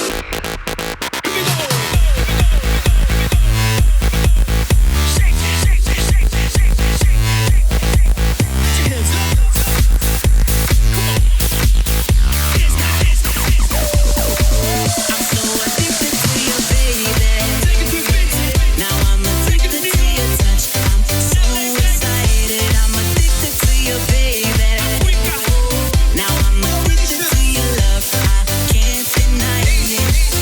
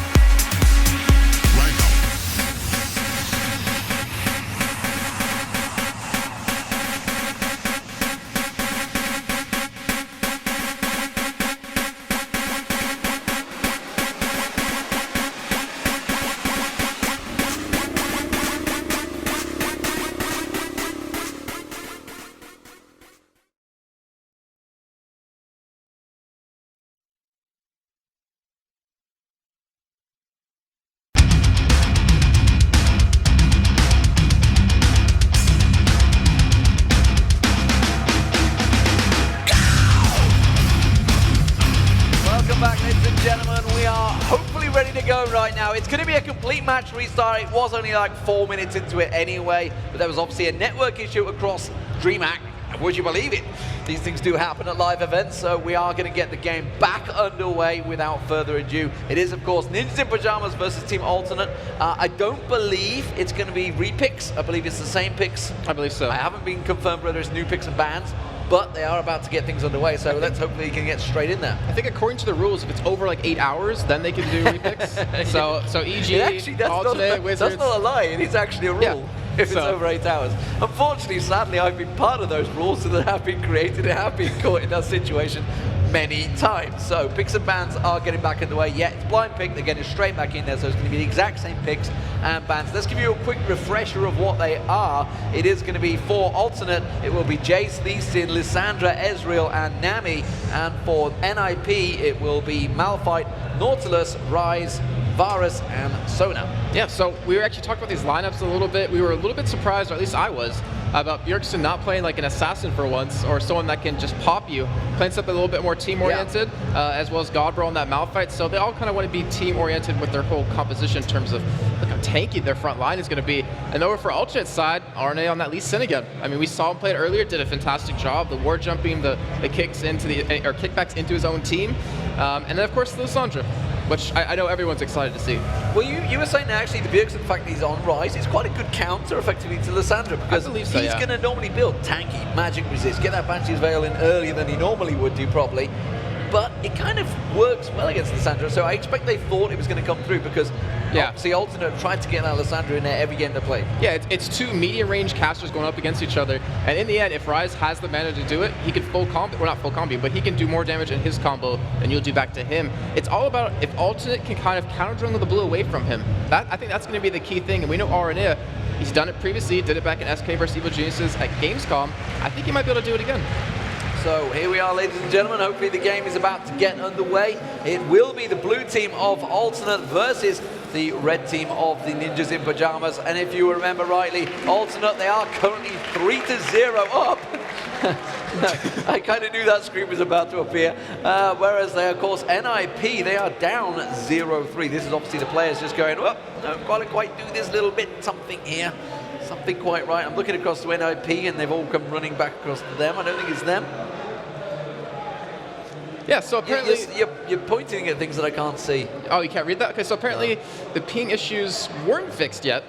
Oh. And people are still having lag problems right now. Damn, as I believe. That's a little, it's unfortunate. Well, I mean, this is Alternate. You know, they are becoming the new CLG EU. They're taking over the mantle. They had the same problems in the promo series. Yeah. The ping is back, is what I've been told by production. The ping is back. I'm pretty sure there's going to be ping now all the time, but I think what they refer to is the lag issue is back, which is great. I absolutely love this because I always get left in the lurch. It is D-Man Please. There is actually a Reddit thread, D-Man Please, by the way. There's no other person I'd rather have beside me than you right now, Demon. With your experience with this. It's kind of, I don't know, maybe I'm cursed. Who knows? Maybe I'm joining Curse. What do you, oh gosh. Along with Chaos, apparently. Yeah, you remember the story Creppo actually told us about his brother visited EU LCS I hope he's not here. Oh, jeez. you never know. So apparently his brother, every time he went to a game, which was them versus WE back in the Season 2 finals, or Season 2. They're saying good luck, have fun, so they're going to go for it. Okay. So let's get in the game. Here we go, ladies and gentlemen. Let's hope we don't see that poor screen anymore, or the attempting to reconnect, because god damn it, I may well have a seizure. So, Ninjas in Pajamas on your screen right there. You are going to see Bjergsen on Ryze. And you said he's actually not that explosive champion. He can be. If he's allowed to get fed, if he's allowed to get strong, he will burst you down very quickly. Yeah, easily. It's really hard to deal with that, especially that snare very early on. But he also provides decent ganks, which can work with Bjergsen's style if he wants to visit top lane where you're going to have a guaranteed slow. Even bot lane with Crescendo, the Varus ultimate. He's not running teleport though, which is really key because most Ryzes that we see will run teleport. So he really wants to go for some kills on the Ferelden Lord. Alternate setting that trap up. Normally it's Wicked that walks headlong into these bushes, but I wonder if Deficio may well do it. I think the rest of the team are going to go with him, and they are stood on top of that ward right now. They know that they're there, and they're actually pinging it and going, they're all missing. I wonder if they're stood waiting for us. And sure enough, a 5-man, they're going to maybe go across. Bjergsen is there. Deficio would get dropped very quickly. I think he just saw them. Yeah, I think he just saw Kraton. Yeah, he might have saw like just a bare pixel of him, and it's kind of funny because in the last game before we made it, Ultimate actually invaded the red buff of NIP, put a ward down, then switched over to their own red, and Nautilus started exactly where he's going to be right here, and there was no lane, or there's no invade in the end for either team, so we're seeing what's going to happen this time, and it looks like we will still have normal lanes, Demon. Yeah, it was the Explorer ward used by Deficio as well, I believe. Seeing if he can get vision there. I think it was. I didn't actually see whether that was the one he used there. We are going to see a potential invade. You can see Shock Blast hitting Bjergsen in the backside, trying to keep those Wraiths busy. Realm Lord just trying to prevent him starting off there. Of course, that's going to force Godbro just to go back to that top lane. He didn't get the experience, the extra he required. And this time it is going to be Kurt going up against him in the top lane. And of course, Realm Lord will be in that mid lane up against Bjergsen. Yeah, so that Wraith invade was actually perfect for Realm Lord in the lane. It's a little hard for him to deal with Bjergsen if he gets an early level advantage against him, so just trying to keep him behind as much as possible. And Svenskeren did end up saving his smite at blue buff. And as you see in the bottom lane, we talked about it a little earlier, you know, what side would we favor in this kind of matchup? And I mentioned it's a little bit skill-based, but Sona and Varus as the test actually taking a huge amount of damage relatively early on. And you know what, if that Aqua Prison had have landed on the test, I think he might have died there. Because Kraton had hit level 2 just a little bit earlier, the test now just hit it. So he had that Arcane Shift and that Mystic Shot to just burst him down very quickly. Yeah, but and the thing is, as you're seeing right now, I ended up deciding that, you know, Sona and Varus, you have a lot of poke, you have a lot of damage, but you can out-sustain alternate with this Nami, because, I mean, you do have a heal on her, but you can't use it as often as Sona can. You can't really be as aggressive with your poking. Gold is very close between them, as you would expect. We are only 3 minutes into the game. It's not like there's been any drastic changes just yet. The top lane, of course, where we do see the jungler of RNA trying to sneak in towards that bush. He has got the double buff. Godbro's going quite aggressive here. Maybe Kirp's going to try and bait him in. I think whether he's spotting that one. Godbro immediately just goes passive there, checks that top bush. RNA is hanging around here, chugging through a pot. He's going to be high on the hit points by the time he does decide to go for this one. This could be the bait. He's going to try and get in. He's going to go on towards that siege minion. Will it be enough to take him down? No, I don't think it is. Just the simple tier tankiness, the passiveness of Godbro is going to be enough. And Lee Syndrome is not going to be the case for RNA. He's not going to be baited for that one. And we talked about RNA on his Lee Sin when we were over at the Experts Desk a little bit earlier. And his presence around the map was just phenomenal. And he's doing it yet again. I mentioned earlier before we had the pause last time was that Godbro, he's running that 8 flat magic fed mixed in with 8%, so he wants to go a little bit of damage, like the sword boost, the haunting guys potentially. Great job by Arnea to kind of get that flash burned at least, and that makes Kurt feel a lot more safe there. Well, Svenskeren is trying to do a similar to Freljord, but he's staying very close to that top river bush. He knows that it's secure because he's got that ward just above, so he knows that there's nobody going to be in that bush, which is why he's staying so close to it. That's his escape passage, should he require it from Bjergsen. And you can see he's very cautious of Bjergsen getting close to do that room prison on him. And I think that's why Svenskeren's decided, not going to happen here, I'm just going to have to back away. Yeah, even a ping actually came out of Alternate right there, spotting him. Like, they had no vision, but they knew exactly where he was going to be. And they're able to stop that game from happening because Freljord, I mean, to me, if he's going to beat Bjergsen, he has to do it early on. He cannot let Rise get any of his really core items, or else Rise is going to just outlast him in these fights. But relatively slow game. We have passed the point where we were earlier when we had that pause. No kills coming in just yet. And still, I mean, the trading we've been seeing, you know, we saw Tess get very low at level 1, all healed up now, Cretan as well. He's not really having a hard time here with that lifesteal. How do you match these, the Ezreal versus the Varus, as AD carries? If it was like, say, I don't know, both had an Infinity Edge or something, not the build that on Ezreal these days, but how do you stack these up together against each other? To me, one is more about team fighting in terms of Varus. Like, you want to get that ultimate down, you want to lock them down with this combo you have, so you want to go for that. And then over for Cretan on Ezreal, it's more about a little bit of solo play, but it's also about kiting really well or catching someone if you do go the blue build with those Iceborne gauntlets. But you know, both AD champions can put out a lot of damage. It's just going to depend on who gets ahead early on. Well, as the first backs come out there, Bjergsen does go back, picks himself up that tier of the goddess. Lee Sin's going to come around here, heading in towards Deficio. Aqua Prison does miss, but it's forced the flash away from Deficio. So a successful gank, really. And Aranea, is he going to go around again? There is that ward just in the river above, so that pink ward that they did have down, or have got down in that tri-bush, doesn't give them quite vision of that. Yeah, it's unfortunate, but I don't think he's really going to go back around again. He's blown 2 flashes so far for NIP, so he gave them a little bit of an advantage, but just nowadays, to me, it's not really worth getting the flash. You need to get a kill, or at least make them back out of their lanes, so your AD carry, at least in this case, can push up the lane to the turret and deny a lot of CS, a lot of experience and gold over to the enemy AD carry. Bjergsen's going to get caught out in that mid lane. Aranea is coming in there. He hasn't got his ultimate though, so he can't knock him backwards. But Ferelnor went full on aggression there, used his ultimate to try and catch him out. And of course, the fact that he went straight back and his first item back was a blasting one. He's going full on aggression against Bjergsen here. Yeah, just like we mentioned earlier, like if he's going to beat Bjergsen, he has to do it early on. And you look at Bjergsen's items, actually, he has a tier and a no magic mantle. So he really wanted to stop any burst from happening, but they're going to be going for a dive here on Bjergsen. He's going to miss it, but that's going to be the blasting shot, and it will be enough to take him down. This time it's Ferelnor that takes it. Arenea's taken very low. The Ignite's still taking the minions on him as well, but it is going to get away. Will he be covered off? Yes, he will. Nami comes down in J-Re, and that just pops off that heel and secures him the kill there. Very nicely played. It looks like Ultimate might have found the Achilles heel that was in NIP in terms of just set Bjergsen behind, and they won't be able to win the game against you.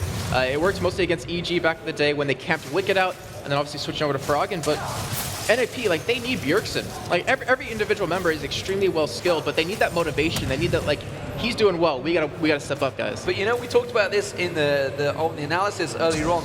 The difference that Alternate had there. You saw Kerp come down. You saw Aranea in there. They were a full team working together just to get that kill, instead of just the individual solo play. Yeah, they know the strategy. Like, they know what they want to do to beat Ninjas in Pajamas, and they're going to start executing that strategy, but step by step by step. And first step was just to get Bjergsen out of the game. See if he's going to go out of it. Kerp has got that assist, of course. He's going to back off. Got that Tear of the Goddess already. Is he going to push very early on for that Muramana?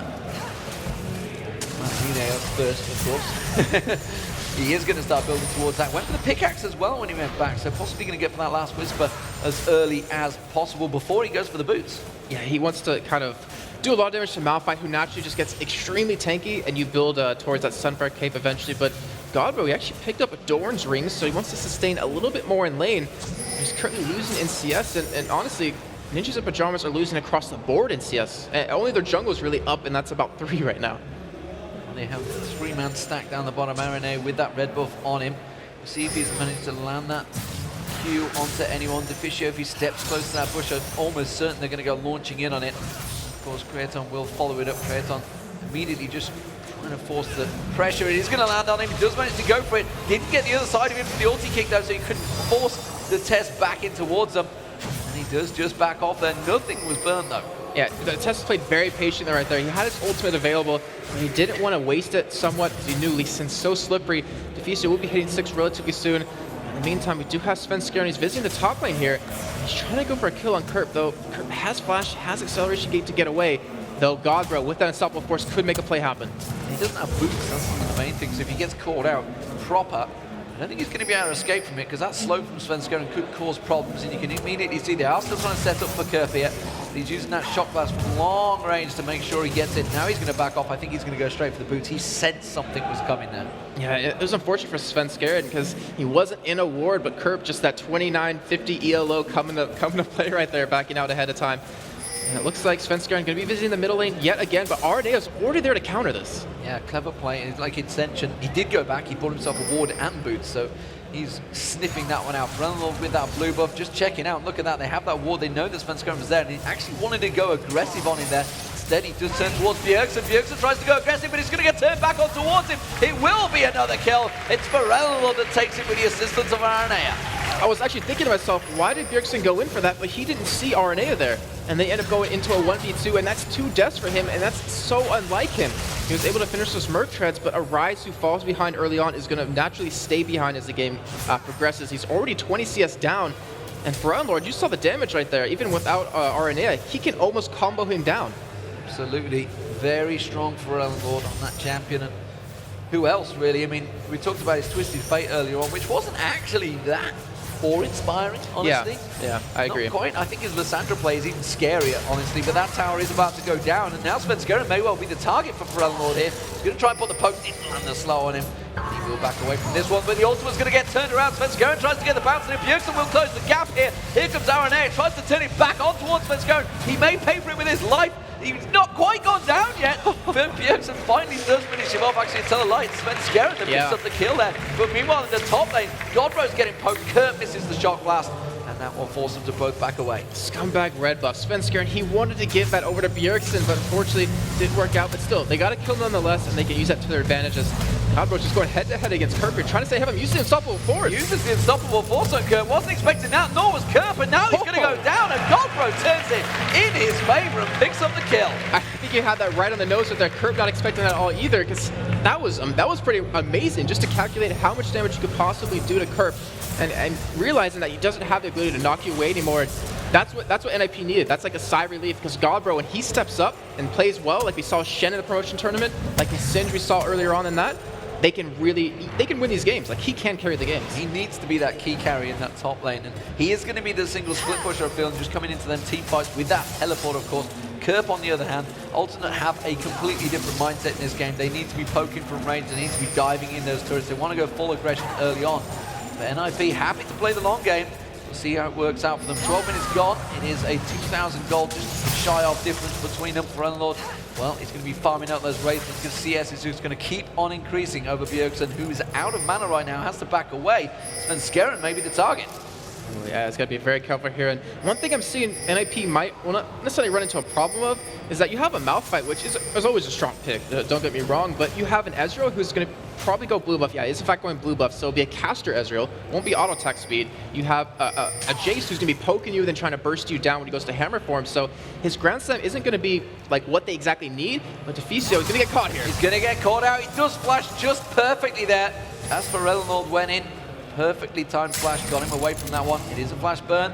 Doesn't mean that the blue buff is going to be the target of focus for Alternate. It has just spawned up. They have the ward coverage there, but NIP, they want to fight for this one. You can see the piercing arrow coming out onto Kerp there. I don't think they're going to be able to get this one away from them, though. Aranea did have to take it just to prevent them stealing it. Okay, so we talked about step one for their playbook for Alternate versus NIP. Step one, kill Bjergsen, punish him. Step two, keep doing that by taking away his blue buff. So they've already executed those two first steps. And if they keep at this rate, Bjergsen is not going to really be doing too much. So hopefully Godbro, as we talked about earlier, will be that force to really reckon with here.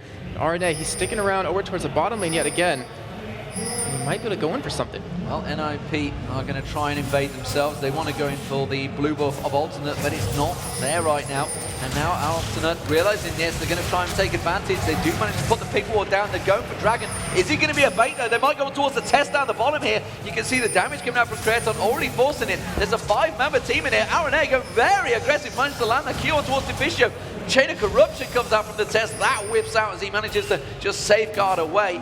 Still, the 5 members of Alternate, they're trying to force something down the bottom here. NIP have to respond. And Godbro, they did as well, because he teleported down to get in there and stop this fight. It looks like Deficio will be backing away right now. He's very low on health, but that crescendo would be so perfect at this point. And Alternate, I think they're going to pick up their second turn of the game. Well, the Bjergsen is in that mid lane, though, and backing away, so this looks like this tower is going to be given up. It is going to be Alternate taking down the second turret of the game. Of course, the mid one already down, so that does stretch their gold lead, 2,500 gold. They're going to turn back towards the Dragon. The rest of NIP trying to gather for this one, but Deficio and Bjergsen are a long way from the fight. Alternate could take it before they get there. Yeah, they very well could, but it looks like Alternate just going to back away instead. Just trying to think if NIP had enough hope to really do something about it, but clearly don't. All they really have is that Varus, unfortunately. But they stopped the Dragon. They did, unfortunately, lose one member, but hopefully they'll be able to do something here. Cretan going to be picking up his own red. We might see a team fight breaking out relatively soon. Like, Alternate, they're pretty far ahead in items, and as well as gold. And with the composition they have right now and picking someone off, they can easily pull it off. Because Bjergsen, he's not tanky still, and the test is very squishy at this point. Well, blue buff just spawned and was given across to Pharrell Lord. Saw Kerp just pushing up towards that top lane. As soon as they see Godbro there, they realize, okay, he's out of the picture. His teleport's already been used. Where are we going to push? What objective we can go for? It's going to be the Dragon. Godbro, he's going to have to start running right now. I'm not 100% sure that Alternate knows his teleport is down. I don't believe he was spotted when he was coming down in there, and he never really showed himself, but just like you said, Alternate is starting Dragons to be going down very quickly here, and NIP, they're not really in a position to stop this. The piercing arrow came across, and it's not going to be enough. RNA does take it with a smite, and NIP maybe looking to try and engage here. They are going to go towards Pharrell, that's not the right target to make it, so it's going to take it very low. He's going to be the focus, he's going to get dropped down. It's going to be RNA that turns that one around into 1-0 so far. Can they pick up any more? Chain of Corruption lands perfectly, and that should be the evacuation order for NIP. The test taken very, very low. Godbro coming in behind along with Bjergsen. They're going to try and turn their focus towards him. Oh, the Q from RNA not quite landing. Is the acceleration acceleration gate going to be there? No, Forellenlord doesn't land his shots either. It's just going to be a straightforward 1-for-0 trade. And it was unfortunate they were just split right there. NIP, they had Godbro and Bjergsen towards the top side of the fight, and the rest were obviously towards the bottom. Deficio, unfortunately, he missed the ultimate onto Forellenlord, though obviously in the end you could probably argue that he was not doing anything in the meantime anyways. I really have to say, if NIP, I think, had a little bit better positioning, they could have won that fight, actually. Yeah, if they'd have layered their ultis correctly or gone in the right place. But this is what we talked about, the Vixen bans. They have to layer everything in the right way. When a team's 0-3, I worry for what a team has to start making those selections. You know, effectively the likes of Gambit, we saw them trying to do it before with the Curse of the Sad bullet time. Oh gosh. It doesn't always work. It's a very hard ultimate to lay up. It's all very good seeing exactly how to do it, but executing it is a very different ball game. Curve just going to clear out all that farm in that top lane. Meanwhile, we're NIP. They're stacking for the mid turret. They want to get in there. Yeah, they currently don't have one right now, and the gold lead's starting to slip away from them a little bit right here. With these 4 members, they should be able to get it. RNA, the only one here to really stop it. We do have Ezra ulti coming in just to push this wave out. Well, we do see the Aqua Prison landing on towards Svenskeren. Curb was coming down river, but he is very slow. Still only got those tier 1 boots on him. It is going to be a successful defense for Alternate. They're going to be happy with that. And wow, look at this. Jerry putting the pink ward down, not taking any prisoners. Not even just allowing a singular ward in that mid lane. Through the gauntlet, man. The support battles that Krep always talks about when he sees someone use a pink ward against him. Bjergsen, he's still trying to farm up a little bit. He did get a decent amount of free farm. He was a lot farther behind initially, but look at Alternate right now. They're starting to push up a little bit mid lane. They're going to start forcing NIP to group up here and stop them from being able to just split and solo farm. Forellenlord was just looking for his opportunity to go dashing in on Svenskeren. I reckon he feels now that he's got that Abyssal Scepter and needlessly large rod, he can pop anyone fairly quickly if he lands his combo on them, which you would expect him to. Kurt pretty low on mana, so I expect he won't be sticking around too much longer against Godbro in that top lane, and that may be where the first tower will fall for NIP. Godbro's been keeping that pressure up there, but we do see Aranea, he's going aggressive, he's going in towards those golems at the moment, taking it around. They may try and close on towards Godbro, they can see him passing by the tri-bush, they've got wards all the way around the red bush, so they know that he's going down there. That blue buff is up at the moment, Alternate gonna try and steal it away. Looks like Bjergsen, he really needs to grab this one. He hasn't had a blue buff just yet. Looks like he will finally be able to lock that one down as the Ezra ulti comes in, but they have Arna coming in behind Godbro right here, and they actually might be able to dive him here. He does have a Sunfire Cape, so he's very tanky, and the turret is very low, but instead they back away, and if you noticed what happened in that last couple of minutes of action was that also they grouped up middle, and then Kirk just sat in the bush in the river and just sat there. He didn't bother going towards middle, but Godbro, he started running right away because he knew if he starts losing team fights when he isn't there, they're going to fall even further behind. But in the meantime, NIP, they're going to be pushing middle, trying to go for this turret. RNA is going to be coming in from behind potentially, and they might have a 4-on-4 engage. He passes straight by Ward, the ping straight on him immediately. Forellenlord is going to go aggressive on towards Bjergsen, catches him straight out and takes him down before he gets Chain of Corruption is going to be able to slow Alternate down. He may stop the escape. It's the test they're going to go for. RNA does land the kick. He's going to get in towards him. Has got his ultimate used already, so he's going to try and go aggressive. The test tries to pick up a kill on J-Reed. It's not going to happen. Kratos picks up a double. Very well done by Forellenlord right there just to initiate that entire fight. And RNA is still counter-jungling right here as Svenskeren standing right by the side, not really doing anything just yet as he does smite it away. So luckily he does get that, but that's Forellenlord, like I was talking about earlier, the selfless play out of him, just going in, locking down Bjergsen, and then just the damage he did to him. He did absolutely nothing. Even the Crescendo couldn't save him. And also now they should be able to take this turret. And looking at the gold, you can see why that difference is. There's nearly a 2,000 gold between the two AP mid and the AD carry. Forellenlord is going to get caught out. Teleport comes out from Godbro, flashes away. Knew that hook was coming in from Svenskeren. Does manage to defend that inner turret, but for how long it was there? Just a couple of 100 hit points left on it. Kraton's getting massive amounts of free farm in that bottom lane. He's got 190 CS right now. Goes back. He's going to get that play of the Rune King. He's already got that on him. That blue Ezreal is going to be very, very strong. This may be the first ultimate. No! It lands on towards RNA. He does go down. NIP get themselves a kill, but they're trying to go aggressive. They still haven't done a great deal of damage to that tower, though. So all they get for that is a singular kill. They need the towers. And they lose the top word in the meantime as well. And Godbro, we always talk about teleports, and unfortunately for him, the two he has used so far haven't really been impactful. But NIP not giving up just yet. They're trying to go middle still. Forellenlord's ultimate will be up very soon, though. Now the wave gets cleared out once again. Kraton comes in from the side. They're putting the pressure down. Bjergsen, he's managed to get on towards Forellenlord. He does go down. Deficio caught in the aqua bubble, but they do manage to get themselves a second kill. These are going to be important kills for NIP. They need everything they can take right now because they're over 4,500 gold behind. I can hear Bjergsen right now. It's going to be Danish, but he's like, team, please, come on. I just want to kill. It's the second time Unfortunately for him, it was stolen away, but he does have his Rod of Ages, so he's going to be start getting the extra health, the extra mana from that. And he's almost tanky enough, I think, right now to deal with Forelon Lord. He might actually go for a Banshee's Veil relatively soon just to really deal with that.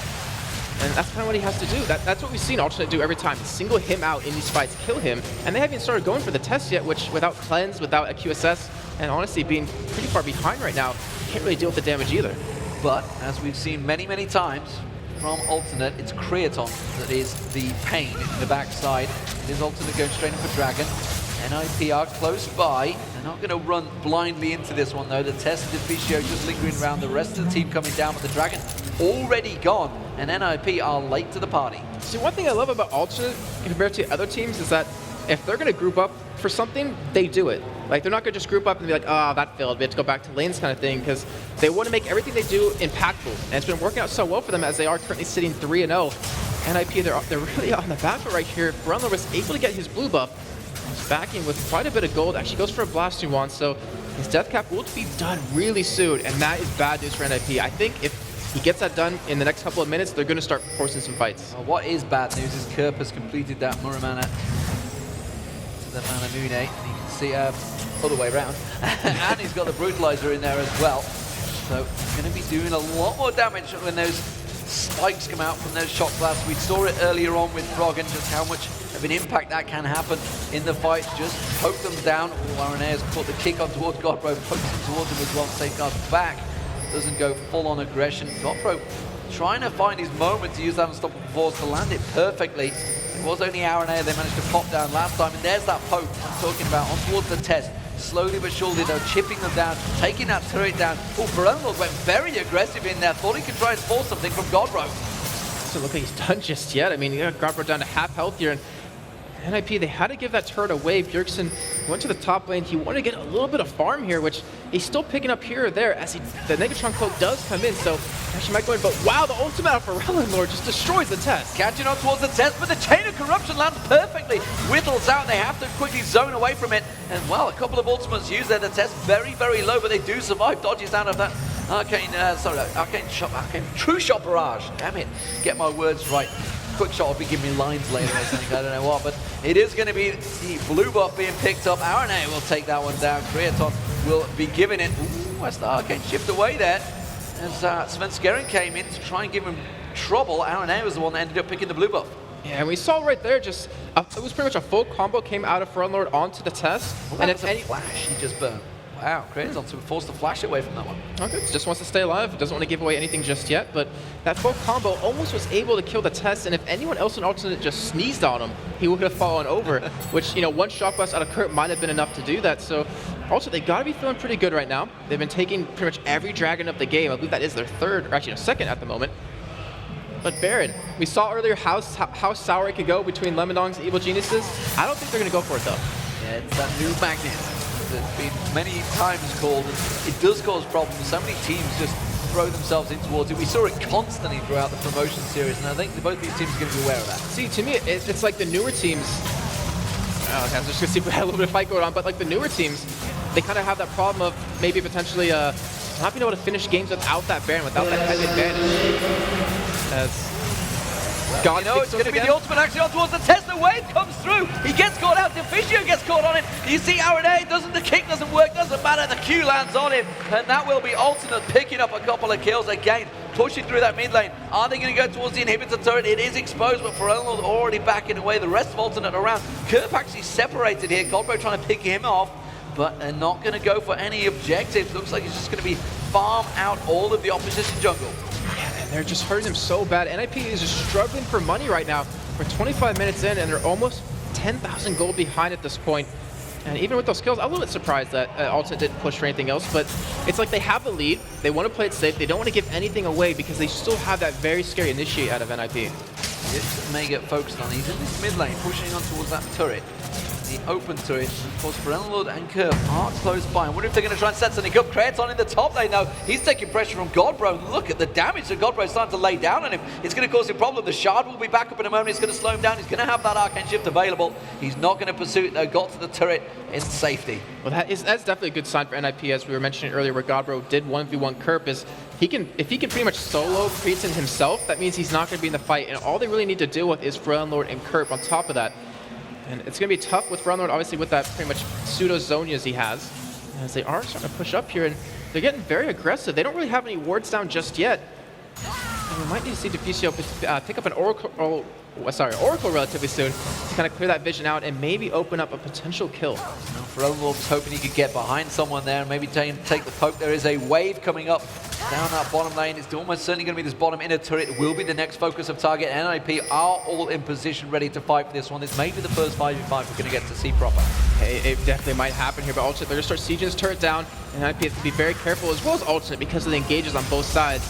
And it looks like they're just going to poke. I mean, that's kind of what they're based around with that caster Ezreal with Jace. They're going to do as much damage as possible from range before they go for an engage. And Sona can only do so much with that if Kerp keeps landing these shock blasts. Well, they're going to keep on poking through. Godbro has to buy the right perfect time. Oh, the Aqua Prison lands on towards Godbro. Godbro taking very low. The Tess also caught by that shock blast. And well, it just seems that Alternate are slowly but surely driving them back away from this turret. The turret will go down. And look at that. Ferello goes full on aggression. Manages to land his ultimate. Spencer's going to get popped. The Chain of Corruption does land on all of Alternate, along with a great crescendo coming out from Divisio there. Can they turn this aggression back around on them? Bjergsen does manage to get that kill on Ferello. It's just a 1-for-1, but the turret going down, and now Kerp coming back in. Shock blast, acceleration gate on towards Divisio. The ultimate kick comes out. Aaron takes down the Test, but he pays for it with his life, and it's Bjergsen that picks up another kill. So in the end, a 2-for-2, and Ultimate picking up that turret. That's a relatively good sign for NIP right there. And I wonder if Lord actually maybe misclicked because he went in, ulted himself. He actually really didn't lock down anyone on the other team except Godbro, who is obviously really tanky. But Dragon is back up again, and Ultimate, they favor it. Yeah, they're going to take this Dragon with ease, and that's going to stretch their gold lead to close to 8,000 gold now. So definitely pushing heavily in the favor of Alternate, just as it's done so far all weekend. This would take them to 4-0. What a dream start in the Super Week for the Summer Series for Alternate. You know, this is a team that was almost out of it. They were 2-0 down in the promo. They came back and took down Dragonborns 3-2. What a fantastic performance. It wasn't Dragonborns, tell a lie. It was Giants. Managed to take them down 3-2 in effectively one of the longest games they've had for a long time. And I have to ask, like, if you look at this, will they be able to continue at this pace throughout the rest of the season? Obviously, the other teams have that training of already doing it once, and they have the longevity in their team and have the patience to kind of keep going along with it. But also, off to a running start here if they could hit this 4-0. Who knows? I mean, the players have the skill. They all had the highest ELO in the world. It wasn't, you know, just in Europe. They had the highest ELO in the world. These guys, 3 of them, were the first, second, and third player in the world of ELO. 2,000, 3,000, 2,900 and 2,800. Bjergsen's going to get focused on here, I feel. You're going to see the True Shot barrage coming across. It does catch on towards him. There's the wave. They're going to ride it in. Godbro's going to be the focus target. He's getting hammered from pillar to post. Unstoppable Force was used, but all it caught was Aaron Air. Now you can see Ferello diving in. The Test is going to get caught out. He gets taken down. It's a double kill. Picked up for Kraton. Now they're going in towards Svenskeren. He's going to have to slide away from this one. The Shock Blast coming in, but Alternate continue the driving force back onto NIP. Does Creedon ever die? Demon?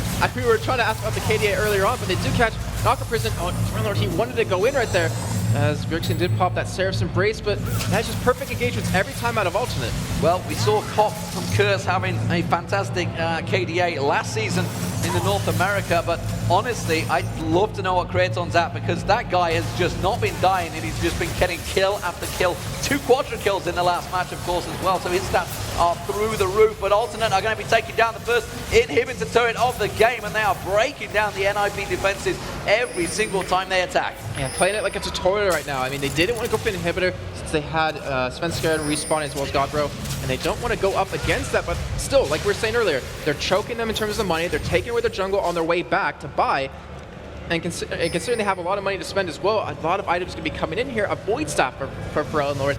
that is going to be really hard for Bjergsen to deal with, as if he was already almost dying anyways. Well, it's an 11,000 gold lead now, and you know that every poke that comes out from Curb, if it lands, it's going to be chunking hit points down. Deficio, he's tried to stack quite a bit of hit points in there, actually. He's got more hit points than the Test right now, because he realizes he is going to be one of those focus targets. The Test himself, trying to get as much damage as he can. He's desperately trying to get that Infinity Edge, but still no attack speed on him either, and not really a great deal of help from the rest of his team. If he gets focused, gets targeted, he is going down. That Chain of Corruption has been vital. He's been landing it. Yeah. There's nothing to follow it up. Yeah, they don't have the damage behind it, unfortunately. And I was thinking to myself, Demon, how does Curb land these shock blasts so perfectly and quickly every time with the trackball mouse?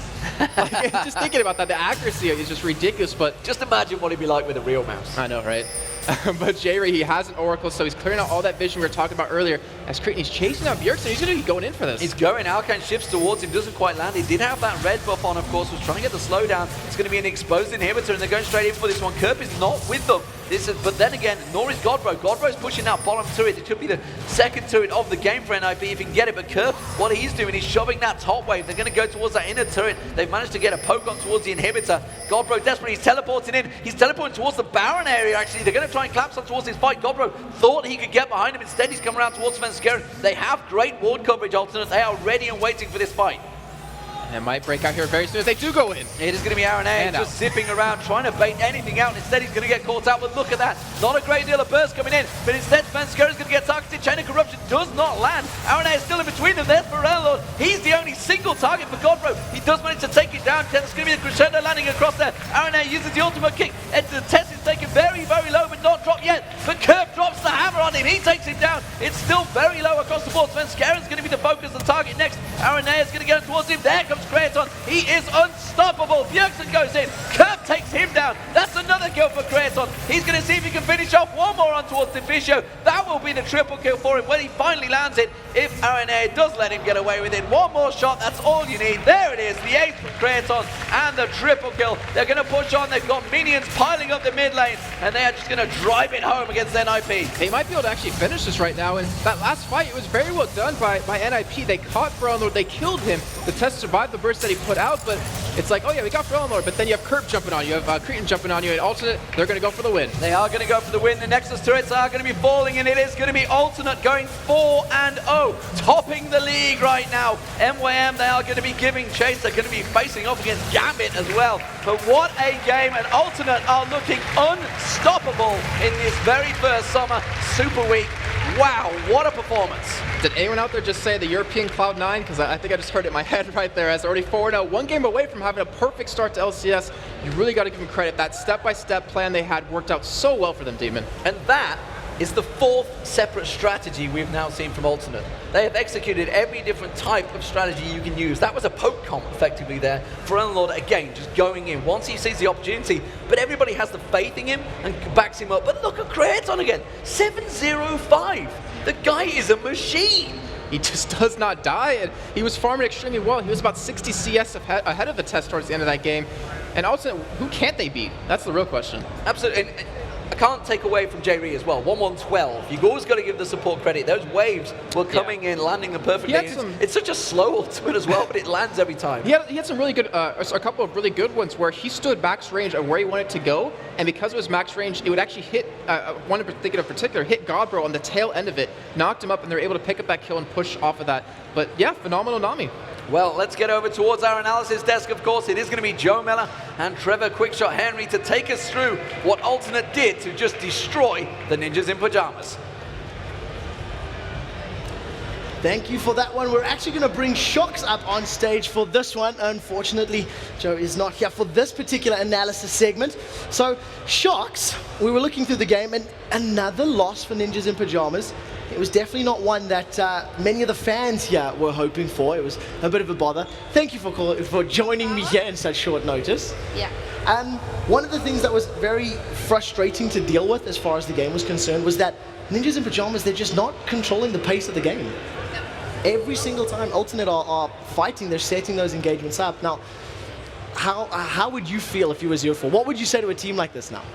Well, they're clearly on tilt, and I think if we watch the games, this isn't the NIP or the Copenhagen Wolves we saw in the spring split, and the thing that I think we noticed the most is that the synergy is just off, where it was like watching Harmony in the spring split, and I don't know if it's because they are on a tilt or if it's just because it was the beginning of the season and they started losing and it's kind of gotten out of control as it is. Pretty much. So in the game, I'm going to jump us into a replay right now. So let's have a look here. It is about 29 minutes into the game, and the reason I've selected this particular replay is it basically highlights the entire story of what this game was about. And if you look at the Ninjas in Pajamas, Godbro is out of position. We'll actually drop the HUD here, and you can play this through at halfway speed. And Ultimate basically just engaged on Godbro, who's meant to be the tankiest member.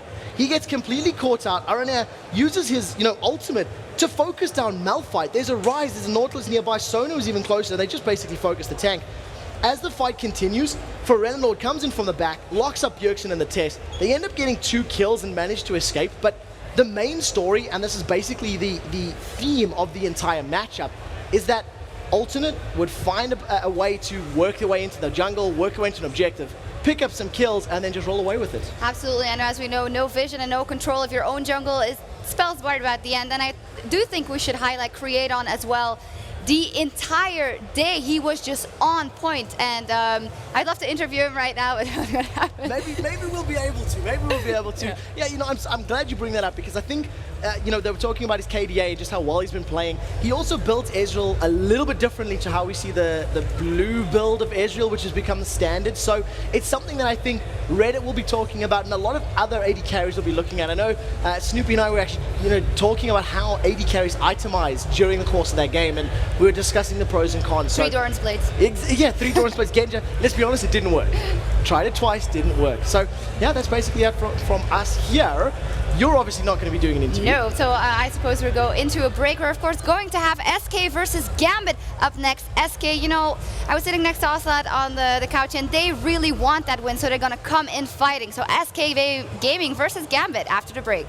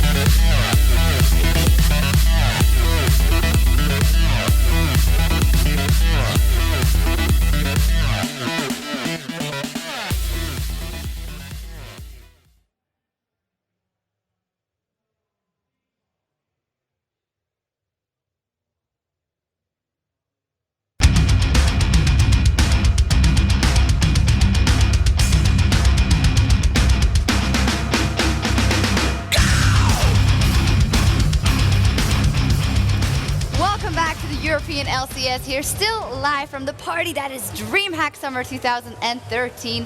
I'm joined by Joe Miller and Trevor Quickshot Henry. Talk about the upcoming match versus SK Gaming taking on Gambit. And correct me if I'm wrong, but I think that SK Gaming looked a little better versus Alternate, although obviously not there yet. That's really hard to say, to be honest. I mean, I think that there are a lot of things that need to be done across the board to improve things here for SK Gaming. The fact is that Gambit, they've been very, very shaky. One of the things that I want to double check in terms of the performances from these teams is, of course, that SK Gaming, they need to really turn on the pressure, turn on the gameplay that will allow them to control themselves in these matches at the moment.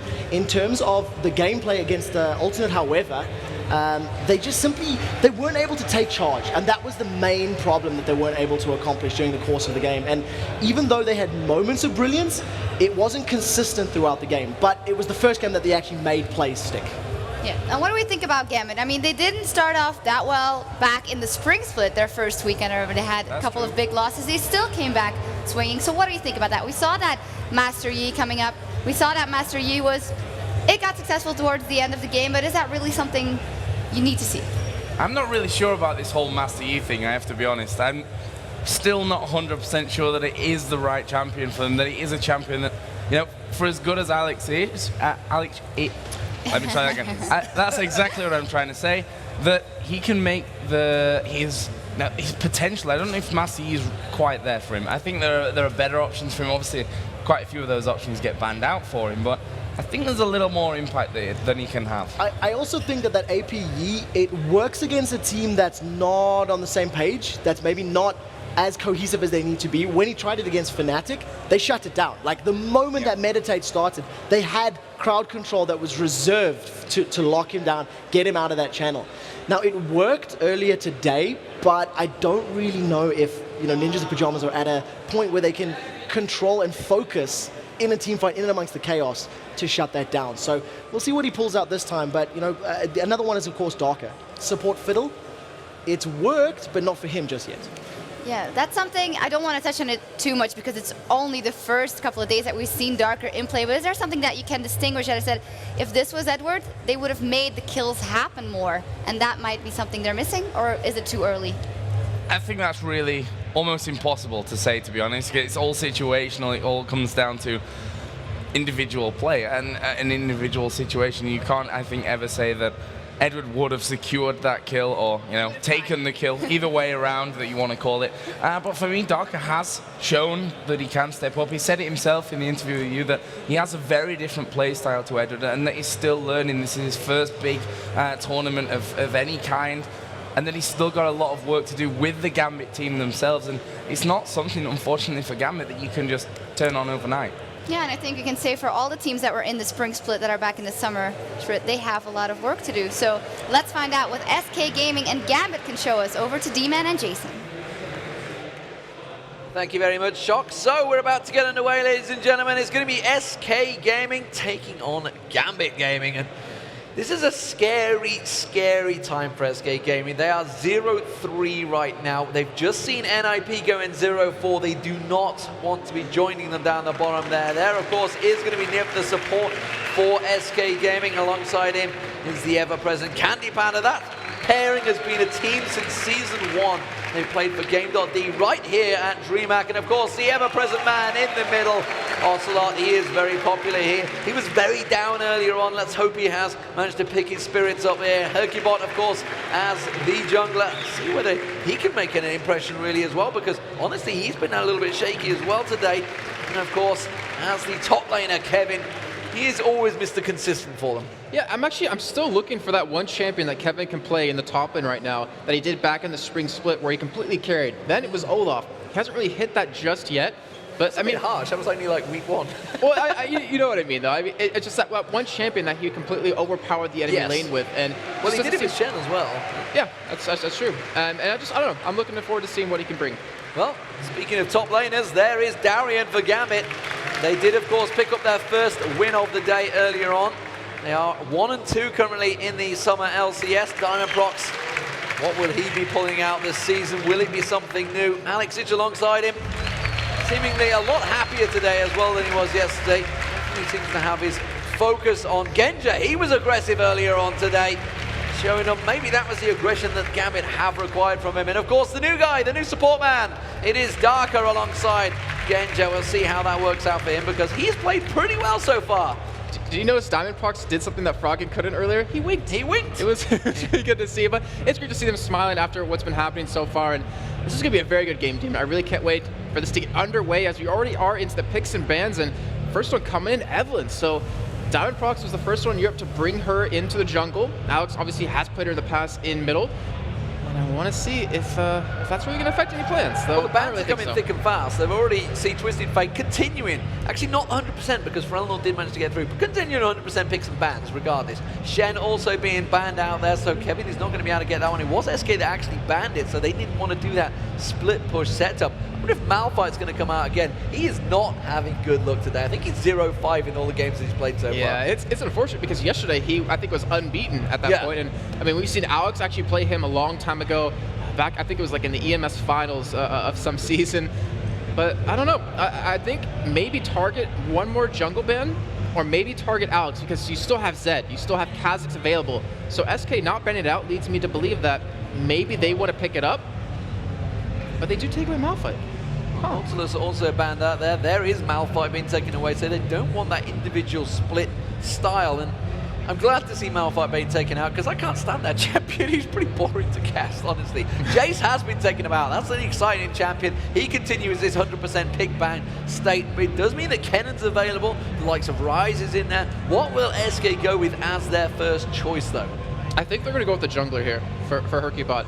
The thing is, like, Ryze early on, oh, even Thresh is available. Ryze pick early on or Kennen pick early on is really dangerous, like the Kennen, where you can build to counter him very easily if you get like a John or something like that, or even maybe a Nami. You can keep him out of the fights, and he's not going to be picked up until, you know, one of the last bans. But the Thresh does get locked in. We've seen Nif play very aggressive supports in terms of, you know, Elise, played Thresh as well, even Sona. Very strong champion, and we'll see how well he can do this. Oh, we're happy to see Thresh, and of course it does mean that Kha'Zix has snuck through. Has Alex Itch pulled it out? Yes, he has. Locked in, and well, he got a pentakill last time he was able to play it. And of course, Jarvan also locked in alongside it. That is immediately going to give problems to SK Gaming. Yeah, we're talking about that as we're still in the bans. You know, you need to take away something from Alex, like a Zed or Kha'Zix, and him locking it in, he's just so consistent on that champion of doing consistently well. I hate to use the word twice right there, but that is really going to be hard for SK to deal with. And then, of course, the Jarvan mixed in with that, it's going to be a very nice pairing as SK. You talked about Hercubot, hasn't really had the showing that we kind of expect out of him, hasn't really been playing up to par what he did last season. But Sejuani, we saw it earlier with Evil Geniuses, worked out for them, it might work out for SK. Well, the one thing that has been talked about, and we were mentioning it earlier with Sejuani, is that the ultimate is pretty slow. It seemed to me that they were discussing trying to get that ultimate down there. If Darien obviously is going to be jumping around, it's going to be Alex, it's going to be jumping around to Kha'Zix. It's going to be very hard for them to land it, but we do see Zed getting locked in. That's potentially Ocelot. Not too sure might even be the top lane for Kevin. Yeah, it very well could be. And we've actually, I think, if I remember correctly, we've seen the same, if they both go middle, the Zed versus Kha'Zix lane, they played against each other with this exact same setup, and Alex destroyed him. And Alex even said after the game to us that I should have won that lane that heavily. So we'll see if it's end up going to be that in the middle lane, or maybe Ocelot, who has actually been playing some different lanes lately. He hasn't necessarily been in the middle quite consistently. We'll see how it does work out for him at the moment. We are waiting for Gambit to make their choices. Is it going to be the support and the AD carries? I suspect it will be. It does, of course, mean that they may switch things up, go towards Zyra support. We did see it was Libic playing Zyra support earlier on for Meet Your Makers. They are currently 3-0 in the league, but Gambit, can they take themselves 2-2?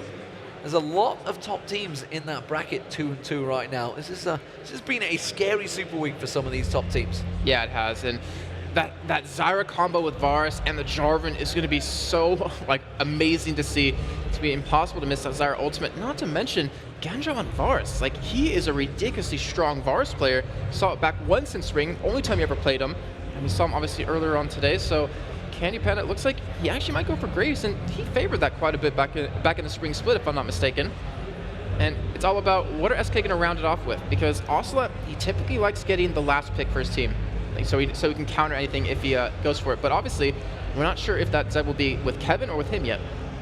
Right now, Gambit have a fairly heavy dive comp in the form of Jarvan and Kha'Zix, so they need something to prevent them. The flare, of course, coming out from the Thresh should be enough, and Kevin has gone for Kennen once again, which he did pull out in the last game. It was kind of semi-successful, but he was kept out of it by a Janna last time around. This time the presence is not there. When did Void get here? We're seeing Tryndamere hovered over. They hovered over this before, you know. Yesterday, I believe it was, and I thought they may be going to lock it in this time. It would, of course, be Darian playing it, or it could be Alex Ich. Yes, it could. Because he played it in the All-Stars. Yeah, and then we saw Void actually this last week in the first week of the summer split, playing him in the top lane, and he did extremely well, but I would love to see Alex on Lissandra. You see Dark and giggling. Sorry, Genji's giggling alongside him. So I would love to see that, though. We've seen Ferelnor play him. I want to see Alex play him as well on top of that. But SK's lineup before the last pick does go in for Gambit, I actually really like it. You were talking about Sejuani. The ultimate's really slow. But Gambit doesn't really have a highly mobile team to get away from it. The only thing they really have is the Zyra knockup to prevent Kennen from getting his full channel off, and that Lissandra's going to get locked in, Demon. Lissandra's did get locked in. The question is, who's going to be playing? Will it be Alex Ich, or will it be Darian in that top lane? We have seen some top lane Lissandra's already in the form of Soaz. Candy Panda scratching his head, trying to make sense of it all right now. He's like, this game. He's like, you got to be kidding me, not it's gonna be Lissandra so hard. again. And Kha'Zix to jump on top of you, so it's gonna be very hard for him to stay alive. So luckily he's gonna be going with that barrier, or smartly going with that barrier. Well, I mean, luckily the fact that he's got a maneuverable champion, obviously that's why you do tend to go with him. He's got that quick draw, tries to get away from there. Kevin, of course, is going to be maneuverable on Kennen. Sejuani's going to be locking them up. So they actually have a pretty good lineup here. But what do you give it to me? Because that's a full-on dive aggression from Gambit coming out there, with Lissandra just stacking on top of Kha'Zix jumping in, the layered from Jarvan, and then, of course, just at the back, Genja's going to be sitting pretty. Well, in the end, I think it works out for him if Gambit engages upon them. Like, to me, the meta has kind of shifted from back in Spring Split, it was about picking off someone extremely quickly, then moving on into the team. But now it's more about team compositions and fighting together, as you see in SK's lineup. But to me, it's like SK, if Nif lands a hook, which he is just amazing at doing, and goes in with the box, holds them in there, you follow that up with the Sejuani ultimate and the Kennen ultimate, not to mention the Graves, who has ridiculous burst. You can never underestimate that. It's going to cause quite a few problems for Gambit. And you see Fnatic sitting by watching this match. There is the SK team. That is their view from their screens. That's what they see. It's a little bit different from your view at home. There's a view you got to get very good at the game to have that view. Not quite the same as you guys on the front row, but I'm sure your elo's close. That's a great look. That's going to be a gift somewhere, I can tell. I've pulled faces very similar before, so it's nothing new there. But we are about to get underway, ladies and gentlemen. Of course, this is game 8 of the day, I believe. Yep. We have 2 more to go after this one, which is not bad. It's only 7 p.m. We're doing okay today, guys. We're actually on schedule. We're ahead of schedule, I feel, as well. But it is going to be SK Gaming taking on Gambit Gaming. Remember, Gambit finished 2nd in the league, and SK Gaming finished 3rd. SK Gaming, more importantly, did pick up a win in the last Super Week of the Spring LCS over Gambit. Can they continue that form? Because before that, they lost 10 times. That is a lot of times, unfortunately, for them. It's not as bad as their streak against Fnatic, obviously, but as you can see on your screen, Ocelot's on Kennen. So they did a last-minute switch. So we're going to have Kevin in the top lane on that Zed, or whichever lane he decides to go to. And Ocelot, this is something to me that's like his style. He likes picking champions that are playmakers, like Orianna, stuff like that, Kassadin. And that Kennen can be a huge playmaker. It's just about your ability to get in there. Obviously, with that flash, you should have the opportunity. I'm starting to grow to hate that spinning orb. Gotta be honest. The little countdown that comes alongside What if we replaced it with like a picture of Teemo? Slowly dying. Just a little troll face or something. I don't know. Something that could pop up on the screen, just going, "What?"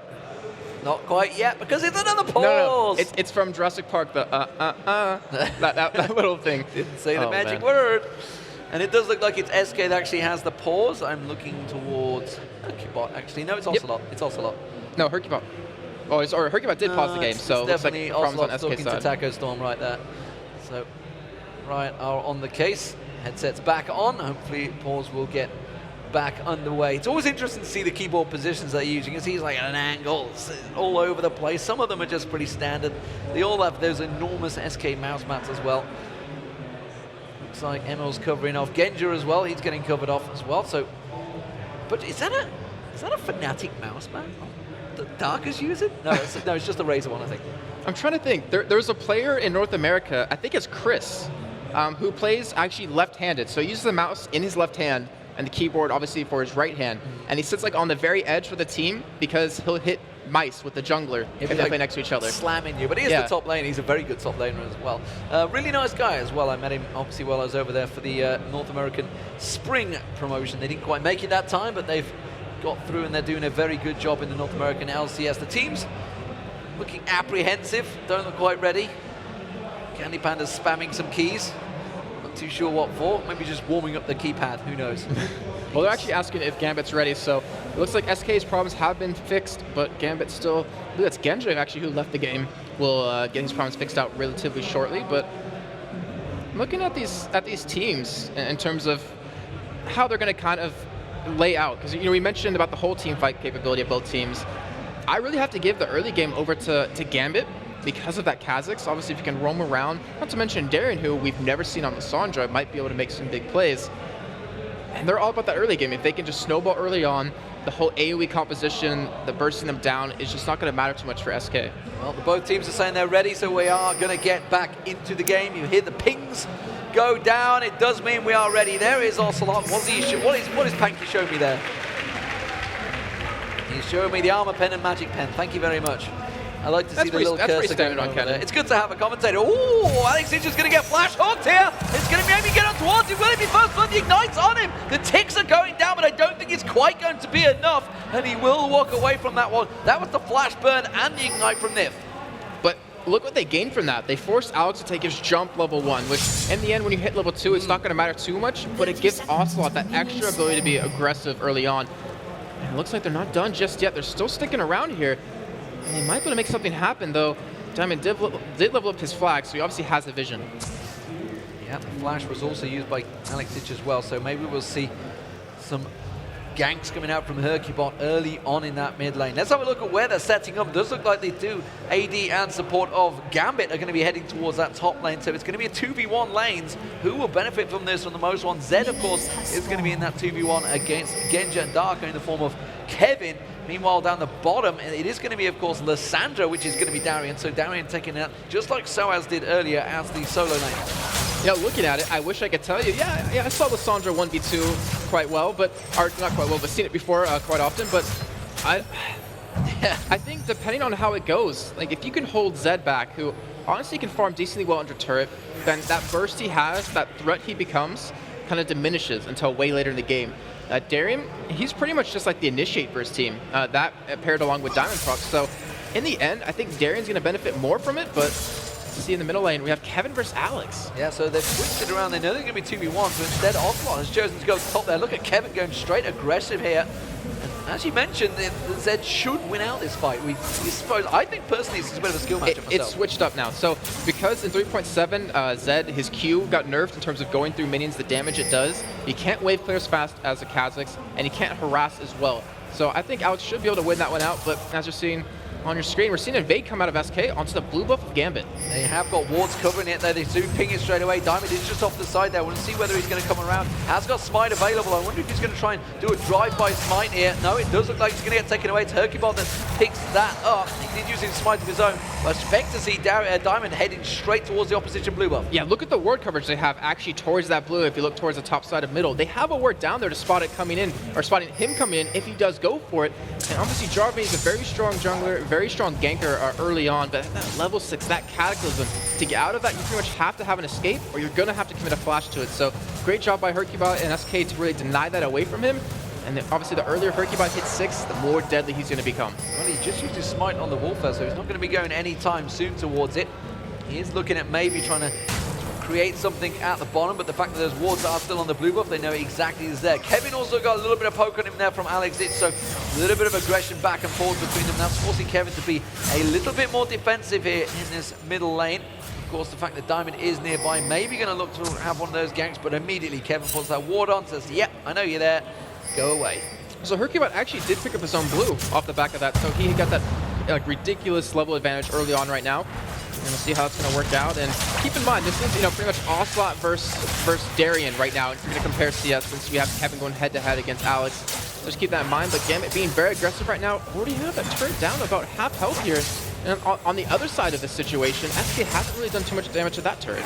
Putting a ton of pressure on that top lane. They are the one that obviously is forced to switch around, so they will want to take that turret down as quick as possible. And also, he's going to be on Kennen. He's going to be a little weak early on against this 2v1 laner. You can see desperately trying to create something here. Just trying to get that tower to hit him. And he did manage to get his wishes there. Ken just took one tower hit. More that he can dish out just on his own right now. He has still got that Doran's Blade start, which is not the standard build. I wouldn't have thought for 2v1. Kennen against I don't think he expected to be 2v1. I think he honestly expected to be 1v1 against Darien, because Gambit typically doesn't rotate their top lane at all. I mean, Darien will usually just be top lane. So I don't think he really expected it. Luckily, he did have a ward on him, so he won't get dove really too easily top lane. But we do have Hercubot coming in for gank on middle. Alex obviously has that jump to get away. Splash still on cooldown, but it's a Kha'Zix. Just waits for his time, jumps away. So let's have a look across the board. Kevin did start off with a pot, I believe. He's actually got no items right now. Alex is going to keep the pressure on, forcing him back on towards that turret. He'll be able to farm out the CS, so I don't think it's going to be too much of a problem for him. But you can see he is still up on CS with Alex, so no problems there. That bottom turret, now it's took a lot of damage. You can see SK have managed to work it down. They've actually taken it lower than the top turret. So Ocelot now defending a lot better, and Candy Panda and Nif have suddenly realized, right, these guys are pushing the top turret. We need to shove this bottom one. Yeah, they do. It's the sign that Gambit, they don't want to go late game against SK. They don't want to give Ocelot a chance to become really powerful to lock their team down. So they're trying to end it early on. But SK, they should be able to take this turret here as it's now very low on health.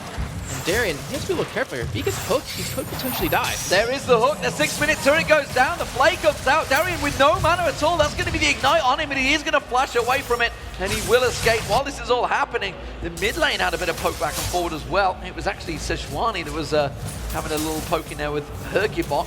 Alex is trying to get aggressive on him. He went for the Tear of the Goddess. Ocelot just avoiding the piercing arrow there. Takes the hail for arrows instead from Genja. So, how is that going to work out? Who's that going to favor? Are they going to switch it up? As it stands, though, SK continuing to put the pressure on that bottom lane. Yeah, so they have the wards to really go for this, because if you look at Nif, he wasn't forced to put any early wards down since he had a 2v1 lane. So now they're just taking that aggression. They're warding up deep inside the jungle of Gambit. And honestly, I wouldn't be surprised if they wanted to continue pushing that just to keep Darien out of it. So if he ever does become that initiate for Gambit, he's going to be shut down. But as you see on your minimap, that's not going to happen. Candy Panda will head up towards the top side, and then most likely we're going to have Ocelot versus Darien. And I wanted to see if actually, yeah, okay, so Darien, he is pushing the lane back out. He's not trying to freeze it, which actually would have destroyed Ocelot if they do pop that lane spot. Yeah, we'll see whether he does. He is going to go back down towards that bottom lane. So it will be a full lane swap, and it is going to be the duo lanes up against each other. Kevin returns to lane as well. He's been and got himself a Vampiric Scepter as his first item. Vampiric Scepter also picked up by Candy Panda as well. So he's in that top lane. He's going to be going up the Vampiric Scepter and the Doran's Blade along with those boots. So actual build advantage going to Genja because he waited just a little bit longer to back off. But then we might run into that problem that we've seen Genja be building 3 Doran's Blades every time. We'll see what's going to happen this time. Maybe he won't go for it. The last game he did not. So it changed up a little bit here. But that Varus versus Graze mixed in with the Thresh and Zyra is going to be extremely explosive here. And I honestly would be surprised if the kill comes down very quickly because we have an advantage of levels to Candy Panda. He is 6. He has that burst available. It's just up to Nif if he can land that hook and if they feel confident going in. And hit 6. This CS difference is actually going to get created because Darien's just cleared out those 3 waves, I believe it is, down that bottom lane. He's now miles ahead of Ocelot. 30 CS to 45, building up that big advantage. Ocelot, we'll see how it works out for them. Still no kills, of course, in this game. The gold advantage is with SK, as you would expect with that 1 turret down. And Ocelot's going to be happy to continue farming on this turret here. Puts the board down on the ward. The Tribush. Alex is backing off. He's going to maybe complete the Manamune here. I'm not too sure what he's going to go with early on. Would it be Boots? Sells the mana pot and goes for the Manamune. Okay, so what's that very early damage coming in? And I like what Darien's doing bottom lane. I just want to go back to that really quickly, is that we always know him as this very aggressive laner. He likes to push constantly. Most of the time he gets caught for being too far out, but the thing is, he had, or actually I think he still does have Yeah, he does have a ward in that tri-bush, so he's going to push up against Ocelot, make him farm under turret, which he currently doesn't have double Doran's Blade, so it's kind of hard for that to happen. They're going for blue buff here, I feel. Actually, meanwhile, in the top lane, oh, it's going to be a snipe on Nif. He gets dropped down, and now towards the blue buff, you can see Hercubot was looking in there. Ocelot's getting rated to go, but the pink ward coming out from Gambit, that surely will trigger them to go defensive. They can't push in towards this one. They don't want to give away any kills because that first blood just did go over to Darker. And that is going to be really nice for Alex to stack that mana immune now. And it looks like he's actually going to be going bottom here. And in the meantime, Candy Panda is trying to pressure this turret. Hasn't done too much damage to it yet. But he does have a nice chunk of farm. Well, there's 3-man diving in towards the top here. Darker's all on his own right now. Here comes Hercubot. He's going to happily tank the damage. He's going to throw that ultimate out. Candy Panda's just going to actually, he's tanking the turret. Just got to be careful. The passive might come out. The snipe's not going to be enough. It does go across Candy Panda, but he safely picks up the kill. In the meantime, Gambit's doing something that they normally do, but it's with Darien in the top lane dying like that, not Darker. So if that happens, they just go for a game. But Genja actually is dying in the top lane. He is going in the top lane. He does get taken down. The Dragon was being picked up by Gambit, but that is another kill for SK Gaming. The gold will actually equalize itself though, because with that Dragon going down, they could push on this top turret though. They could get this down if they wanted, but right now they're just taking a little bit of farm. Candy Panda is going to be backing out now with 1,800 gold to spend. So he's going to have that BF sword, maybe go into that Bloodthirster right away. Not to mention Kevin, who hasn't bought quite a while. He's on 2,000 gold right now. So if he goes for that Blade of the Rune King early on, he should be able to have it very quickly. And he's sitting in the top lane, keeping the minions pushed into that turret and forcing Gambit to miss out.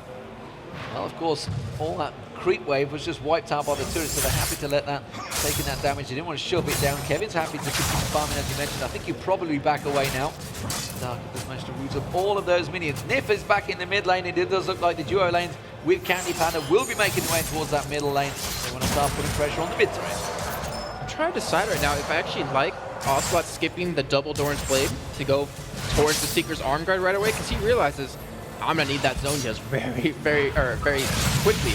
But he seems to be farming quite well into turret, so not going to be hurting out too much. And SK, just like we saw in the top lane, they roamed around as 3, ganked Darker, ganked Genja. They're still sticking together here like a buddy system. And they have the opportunity to actually get into the top without being spotted if he wants to go for it.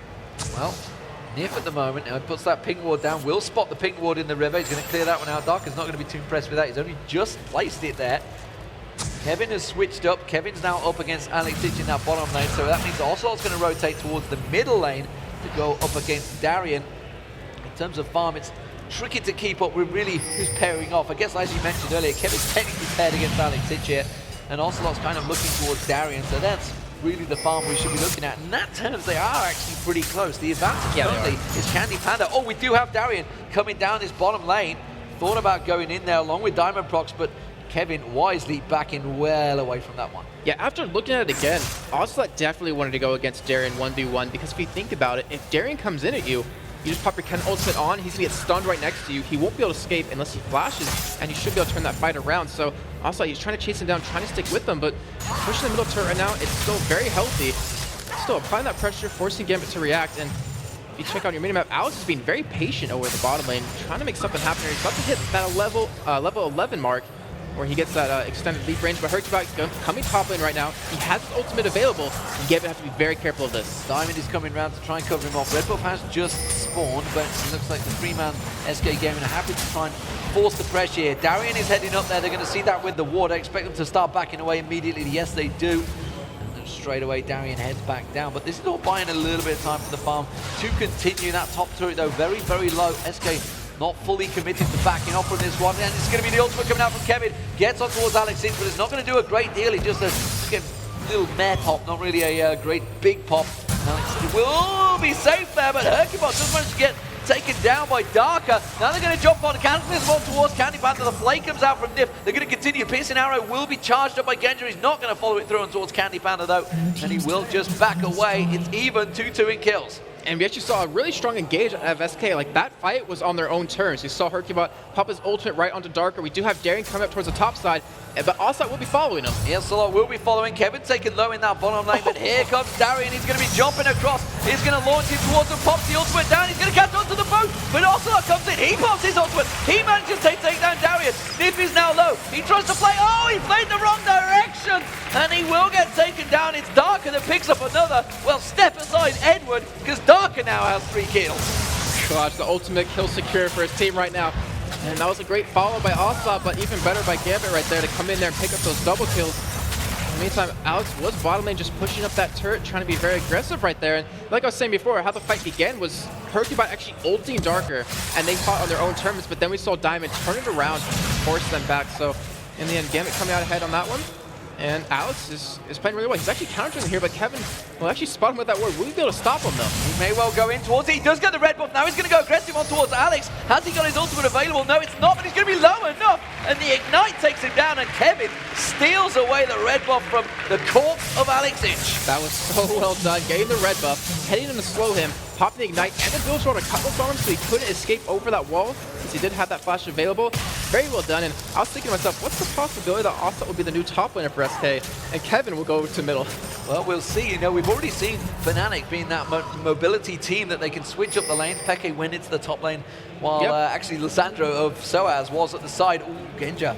He's going to get focused on. They're going to go in. It's Darker. They're going to find it. The ultimate comes out from Hercubot. The hook comes in from Dim. And Darker is just exploded where he stands. I'm a little bit confused by this, actually, because Hercubot, every ultimate he's used has been on a Darker. And they keep going for kills on him. Obviously, he's trying to get Candy Panda fed. 3-1-0, why not? Oh yeah, I mean, he's trying to get Candy Panda fed, but, you know, what about Alex, who's sitting very well in farm, has really good items? What about Darien, who honestly has some decent farm as well? But honestly, I think SK is just happy picking up kills wherever they can. I think Darien was just getting found by Kevin there. A little bit of poke they were seeing if they could get towards that blue buff that Alexage is on now. Ocelot's continuing his farm in that mid lane. He's actually caught up on Darien as well. Equal farm between those two. Got Sorcerer's Boots as well. Still hasn't completed that Seeker's Vanguard that he was built towards. He just had no reason for it once he changed lanes away from Alexage. And he's sitting on 1,500 gold right now to spend anyway, so when he does go back, he'll have it relatively soon. He's the Seeker arm guard part of it. And SK doing extremely well considering, you know, the performance they've had. Unfortunately, it seems like they've really composed themselves as Nif lands a pull on a Darien. And they're not going to follow it up though.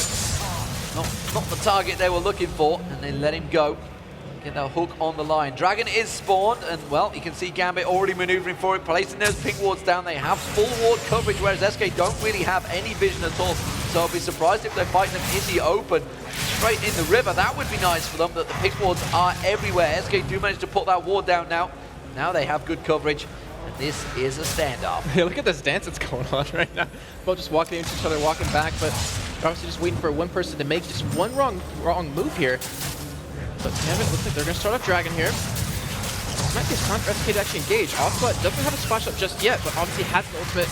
Hercubot, his ulti will be up very soon, so we could see a fight off the back of Dragon, if anything. Ultimate from Hercubot is just being delayed. The hook goes on towards Alex. They pile in towards him. Cataclysm comes down. That's going to be the knock-up, and SK dropping like flies here. But they might be able to pick up a kill on Darien. He should get popped, and Kevin does take that one down. Can he get anyone else from it? No. Candy Panda, I feel if he'd have stuck around there, he could have turned that fight on its head. And Genja, I'm sure, would have gone down, but it was a 4-for-3 to Gambit. That was so explosive. We talked about, you know, Alex not getting ganked at all, but they just piled on him, blew everything they possibly could. He popped like a balloon, and then they switched over to Darien, and they didn't let Gambit engage upon them. However, SK still lost one man more, and they came out the losers, unfortunately, of that fight. Yeah, and of course they took that Dragon as well. 2-1 in turrets, gold. You can see very, very close between them. They didn't take the Dragon. Thank you very much, Panky. I get it. I see what you're trying to say. I made a mistake. I do call him out on a lot as well, but so fair enough. Ocelot's going to get a massive chunk of farm in that bottom lane. He's going to come in and clear that up. Actually, Kevin's heading there as well. I think he wants to leave it for him. Yes, they're actually leaving it for Kevin, so they want Kevin to be the one that gets farmed. Yeah, it seems like Ocelot, I mean, he's going to do a lot of damage. As in the meantime, I do see Gambit taking Dragon here. Nif's going to be coming in, but he's going to stomp it just here. But he seems like more of a stun bot now. As Hercubot went over the wall, he tried to go in for it, but Nif should be able to save him. Well, actually, he's forced to flash because it was a little too late. A little too late. The hook gets thrown out there. The top turret went down to minions actually as well while this is all happening. So that swings Gambit's gold. 2,000 in their favor. And of course, the advantage is slowly being clawed back once again by Gambit. How often do we see this throughout the spring season? Despite the fact they may well fall behind, they always find a way to get back into it. Yeah, I think I said that last split, that you can, you know, beat them in lane. You can have more kills than them, but they will always have more gold than you in the end from that. And Hercubot, because he's using that energy-based champion, well, 2 of them, he's able to pick up those blues quite consistently. Level 10. We do have also at level 11 right now. And honestly, I think the next bit of action will become, I think when Kevin hits 16, when he gets that rank 3 ultimate, he can pop anyone on the team of Gambit by himself. Well, they're desperately giving him the levels. Yeah, you can exactly. see he's taken that big bottom wave, and now he's taking the big top wave. He's already up to 14, so he's actually built 2-level advantage over Alex Sitch. So almost certainly that is what they're building towards. Yeah, and it's going to work extremely well, though. We saw in the last fight, they did pop Alex, but they all got knocked up by Darker's ultimate.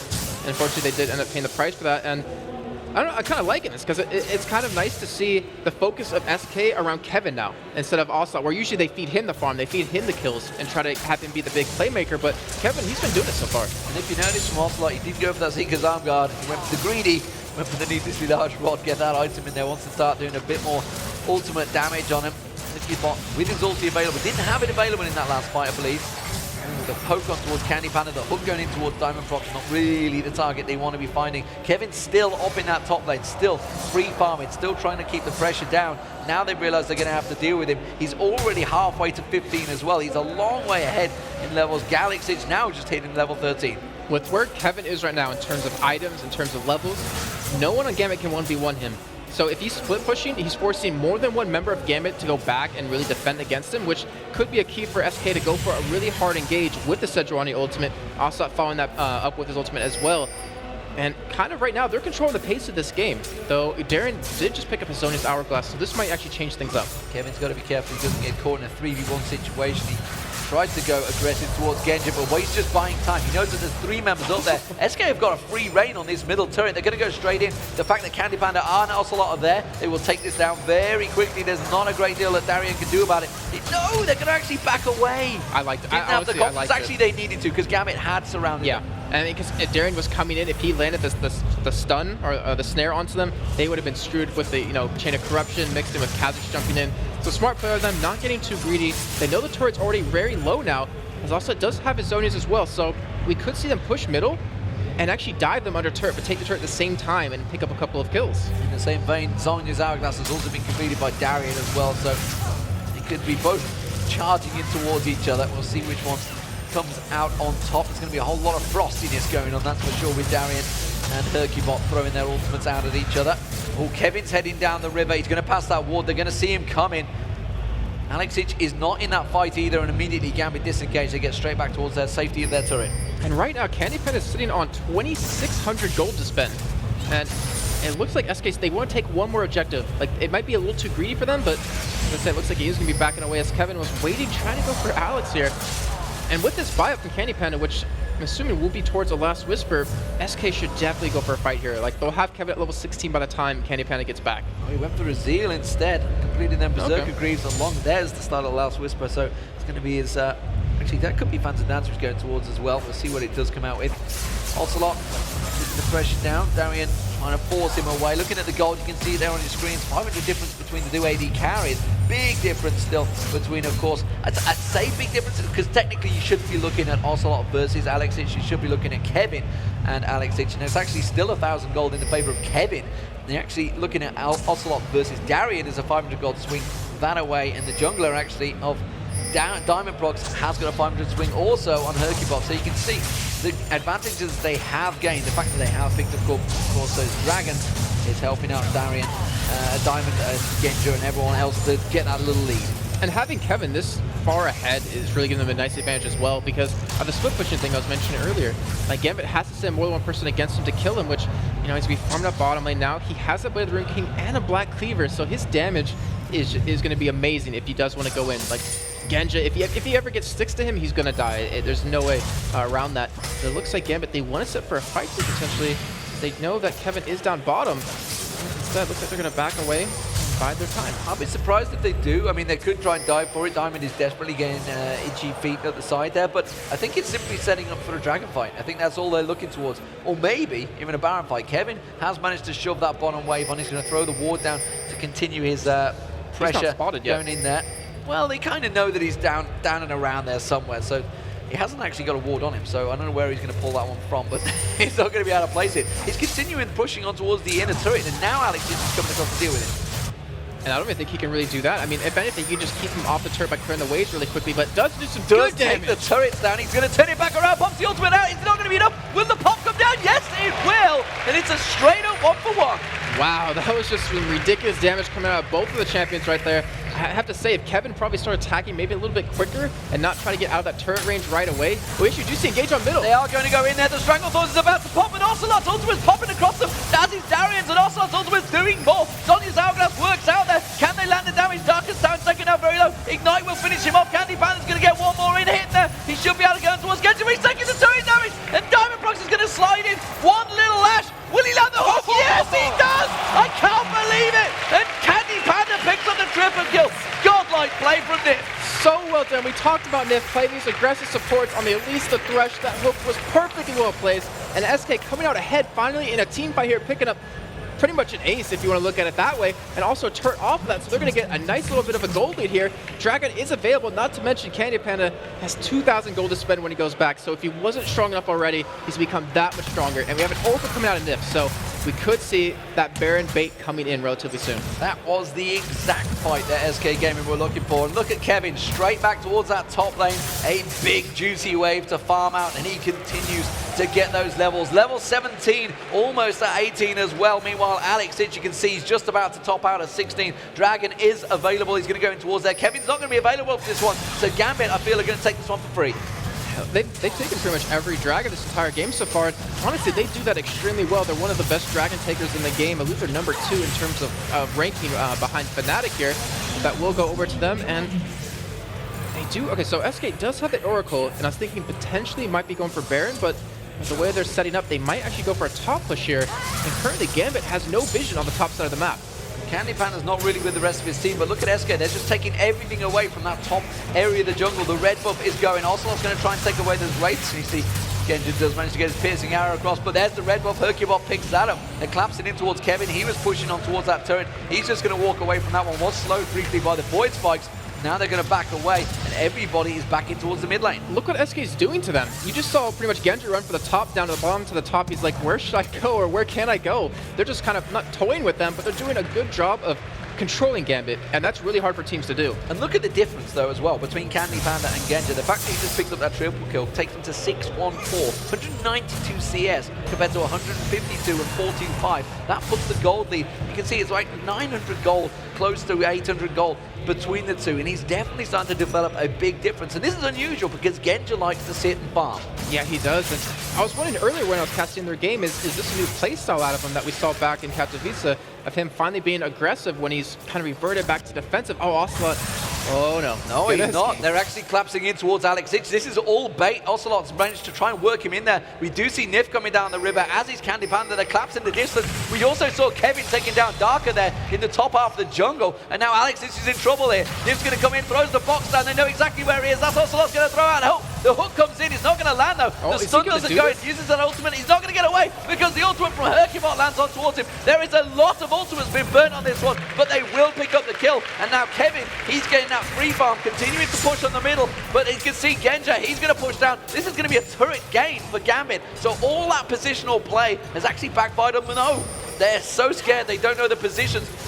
Ooh, I tell you what, Kevin might be able to go for Darian there, but instead he's just going to back off to safety. If he had his ultimate available, I think he definitely would. He actually popped it all on Darker, blew him up obviously towards the beginning of that fight, but so well done by SK. I mean, Ocelot kind of just baited in Alex, just like he said, able to pick up the kill, and off of that, they're going to get some damage onto a turret. Actually, they even might be able to get the bottom turret because Kevin previously did a lot of damage to it. Ocelot now is going to be pushing in there. Hercubot is with him as well as Candy Panda and Nif. They may be able to get on towards this inner turret. They have got the tank mini in there, so they're going to put a lot of damage down on towards it. Instead, they're going to choose to back away, keep the safety. Kevin continues to push, hits level 18. Now 2 clean levels about ahead of anyone else in the game. And I'm looking at this and I'm thinking to myself, Ocelot said this before, I believe on the analysis test one time, is that, you know, against Fnatic, they hit that 40-minute mark and then just someone makes a mistake and they end up losing the game. Yeah. And right now, I mean, you're seeing Kevin split push when they're obviously going to be stronger, well, not obviously, but it's really close, but still, they're stronger in team fights. But still, in the end, it's kind of like a game plan for that. They just want to let him keep doing that, and then they end up having a 4v4 or even a 4v3 in any other lane they want to go for. Because Kevin is just, he's farming away. 279 CS, 28 minutes in. He has the last Whisper, so you can't really build armor against him. Alex is sorry, Kevin is just drawing everyone towards him right exactly. now. You saw 4 members of Gambit going up there. They were so fearful of finding him. Anyone in the open there, very dangerous play for Nif here. He's going to try and get a ward out, you can see, but he's stood on top of one right now. Has got that Oracle with him. He's well aware of it, but he's got to be making sure he doesn't get ward baited, and he does back away from this one. Kevin is starting to head down. He's going to pass straight through a pink ward, so they know that he's coming. And again, these middle turrets, what Gambit want, but it's taken so long to get close to doing it. Yeah, exactly. They've been sieging away at this for about 15 minutes now. Looks like they'll finally get it. Darian does go in. Darian flashes in for it. It's Candy Panda they went for, but the Dark Passage was taken. And Nif pulls him to safety. The hook comes in. It's Alex 685. He goes in, gets the pops down. Chain of Corruption comes down. There's only 4 members there right now. They happen to try and get into position. SK Gaming are dropping life flies. Alex jumps around. He manages to get 2 and just flies through the team. Kevin was not in the fight because he's taking down the inhibitor turret at the top. And that was just so well done by SK in the end. Like, they wanted to go for that fight, and it was actually a pretty good fight since they got the pull onto Alex, but they didn't have the damage. Kevin wasn't there, and in the end, Gambit picking up 4 kills for 1 inhibitor turret, and now Gambit, they're fancy the chances at Baron. And honestly, I think Kevin can clean up. I think he could easily clean this up. I don't think they can do Baron. They're going to get taken so low here. They've passed the ward as well. And look at it. They're desperately tanking it around. Kevin could just come in and clean house here. Waiting.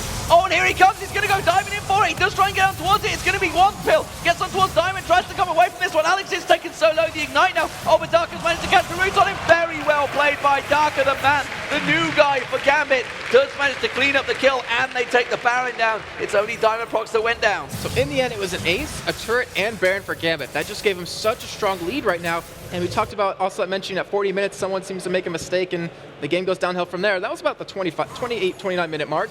But hopefully, SK will be able to do something to turn this around. They obviously have a very strong team fighting composition. It's just about them all being there. That's the thing, is that they've been sending Kevin off to do his own thing this entire time, split pushing. But now they're on the defensive. They cannot really push against a Baroned up Gambit. They need him in the fights now. Alex has hit level 18. He managed to clean up there. And now he's got a Guardian Angel. He's going to be a fly with 4 wings. Not too sure how that works. It makes him very maneuverable in the fights, I think. He's going to be jumping around. So it's time that Kevin actually joined them. They did take down that inhibitor turret, though. So while Gambit do have the Baron, they still have all of the inner turrets SK Gaming right now, whereas you can see that top lane is completely exposed. The bottom lane had a lot of pressure on it, as well as the middle inner turret. So SK Gaming have been taking turrets while Gambit are trying to take kills. And at this moment, it's working out very well for SK at this point. And Dragon coming up yet again. Gambit taking every single Dragon in this game, if they do in fact get this one. And Ocelot, he just finished his death cap. I mean, he already did a lot of damage, but it's going to be amplified so much more.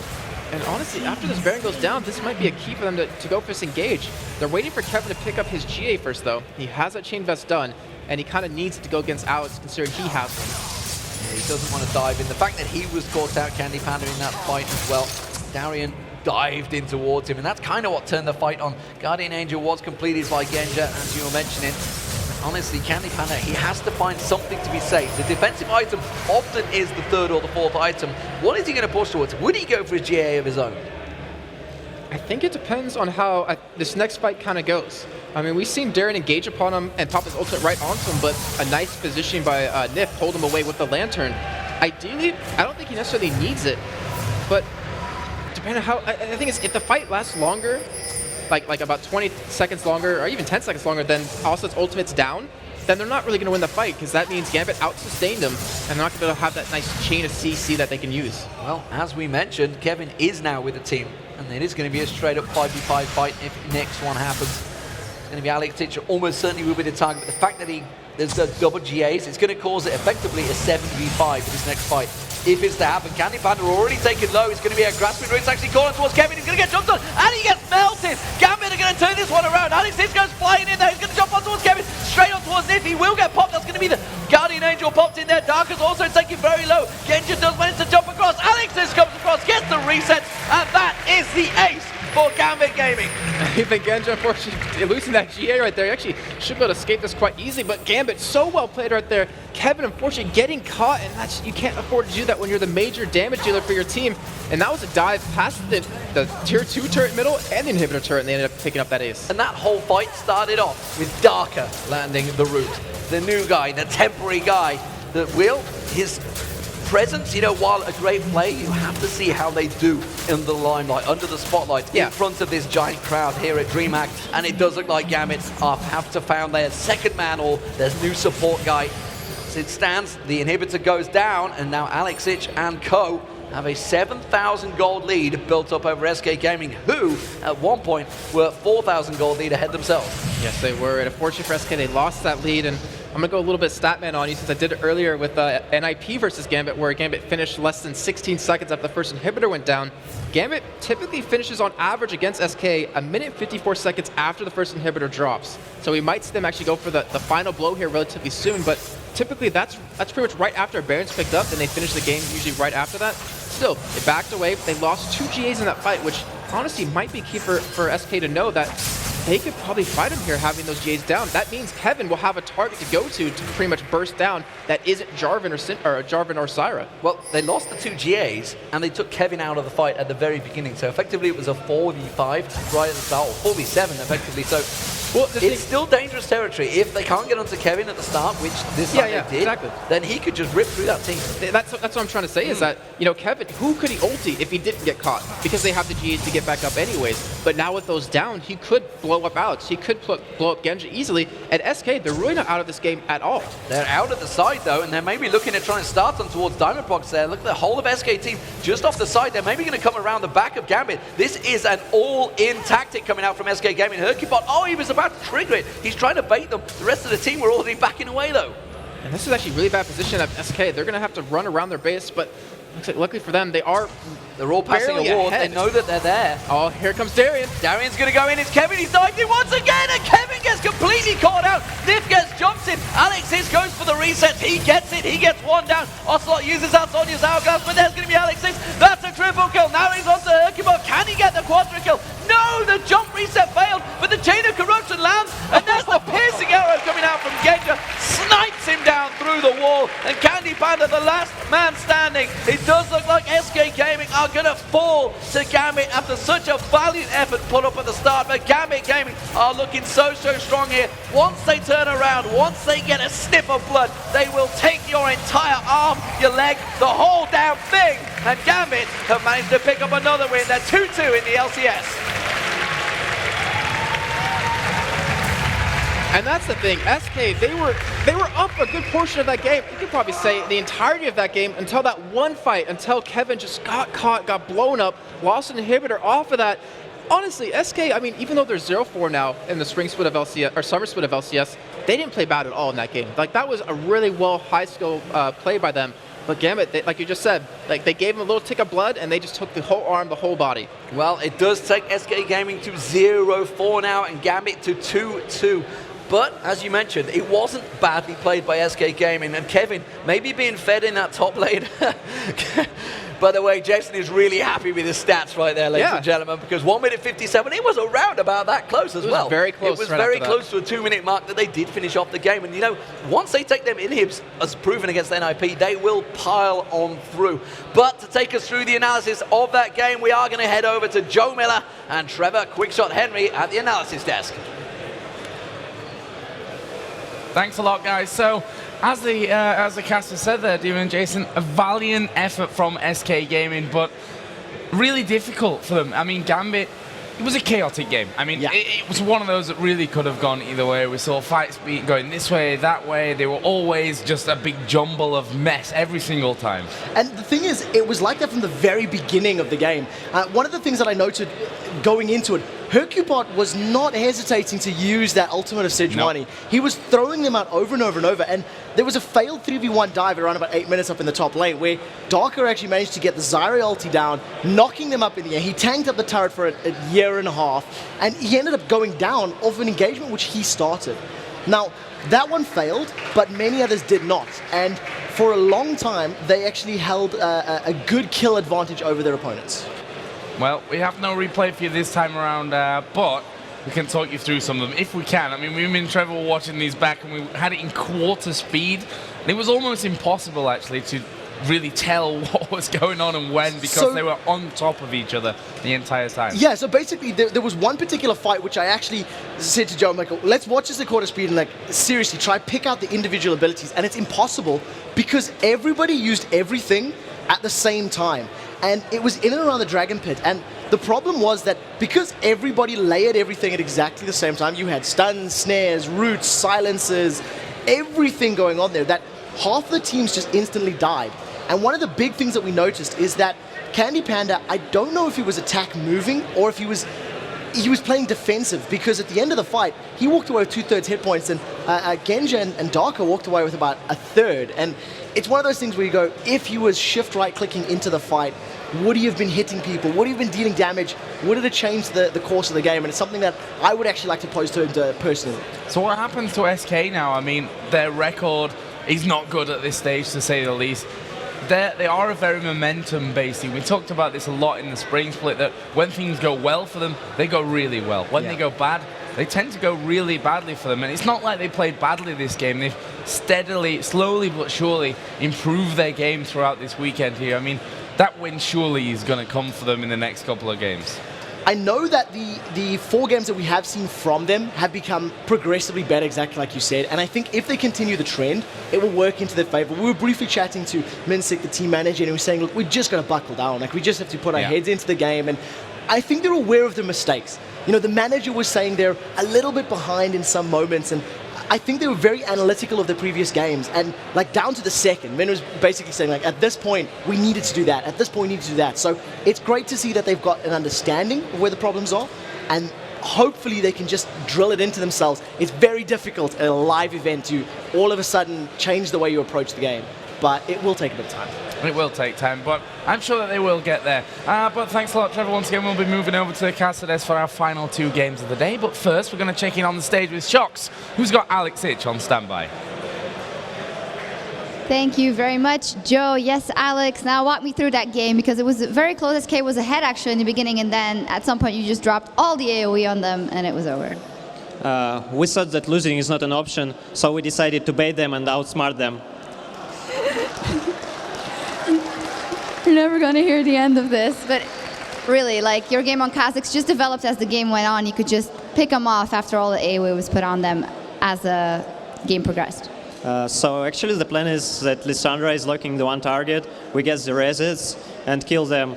But actually it was really hard to engage on them, and most of the engages were me catching the hook, and the fight was starting like that. So I really needed GA earlier. I think I should build it after Manamune maybe. But still, I think that that was the only way we could start the fight, because that was split pushing us all the time and we needed to do something. And as for that, I really hated to play this game, because the only way I could deal with him is just trade with him 1-for-1. And I thought that my team could fight them 4 versus 4, but it didn't end well. So after we got all our items, we were much stronger in team fights and we just benefit from it. All right, now the weekend of ups and downs so far for Gambit, but it's only the first weekend of games, of course. So what is your evaluation so far with Darker, who has, of course, joined the team, and the general form of Gambit? So I think that our scrims were much better than we're playing at the moment, so I would say that we're underperforming. I think last days of scrims were bad too, so I would say that it started from there. But still, Darker is a really good player. I really like his Sona play, and his Zyro was amazing this game, so I think we should be fine. All right, then the last game of the day for you guys is going to be Lemon Dogs, who started off very strong yesterday, not as strong today. What is your prediction on that? I think the only problems for Lemon Dogs, as for our game, can be that they can be very tired, because they're like this is their 4th game for today, and I think that they are really strong enemies, and we'll try to do the same that Alternate and Meme do. So we will try to some kind of reproduce that action. And because I think that they really did well at abusing their weaknesses.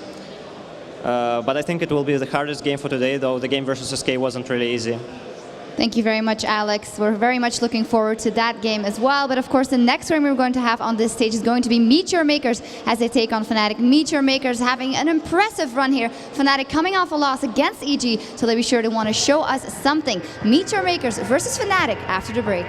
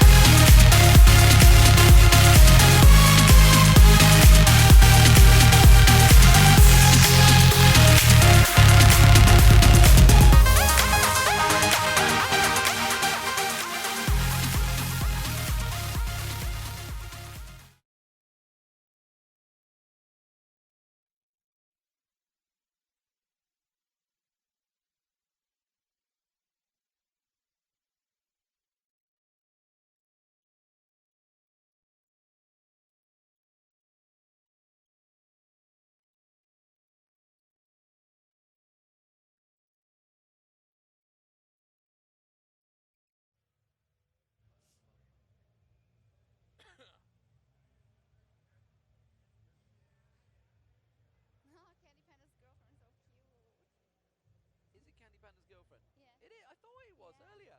Cute, isn't it? Who? Candy Panda's girlfriend. Oh, yeah. It is Candy Panda's girlfriend. I was sat there going, sure it is. Rocking out the children of Badam.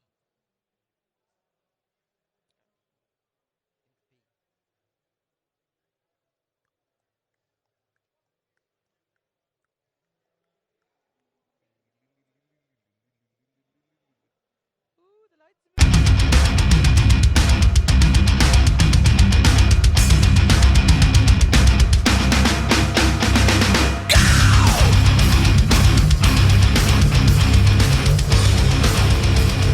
Welcome back, everybody, to the European LCS, the kickoff of the summer split, and we are, of course, at DreamHack Summer 2013. And we've seen the views of this awesome arena, we've got the awesome League of Legends games, but DreamHack is, of course, a lot more than that, and that's why we have a special treat for you, guys.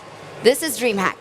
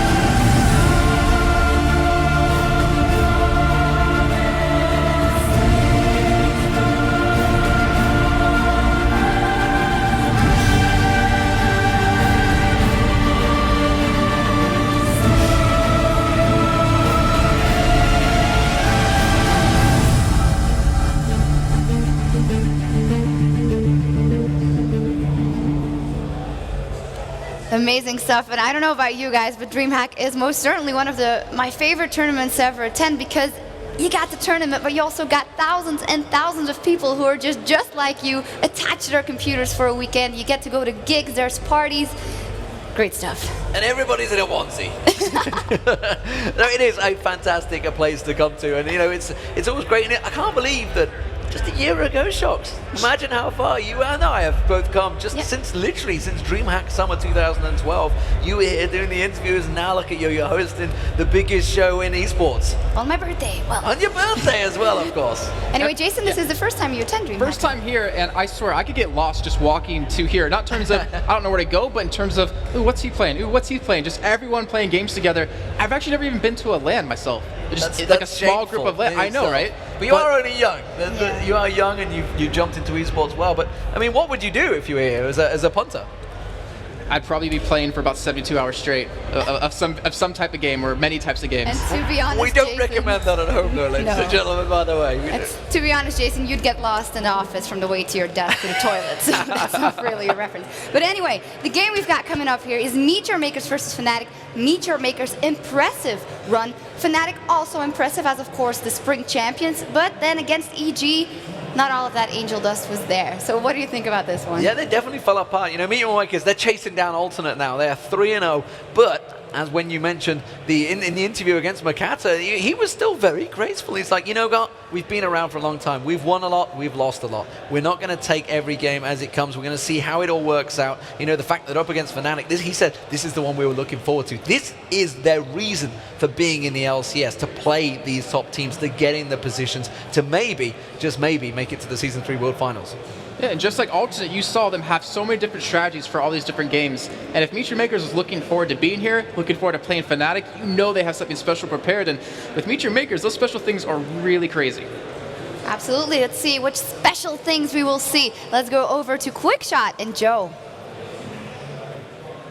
Thanks a lot, guys. So a big game here for both teams. Quickshot, NYM, as I mentioned before there, have started off incredibly hot here in the summer split. Yeah, 3-0 right now, and the games have been fantastic. And not only from a gameplay perspective, but from a metagame perspective as well. They've controlled games, they've played different compositions, they've really, really stepped up to the plate. And one of the things that keeps impressing me about all of the games is their vision control.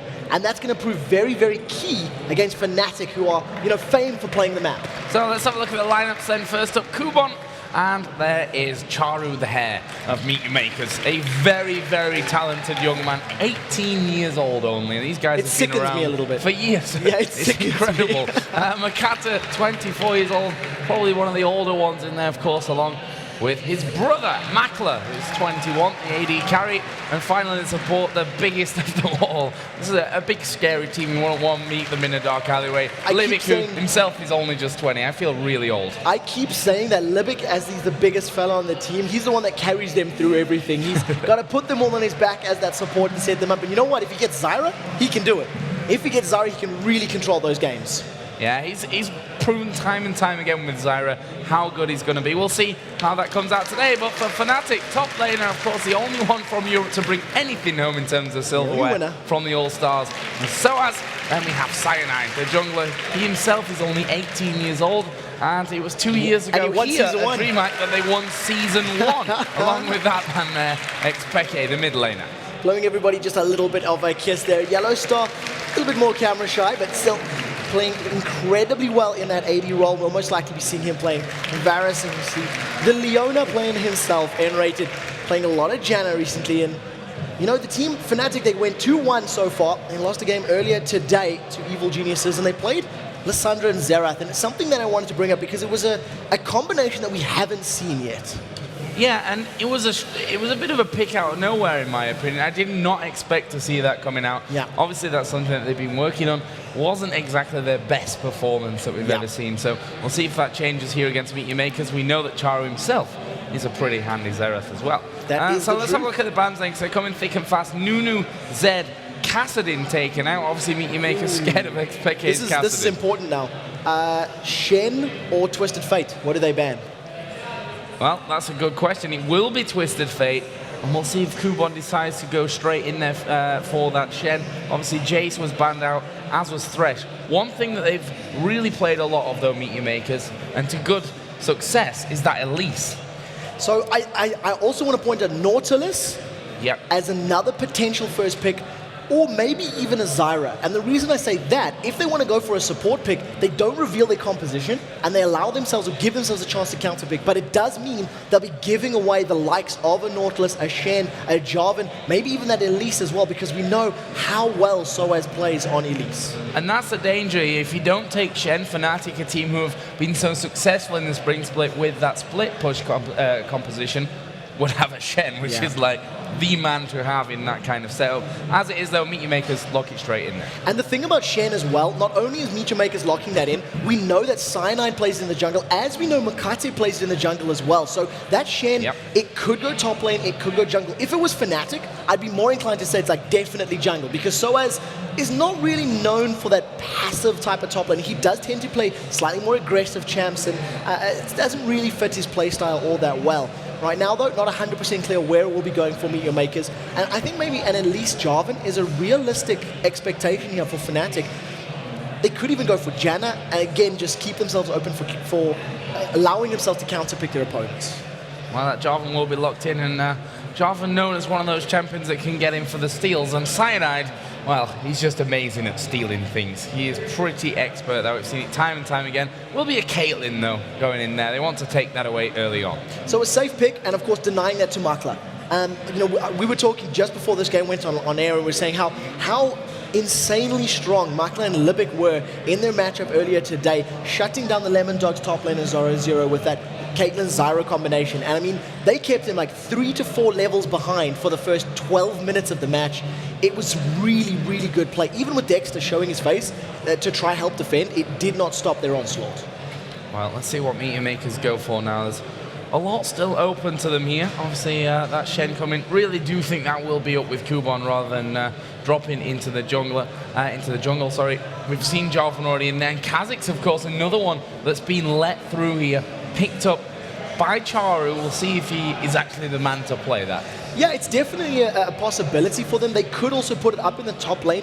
I was going to point out that Ahri was available. We know how well Charu has played Ahri in the past, but realistically, I think we're going to see the likes of that Kha'Zix in the mid lane. Now, some of the counters that we've seen to Kha'Zix have included Kayle in the past, but we've seen her next to none this weekend. And an Orianna has been a pretty common pick into that Kha'Zix. Get that shield up, and basically as he lunges at you, just put that shockwave and that dissonance on your feet and try to chunk him down. So maybe going the Orianna route. It's a difficult one to predict for this one, because both teams have such diverse champion pools and such a great ability to play different strategies. It's quite difficult to see what they want to go with. Well, with that Zyra gone there, it looks like Fnatic may go for that Nami.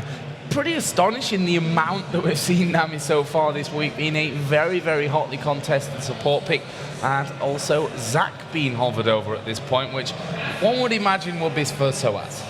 Yeah, definitely. Giving it to him up in that top lane. We know that Jarvan will hold that Cyanide in the mid, and Jarvan will be given to Cyanide in the jungle, and they're leaving their mid pick for last. Red side, just counter pick, make 100% sure you can accurately estimate where your opponents are. And Ezreal, maybe a blue build Ezreal, would actually fit into this composition quite well. And it would allow them to kite the Jarvan, kite the Zac, and buy time for Shen and Kha'Zix to do the best that they can. So I think that would be a nice lock-in. And there's the Elise that we've talked about so extensively. That would definitely be then a Shen in the jungle Elise top lane. I think Kuban would prefer the Spider Lady to the Ninja Dude. Yeah, I agree with that one. And I don't recall Makata seeing Makata on Elise in the jungle. I could very well be wrong with that. We've seen so many games of League of Legends over the past few months that could well have slipped my mind, but we've seen how much Kuban and how well Kuban has played Elise.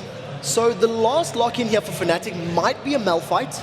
We've seen Peke playing AP Malphite already. He builds like a little bit of penetration early with the Haunting guys, then goes into armor. That would protect him against the likes of a Kha'Zix and an Ezreal, and it would be a fairly good matchup. He naturally builds armor and health, and he could shut him down. If it is the Orianna, that was the original guess, and that basically just gives you stick that on Jarvan, stick that on Zac, and throw that in there to lock them down. Well, let's see then. Charu, surprise, surprise, currently is running with teleport. And that's an interesting one. We talked about this in their last game where he had that, they played well, they won the game, but we don't remember a single time that he used teleport. There were a handful of times where if that teleport was an ignite, he probably could have picked up 2 or maybe 3, 4 kills even, let's say, at a push. I would say very confidently he would have secured 3 kills, possibly a 4th, if he'd had that ignite, because he was within 120 HP or less of killing opponents, and the ignite damage, the true damage, would definitely have done that, would definitely have taken them out. So he's stuck with the teleport now. The fact that he's going to have teleport and that there's going to be a Shen on the side means that if Fnatic get into their funny business of split pushing, that is 2 possible counters that can alternate defending against whoever it is that's going to be pushing those lanes. So in terms of facts then, and how the ranking will stand after this game, there are 2 possible outcomes, which would be a full 0 Meet You Makers up there right at the top, or a 3-1 Fnatic and a 3-1 Meet You Makers, which would obviously leave them level in the table. So, a couple of very interesting facts from this one, that if Fnatic were able to pick up that victory, then they'd be tied with the New Boys, but MYM could make a massive stride in terms of getting through the summer split and into the next stages of Season 3 and towards those World Championships. And Fnatic are going to have a bit of an uphill battle in this game against Meet Your Makers. MYM have played, and a couple hours ago, it's not too long, it's been about 7 hours since Fnatic last plays. They've all stayed at the venue. And, dreariness, and it takes a toll. If you're not sitting and you're not 100% focused now between your first game of the day, which was a loss for Fnatic, keep that in mind, to now this matchup, which is the second to last of the day, and their last game, we'll see whether or not they're on point, whether or not they land all the respective skill shots. Because if they don't, then obviously they're not going to win, especially because they've got a pretty heavy engaged composition. They basically want to be throwing themselves into MYM over and over again. Well, we're going to get into game then. Here's Fnatic versus Meet Your Makers. MYM starting off on that blue side. Let's see if they can continue this run of good form in their first LCS split. Yeah, welcome to the New Boys, that is for sure, as they have arrived with a bang. And right now we'll see whether or not Makler can repeat the performance that he did in the previous games today with Ezreal, but he was playing Caitlyn in those matchups, so he'll be well aware of the specifics that Yellow Star will be able to pull off. So, early action here. What can we expect? We've seen a couple of games today that have gotten really crazy at level 1. Of course, the Evil Geniuses game earlier is the one that really springs to mind in that game against Alternate. Let's see then how this one is all going to work out. A couple of early wards down.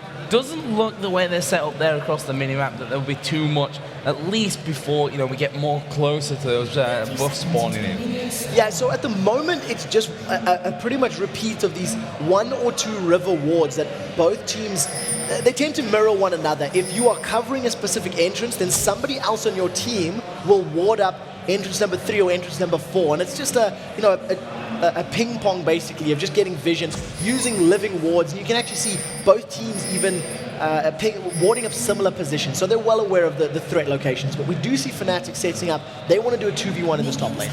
Yeah, 2v1 in the top lane. Looks like it's going to be a standard for Meet Your Makers of Ezreal Zyra down in the bottom. We can see that Charo will be the man to help Makata along his merry way with this jungle. Shen, Peke doing the same for Soaz, over by the Wolves. So because of these lane swaps, the advantage is definitely going to be in the favor of Fnatic, as they will be able to at least apply tower damage a little bit easier with that very good range of Caitlyn. However, Elise will be a little bit safer in lane than Xpeke's Orion, or in this case it's going to be Soaz's Zac who's going to be in that bottom lane. Because Zac, of course, being melee, he's going to take a lot more poke and a lot more damage from that mass range of Zyra support. And you see Enrater just helping out Cyanide, going smiteless on his red buff for the start of things. And there was Makata actually in the bottom lane here. Has already got some good damage out. Not Makata, sorry. His brother Makler. I get that, the Kuke brothers here for Meet You Makers. Already put a decent amount of damage down onto Soaz. And that's something that might be a little bit troubling there for Soaz. As we are seeing here in the middle, actually, Charu already going to get engaged on by Xpeke. The Ignite was used to try and force him out early. So Xpeke, immediately realizing he has the advantage, is going to use that passive of Orion and get that additional magic damage, land a number of auto attacks, and in combination with the QW, apply slow to Kha'Zix, and that's basically where the damage came in. We're seeing the teleport from Charu. This is one extra teleport that we've seen that we did not see in the previous matchup. So he hasn't lost much CS, and he's going to be in, within experience range, which is the good thing. Yeah, straight back into the action there. Doesn't want to be losing out on anything, if at all possible. One thing that Zac right now is having troubles with, Soaz, of course, in that 2v1 lane in the bottom. He's currently only got one minion. Yeah, so he took damage at level 1. He couldn't get in range to actually last hit, but he has been in experience range to at least get a little bit of XP working towards that level 2. Jarvan is hanging around in the bottom here, and look at that Mystic Shot from Makla. Well aware of Cyanide's position. He knew that the jungler was going to be coming to help because his own jungler is moving to the top lane. So the rhythm of the map, showing or revealing where our opponents are going to be. I tell you what, Charu there is having a little bit of struggle in time against XPK, who's not afraid to get those auto attacks stacking up towards Charu and really denting his health down in the bottom. So has again started to work away from the tower as well, and will now have to see Cyanide leave him. And that's the thing about Soaz, obviously the way Zac works, every time he uses that ability, he loses the chunk, pick it up, get the health back, or at least a percentage of that health back. But if the enemies walk over that, which can happen in that scenario, you lose that completely. Yeah, and so basically, you want to be like a sweet spot of like about 60 or 70% HP, because then the cost of the ability will actually be less than what you're getting back, and you'll maintain that balance. The difficult thing is maintaining that balance while you have Zyra and Ezreal using the great range to just poke you down. So it becomes a very, very tricky balancing act, and it's the reason that you see he started with a rejuvenation bead, so he can basically lose CS and get the health back. Peck has been jumped on! Oh, and he flashes away from the taunt. Then Makata was going to land that onto him. That would have hit XPK. That could have meant the end of him.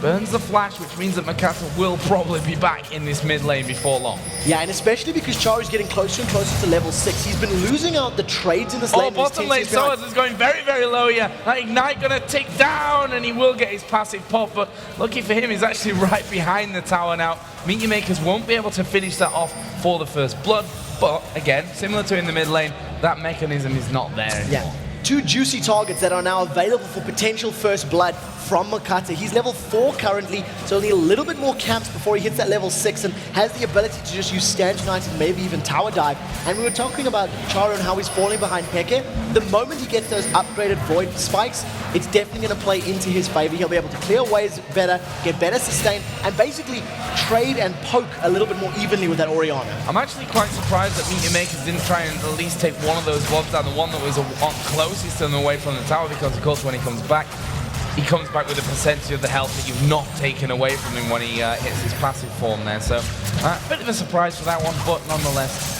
that won't be available to him in the future. And they are pushing heavy on that bottom tower, already down to less than half HP. So we'll see which tower falls first, and then the real question of who is gonna, lane swap. What was the plan gonna be? When MYM beat Lemon Dogs, they really, really stomped that top lane hard. They kept in the top lane for a very long time. If you recall, they warded up the blue buff, and they basically applied pressure to the inner top lane turret. What they did, oh, look at the top lane! Yeah, they're going in. The top will actually land here on towards yellow side. The repel came down from Kuban. He is right now exhausted, but will they be able to get in to get the finisher off? Makata is running in. Can he get the taunt? No, they actually turn around here on towards a narrated who's going to flash away from the cocoon, and they both escape. Cupcakes are too delicious for spiders, and standing on that Yordle snap trap is literally what saved Yellow Star's life. So very well played, pulling his opponent onto his pre-placed trap, and that was what bought him enough time to get away. The heal as well, just giving him that additional boost of HP. Shen, not particularly well known for his massive damage at low levels, so nevertheless they do get away, but flashes burn, and another successful gank. MYM a little bit more in control of this map. Yeah, and talking about, as you said, the summoners up there, both flashes, barrier from Caitlyn and the exhaust from Enraged, so they literally have nothing if we see Makata getting into that lane once again here, and Jarvan is actually going up there just to maybe give them a little bit of a backup here. Cyanide wants to make sure that they don't lose this AD carry early on in the game. It looks like possibly we will see Ezreal and Zyra head down to that bottom lane once again, despite the fact that they've taken that turret. Yeah, I definitely want to see what Kuban's plan is, because we were talking about how long MYM pushed out that top lane against Lemon Dogs, but then what they did is they stacked a 3-man in the bottom lane for 3, 4, 5 minutes, and it basically allowed Zoro's Malphite to get back in the game. They'd shut him down really, really hard, and then they played a little passive in that lane. So I'd like to see the decision making in this one and see if we can, notice any trends. Maybe Statman Jason will be able to give us some numbers on that one. Right now though, 500 gold advantage for MYM. Considering they have a turret advantage, and a little bit of CS, it's actually a lot closer than maybe it should be. Right, Right now, Kumon alone in there. We see in the bottom lane, Makler going head-to-head, putting down as much damage as he possibly can here onto Soaz, who right now has that Ruby Crystal, plus the 2 rejuve beads. Got wards in there, which are probably going to be critical now that that tower is actually down for him, and he doesn't end up getting caught with his pants down in that bottom lane, which me makes them quite surprised, if I'm honest, that they've not moved away from this bottom lane. But if the farm's there to be had, why not? At the same time as well, Cubon is actually defending his top lane turret relatively well against the duo lane, and Mokate is paying about 1 or 2 ganks there. The fact that both of those flashes down means that Yellowstone and Rated are not going to play as aggressively. They're not going to push past the river because they no longer have those safety mechanisms to rely on, and that basically puts a pause on the pressure in that top lane. So I actually think it's pretty smart play from them, understanding the limits of their opponents. There is Makler again, trying to put the damage onto Soaz. He's going to slingshot himself away as the auto attack comes out from Zyra. In the meantime, and that's all they need to do, and that's what they've done successfully in their game so far, is push, push, push on this solo lane and cause some real problems. Livik, though, I was going to say, might just end up in trouble as he face checks. He's going to get pinched. He just put the ward down. Yeah, Soaz coming in from the side. He's going to get knocked up here by Let's Bounce, but they forgot about Shen. There go the Stranglethorns. Makata comes in. Oh, well. It was a bit of a letdown in the end, not too much going on. I think they're going to be very happy with that trade. They traded Let's Bounce for Stand United, and the cooldown is significantly higher on Stand United, plus that global presence, being well aware, and immediately after that happened, you would have heard a call, from the Fnatic side saying back, back, back. They've made a note of that time on Stand United, and they're going to be aware of it. A second teleport's come out, that's to save this top lane turret. That actually gets interrupted or cancelled, so half the cooldown is refreshed for Charu. Yep, gets half of it back, and look at this. Meteor Maker sending a 4-man squad towards that middle tower. It looks like they want their second one of the game from this. We'll be seeing XPK trying to get rid of those minions. Jarvan coming in from the side as well. And it's all about wave clearance there from that. Soaz even will be coming over to try and defend that one. Really impressed again with Kubon that this turret is actually still alive. Take a look at the positioning from MYM. They are starting to move up. Yellowstar has moved back a little bit late. Middle lane going in there, and it's going to be a first blood for Soaz. Makler actually having to use everything here. That flash burn. Yellowstar now being chased by Meteor Makers. Can they get into him? The spider coming down, and he wasn't quite enough there. Avoid spikes. 20 damage, I think, more, and that would have been a kill. That must have been single-digit HP for Yellowstar getting away there. And interestingly, Mokate, he doesn't have a massive amount of armor at this stage. He decided not to dive. If he had got a taunt or a Vorpal Blade, it would have been enough to secure the kill. And he could have actually done that with 1 or 2 turret hits. But I'm not sure if the Aqua Prison had been used. So if that Aqua Prison from Nami had not been thrown out, that would have been the fear. Diving in, getting stunned up under the turret and giving away the kill. So I'm going to guess that that was a calculated non-dive from MYM. Fnatic did do a huge amount of damage onto this middle outer turret as well. That currently is sitting on only 500 HP, so that will be a prime target for Fnatic once they start to get themselves back involved in the map. You saw Enraged just come down to make sure it wasn't pushed all the way back. Let's have a look down some of the items here while everyone goes back and picks things up. Ezreal, as we kind of expected, going that Spirit of the Elder Lizard first of all, and will be working himself all the way up to that blue Ezreal build. On the other side, both Orianna and Kha'Zix now have that tier started to stack, and Kha'Zix actually pretty close to getting that Brutalizer done. Yeah, so in terms of the blue Ezreal build, I just want to touch on the fact that Michael is building the traditional blue Ezreal, going Elder Lizard into tier, and then we're most likely going to see the likes of an Iceborne Gauntlet, and then finishing the Mana Muna when it immediately upgrades to that Mirror Mana. So we'll see whether or not he does stick to that traditional build, purely because we haven't seen that from Creatine, if I recall correctly, from Alternate, who just built a slightly different route. He goes into that Blade of the Ruined King as a second item. In terms of those mid laners, once the Brutalizer is finished for Charu, then I think he'll be able to really apply even more pressure, because he's going to have really good burst potential on Nami, Orianna, and even Zac at this stage, as he's only built a little bit of HP and not additional armor right now. Well, look at this. Meteor Maker's already trying to starve the jungle of Fnatic, taking away those wraiths, and actually just backing off there in the end, getting a couple of wards down as well. I think Peke actually got the big wraith there. I see those little green trails flying over the wall, so he may have stolen that with the W, but at the moment, what was good about that is they got that deep ward, and that's actually even more valuable, just knowing when and where they are positioning in that lane. We do see Fnatic are grouped up. Dragon was taken a couple minutes ago, so that should be respawning in the next 2 or so minutes by MYM, and that was completely uncontested. Fnatic had no vision, and they didn't contest that at all. Yep, and right now we can see that they are starting to hunt up towards that blue buff right now. So as just around the corner, there is a ward on that side bush as well there. So they're going to be aware that Meteor Makers are actually in. You can see that Charu and Makata directly backing away from that one. They need to be really careful here on the blue as well. So both teams have vision of one another, and this is just a psych out. The blue buff does get taken away there by MYM, so very well played. That was a smite steal from Makata. It's not on Charu. Soaz is going to get the starter. He's been caught up, but not taunted. Oh, but he is going to get hit by the cocoon. There's the shockwave coming in from the side, though. They're getting involved. Charu going very, very low, but he's still alive. Stan United coming in onto him as well. Makla and Kubon picking up 2 kills, and that went brilliantly from Meteor Makers. Soaz on top of a wall. It's not over yet. Cocoon and the finisher from Makla again to take down Xpeke. All about vision that. Completely, and basically the fact that Soaz was popped before his ultimate could do anything at all is what turned the tide of that fight. Even with the 3-man shockwave from Peke, it wasn't actually enough damage for them to win that outright, and the True Shot barrage rattling across the entire team of Fnatic really hurt. So Meteor Makers now with a 4-man stack are going to pick up their 3rd turret of the game. Every single outer turret will be taken down, and Charu may get a lot of damage onto this inner bottom lane turret. So in their earlier performances that we've seen today, once they've got these outer turrets down, it's been mass wards coming out here, and they've covered the enemy jungle with them. They really like to make sure that they've got that vision down, that they can catch anyone that literally comes out of that outer, or the inner circle, I suppose I should call it, from the inner turrets. And if they do come out there, pick them off one by one. That's something that Meteor Makers have done very, very well in the past. We'll see if they can get that all working out here again. What they've also done, or what Charu specifically has done with the vision, with the control of those deep wards, and River, he's actually teleported in behind enemy AD carries like Yellowstar is right now. You can actually see an MYM ward, I believe, in that tri-bush, so he has the potential to jump right in there with Kha'Zix, get Taste of Fear down, and just start really chomping on those targets, because Kha'Zix has the ability to insta-gib 2 or 3 of the enemy Fnatic members.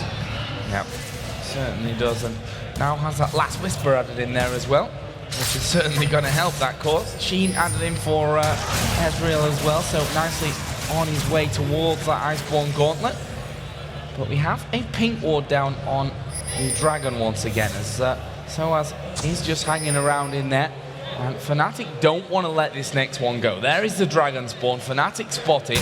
Are they going to get the vision there? Peke actually having in the mid lane to flash away from danger. That could actually come back to haunt them if they end up getting in a fight here. Yeah, especially if this engage does happen. Now, Fnatic's not going to, or Xpeke is not going to be able to get to safety, but if they do get a good engage with a shockwave plus Zac Let's Bounce, that can work very, very well. They get the Zac W, Unstable Matter, percentage damage on a multitude of targets, and someone's in trouble.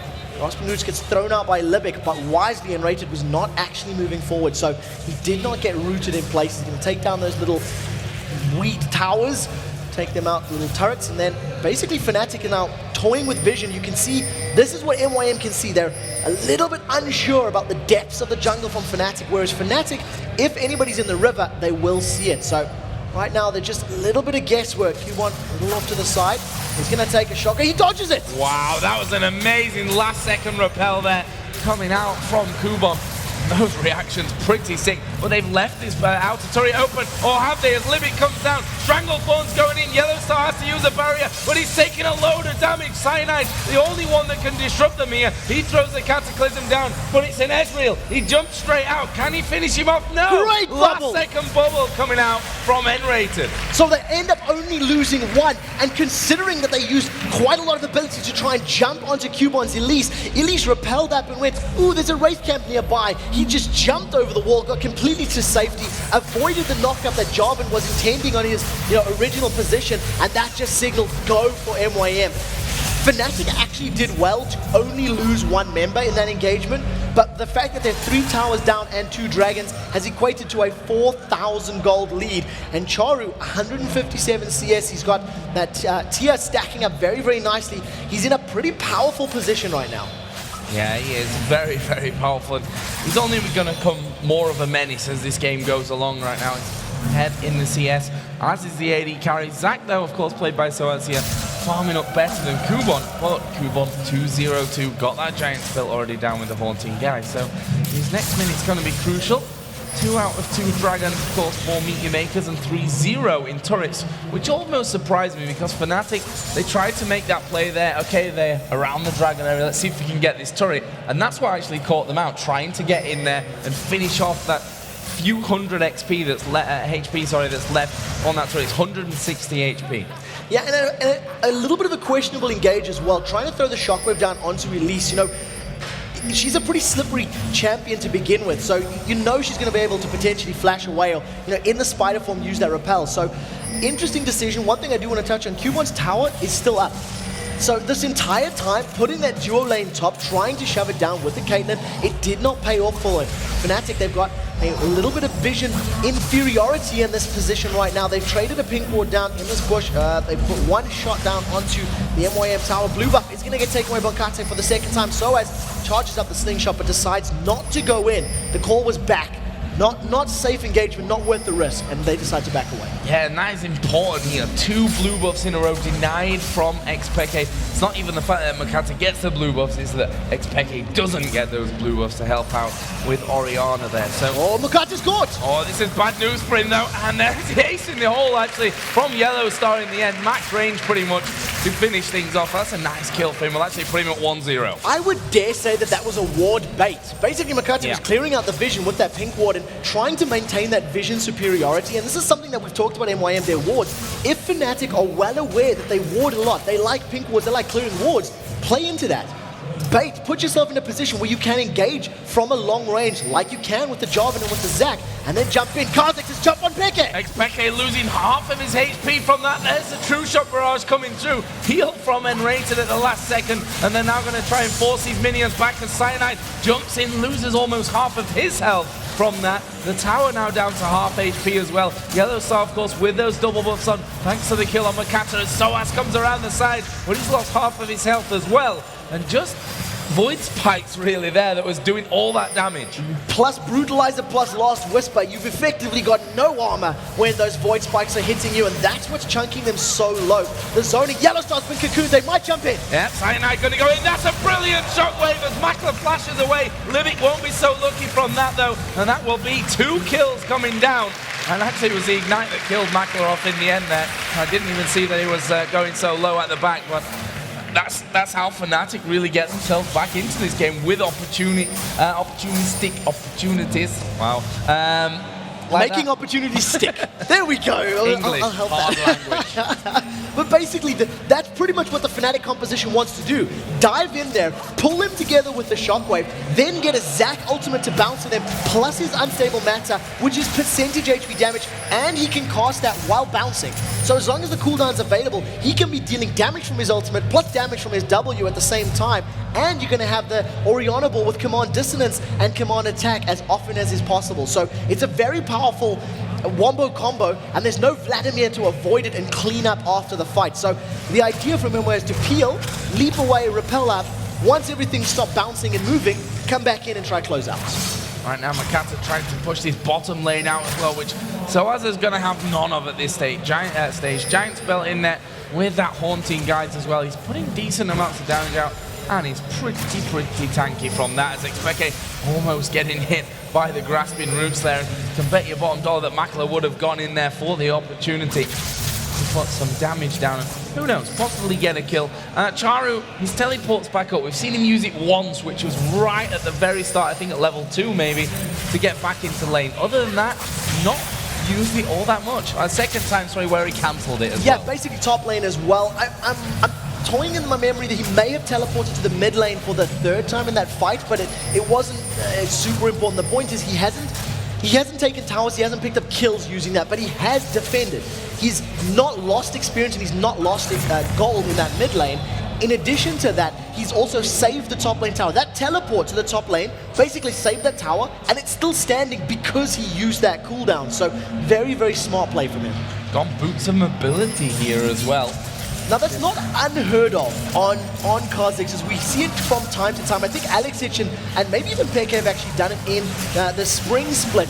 And it just signals I need to be in every fight. Even if teleport's not up, I need to run there as quickly as I can. And then basically, because he gets the resets on the leap, he doesn't need the additional movement speed of like Boots of Swiftness might offer, for example. Exactly. Right now, we see those wards that we were talking about earlier from Meteor Maker slowly but surely starting to dot around both the top and the bottom side of that Fnatic jungle. Being very careful about it there, Livik. He's already seen Makato being caught out as he was trying to clear that area earlier on. And, well, it's a couple of minutes down. They've kind of both stacked up here in middle lane, pushed one wave in, taken one back. And that's what they're going to wait for here until this dragon spawns. We can see Fnatic are starting to head south. And they don't have vision in the pit. We see Soaz has been caught out, takes a lot of damage, and there's a difficult position for Fnatic right now. Ezreal is practically uncatchable, if that's even a word. He's going to arcane shift to safety, and then he's just going to apply that Iceborne Gauntlet slow over and over and over. Fnatic are forced to defend up in this top lane, and basically because they didn't have vision or position on the dragon, they may actually lose both. They're going to try and get up as quickly as possible, and Kha'Zix is just going to back away. He's going to get away thanks to this boost of mobility. There is another dragon going over to Meteor Makers. Fnatic have now finally got their first turret of the game. The minions pushing through about 20 minutes after we were really talking about that one. XPK going to get caught. Stranglethorn's coming in. He is a dead man. It's Makler that picks that one up. Tidal Wave came in the back. Yellow Star in middle. Forced to use barrier. And there comes a snipe from the True Shot Barrage. And that is a double kill from Makler. Now up at 4-1-1. And they'll finish off the inner turret. Meteor Makers looked at every single VOD of their games from the Dragon Boards and realized the biggest mistake they made in that series was not committing and not going in. They always play safe, they always play defensive, and that is the last thing that they are doing. The moment Peke showed himself in the jungle, they dove on him. They picked up the turret, they're on the inhibitor turret now. And that one's going to go down here. Nothing that Fnatic can do about that. We see the wards put down for vision later on. The inhibitor down at half HP, and I can't see what they can do to stop this one here. This will be the first inhibitor of the game. Going over to Meteor Makers as Soaz going to bounce around. Shockwave! A massive one! It pulls 4 in. They picked up the 1 kill. Cyanide goes down. Makler is going to get sniped, but not finished off. And the damage is still good here from Meteor Makers, but in the end they lose 3 for the 2 of Fnatic. And their fight played out exactly like we were talking about. Soaz jumped in there, knocked everybody up in the air. Kha'Zix immediately left away while Elise rappelled up into the air, stuck around for a little while. One of the things that was awesome to see from Soaz, after he leaped in, he flashed over his targets and then bounced, knocking them closer to the inhibitor. So even burning that flash just to reposition his enemies more opportunity for his team. They got a few kills on the board, but now that big pause button is on as that inhibitor, they'll wait for it to respawn. Yellowstar's trying to steal his blue buff and almost ate a volatile spiderling for his troubles. If you look at the gold as well, it's only 3,000 the difference after a big turret lead is coming. Both of the dragons have gone the way of Meteor Makers as well. So it's kind of strange that Fnatic have been able to hold on so well to this one with that lead from the CS. If you look down 40 from when you compare Zac and Elise, in the middle lane it's a good 20, the bottom lane approaching 20 as well. That's basically what it all adds up to. The fact that every single lane of Fnatic is out farming every single lane of MYM. That's what's keeping this gap from being bigger than it already is. And that's actually going to close now. Thanks to the inhibitor being down, Fnatic have a pretty good defensive team. It's very difficult for MYM to engage a Zac, Jarvan, and an Orianna, which means Fnatic are going to now stall. They're going to say, thank you very much, you took the inhib, yes, that sucks for us, but now we get free farm because every single wave will be pushing against us, and it's basically up to Fnatic to control those waves, pick up the CS, and close this gold gap. Makato is actually waiting in that top rush by the red buff here. Peke just kind of check it out with the ball. We'll see exactly what's going on from that. And Meteor Makers have to be very careful here. This is prime target for Shockwave and Let's Bounce to really catch an entire team. Although on the other side, you've got the Stranglethorns of Lyric, which work brilliantly in a closed space like the jungle there. And MYM's poke outranges Fnatic's poke. So the Void Spikes plus the Mystic Shot and those Iceborne Gauntlet actives are great. And look at that hop, skip, and jump over the wall. MYM have started Baron. Fnatic are aware of it. They may get here too late. The Jarvan combo is available, but is it going to go down? That's the question. It's done! It's gone there, and Lipic actually getting caught at the back. He may end up dying to this one, or maybe not. Yes, he will finally. But here comes Charu over the side. Shockwave comes down, but Charu got the kill. There's 2 resets. He jumps away. That was brilliant play from Charu. 2-4. They lost their support, but secured Baron Nashor and got 2 kills. The AP mid as well as the jungler from Fnatic. That could not have gone better for them. They've got a massive creep wave in the bottom lane. They've got a wave building up in this top lane. They're going to be able to pick up their 7th tower of the game.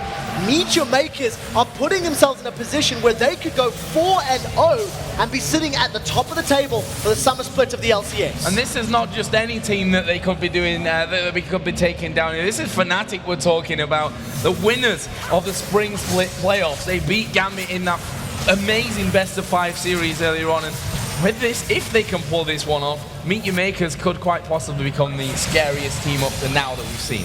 Well, we'll definitely have to see how Meteor Makers and Alternate pans out, because that is definitely going to be an awesome game.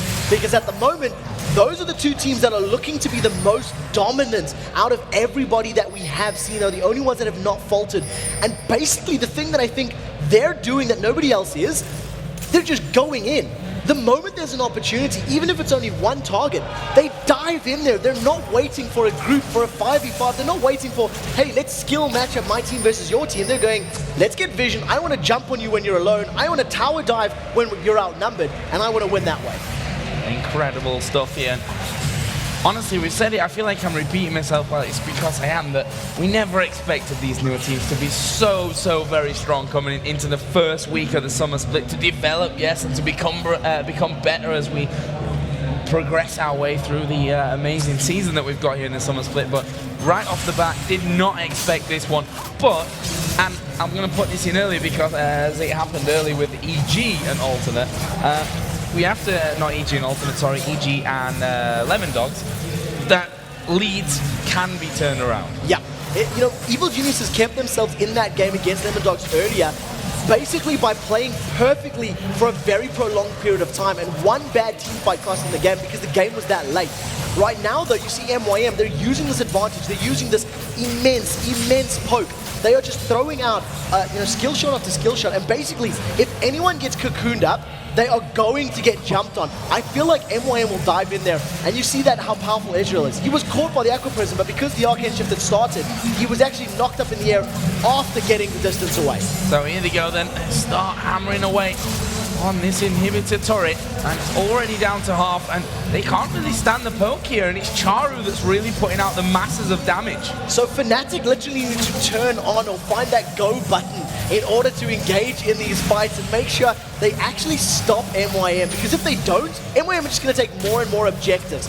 I actually don't feel like it's a bad thing that this inhibitor goes down, because Fnatic will be able to continue farming. Even though it's very difficult under your own tower, they can keep this goal gap closer until they're at a point where they can survive a little bit more of the damage that's being put down. So another minion wave coming in onto this bottom lane. Let's see if Meteor Makers can take it. Makata just getting rid of the traps. He'll say, I'll tank them up. And if they put damage down, it's probably just going to be wasted abilities and mana at this stage while they're trying to defend. You can see on the minimap, Fnatic have gone back to base to heal themselves up as much as they possibly can. But it leaves this turret still with half HP, and look at that at the top, the minions are actually pushing that one in. Fnatic are going to have to deal with that one here shortly. And that's going to cost him this bottom lane inhibitor turret. Makla is standing up, he's actually tanking the turret. He's taken about 4 or 5 of those hits, but look at the regen. He is just healing up so incredibly quickly thanks to having that Bilgewater Cutlass and landing those Mystic shots. The Cocoon is caught out Cyanide. That might signal the tower. Here's the tidal wave. Here we go. They're going to go in for this one. Soa's bouncing around them there. Actually, the Stranglethorn's doing a good job of stopping Fnatic pushing out afterwards. There is a passive pop. They should be able to pull these down. Shockwave comes out. Makata going to die from that one, but they're going to keep going. Charu bouncing around. Can he get the finisher? Double kill for him. Nami now trying to escape, almost being saved there by Jarvan. Cyanide will actually lock himself up for death, and Charu is still alive. I cannot believe he got away with that one, just getting the reset, hop, skipping, and jumping. They've got the time. They're going to finish this. MYM have taken down Fnatic, and they've gone 4-0 in the summer split, and they played their composition perfectly.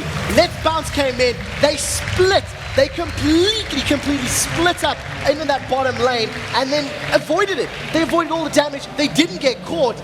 Look at the smiles on MYM. This is a team that have been around for a long time that couldn't qualify. They lost to the Dragonborns, who finished at the bottom of the spring split of the LCS. And they almost lost to them again. And they almost lost to them again. Before coming in, they are now 4-0. They are flying high. They've just beaten the spring split playoff champions. I tell you what, the hunger and the desire to win is a very powerful motivator. And every single one of these new teams is demonstrating the ability to upset the apple cart and actually pick up wins against these established franchises. What I do look forward to is the upcoming weeks. Because basically, if you think about a team like Gambit, when they lose a game, they come back more ferocious, they come back more terrifying. These teams have all lost games now, and this split is just going to get better and better. The same thing happened in North America. The new teams, the new up-and-comers came in there, tore through the established names. And we're just in for a fantastic, fantastic season of League of Legends. Yeah, and all it does, in my opinion, at this stage of the season, week 1, is give a kick of the rear end to those established teams and says, you better put those hours in, because these new teams will definitely be putting those hours in, if not more. They've already shown it here how much practice they've done. This kind of thing does not happen overnight whatsoever. It's just amazing to see how they've done this. Yeah, basically this is the 16th game out of 112, if my math is correct, and it's just starting, so I can't wait to see more. Well, thanks a lot, Quick Shot. We'll be back in a little while, but I've got a question for Demon and Jason over on the analysis desk who are going to break this one down. Honestly, guys, 4-0 Meet Your Makers, how many years would it have taken you to call this one? A million? It would certainly have taken a while, but you know, you can't underestimate the hunger that these new teams have shown, because frankly, they've come into this, they've put the work in, they've put the practice in, and they are dominating the LCS teams right now. They've both come in here, they're both 4-0 in the top there. Fnatic, they started off great, you know, they went 2-0 yesterday, it was like situation normal for Fnatic, and even we saw them tweeting yesterday, we saw Harry saying, you know, it seems we practice more than the other LCS teams. Well, maybe not, guys, because guess what? Meet Your Makers and Alternative took it to them. And just look at Meet Your Makers, how they've been played. Like, every single member of their team has been stepping up quite a bit. It doesn't seem like any team really has the set bans they want to use against them. I keep talking to you about, you know, Elise, top lane for Kuban. They've played it pretty much every single game you could possibly get it. And we talked about Lemon Dogs in terms of, you know, tabs. Plays Caitlyn 99% of the time. Take that away, and what do they have? That might be the weakness to Meet Your Makers, but how they've been showing right now, they don't really have much. Well, also, you could say that Makata's got Shen as well, every time as well. So it seems to be they're getting champions they are all happy on. This time around, though, we see Sharu. He took away Kha'Zix. I'm not too sure whether he took it purely to get it away from Fnatic or whether he wanted it in the first place. I think he actually wanted it. He's played it before, and it kind of fits into his style a little bit in terms of like how he plays Ahri. He likes to be very aggressive, get in there, blow someone up, which we saw multiple times in this game. We just kept jumping and jumping and jumping. And he played extremely well, and that's without Ignite. That's the funny thing is we talk to him, or we talk about how in some previous games, if he had Ignite, he might have been able to pick up an extra kill or two, but here, didn't need it, and he's still just dominated in those fights. Didn't need it at all. But you got to talk about Fnatic. They actually put up a pretty good performance as well, because they were landing the combos, but Meet Your Makers were just getting away from it. Like a number of times you saw the balls coming in there, then you saw the shockwave landing target, managing to pull a couple in, but everybody quickly evacuated and then went straight back in. We have to keep in mind, those were towards the end of the game. It like wasn't, you know, halfway through, it was more towards the latter part of it. And you're exactly right, like they landed the combo perfectly, but Meet Your Makers was just like a little bit too far ahead in terms of levels, a little bit too far ahead in terms of items. There was one in particular actually right outside the middle lane of their base where they had three members of Meet Your Makers blinking red. Like they were sub 200 health, and they could have picked all those up if they wanted to, or obviously not if they wanted to, but if they maybe engaged, you know, 5-10 minutes earlier. Well, let's take a look at the replay. Of course, it was pretty much the last fight coming into it, and it was simply a case of just their kiting ability that you wanted to highlight, just how much they can avoid the damage. I have to say, like, we're watching the fight, and we're both like, Soaz, like he's overcommitted, he's too far away, and Meet Your Makers were able to do it. So we'll give you a little bit of a rundown in terms of where we're at in the replay. It's obviously the last part of it. It's about 32 minutes in, 10-8 in favor of Meet Your Makers, 7 turrets to 1, which we didn't touch on. That is ridiculous to have that amount of gold lead you get, and that's 47,000 gold to 41,000. So let's get you the replay and show you exactly what we wanted to mention and kind of show just the power of Meet Your Makers there towards the end. So as you're going to see, Soaz is going to dive into the backside of the team. He's like, hey guys, I'm going in. Let's get the Orianna ball on top of me. Let's go for this. But you're going to see Libic. You're going to see why he is so ridiculously good at Zyra just from his ultimate in this game. So he's going to go into the backside. I'm a little bit behind it. You have time to cue it perfectly. Makate. So there's the Soaz, okay? So we have the Nami ultimate come out. And Yellowstar Cyanide, they're prepared to go in. Those Cyanide's down to about half health. And Soaz, he's all by himself. And you're going to see Libic right here. The zoning power of that ultimate was ridiculous. It kept Fnatic completely away from them. Yellowstar had to run away over here back towards his base, and Soaz is still all by himself. He ends up getting picked up, and then of course Charu just surviving with like 50 health at the end of that when he did go into the back of the fight against Cyanide in the end. So all in all, just all of them played extremely well. And it's a fact of, why do you give them certain champions? Like, we knew Libic was amazingly strong on Zyra back at Intel Extreme Masters Cologne, even before that at Intel Extreme Masters Singapore. We know Kuban's extremely good at his Lee Sin top lane. We know Makade is strong on Shen in the jungle when we saw it in the promotion series. But they keep giving it to him, and like I said before, that might be their weakness. If you take those away, what will we see out of them? And it's interesting because, like you said, they have actually played fairly similar champions this time around, Meteor Makers. Whereas if you compare to the Alternate have shown a number of different strategies that they've executed perfectly. So it's going to be interesting to see what it gets like when those guys do clash. Of course, both teams have one more game to go this weekend. So everybody plays 5 matches in the Super Week. Of course, we are going to get over to Shock. So on the main stage, she is standing by with an interview. Thank you very much, Demon. I'm here with Makate once again, of course, the jungler. And he has promised that the rest of his team will come for interviews when they keep on winning, if they keep on winning, that is. Now, Makate, you said beforehand, I'm really looking forward to this one. This is going to be the important one. So how did it go from your perspective? Yeah, we started pretty strong. Everything went as we wanted it to be. But then I got caught once at blue, and it slowed us down a bit. Then I misclicked and bought wrong boots, so yeah, this was a tough game for me. But yeah, my team did great. And yeah, even despite little mistakes, we were gathering a bit too much so they could do their combos. Despite that, we managed to win, I think, pretty convincingly.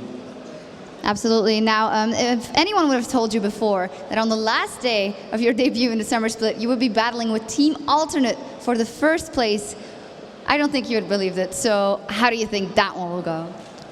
I will not agree that much. I mean, obviously it wasn't easy to predict, but I always said that challenger teams, the teams that weren't in the first split of LCS, are pretty strong. There are so many teams. I think we could make second LCS and it will be as strong as it is right now with just one league with 8 teams.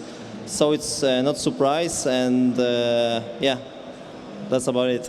What we want to know is, are you going to win versus Alternate? We'll see.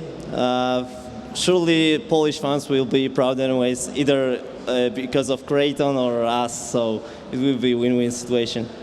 Absolutely. Thank you very much, Makate, and congratulations on the already impressive run here.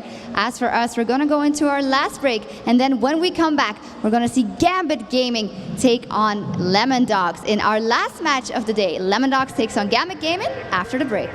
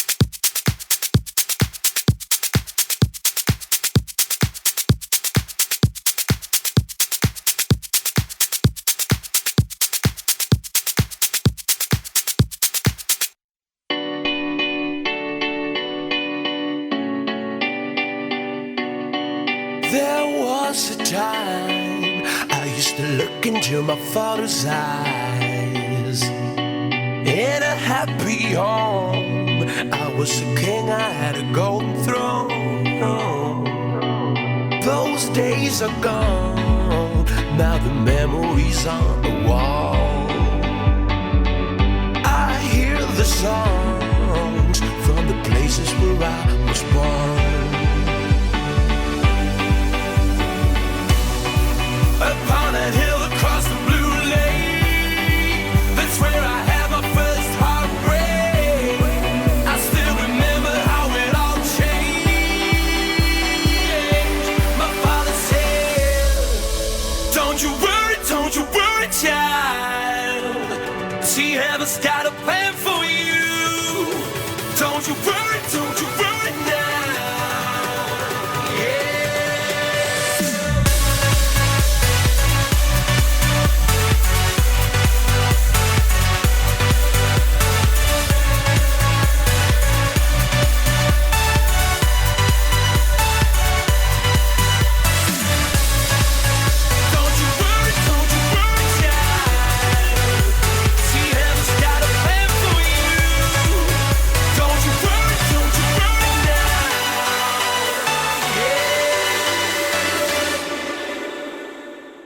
There was a time I met a girl of a different kind.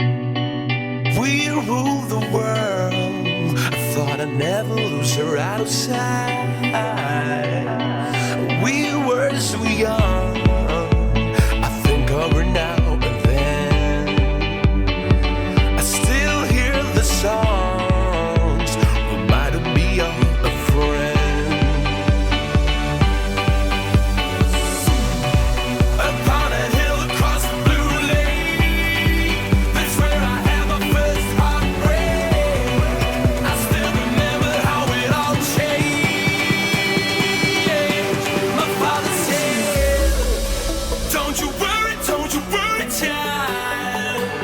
See, heaven's got a plan for you. Don't you worry now.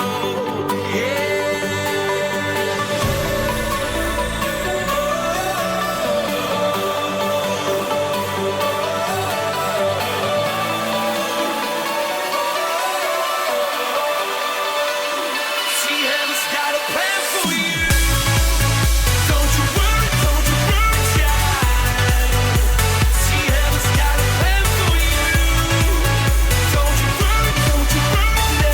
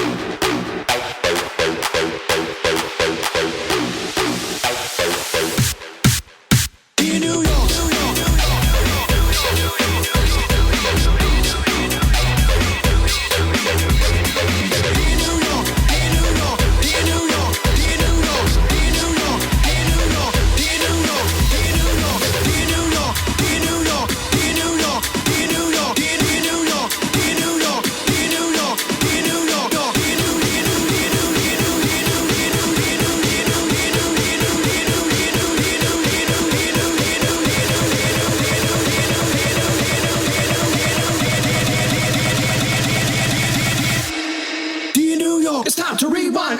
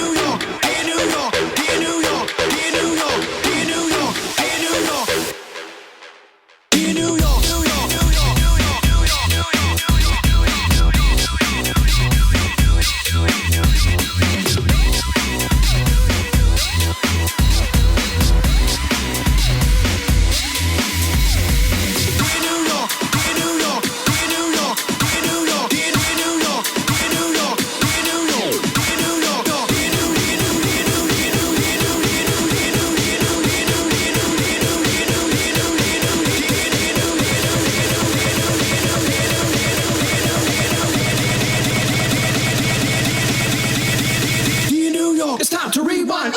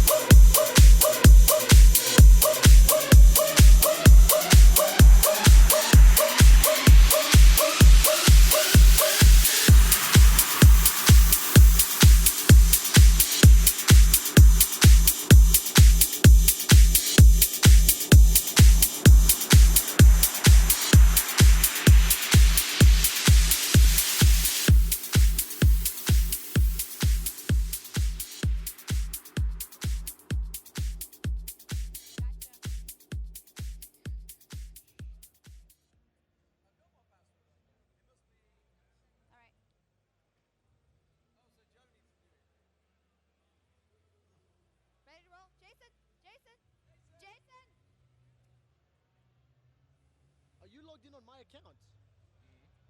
Join spec. I just went over to tell them to join spec, and I'm an idiot. God. Yeah. Ja, mach Paul das weiter. Well, if we don't roll now, I shouted for nothing. Sven. Wenn nicht, ich habe in eine Stunde frei, ne?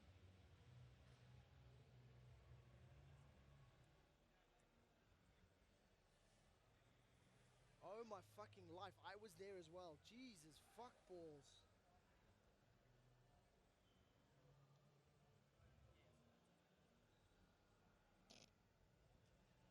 I walked over there.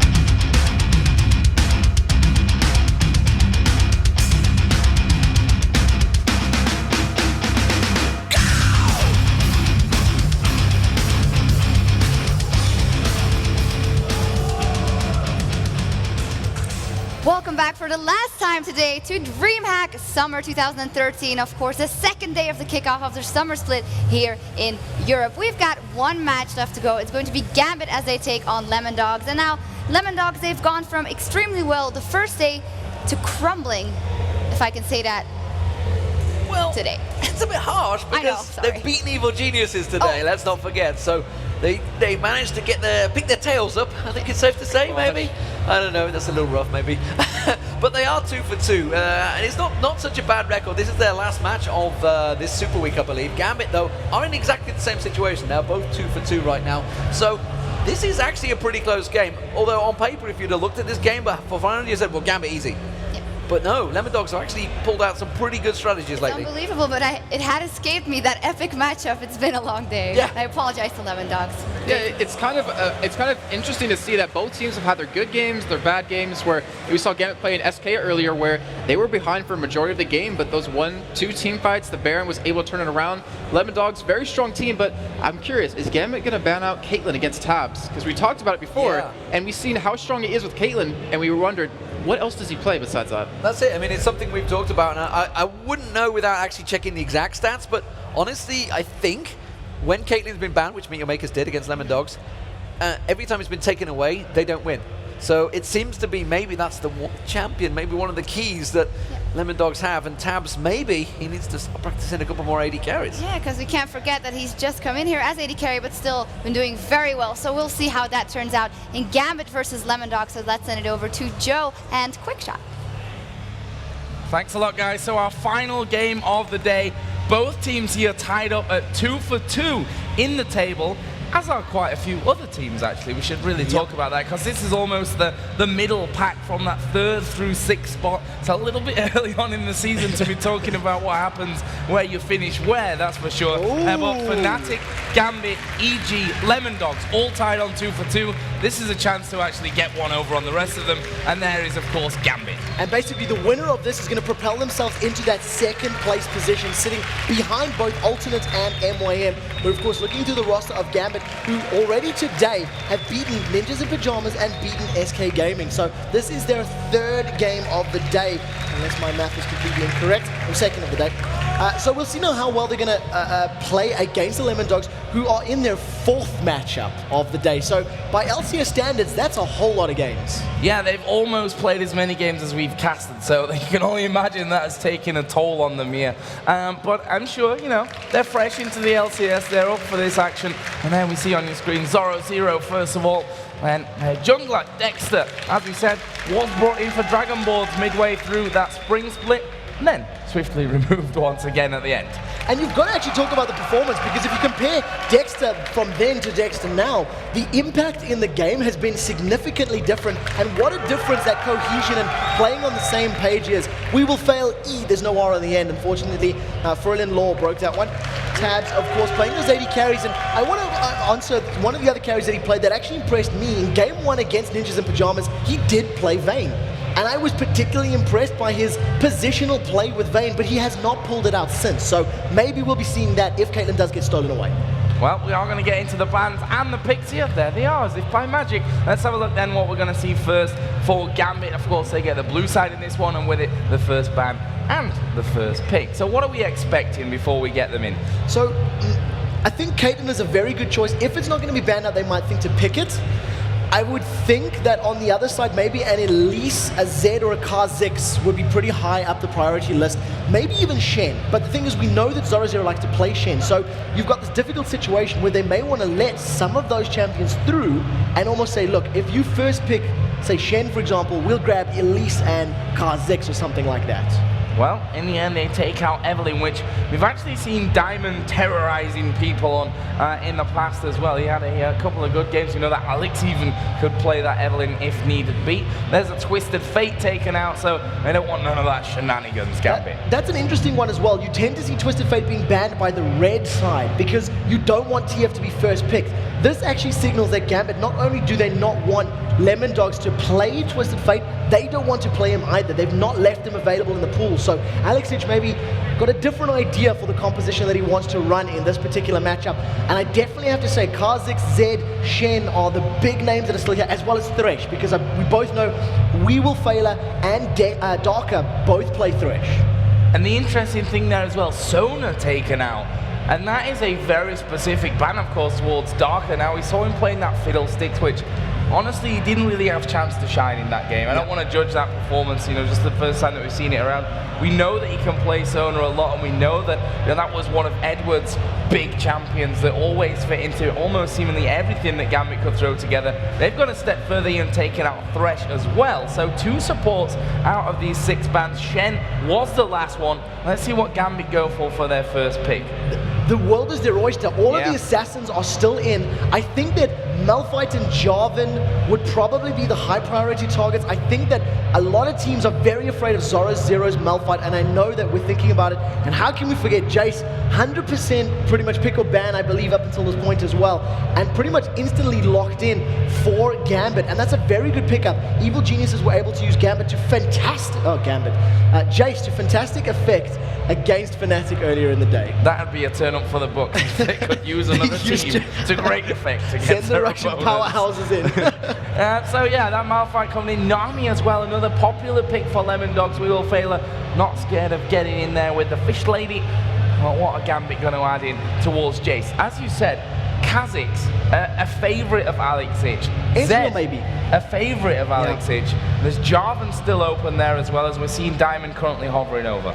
I think Ezreal would be a priority here because knowing that Nami's been locked in, the combo that we've seen Nami of this weekend most predominantly has been with Caitlyn or with Ezreal. We have actually seen it with Vayne, I think, once before, so we'll see what gets locked in. Neither of these have been selected, and if that's an Orianna for Alexic, that is a very different pick for what we're used to seeing out of Alex, and the assassin is now being handed over. Nukeduck is pretty much saying, hey, I know Orianna and I can play against that.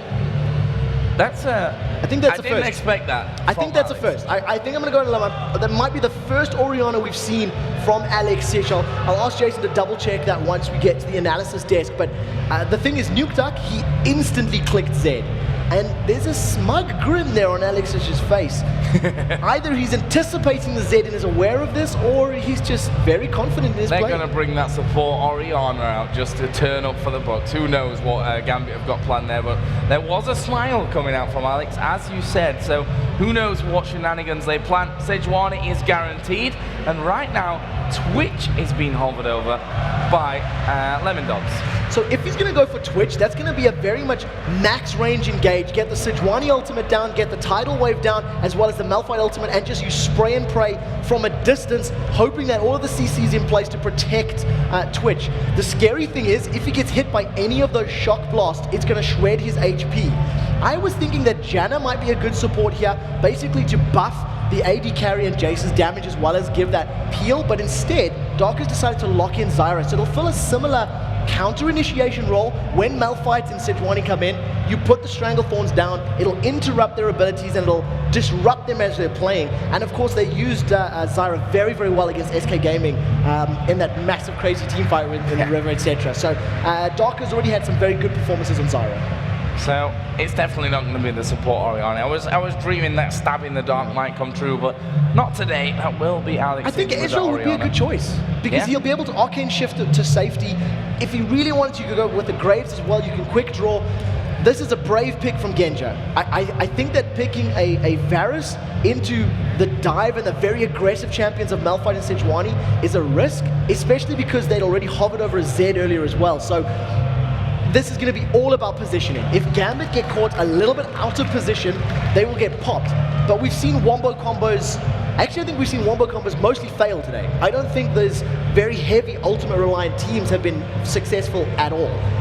There's a Fizz, which of course Tab's made famous himself. I don't quite see him having a role switch for this one, but that's a funny thing. I don't know how well Nukeduck can actually play AD carry, but you can see that at some point in the season where a Fizz comes out and they switch roles. But it will be a Zed, the one that they were hovering over earlier on for Nukeduck coming out. And just to touch on that, Varus from the whole spring split in Europe, He was picked the second most often, just behind Sona there, 47 times, and had a 63.8% win ratio, which is actually a huge number. It is a very, very big number. It's also very interesting to note because when you look at all the other AD carries, Misfortune's the only other one that you can compare to that. And basically what we ended up seeing was a Misfortune and a Varus in practically every single game for the majority of that split. Towards the latter stages, Ezreal did become a bit more popular and there were some fringe ADs, but Varus fell out of favor on the international scene.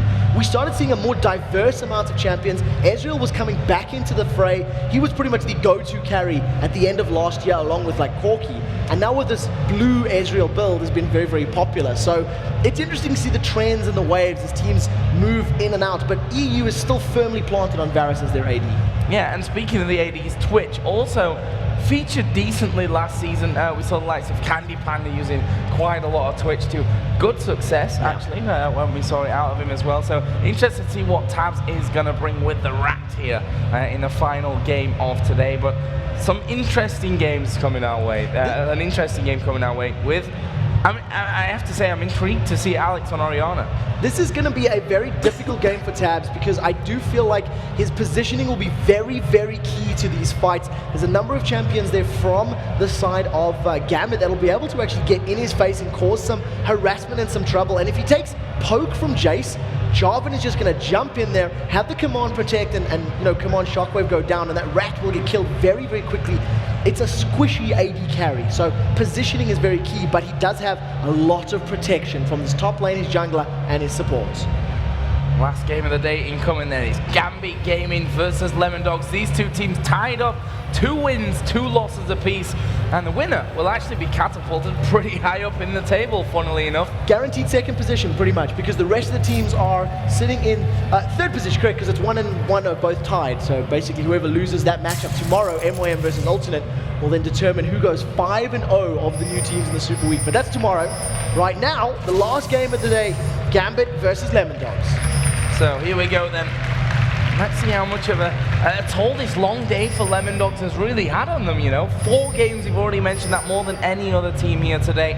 It may have just spurred them on, you know, getting gradually better as things have gone along. Well, I'm really happy you pointed that out because out of the games that they've won, they've defeated Ninjas in Pajamas, ex-Copenhagen Wolves, they've defeated Evil Geniuses, the old LCS teams, the new LCS teams. Oh, we'll get back to the second. Dexter's been caught out. Yeah, he actually really well dodging the grasping route there, and he probably would have been dead if that route would have landed and they were able to push in onto him. So nice little bit of work. Risky stuff from Dexter coming out earlier on. Not sure if it was 100% concentrated when that actually went down, but you know, it's been a long day. A bit of a crazy start. But he manages to get away safely and good presence of mind to realize the Stranglethorns had been casted, so he knew the direction it was coming at. You can tell by the direction Zyra is facing when she begins that cast, and he just sidestepped it once and carried on running. And as I was saying, Ninjas in Pajamas and of course Evil Geniuses have been beaten by Lemondogs. The only teams that have beaten Lemondogs so far is Alternate and MYM, who are currently 1-1 in the ladder. The new teams have not lost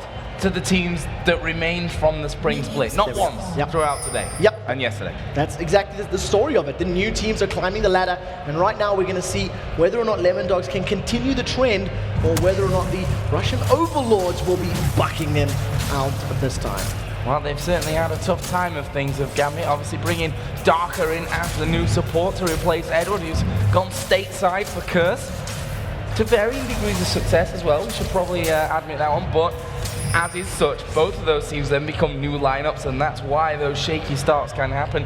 But this is a fresh game here, and we'll see what Darker brings to the table with the Zyra that he's chosen for this game. I very much liked his Zyra when Gambit were playing against SK Gaming earlier in the day. He was able to really turn the tide at some of those team fights, and a number of Stranglethorns were extremely, extremely important. He survived a 3v1 tower dive in the top lane. He set up a massive team fight in the river, and he was able to control the mid lane fights later in the game. So if he can repeat the success, we'll most likely see Livic levels of team fights, victories coming out for Gambit. So there's Darian against Zoro Zero in the top, and already Darian having a bit of fun with him there, switching out to the hammer and laying down the law from that one.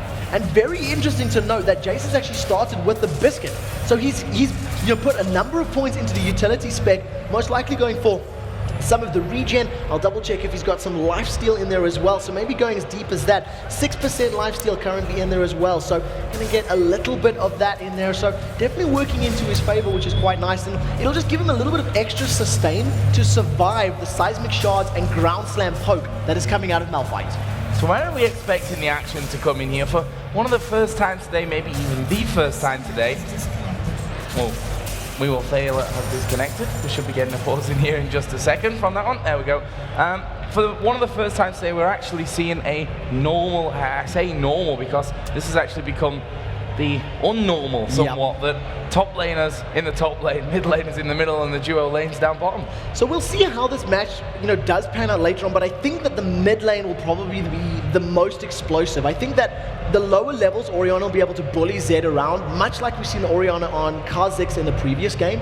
Just get those auto attacks down, use the range, use the command attack, command dissonance. Once they hit 6, there is insta-burst potential from both targets. They can kill each other very, very quickly with their base numbers. Top lane is all about poke. Whoever gets the poke to stick. And in bottom lane, it's CC. If you're caught by a bubble or caught by a root, you can die. So there's potential in all of the lanes, but mid lane's probably the most volatile.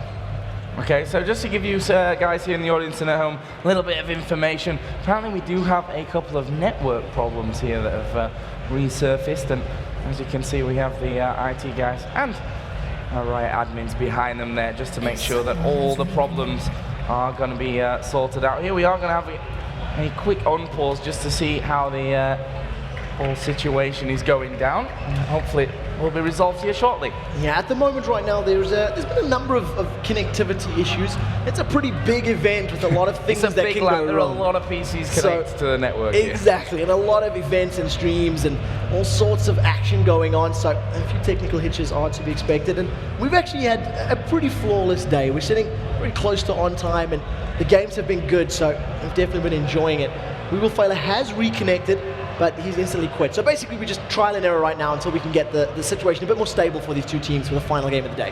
Yeah, as I said, all under control for that one, but I guess we've got a little bit of time here to review what we've seen so far. I mean, it almost seems like we're harping on about this whole new teams versus old teams thing, but it is really the biggest storyline so far. And it's a fantastic one because there's new teams in North America that have picked up wins, lots of new teams in Europe that have picked up wins, even more dramatically and drastically than stateside. And I think one of the things that the LCS teams may have taken for granted was knowing their opponents. And I was having a chat with Technolink regarding this matter, and we were talking how the newer teams have got this wealth of information to draw from. They've been able to build strategies and innovate how to defeat their opponents. And I don't believe the LCS teams have put in their due diligence for these new guys. I don't think they've scouted as hard as they needed to or prepared as many compositions as they needed to. The thing is, if these new guys have done it smart, they've just had 12 weeks of the spring split where all these LCS teams will have wanted to play against them to test out all the strategies that they were bringing into the later weeks and even into the summer split. And they didn't have to play what they wanted to play against the LCS teams. They could just soak up that information and say they tested that against us a few times and that against us and that against us. They're probably going to be doing something similar to that. Let's prepare for that one. And from Fnatic, from Gambit's side of things, it's definitely hard to research these teams that have come into the LCS. And that is exactly what Alternate told us, exactly what Aranea was chatting about back there. We were talking about the Lissandra picks and how Fnatic had locked them in, and he was saying, we always ban it against them, they always ban it against us, because they'd scrimmed it. They had practiced those compositions against one another, and they'd gotten feels for how it plays, how it fits the meta, how they can take advantages. Fnatic played a strategy against Evil Geniuses where they locked in the Xerath and the Lissandra. Two champions that are very unorthodox in the current competitive scene, and while it was not successful, it shows a willingness to try new things in much the same way Gambit did APE and Fiddle. So it's interesting that even the old teams are trying new, but to lesser degrees of success. So Weevilfailure has reconnected here. Obviously we are just a little bit behind, so hopefully that issue will get tested in here and maybe resolved in just a few seconds. So don't go anywhere. Yeah, we're hoping for the best right now.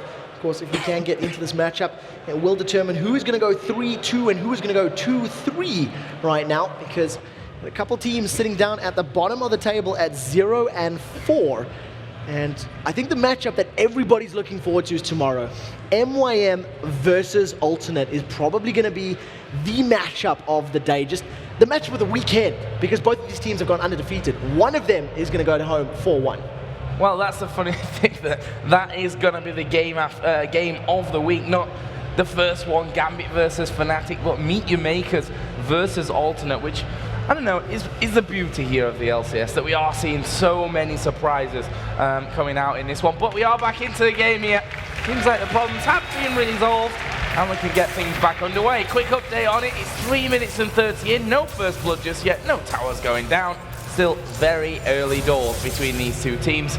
And as we said, pretty standard lane setups, if we can call it standard anymore, with the dual lanes facing off in the bottom, Orianna versus Zed in the middle, and then of course Malphite Jace in the top lane. And pretty much as predicted, if you look at the HP bars on the sides of your screen, you'll notice that Zed was a little bit lower than that of Alex. He's using the range of Orianna to poke him down. Nukeduck was forced to back away a little bit, rely on that rejuvenation bead to keep stocking up HP, and this is something that we've seen when 3.7 was introduced, and you know, some of the statistics on the HP pots were changed around and whatnot. Buying a rejuvenation bead, keeping it for a prolonged period of time, and basically earning that money back by regenerating your HP. So instead of buying multiple pots, you just buy the rejuve bead, sell it for a portion of its cost, and you know, you lose 30 or 40 gold, but that would have been one potion, and you use it for the period of time that would have got you 5 or 6. Exactly.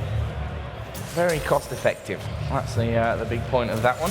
Really interesting how Tabs performs here on Twitch. It's an AD carry that we've not seen him on just yet. We were the guys on the analyst test actually touched on that, and maybe we're going to have to see him bring something new to the table here. Twitch is definitely that champion. And he's farming very well. Twitch has got a pretty strong laning phase, as long as you can keep getting your stacks of poison down and then getting that expunge going down. So you can see he's got a 6 CS advantage with a pretty decent wave in front of him. In addition to the damage, he's also got the Nami on hit that's always going to play into his favor. Right now, poking back and forth between Darian and Zoro, working towards or almost out of those pots, but Darian has already backed. He's come back to lane with that Fairy Charm as well as those boots. And the fact is that Jarvan is up on that top side of the jungle as well. We can see he is going to be met by Dexter, and the ball is going to go actually in onto him here. Diamond putting some damage back, but we will see Darian getting involved as well. Meanwhile, in his middle lane, Alexic and Nukeduck going head to head. The Ignite is going in there. Is he going to have the damage to finish things off here? Nukeduck actually turning back. Alexic flashing away from that one. He was very scared of the damage. Yeah, but take a look at this. Jarvan is coming in. If he gets a knock-up, Nukeduck may be in trouble. One more hit, but the slow, the permafrost. And he gets the flash away as well there, Alex. That was, Nukeduck, that was perfectly timed. And I'm surprised that it even got to that, because Sejuani was tracking Diamondprox the entire time south through that jungle. Now, to begin with, that all began with Alexic running a little bit scared. He didn't look at the energy costs on Zed, and I think if he had stuck and got 2 or 3 more auto attacks down, he could have killed Nukeduck before he was forced to flash away. The energy regen on these ninjas is pretty high, but I do feel like he was very, very low. Nevertheless, both players escape with their lives. Flash and Ignite burned on both of our mid laners, and both of the junglers holding onto their flashes for now. Intense early action here, 6.5 minutes in still.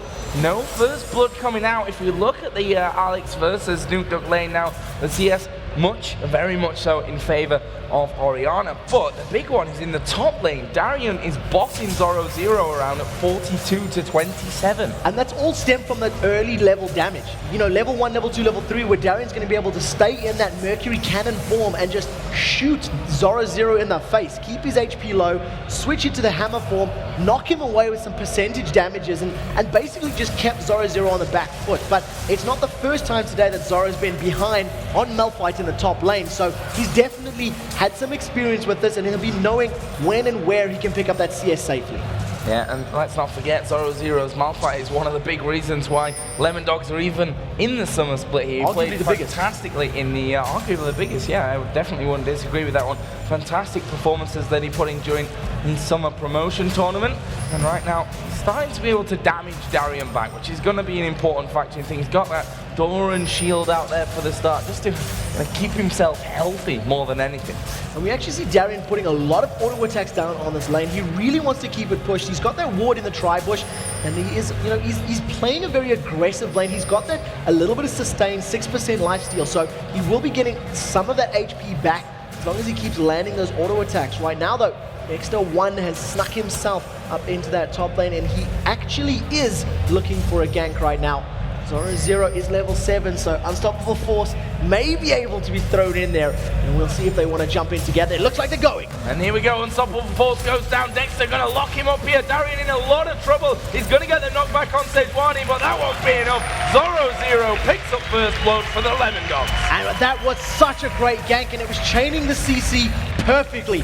The moment that Darian landed back on the ground from that Unstoppable Force, the Glacial Prison came down from Sejuani, locked her in place. As soon as that wore off, that's when he popped the Permafrost. So it was very good, controlled ability usage from the Lemon Dogs, and they put their first kill on the board. Fantastic little start, and that's when we were just talking about Zoro having trouble. Lemon Dogs showing that they know how to play this one. We're having trouble in the top lane. Let's try and equal that one out. Giving that kill over to Malphite, who's going to come back into lane with boots of speed and a giant's belt with wards, with potions as well. He's going to be safe up there. Jace comes back in with a tier plus a second Doran's blade and the boots as well. So that's definitely going to give Jace a fair amount of sustain. Double Doran's plus 6% HP. While it is still small numbers, it is going to be enough to keep him in lane for prolonged periods of time. So we'll be seeing him basically just try farm this out and maybe playing a little bit safer. Now that he's got the tier, he wants to stack it up, he wants to farm effectively, get that brutalizer, and then start getting more damage. Zed almost got that brutalizer in there, as you said, and it's going to be really interesting to see how Gambit now react to this one, because it definitely would have been the first time that Darian's had a bit of a lead in there and it's been equalized up, but they always seem to manage to pull through despite what Darian did, and that it almost was their play style, that Darian would be the one to push up. Almost looked like he's getting caught, but they use that to their advantage to push other objectives. I still remember the number of Reddit threads during the spring split that talked about Darian feeding. Oh, Darian's feeding, that means Gambit's gonna win. Oh, Alex Hitch here in the middle, in a lot of trouble, puts down a good shockwave. Is he gonna be able to escape? Possibly, as Diamond gets in there, picks up the kill, and now Dexter having to run for his life. That's great reactions, and that just shows you that these junglers know exactly what each other are doing. And Zoro and Darian in that top lane are gonna just hammer away at each other for a while, but as I said, just complete knowledge of the game and predicting what the other jungler is going to do in that scenario. And that's basically what junglers have evolved into right now, is reacting to their opponents. In the bottom lane, there's the fight. Tab's in all kinds of trouble. He's going to get knocked up here. Genji going to use a barrier. Tab's already used his barrier in this one. He gets the heal coming down from Weewolf Failer. Can Darker finish things off here? He is the low man. Flashes in, grasping roots, pick up the kill. That was a very good flash actually by Darker, because he didn't want to run the risk of missing the skill shot, so he closed the distance and made it that it was easier to land. Diamond Prox is in the bottom and he's knocked up Weewolf Failer. And he's dead. Not much more to say about that one. A great bit of play once again coming in.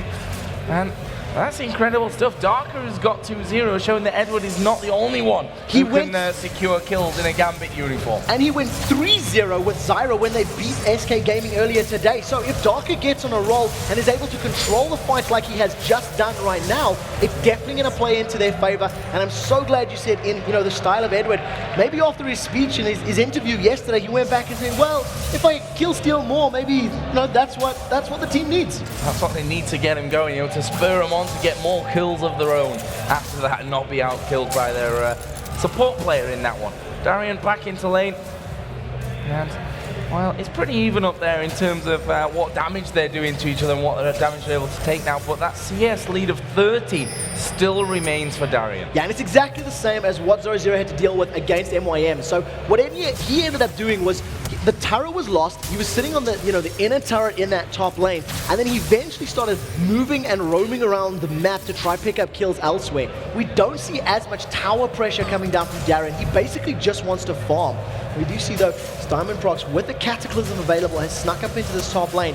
Unstoppable Force as well as that flash is available for 0-0, but look at the damage he's gone in! They're going in for that one. Dexter's going to come down as well. It has Darian got the help to get away from this one just about now, but Dexter got the speed to chase in and finish off the kill. In the meantime, we saw Diamond finishing off Zoro Zero, but now Nuke Duck's coming in. There is the slide away, but the ultimate coming down. This is a dead Diamond. Nuke Duck gets the kill. Diamond hesitated for half a second. It allowed Nuke Duck to get in range to cast his death mark. That meant at the moment he started chasing down Diamond Prox, as Diamond was flying through the air, the death mark flew along with him. He chased him down like only a shadow can and secures themselves another kill. Lemon Dogs, while they are a kill behind, they lost that dragon and they are falling a little bit further behind as far as gold is concerned. Yep, and in the meantime, Alex may just get the finisher on this turret here. He's got 3 caster minions with him. Next wave is not quite up to his turret just yet, but he may decide to tank it out there with that command protect. No, not quite. Got the damage coming off his auto attacks just at this second. For that one, in the bottom lane, things been frozen out somewhat, but Nuke Duck in the top has managed to get a good chunk of damage, but again, no turret down. So we do see a Vamp Scepter in that bottom lane in the hands of Genja, so that's definitely going to help him out, just keeping healed up, especially because Zyra obviously offers no health regen or sustain for his teammate. We will fail on the other hand with Nami is going to have that ebb and flow to heal up his carry and just keep Tabs a little bit healthier. You see Tabs is also trying to work towards those Berserker's Greaves with that attack speed dagger. Basically, he wants to sidestep and avoid those grasping roots because if he gets caught in a rat trap, he's going to die. Yep, right now, Mana Moon is actually being finished off here by Jace, which, you know, getting that in there for those early auto attacks because, quite frankly, he's using a lot of them anyway, so why not get it stacking up as early as he possibly can? Take a look at this. 2 members of Lemon Dogs. They're sitting up in this top lane tower. The tower took a lot of damage from earlier on. Nuke Duck does have that death mark available in a couple of seconds' time. It will be up in 10 seconds. And you can see Darian's like, hang on a minute. Malphite went mid. He's afraid of me. Where is Zed? Because he's missing on the map. Yeah, and a really wise choice there. Actually, Jace coming around the side of Ward did just time out in that middle lane. We are going to see the turret finished off by Diamond Prox. That will be turret number 2 of the game after that bottom one went down. Genji getting himself the red buff as well from his side of the map. And I really like how Diamond Prox approached that tower. He walked up and threw his Damascene Standard behind him. He hit the tower and then instantly got out. He was basically saying, well, even if anybody does come to chase me, I've got that, you know, that leap that I can get away.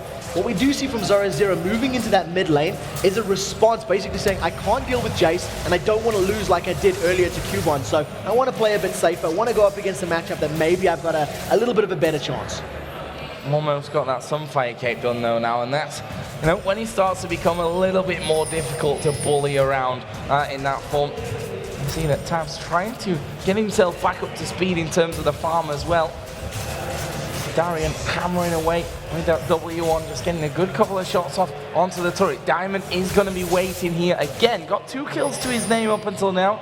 Certainly wouldn't have a problem with taking Nuke Duck down one more time. He's actually going to have to probably back away from this tower. Too much damage from Darian and Diamond. What I really like from Gambit though is that they went from this sort of passive laning phase to saying, okay, well, we can get that kill in the tower in the bottom lane, then Dragon, they're like, go for it. Push middle, send the champions and get as much damage as you can. Push top. Jarvan went up there and got it as quickly as possible. Dragon will be respawning shortly, and with those towers down, expect Gambit to group up in and around the river, get the vision done. You can already see they've got 2 wards there, and basically challenge for the second dragon of the game. Zed's actually keeping Darian up that top side of the map now for now though, pushing that minion wave straight through on towards the turret, and Gambit will want to keep Lemon Dogs at 0 turrets for as long as they can in this game. As you can see, the wards are down. Got full vision of that bottom side. Nice pink ward up by the Nuke Duck's going in on the top lane. He's caught Darian. Darian is in a lot of trouble, but Nuke Duck underneath the tower won't matter though. That death mark just too much. Basically, if death mark did not make Nuke Duck untargetable, Darian would have been able to get enough damage down to actually pick up that kill there. He was unable to get any of his abilities in hammer form down, which basically meant that Nuke Duck was able to tank up the tower and get away safely. So he'll be very happy with that pickup. That was a pretty free kill, and it's earned him that double attack speed daggers to complement his Bilgewater Cutlass. Genji has been slowed. Ultimate coming down onto him there. Zoro Zero was off the side. He does have unstoppable force available for any encounter that happens down by that dragon area. Pink wards all over the place here as well for Lemon Dogs. Let's see what they can do with it. Alex just walking over a ward. Diamond will suffer the same fate. So they know that Gambit are hanging around. So this is something that I just noticed from that ability usage there from Dexter. Not afraid to throw out the Sejuani ultimate, the Glacial Prison. It is level 2 right now, at level 11, so that means it's a 75-second cooldown. And we've seen the same thing from Hercubot as well, when he was playing Sejuani.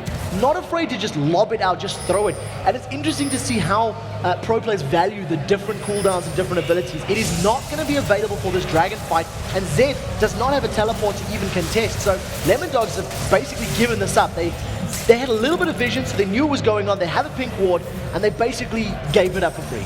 Yeah, freebie there for Gambit. Lemon Dogs trying to capitalize on that somewhat by putting damage onto the middle tower. They will take that top tower as well by a Nuke Duck, who finally, after so much persistence, will be able to push through from that. But look at Gambit, they're sauntering off up this middle lane. Twitch is off to the right-hand side of the jungle. They may be able to get some good damage onto it. Genji's missing though. This is the exact same thing that happened when they were playing against Evil Geniuses. Gambit were grouped up as 4, and Genji was solo pushing a lane, not there in time when the fights broke out. So he's going to need to sync up a little bit more with the rest of his teammates and be there when those fights erupt, because his ultimate and his damage is going to be crucial to controlling these fights. He's got a 20 CS lead right now over Twitch. Got that Bloodthirster finished off as well, which is going to be stacking up the entire time. He'll be quite happy with that game. That's a very typical Genja thing to do, you know, to be completely on the other side of the map to his Lost team. Whisper, GA. Let's get it finished. Don't reinvent the wheel. It works. It's what works for Genja, and he likes to play that way. What I do want to note in terms of items, Alex Sitch has not finished his Sorcerer Shoes yet, but he's got a completed Rod of Ages as well as a completed Archangel Staff at 19 minutes, and he is stacking them up incredibly well. Yeah, it's nearly full actually. 634 out of 750 mana right now, so not going to be too long before that Zerus Embrace is all finished for Alex Hitch.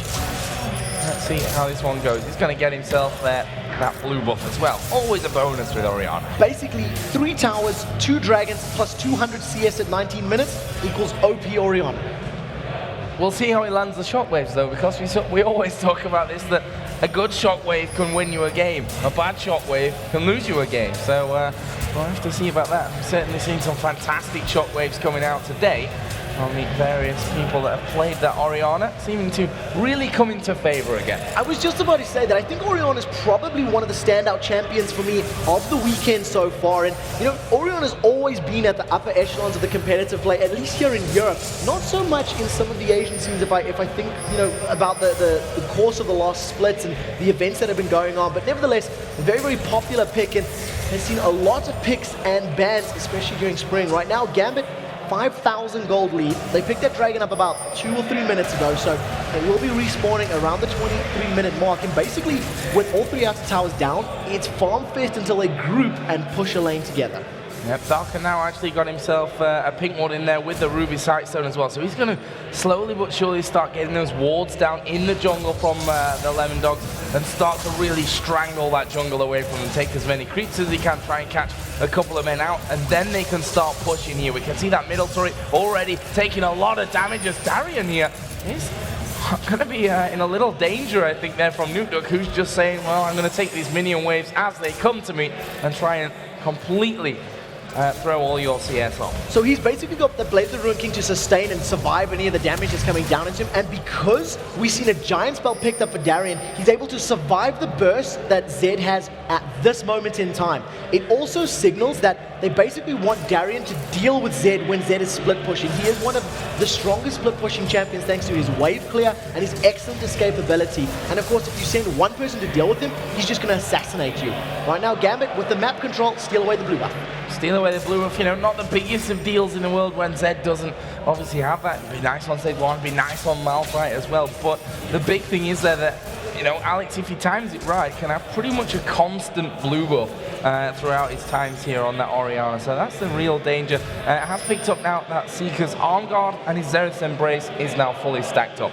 And I think the Gambit have probably got the strongest dragon control presence out of any team here in Europe.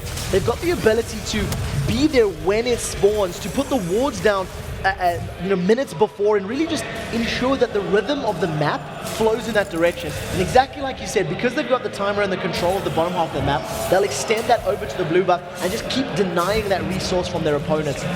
The gold is getting a little bit less as Nuke is able to pick up the second tower of the game, but we haven't seen any big fights. It's just been these small skirmishes, and until we see a big engagement, whether or not Lemondogs can control that fight and land their ultimates will determine who will win. Yeah, much slower paced game this one, that's for sure.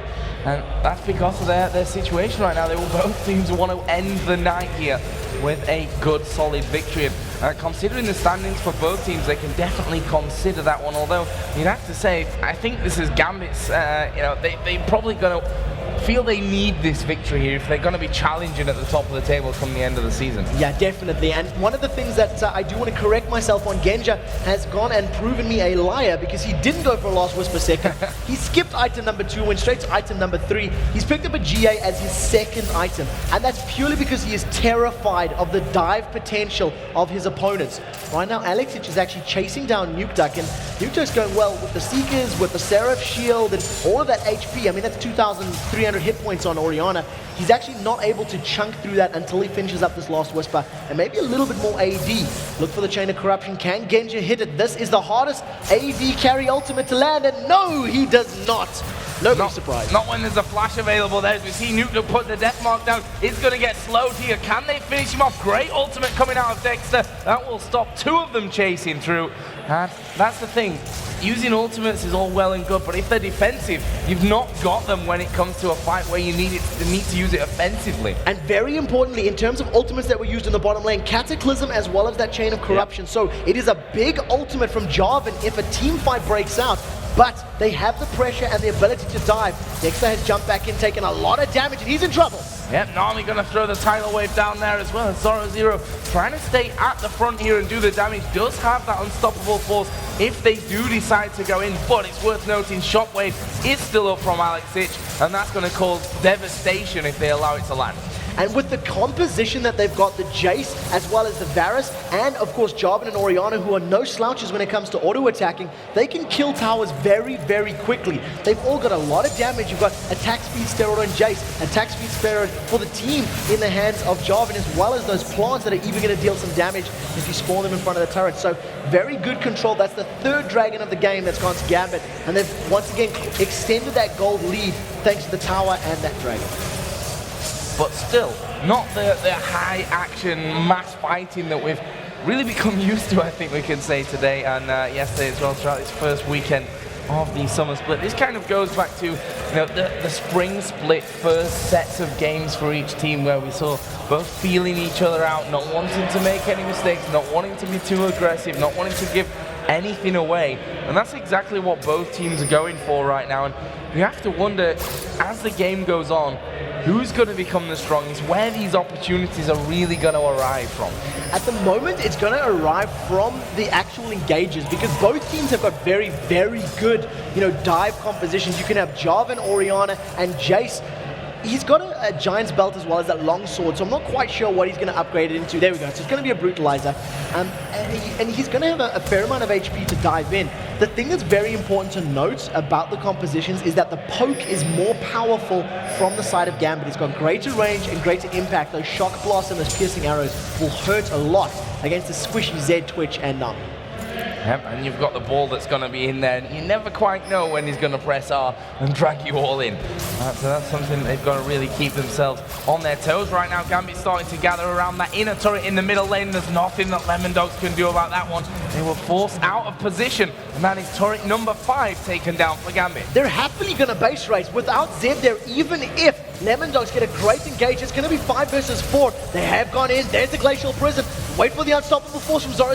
Yeah, he's waiting for it, but he's already down to half HP, as we are going to see Stranglethorns go in. Inhibitor turret has gone down. Zed is actually coming back, but they're going down towards Taz. He's destroyed from that one. Tidal Wave comes across the side as well, but the Inhibitor is going to fall. The bubble not quite landing out of We Will Failure, and that is Inhibitor number 1 for Gambit. In this particular situation, Lemondogs overestimated the power of their ultimates and the threat that it posed, because Zed was split pushing. He was trying to get that bottom inner turret. Gambit pretty much said, look, we don't care who you are, we don't care what champions you are. The objective is to kill towers in the Nexus, and they played the map. They ran in there with the numbers advantage. They actually started the fight first, which caught Lemondogs off guard. Jace dove in there, and Malphite's like, whoa, hang on a second. This isn't meant to be happening. Why are you diving me on my inhibitor turrets?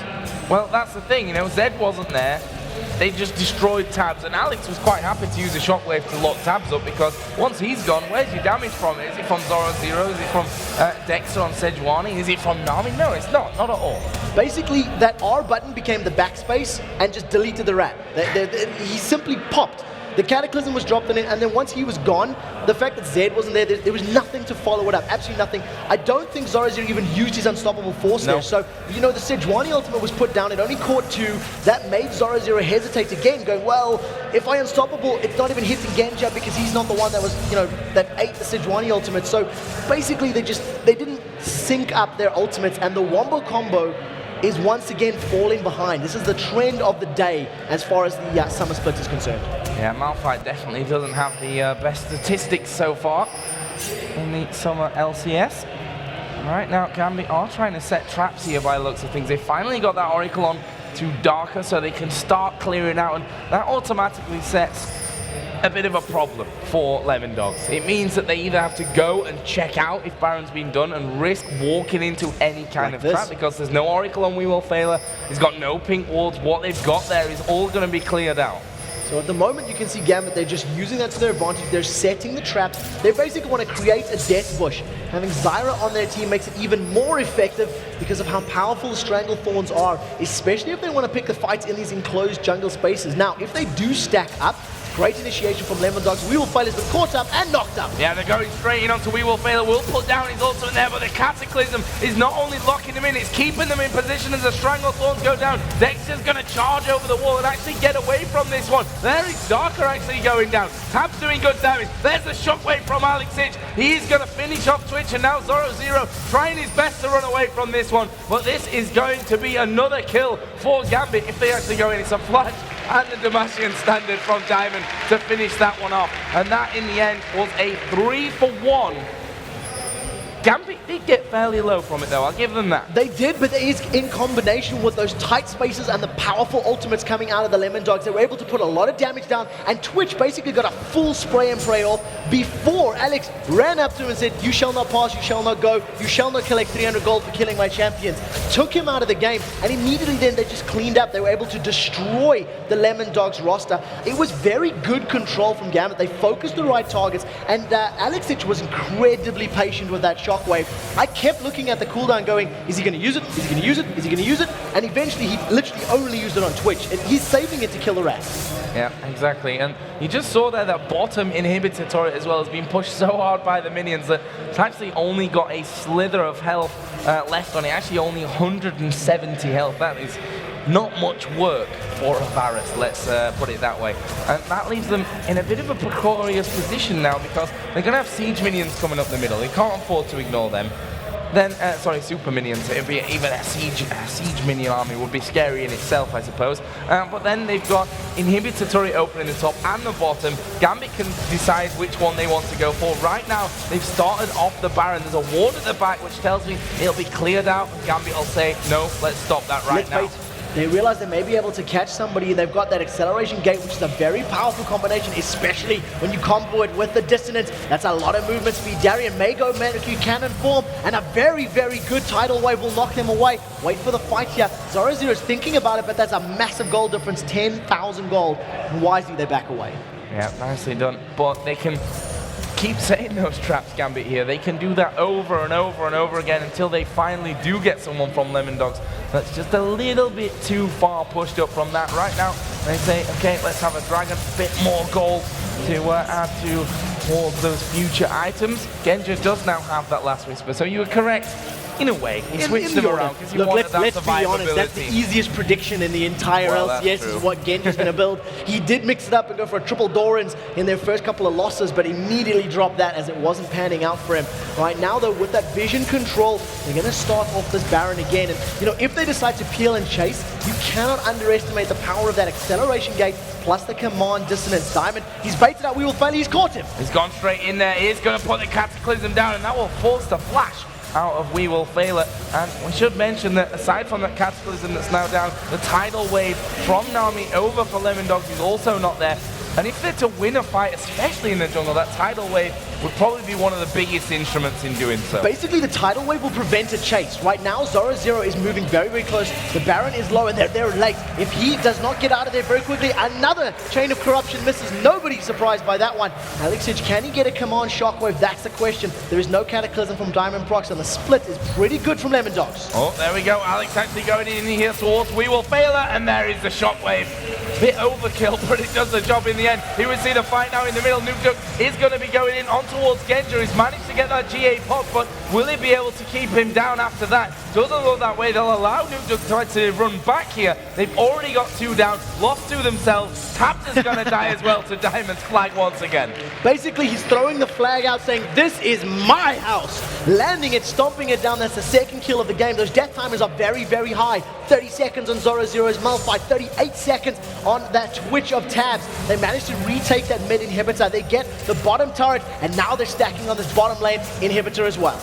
Well, Dexter and Nukduk, the 2 there to try and keep them away. Let's see if they can do so. They've got the ability to go in and out here without losing too much, and the tidal wave is going to come on flying through. Are they going to push further for this one?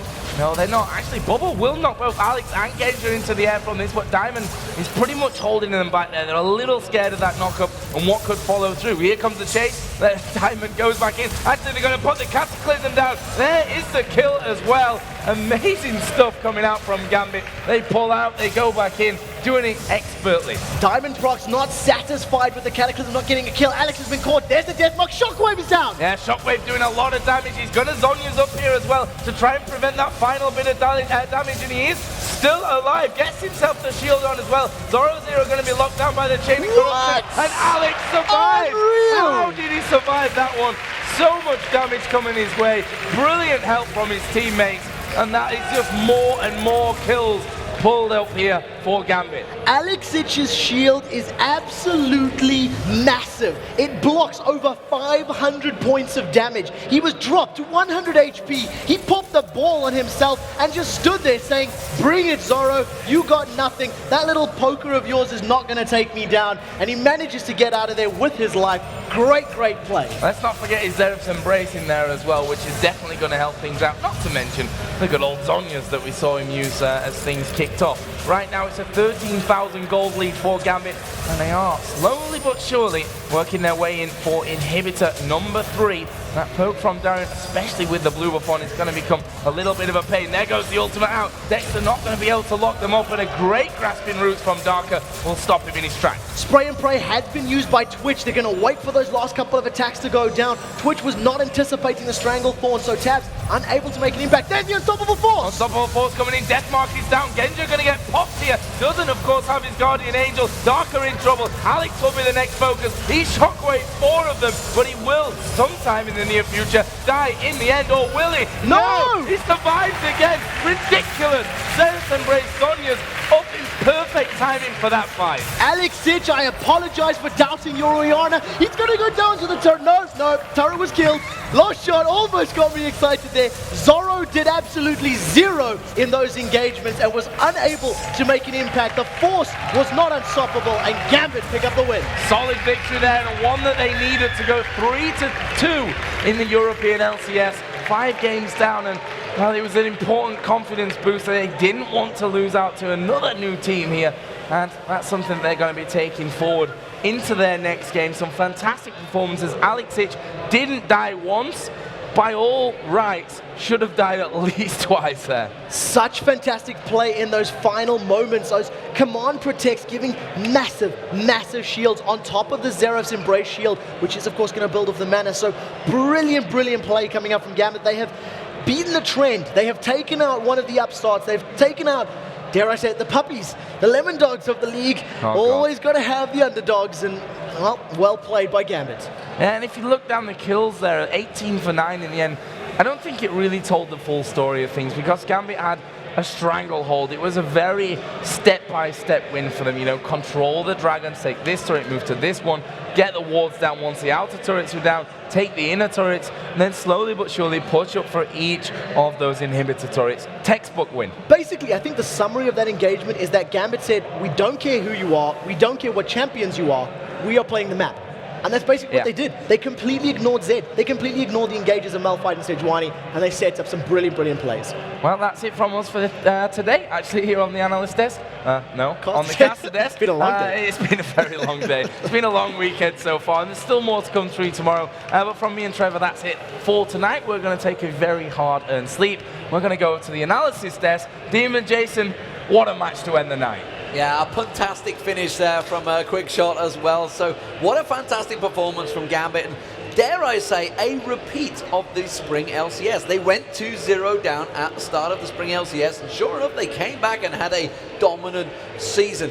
Can they do the same in the summer? And it seems that they are going to head that way. You know, those two losses, it just seems that every time they have these losses, they're going to kick up the backside. Same thing happened to Katowice as well. Kick up the backside and then straight away came back kicking. That's exactly what I think of when we talk about Gambit not doing well one day and coming back the next, just completely a different team.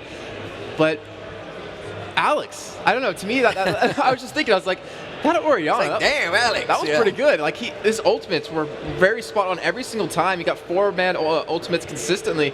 And that's how you play Orianna. That was just hands down perfect play out of him. And as Joe said, you know, the assistance from his team every time, it was given free reign because they were having to focus on Alex. Darian was getting free. He got the triple kills towards the end there, smashing them down with those shot blasts. Jace currently is 100% win rate so far. If he's not banned, he wins. So that's a bit of a problem maybe that the rest of the teams are going to look towards and maybe try and get hold of Jace. If he's available, he will be the first pick. But more importantly, you know, that, like you say, those defensive balls, Genja just off at the side. Again, another person that's getting free farm every time. And the control from Gambit was very good because it was a fairly chaotic game. You know, we talk about how well Gambit did, but we should probably talk about how well Lemon Dogs did because in so many of these fights, you saw Zoro showing why he played Malphite in the promotion tournament, why he's been playing Malphite lately. Just his ultimates were so spot on, got 3-4-man ultimates, and then you saw Tabs in the back line. We talked about it, Caitlyn being banned out. Is he going to play something else? What will he exactly play? Went with Twitch this time, and I remember watching a couple of these fights. You had the entire enemy team, you know, a good portion away from him, sitting there on spray and pray, just attacking as much as possible, but it just seemed like he got held back a little bit too early on. It wasn't able to do the damage he needed to, and of course Alex was just like, you're my rat, I'm gonna chase you down every time and go for you. Yeah. And you know, Trevor pointed out the fact that he delayed that shockwave was just purposely for that rat once the spray and pray started. And you know, just overall a fantastic performance from Gambit, honestly. Yeah. So without further ado, I know it's the last game of the day, so I don't want you guys to hang around much longer. We're going to get an interview, and it is going to be an interview with the man himself in the jungle. It's Diamond Prox. Absolutely, and we've got Darker here to translate. Now, Diamond, starting off, run us through that last game of the day in your own words. What were the strong points for you guys? Твои слова о последней игре. Что можешь сказать? First, I want to say happy birthday, Jax. Thank you very much, Diamond. That's really nice. Ну, в общем, впечатление от игры. Команда, которую мы встретили, была на уровне первых наших команд, с которыми мы играли на этом турнире и проиграли им ничуть не хуже. Мы готовились к ним достаточно хорошо на уровне пиков и банов, но не знали их стратегию как таковой. Оказалось, она вполне обычна с Зедом сплит-пуш, как бы. Мы вполне нормально законтрили, задоминировали всех драконов, запушили тавер и логично победили. Diamond says that team we just played against, Lemon Dogs, we consider they are a pretty good team, and we prepared to them in terms of bans and picks, but we didn't know their strategy or how they'll play. In the actual game, we got that it's just basic Z split push, like when team just roaming and Z split pushing other lanes. But we did really good in lanes overall, and we snowballed from good laning phase. We took like all the turrets we could get, like all dragons and stuff, and we basically won from that. All right. Now you've been able to play a lot of games and been able to watch a lot of games. So what are your first impressions of maybe the new teams coming in and the dynamic of the teams that were already in? Ну, какие у тебя впечатления о новых командах и о тех, которые уже есть, были на УКС? Что можешь сказать? Впечатление о новых командах строго положительное, потому что все они играют просто отлично. Может, только бывшие копенгагенские волки не дотягивают до уровня, но они уже были. Мимы и прочие тащат просто великолепно. С ними будет интересно играть весь этот сезон. Надеюсь, они не упадут в уровне своей игры в течение всего сезона. А что касается старых команд, что-то у них идет у всех достаточно плохо. Даже у тех же Фнатиков, которые выиграли нас. Не знаю, с чем это связано. Может, в течение турнира, скорее всего, мы подтянемся. Well, Damon said that all new teams who got into LCS this summer split, all teams are pretty good, and it will be pretty interesting to play against them in future, and especially like MOM and at an alternate. So also Damon says that NIP kind of have some problems right now with their performance, but hope they will do better in future. And some like other teams who are old in LCS also experiencing some kind of troubles. Even like Fnatic and EG, despite they won us yesterday, we see that they are like experiencing a lot of troubles as well. So new teams are showing the best performance for now, definitely. All right, thank you very much both to Diamond and Darker for the translation.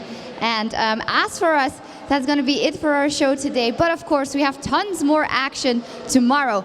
The show will be starting off at 10 a.m. Central European time here.